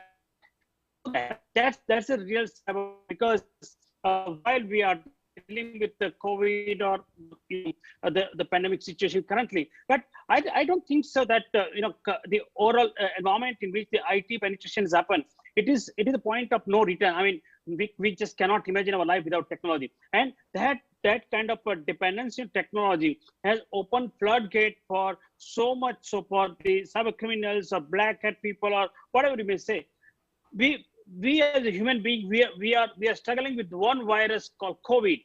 Look at the 500,000 virus or Trojan or malware coming in this technical environment or in a cybersecurity space. Are we prepared? I don't think so. We have any wherewithal to even think about the kind of traces and kind of damage what those 500,000 Trojan can do. So I'm not sure whether I would say it is a cyber pandemic or we are sitting on a bomb of that. All I can say that with the new trend of open gate for working from home or cloud or remote access and all, that is increasing the risk, that is increasing trouble, that is increasing a lot of exposure for the entire industry and entire the institution in large scale. Really, back to you on that then. Thinking about that, and we've already addressed it in the awareness area, because I'm sure the audience out there for their own companies and such, what are the key, and you've worked with a lot of corporates on building these awareness programs and trying to train, and to your point, it's not just about literally ticking the box and trying to get through the so-called compliance or that kind of training, but in your experience or in the new world or new approach, what methods or what methodologies and such do you feel are good to help train the employees or to train the professionals? So it starts with, and I hate to use the word because it's a bit ethereal, it starts with the mindset. And the mindset starts at the very top. The mindset starts with the CEO or the board or whoever you have. These people need to understand that their employees will make mistakes. So having a free strike policy that a lot of organizations still have, so you click on free phishing links and you get fired, or you get like a nasty letter or something like that, that is absolutely stupid and will never ever show any results. So you have to make cybersecurity something positive.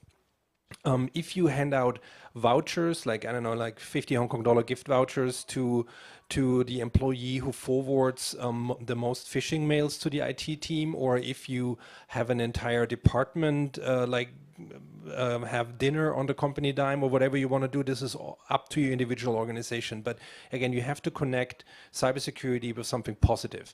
That's number one.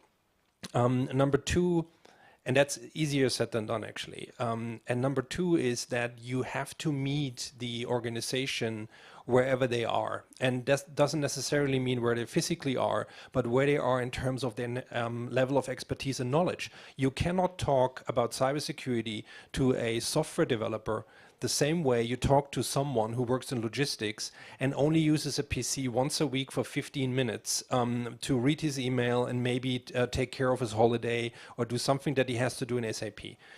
These are, they both work for the same organization, they both are potential targets, but you have to address them differently. So the same language, the same webinar, the same flyer, the same email, whatever you send out or newsletter, it's not going to cut it. So ideally you would break it down like on different levels, you know, because you make it digestible for the less technologically savvy, then your hardcore Excel users will get bored, or you make the mistake the other way around, that you the level is too high, and then you will lose the people who are less savvy and they will learn nothing. And the other thing is, so not only meet them in terms of where the level of expertise is, but also meet them where they are physically, which means you do something in person, you mix, you know, or you do something with like little leaflets or flyers that you have and you leave them in the cafeteria on the tables, or maybe you have information screens on the wall that you can use for this. You have the intranet, maybe you do have an internal publication, digital or printed, that you can use in order. So as you remember maybe from your school days, or I don't know if you're still learning something actively like a language, you do learn by repetition most of the time. You don't learn vocabulary, or you don't learn like math by just looking at it once or having a teacher explain it to you once. That also means that the this awareness thing has to be an ongoing, constant effort. So you don't overflow the organization. You don't send out like 18 blog posts a week, put it on the internet, you know, and then you swamp everything. That's not the way it works. But you have to make it a constant and ongoing effort, and like inform the organization in different ways and make it fun. Don't make it a webinar where you get like nasty emails from HR if you haven't like done your online training in like this quarter, but it's required by the compliance and the auditors and all of that. So that is not the right approach. You can actually make it fun, and you can make it a little more entertaining. And you will need to understand, which is more like a psychological effect, you need to understand that you eventually, ultimately need to change behaviors, which is really, really, really tough. You know, it's not just that someone learns a new language. You're actually trying to make them stop do things that they originally did, like clicking on links or entering stuff. So the new behavior would be forward that email to someone and say, hey, is this legitimate? Can I enter my stuff here? I don't know what this is. Can someone look at this? Can someone help me? It slows things down, but it also helps. So a really successful cyber awareness program is the one that not only stops potential attacks and stops people from entering their credentials on like random phishing websites, but the real success for me would be like, this is a KPI, is like how many emails does the organization forward to the IT team? Because then you know that they are aware, that they understand that there is a risk, they know that IT can help, and they know there's a $50 voucher waiting for them. I don't know what it is, but yes. So you got to give them something, you know, in order to change their behavior, to change their habits. Right. And then Bharat, with the solutions that you offer and dealing with over 1 million merchants or so, you know, have you seen these kinds of implementations on your end where you've seen attacks of different varieties, and you've helped obviously a lot of your customers hopefully how to prevent them or block against them?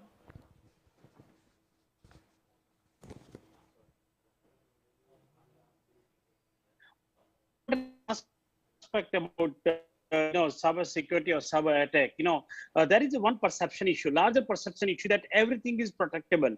I think what people do not accept the fact that no, cyber attack is something which you can't always prevent. Yes, if we can prevent before it makes damage to you, it's fantastic. But I believe it is a wrong myth, and people have wrong perception that okay, once I have this firewall, I have that tool, that deception technology, or the SIM and all this, I'm able to stop that, or I'm able to prevent it. I think largely when it comes to cyber attack, what people probably need to do, that is what we believe as a security professional, that it is not about how you can protect that. It is all about how soon you can detect such attack, and once you detect such attack, how fast you can restore and recover from that damage. I think that's the only reality. If someone says that I'm 100% sure, I'm 100% secure, and nothing is going to happen to my environment, that guy is either telling lie, or he or she does not know anything about security. I think that's the reality. Second, when it comes to cyber attack, probably we have again the wrong perception that there's a guy called CISO or CSO. He or she is finally God and he can do everything and he can prevent everything. No, I think again there is a mindset change required, because when it comes to cyber security today, it is a responsibility of everybody. Because your first line of defense, second line of defense, third line of defense, there are no lines. Everyone has equal responsibility. The first line of, the people, those who are running the business, people, those who are running operations, there are people, those who are running security. Everybody has responsibility to pay, because the cyber world is vulnerable and newer actors are coming, and nobody has clear idea that what's going on or what may go wrong. In that case, the vigilance, the vigility of every participant in the environment is that plays a major role. Coming to environment in which financial sector runs, of course it is well regulated, and there are a lot of laws and rules around this banking sector. But we have to go with this fact that worldwide, the 70% of attack happens to financial sector or banking industry, because the monetary benefit is the largest objective or motive for any fraudster or hackers to get into that. So in that case, a special treatment is needed for financial sector, because when you are sitting on the treasure, naturally you may require to have more and more security. Therefore, it does not solve only by just set up tool or set up monitoring system, but there is a multi-level approach required for banking environment, be it AI based or machine learning or deceptive technology, or it may be, you can say, inline, in transit or in flight transaction monitoring. All these suite of technology and processes are required, and that is what exactly the banking industry need to do, transformation towards newer level of technology and processes. Yeah. So it's sort of a good segue into my next question, which is then, can we really truly ever be safe from cyber attacks, or really be there? And just listening to Bharat, obviously the sharing is that anyone who thinks that you are, clearly you probably are misled, or something is wrong, because and you sort of, I find it quite interesting, because a lot of people will say, we're unhackable or whatever, we've done all this work, but usually they become the target because people want to make a case almost that there's nothing. And of course, if you have this prevention, someone's going to find another loophole, and it just sort of continues. So really, ultimately, one of the big takeaways, at least for me, is that building awareness amongst the people that are using the tech, and awareness that makes sense to them. Like, how does it affect their lives? Because even before we started this panel, we were sharing stories about different ways that we've seen phishing attacks work, or how, we prey on people's curiosities, we play on their interest in thinking that they actually received something that they shouldn't have, building on those types of things. And I think, as Uli shared, in terms of how do we get people aware that these actually are phishing attacks and they're not actually mistakes, or maybe they are, who knows, but in that, can you build the proper channels to prevent hopefully these things from happening, and opening the systems to attack, as well as obviously giving channels for support and just letting them ask the question, right? I don't, in most organizations, and I'm not sure, wouldn't necessarily have an email that I could send this email to. It would be, if maybe I might ask my manager, but in reality, that's not going to really happen, so that a lot of these types of preventative measures can help. Yeah, so that's part of what I meant earlier with mindset. I didn't use the term, but there's this whole notion of assume the breach. So an organization has to assume that they're going to be breached sooner or later. Maybe they already have been breached. And if you accept that you will never have 100% security, no matter how high the walls are that you're building with your firewalls and all this other stuff that you have, if you accept the fact that this is not going to keep a determined attacker, or even like a collateral damage attack out of your network, then you start talking about entirely different sets of protection and protective measures. Because being resilient means that you can actually get back after a hopefully not so devastating attack. And as we can tell, a lot of organizations still haven't found a good answer to ransomware, let's say. And ransomware can actually really bring a company down, like not for 5 days, but like forever, you know, go bankrupt. There were examples. So you need to be able to deal with something as prevalent and as widespread as malware, ransomware in this particular case. And quite frankly, I know it's, again, easier said than done sitting in this chair, but it's not rocket science. Because all of the things that you need in order to counter a successful from the point of the attacker, successful ransomware attack, all of these technologies and processes, they exist for years. You know, you simply need to apply them, like a good backup solution. And like, you know, backup, everybody goes like, really exciting. No, but it actually saves the life of a company. So to your question, will there ever be 100% security? Absolutely not, and I agree. Like, people who say this, they really don't understand how the game works. But you can be successful despite the fact that you got attacked, and that is more like the angle I would look at. So how do we make sure that our company stays successful, stays afloat, although we have been hacked, and although, like, I don't know, X% of our servers are encrypted for X number of days. So this is like, you mentioned business continuity planning, but the question that you need to ask is, so what if, you know? So people were prepared, what happens if the warehouse burns down, or if the telephone system doesn't work for a day, or if some pandemic, like a virus infection happens. That is all fair, and I guess they can deal with this. But preparing for a successful cyber attack is something entirely different, but it is doable. Yeah.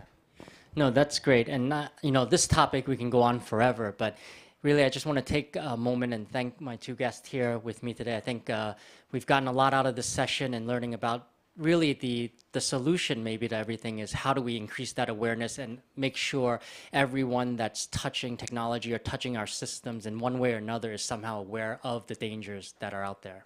So thanks again to both my guests here. And thank you very much. Us.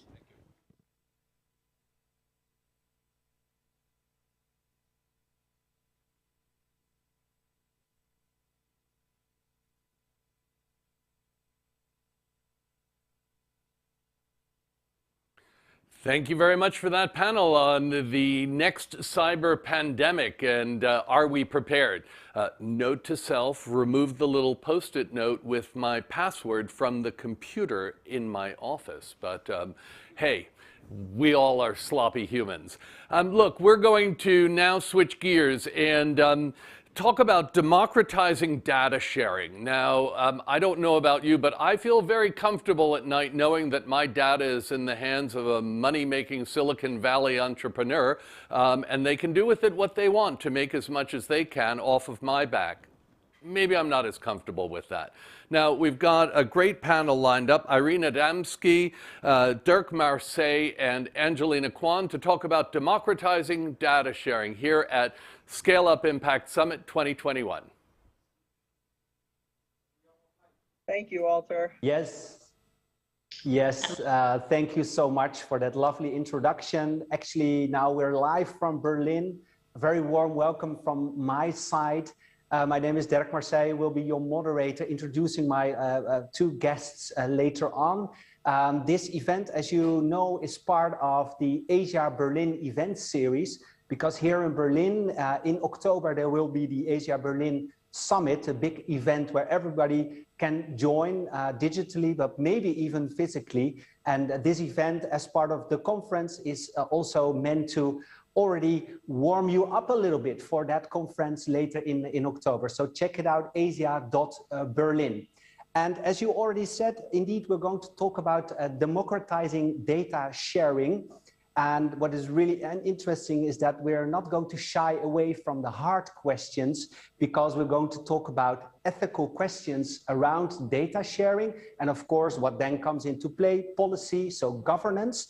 And the other part is also very interesting of the discussion that we're going to have, namely, who actually is the blockchain capital of the world? Is it Berlin or is it Hong Kong?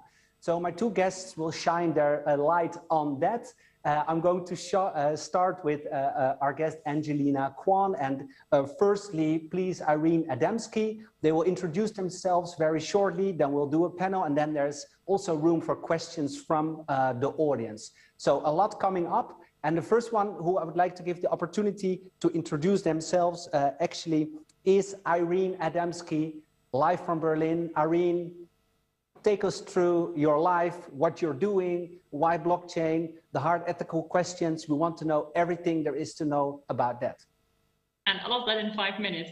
No, hello everyone, it's lovely to be here and thank you for the great opportunity. My name is indeed Irene Adamski. I am based in Berlin and I've been invited to speak today because I am working on the one hand for a blockchain company called Yolocom, which is working on digital identities, and to take a bit, go a bit ahead about the self-sovereign approach for digital identities.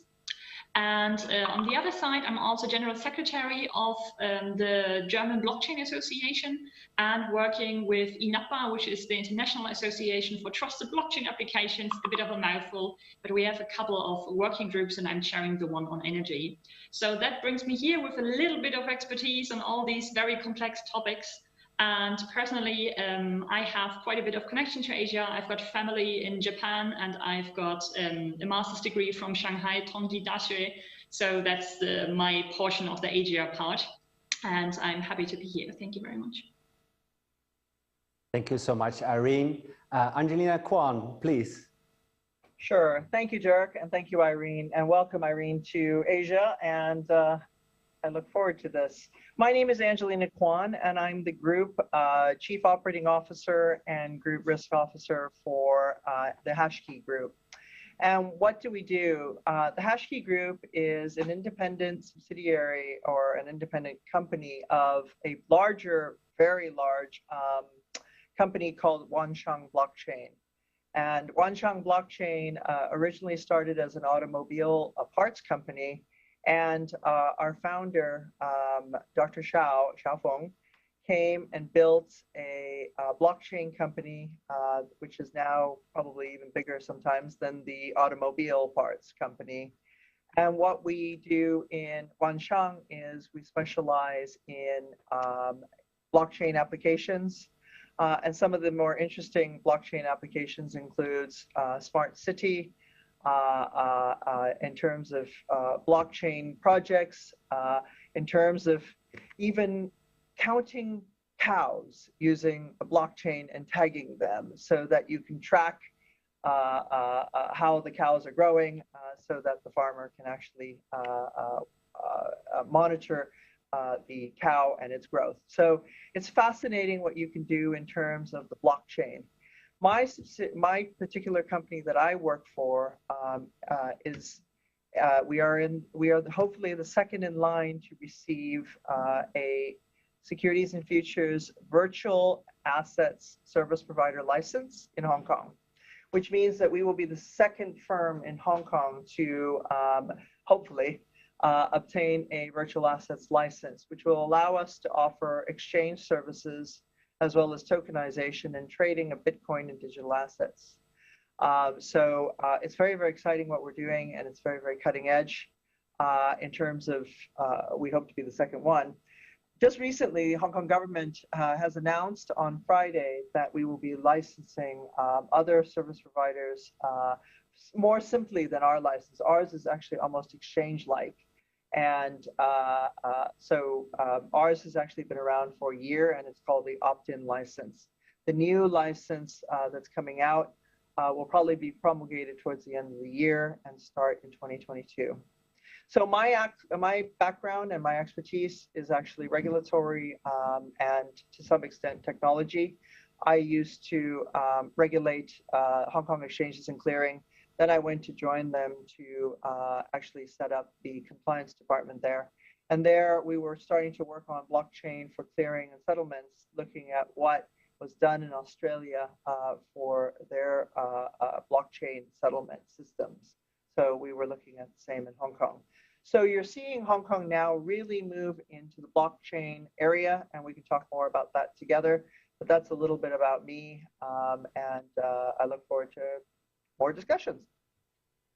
Yeah, I mean, I love really, Angelina, that you at the beginning, as a small, little big detail, told us that actually it started with automotive, and then this thing called blockchain came along, and now it's actually shaping the company in a totally new way. How exciting it must be to, currently be working on tackling all these problems. It's very, very interesting. And old world and new world moving together.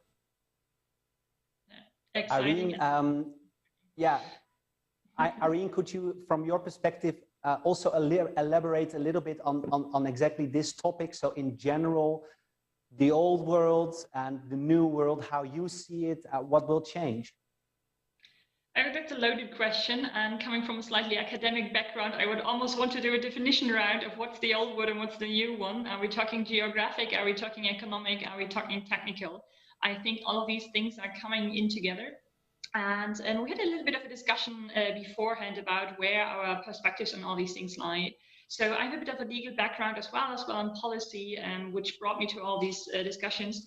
And of course, we are seeing that DLT, or blockchain, as you know, the regular street name, is changing things. And of course, there was a lot of hype in it, and there still is on some aspects. But the interesting thing is that we are talking about a technology which enables us to have, on the one hand, the decentralized aspects to our life that we are enjoying in the analogous world, make that able in some kind of way, also in the digital one, by cutting out the infamous intermediary. And at the same time, we are looking at the question of, okay, how are we establishing trust of different aspects? So all of that is aspects of the new and the old world coming together, and I am happy to go into that. From my perspective, if we are really defining new and old world as a technical divide about analogous switching to digital, then we are basically seeing that the 20th century brought the world together. Of course, being German, the world wars were a huge part of the century, but at the same time, it also brought afterwards a new phase of peace, of coming together, of international markets, of globalization in short. But now we are at a stage with the 21st century and all that is coming our way in this regard, that we are also moving. Corona has shown this the most special way, becoming a digital society. And I think that is where the new and the old world are in fact coming together. And the question is, if we are building in some kind of way society from the ground up, we get to keep all the rules we like, and that have shown and proven themselves to enable a good standard of living and quality of life for everyone in this society. But we can also take a look at what hasn't worked that well. If we had the choice to differentiate and make changes, in what kind of way would we do it?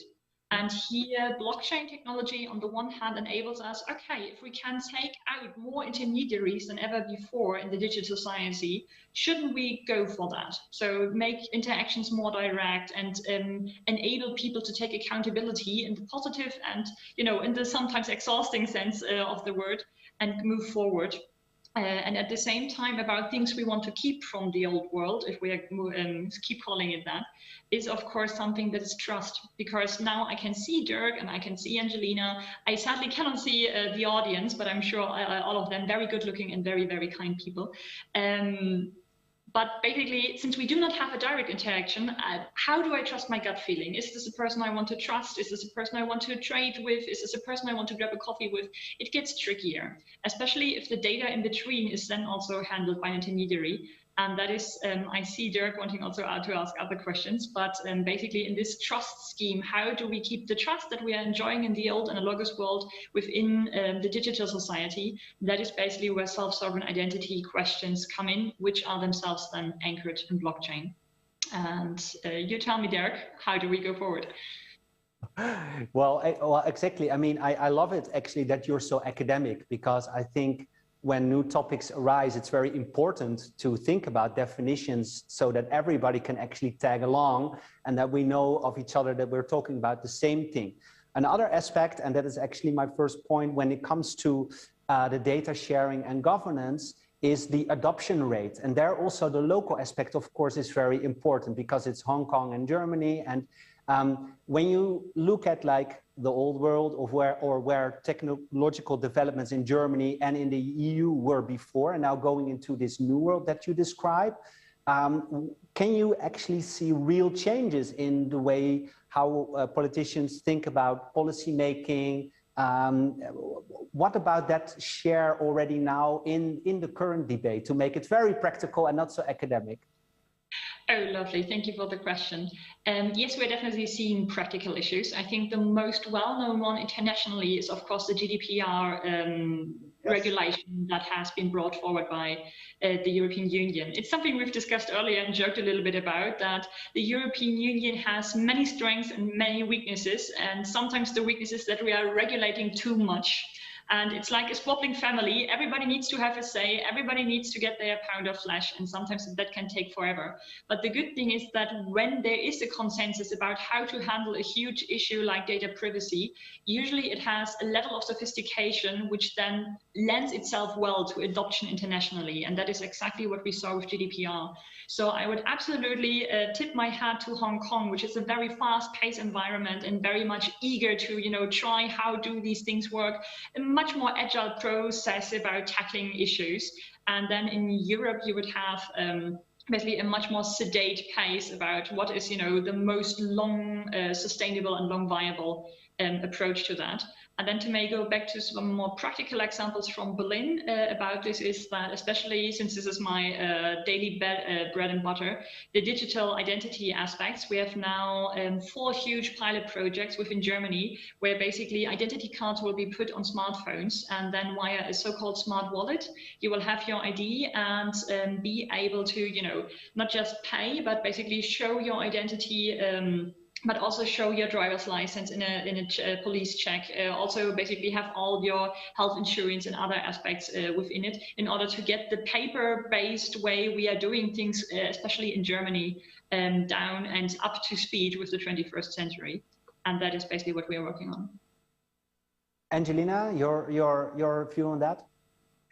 So it is amazing to me how fast that Europe is moving together. And because of that consensus and working together as a union, it has actually helped Europe move a lot faster.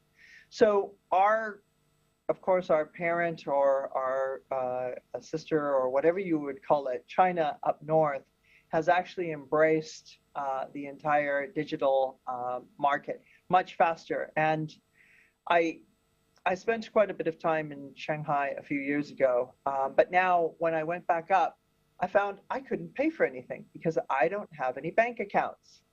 So basically what China has done is it has vaulted into a new world in that everything is now cashless payment. And as you are aware, with the CBDC, the central bank digital currency, China is now moving towards a completely paperless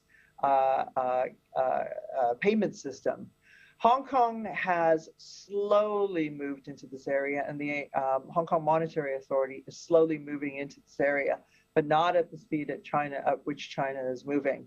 And because we are a part of the Greater Bay Area, which is connecting with Macau, Shenzhen, and the rest of China, we are probably the slower sisters in relation to this type of payment system, but it is now slowly rolling out and becoming more and more available.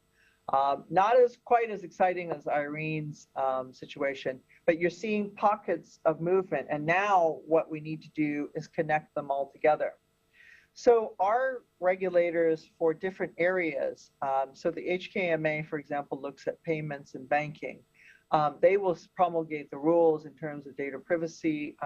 We have an overall data privacy regulator, but it is the financial services regulator that looks after payments, and they are the ones to set what are the requirements for data preservation, data sharing, and data security. And it's the same with the Securities and Futures Commission for any of the financial services companies that provide dealing in securities, fund management, investment, and now, of course, digital assets.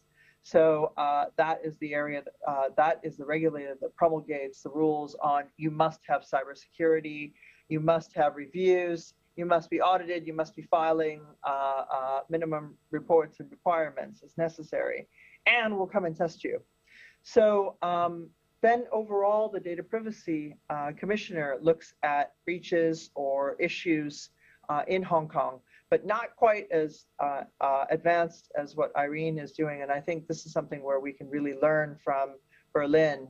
But you're seeing Hong Kong move in leaps and bounds in lockstep with very much like China now. And you're going to see the pace of change move even faster as we integrate with Greater Bay Area. Because Irene, I mean, can you shortly explain what the core of the concept of YOLOCOM is when it comes to this digital sovereignty? Thank you so much. Yeah, self-sovereign identity is not just a concept with YOLOCOM, it's a larger, almost academic one, but it's basically now taken foothold in German politics and regulation as well as European ones. And it's really, to make it simple, it creates a triangle. So basically at the moment, when we are interacting, and the lovely moderator from before has mentioned Silicon Valley billionaires basically hoarding our data. So basically we are trusting an intermediary to then basically give the data to a second intermediary who will then forward it to somebody else who might request it. And basically what we are doing at the moment, we are creating thousands almost of accounts, have to memorize basically all the data, and we are basically giving the data up. And this is not just impractical, which is why we are sometimes going to Google identity or Facebook identity solutions, but it also, the sovereignty is gone. And the idea is that if my smartphone is with me all the time, and it's no trouble at all to enter, for example, my birth date and my place of birth in my phone, because I know the phone is with me all the time. The question is then, who else gets that knowledge? And here, the triangle that I described around basically the smart identity in your phone, I call the smart wallet, is that I am the data subject. I give the data basically and prove that it's there. But the question is, how does Angelina know that I'm really, you know, Irene, that I was really born in February, for example? And where's the underlying trust if we don't know each other? If it's anonymous, how does the audience know who has never met me before, who I can't see? And here the idea is you have one authority, for example, the place of birth, which is your birth certificate. You get issued a credential from an authority, and that is basically just in the phone. And so the issuance authority knows and proves that this person has requested this, but what they are doing with the credential is completely your business. We are just handing it out after you've proven physically that you are who you are, and this is a correct credential. And then when Angelina and I do business, and she, for example, needs to know that I am of age so that we can do business, all she really knows is a verification that is this person of age. And then all I have to send from my credential, and this is what YOLOCOM provides, is I don't have to send my entire identity card, just the aspect that is needed. And so Angelina would just receive a verified credential. This person is indeed of age. And so this triangle between the data subject, the issuing authority, and the verifier who will let you know that this is actually a relationship that has not been tampered with, that has not been modified. That is also where the blockchain technology comes in. It's anchored in that sense. That is basically a very, very simple breakdown of SSI. And yes. And how would you then manage your relationship with the government, for example? Can you then also opt out and say, oh, okay, don't want to have anything to do with the government? Or because, you know, the discussion is there a backdoor? Is there not a backdoor? Yeah, that is a very lovely and very loaded question. Of course, it depends how much do you trust the infrastructure. It's the same as with how much do you trust a highway to not crash, and how much do you trust digital infrastructure to not have such a backdoor. And that is basically also where YOLOCOM and also, you know, the German Blockchain Association and INAPA are very much, and I think the entire ecosystem, let's be fair, the global blockchain ecosystem is very much aware that we have two choices right now. Either we go the GAFA way, we will have a couple of monopolies and they will determine everything, and we know which road that takes because even the best can get corrupted if there's no checks and balances. And the alternative is to go in a decentralized, interoperable manner where no matter how large an actor somebody is, all have the same access. And that is basically, on the one hand, the way the community goes, especially here in Berlin. Keep it decentralized, keep it interoperable, open standards, open source as much as possible. But this is thankfully also the way the wind blows on the regulatory scene at the moment. There have been a lot of discussions, and especially the pilot projects I was mentioning, all of them are going the self-sovereign way. And to take a very quick detour, we have a Corona warning app in Germany, same as a lot of other nations have. And we have in Germany a very, very charming association called the Chaos Computer Club. And they have been a pain in regulators' sides for the past 22 years and more. But they have really established within society and understanding how tricky these backdoors can be and how important it is to give quite a bit of scrutiny to how decentralized, how self-sovereign is the data really. And I believe at the moment we really have in Germany and especially in Berlin with regulators an understanding that this is important. Naturally, German digital infrastructure, anyone who is watching who has been to Germany knows there's quite a bit of frustration on that side. I apologize in the name of my country. But also, of course, there's more education to be done. But overall, we are optimistic on that sense, but it's really important that the global ecosystem keeps pressuring and keeps hammering the message home. If we don't want silos and if we don't want monopolies, if we want everyone to have access and a role within this digital society of the 21st century, then it's interoperability, decentralization, and open standards all the way. Yeah. And thank you so much for that. Angelina, talking about Berlin and Hong Kong as blockchain capitals in the world, will blockchain always be and will become increasingly a part of the whole digital infrastructure? Is Hong Kong really going to be one of these blockchain capitals in the world, or is it already the blockchain capital in the world, according to you? After listening to Irene, I think we have a little bit more work to do, but you're seeing a lot of applications moving on to where Irene is moving to. In terms of smart ID embedded with the chip, and you just pass it through. So it hasn't gotten as advanced as moving to a phone yet. But what you're seeing is your vaccine passport is now online. So when you're traveling around the world and you're carrying your vaccine passport, you will have that online. So we're seeing movement now to actually migrate, not as systematically as Germany has, but certainly migrate certain functions into a bigger picture. In terms of from a blockchain capital around the world, certainly in Hong Kong and in China right now, there is huge experimentation in terms of blockchain and cyber development. So in Hong Kong, most of it has kept to digital assets and investments because that is basically our bread and butter. So we're still in the form of digital assets trading, digital assets development and licensing, and our regulators are finally accepting this. But what you're seeing then is a greater overlay of China working together with Saudi Arabia, working with Thailand, and working with China to actually start the implementation of a global central bank digital currency. And then with China making an edict that the entire country, and of course we are one country, two systems, and a part of China and a part of Greater Bay Area, there is an edict to start making the whole Greater Bay Area into more of a smart city. So there are plans now with many private enterprises as well as international enterprises to move towards the blockchain. In particular, my company, my parent company in China has been charged with doing this and is very, very active in doing the smart city, especially in Hainan Island to actually implement this. So are we a blockchain complete center? Not quite yet, but we're running as fast as possible to catch up in terms of moving towards the 21st century blueprint. And as what could you together do, in your opinion, in a collaboration when it comes to the topic of data sharing and governance? Where could both cities then collaborate? And I think that's where international ties are very, very important. And part of when the GDPR came in place, I was still at HKEX, and we had to comply with all those rules because many of our products were actually sold in Germany, our Hong Kong products meaning financial products, and our indices were sold in Germany. So working together with the regulators in Germany, working together with the European regulators through ESMA,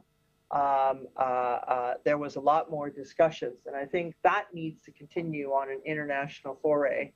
And I think with Germany in particular, we have very close ties with Germany. And I think that's something that we need to keep in touch with more often. So. Oh, very much looking forward to having Angelina and much of the audience over.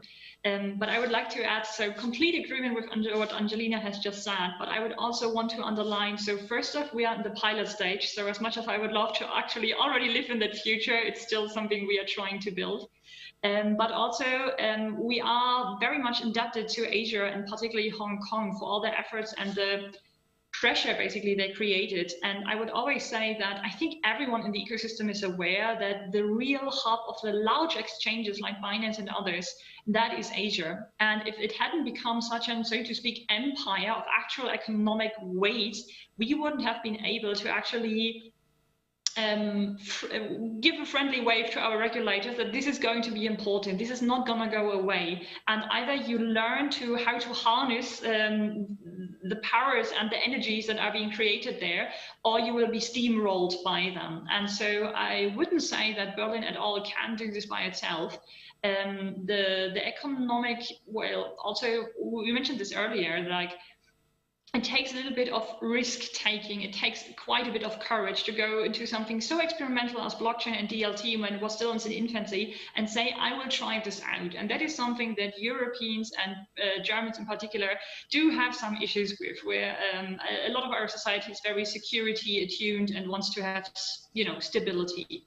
And I think it's no wonder that the financial hubs have been created in Asia, and particularly in Hong Kong and other areas, and that is where we are working in tandem. So from my point of view, Asia and Hong Kong are pressing ahead and creating opportunities, and Europe and Germany, where we can, are then basically picking up the pieces, not in order to preserve anything from the old world, but in order to say, okay, this fits here, this fits there, how can we build the best bridges in order to make sure it's a regulatory governance framework that everyone can benefit from.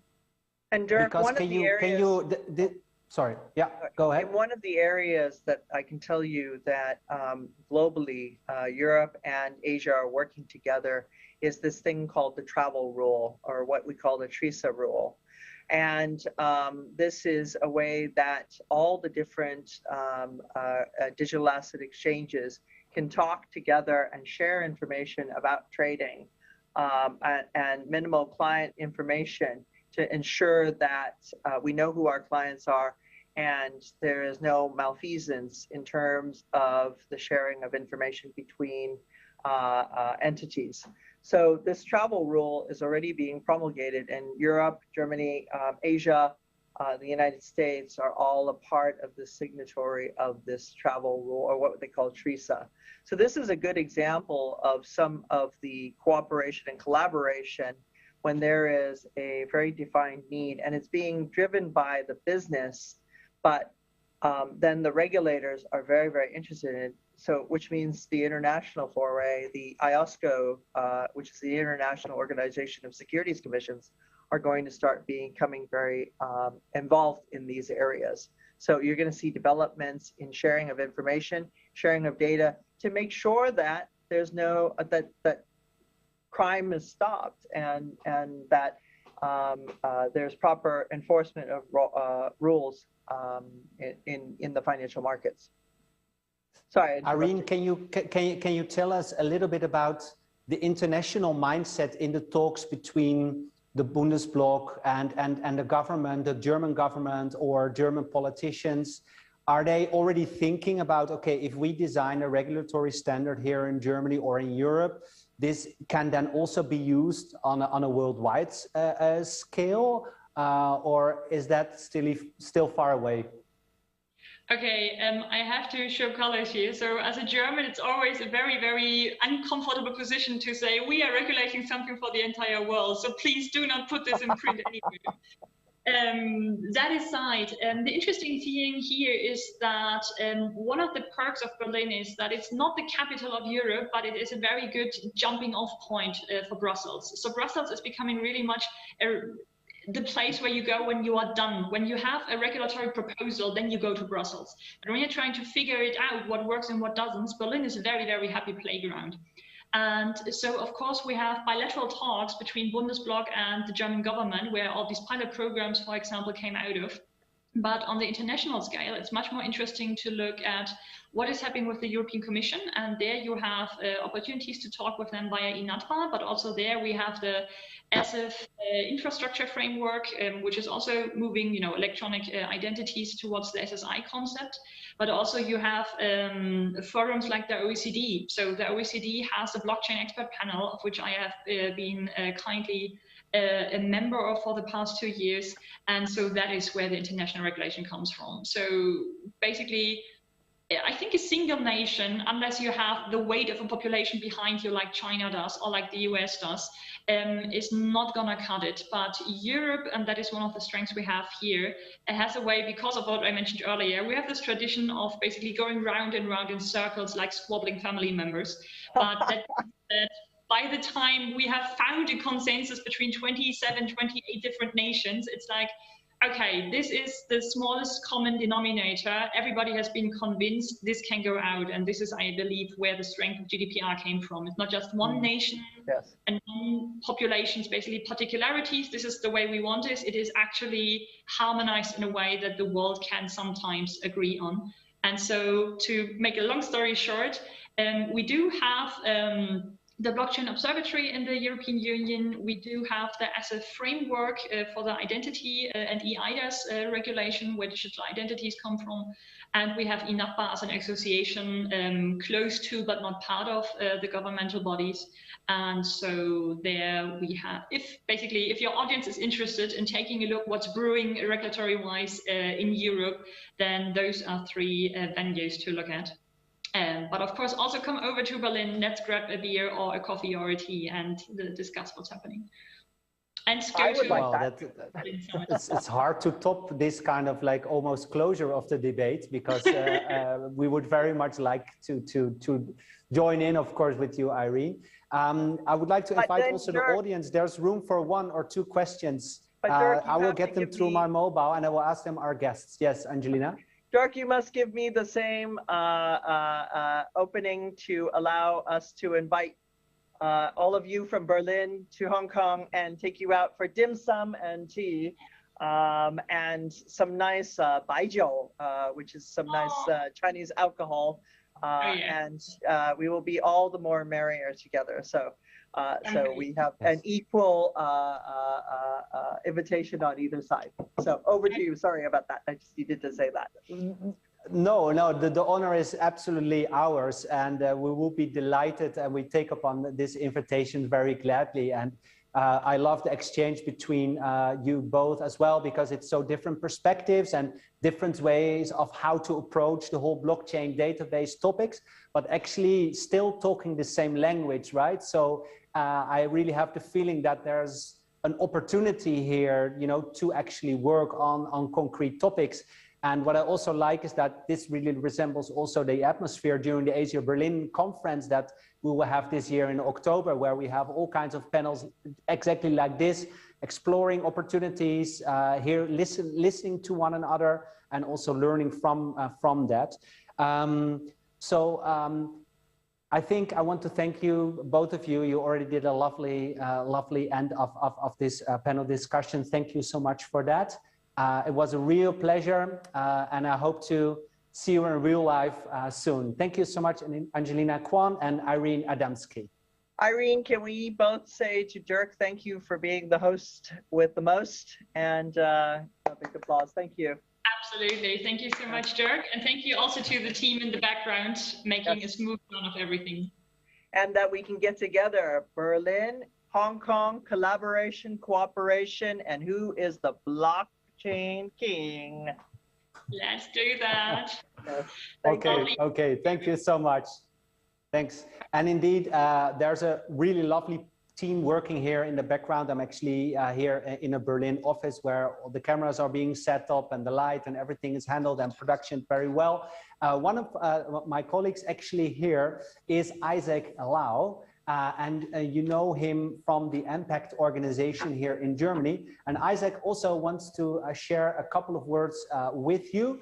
And as you might know, he is also from Hong Kong. So for him, this is also a very special occasion to, during this conference from Berlin, talking to you actually. So Isaac, please take the stage. Thank you, Derek. Hello, Hong Kong 朋友，大家好，我係 Isaac. Hello, people from Hong Kong. I know that today is a really special event for Berlin and Hong Kong, so I thought it would be a really great idea for me to share a personal story, how actually me from Hong Kong quit my investment banking job, moved to Germany, and try to start my business here in Berlin. So you get some personal touch about this whole story here in Berlin. Like many of you, I used to work in the investment banking industry in Hong Kong because that's what my parents told me, earn more money. But then I know that life is not just about having so much money, right? And I know that something in my heart which I really want to pursue, which is to actually help people to tell a better story. Because we all know that if you have a startup idea, it's so important to share your story because we humans love stories. So my dream is to build a video production company to help people tell this story. And yet, I have no idea how to get started. So when I was in Berlin, I realized that there was an event called Asia Berlin. And all I know is that I'm Asian and I'm in Berlin. So I guess they just can't kick me out, right? So I went there without any registration. And I talked to the organizer about this brilliant event, and it blew my mind that there were so many top-notch speakers saying about the ideas, how to build your startup here in Berlin. So I talked to the organizer and I realized, hey, you only have photographers here. How about I can film something to capture all this nice story of these successful people in Berlin, right? And you might think, in Germany, maybe there's some infamous bureaucracy thing, it may not be that fast. But actually, I can tell you that those things, at least from my personal experience in Berlin, does not exist. So for me, to my surprise, after one minute, At WHub, we believe in startups driving innovation and economic growth. That's why we are very passionate about helping startups scale internationally. For companies here from Hong Kong, the Greater Bay Area, and Asia in general, expansion into the German and European market is not always a natural step. Problems are mostly threefold: lack of visibility on market conditions and opportunities, access to the right network, and time. With Asia Berlin, we have found a trusted, knowledgeable partner able to soft land our scale-up smoothly overseas. Be it a network of like-minded entrepreneurs, active investors, collaborative corporates, and knowledgeable third-party service providers, our scale-ups get efficiently what's required to expand successfully. And this is exactly one reason why we started Asia Berlin in the last years, connecting startup ecosystems. So the idea of Asia Berlin is to connect the most innovative hubs in Asia, including Hong Kong, of course, to Berlin, and vice versa, of course. So to give the talents and startups in Berlin and in Asia the opportunity to scale and use all the opportunities of the bigger Asia Berlin community. Berlin offers you great possibilities for investors and startups to scale into Germany and Europe. And I would like to invite you to come to Berlin from Hong Kong this year to meet us personally and to experience the Berlin startup ecosystem from 4 to 10 October here in Berlin. Impact is one of the Berlin Center Department's main partners, and we are implementing the Asia Berlin activities. So Asia Berlin is about connecting the startup ecosystems in Asia with Berlin and within Asia. And in order to make this happen, you need information and you need networks.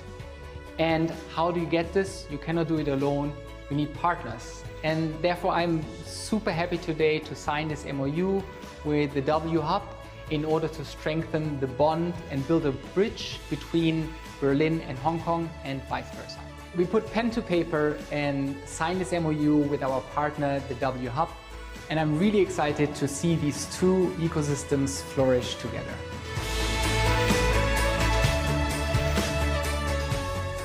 We are thrilled to collaborate on a strategic alliance to implement the various initiatives to to foster cross-border collaboration. The partnership between Asia Berlin and WHub will accelerate the growth of our respective tech and innovation ecosystems and benefit our startups on a global level.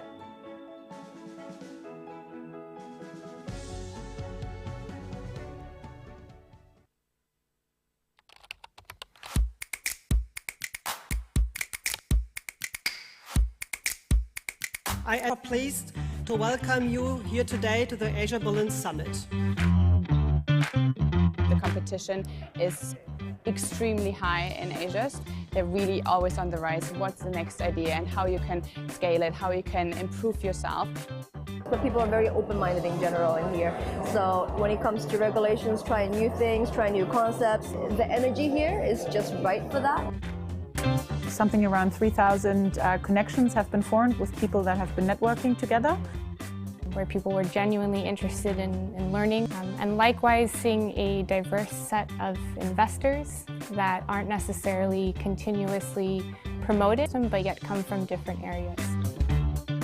In reality, I think it is conferences like this which brings people from really far geographies together in a somewhat cozy setting. I think that's when true connections are forged, and a lot of these conversations will continue after the conference ends.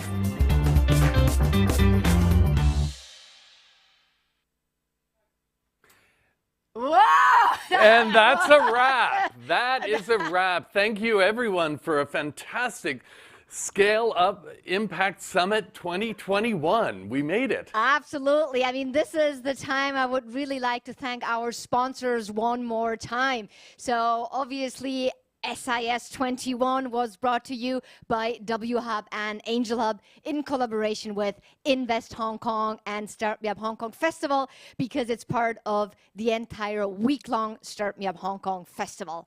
And our platinum sponsors are Schwartz, Binnersley and Associates, and Jardins. Absolutely. And also thank you to our silver sponsors, Google Maps and AirWallex. And we also have to thank our bronze sponsors, Intesa San Paulo, just to showcase that we're really a truly international conference. Well, speaking of international conference, how many countries were represented? I've spoken to Israel, I've heard from India, I've heard from Berlin and Hong Kong, obviously. Who'd I miss? Well, actually, that was really the objective, right? We are here to co-create futures together. So we did a lot of ecosystem showcases here on the stage. But, you know, what about the scale-up track? I think on the scale-up track, we had over like more than 30 or 40 countries represented. So that's actually quite impressive. Yes, and attendee-wise, we're still counting. Last year, we had over 97 countries, and I think we're going to top it this year. Well, that's the beauty of the online event, because we can bring in speakers from around the world as well as viewers from around the world. And the scale-up story is the same in every country. Everyone's looking for tips, techniques, and ways to go from, you know, a standing start to scale-up size. So thank you both. This has been an exceptional conference. Well, that was the objective. The other thing that I truly loved was not only the geographical diversity, but also the diversity in terms of technologies and industries, right? So we kicked off with storytelling, and then we had arts and tech, we had HR tech, we had digital twins, crypto, AI. Absolutely. AI, fantastic. And then in terms of sectors, right? So it was not only about fintech, it was not only about AI and smart cities. We had, what was your favorite actually? Well, so I'm a little bit torn. Well, I did certainly enjoy when my colleagues were on the stage talking about cryptocurrencies. I was really drawn to the stories about art tech and the NFTs, and hearing from Beeple himself about the creative process and the way the NFTs have mushroomed into a multi-million-dollar industry. So I'm finding all of the new ways technology is infiltrating new sectors to be fascinating. Totally agree. And I think it was great to also have the legal tech perspective on it just before, right? So we had Christy from Binnersley Sports and Associates actually give us a little bit more background on that. That was quite fascinating. Yeah, and we've certainly heard from the other sponsor, Google Maps, was talking about ways companies can use localization into their marketing and approach. So look, there was a lot on the scene, and I wish you could see what I'm seeing here, because there was a lot happening behind the scenes. There were technicians and producers and assistants and camera people galore, and the way they worked so well to bring this all this technology together. It's been an amazing experience. Totally, and that's also the time where we really want to give a huge shout out to the team for all their passion, for all their hard work, because this would not have been possible without the most outstanding team that we Yes, are you lucky can to clap call your ours. You can hands. clap your hands, You can guys. clap your You hands. are awesome. We can hear you. Thanks for all your startup passion, brilliant. And once again, with that, also thanks to all our partners, 500 around the world, who help make us happen. I think there's one more audience, one more group we have to thank, and that's the audience. I mean, how many people have tuned in and come in for specific sessions and stayed for a half day, came in for a speaker on the main stage, wound up on the venture stage. I mean, we've had went to workshops. Yeah, very good workshops Job on fair. offer. Come on, I hope like a lot of talent found their profession that they are passionate about. Yeah, and now, where to from here? I mean, what are the bubbling ideas that come out for the next year? So we want your feedback, hashtag SIS21. Let us know what we didn't cover this year that you'll want to see next year. And where necessary, we'll bring those speakers for smaller events as need be. But boy, I'm excited about this year and how much it's grown from the last year.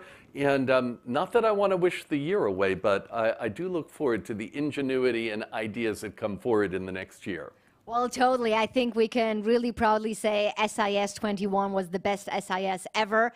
And with our mission to co-create futures, thank you for joining us. And I hope you tune in next year in 2022 to see the futures we created together. Thank you all, and have a great year. Thank you, and bye from Hong Kong.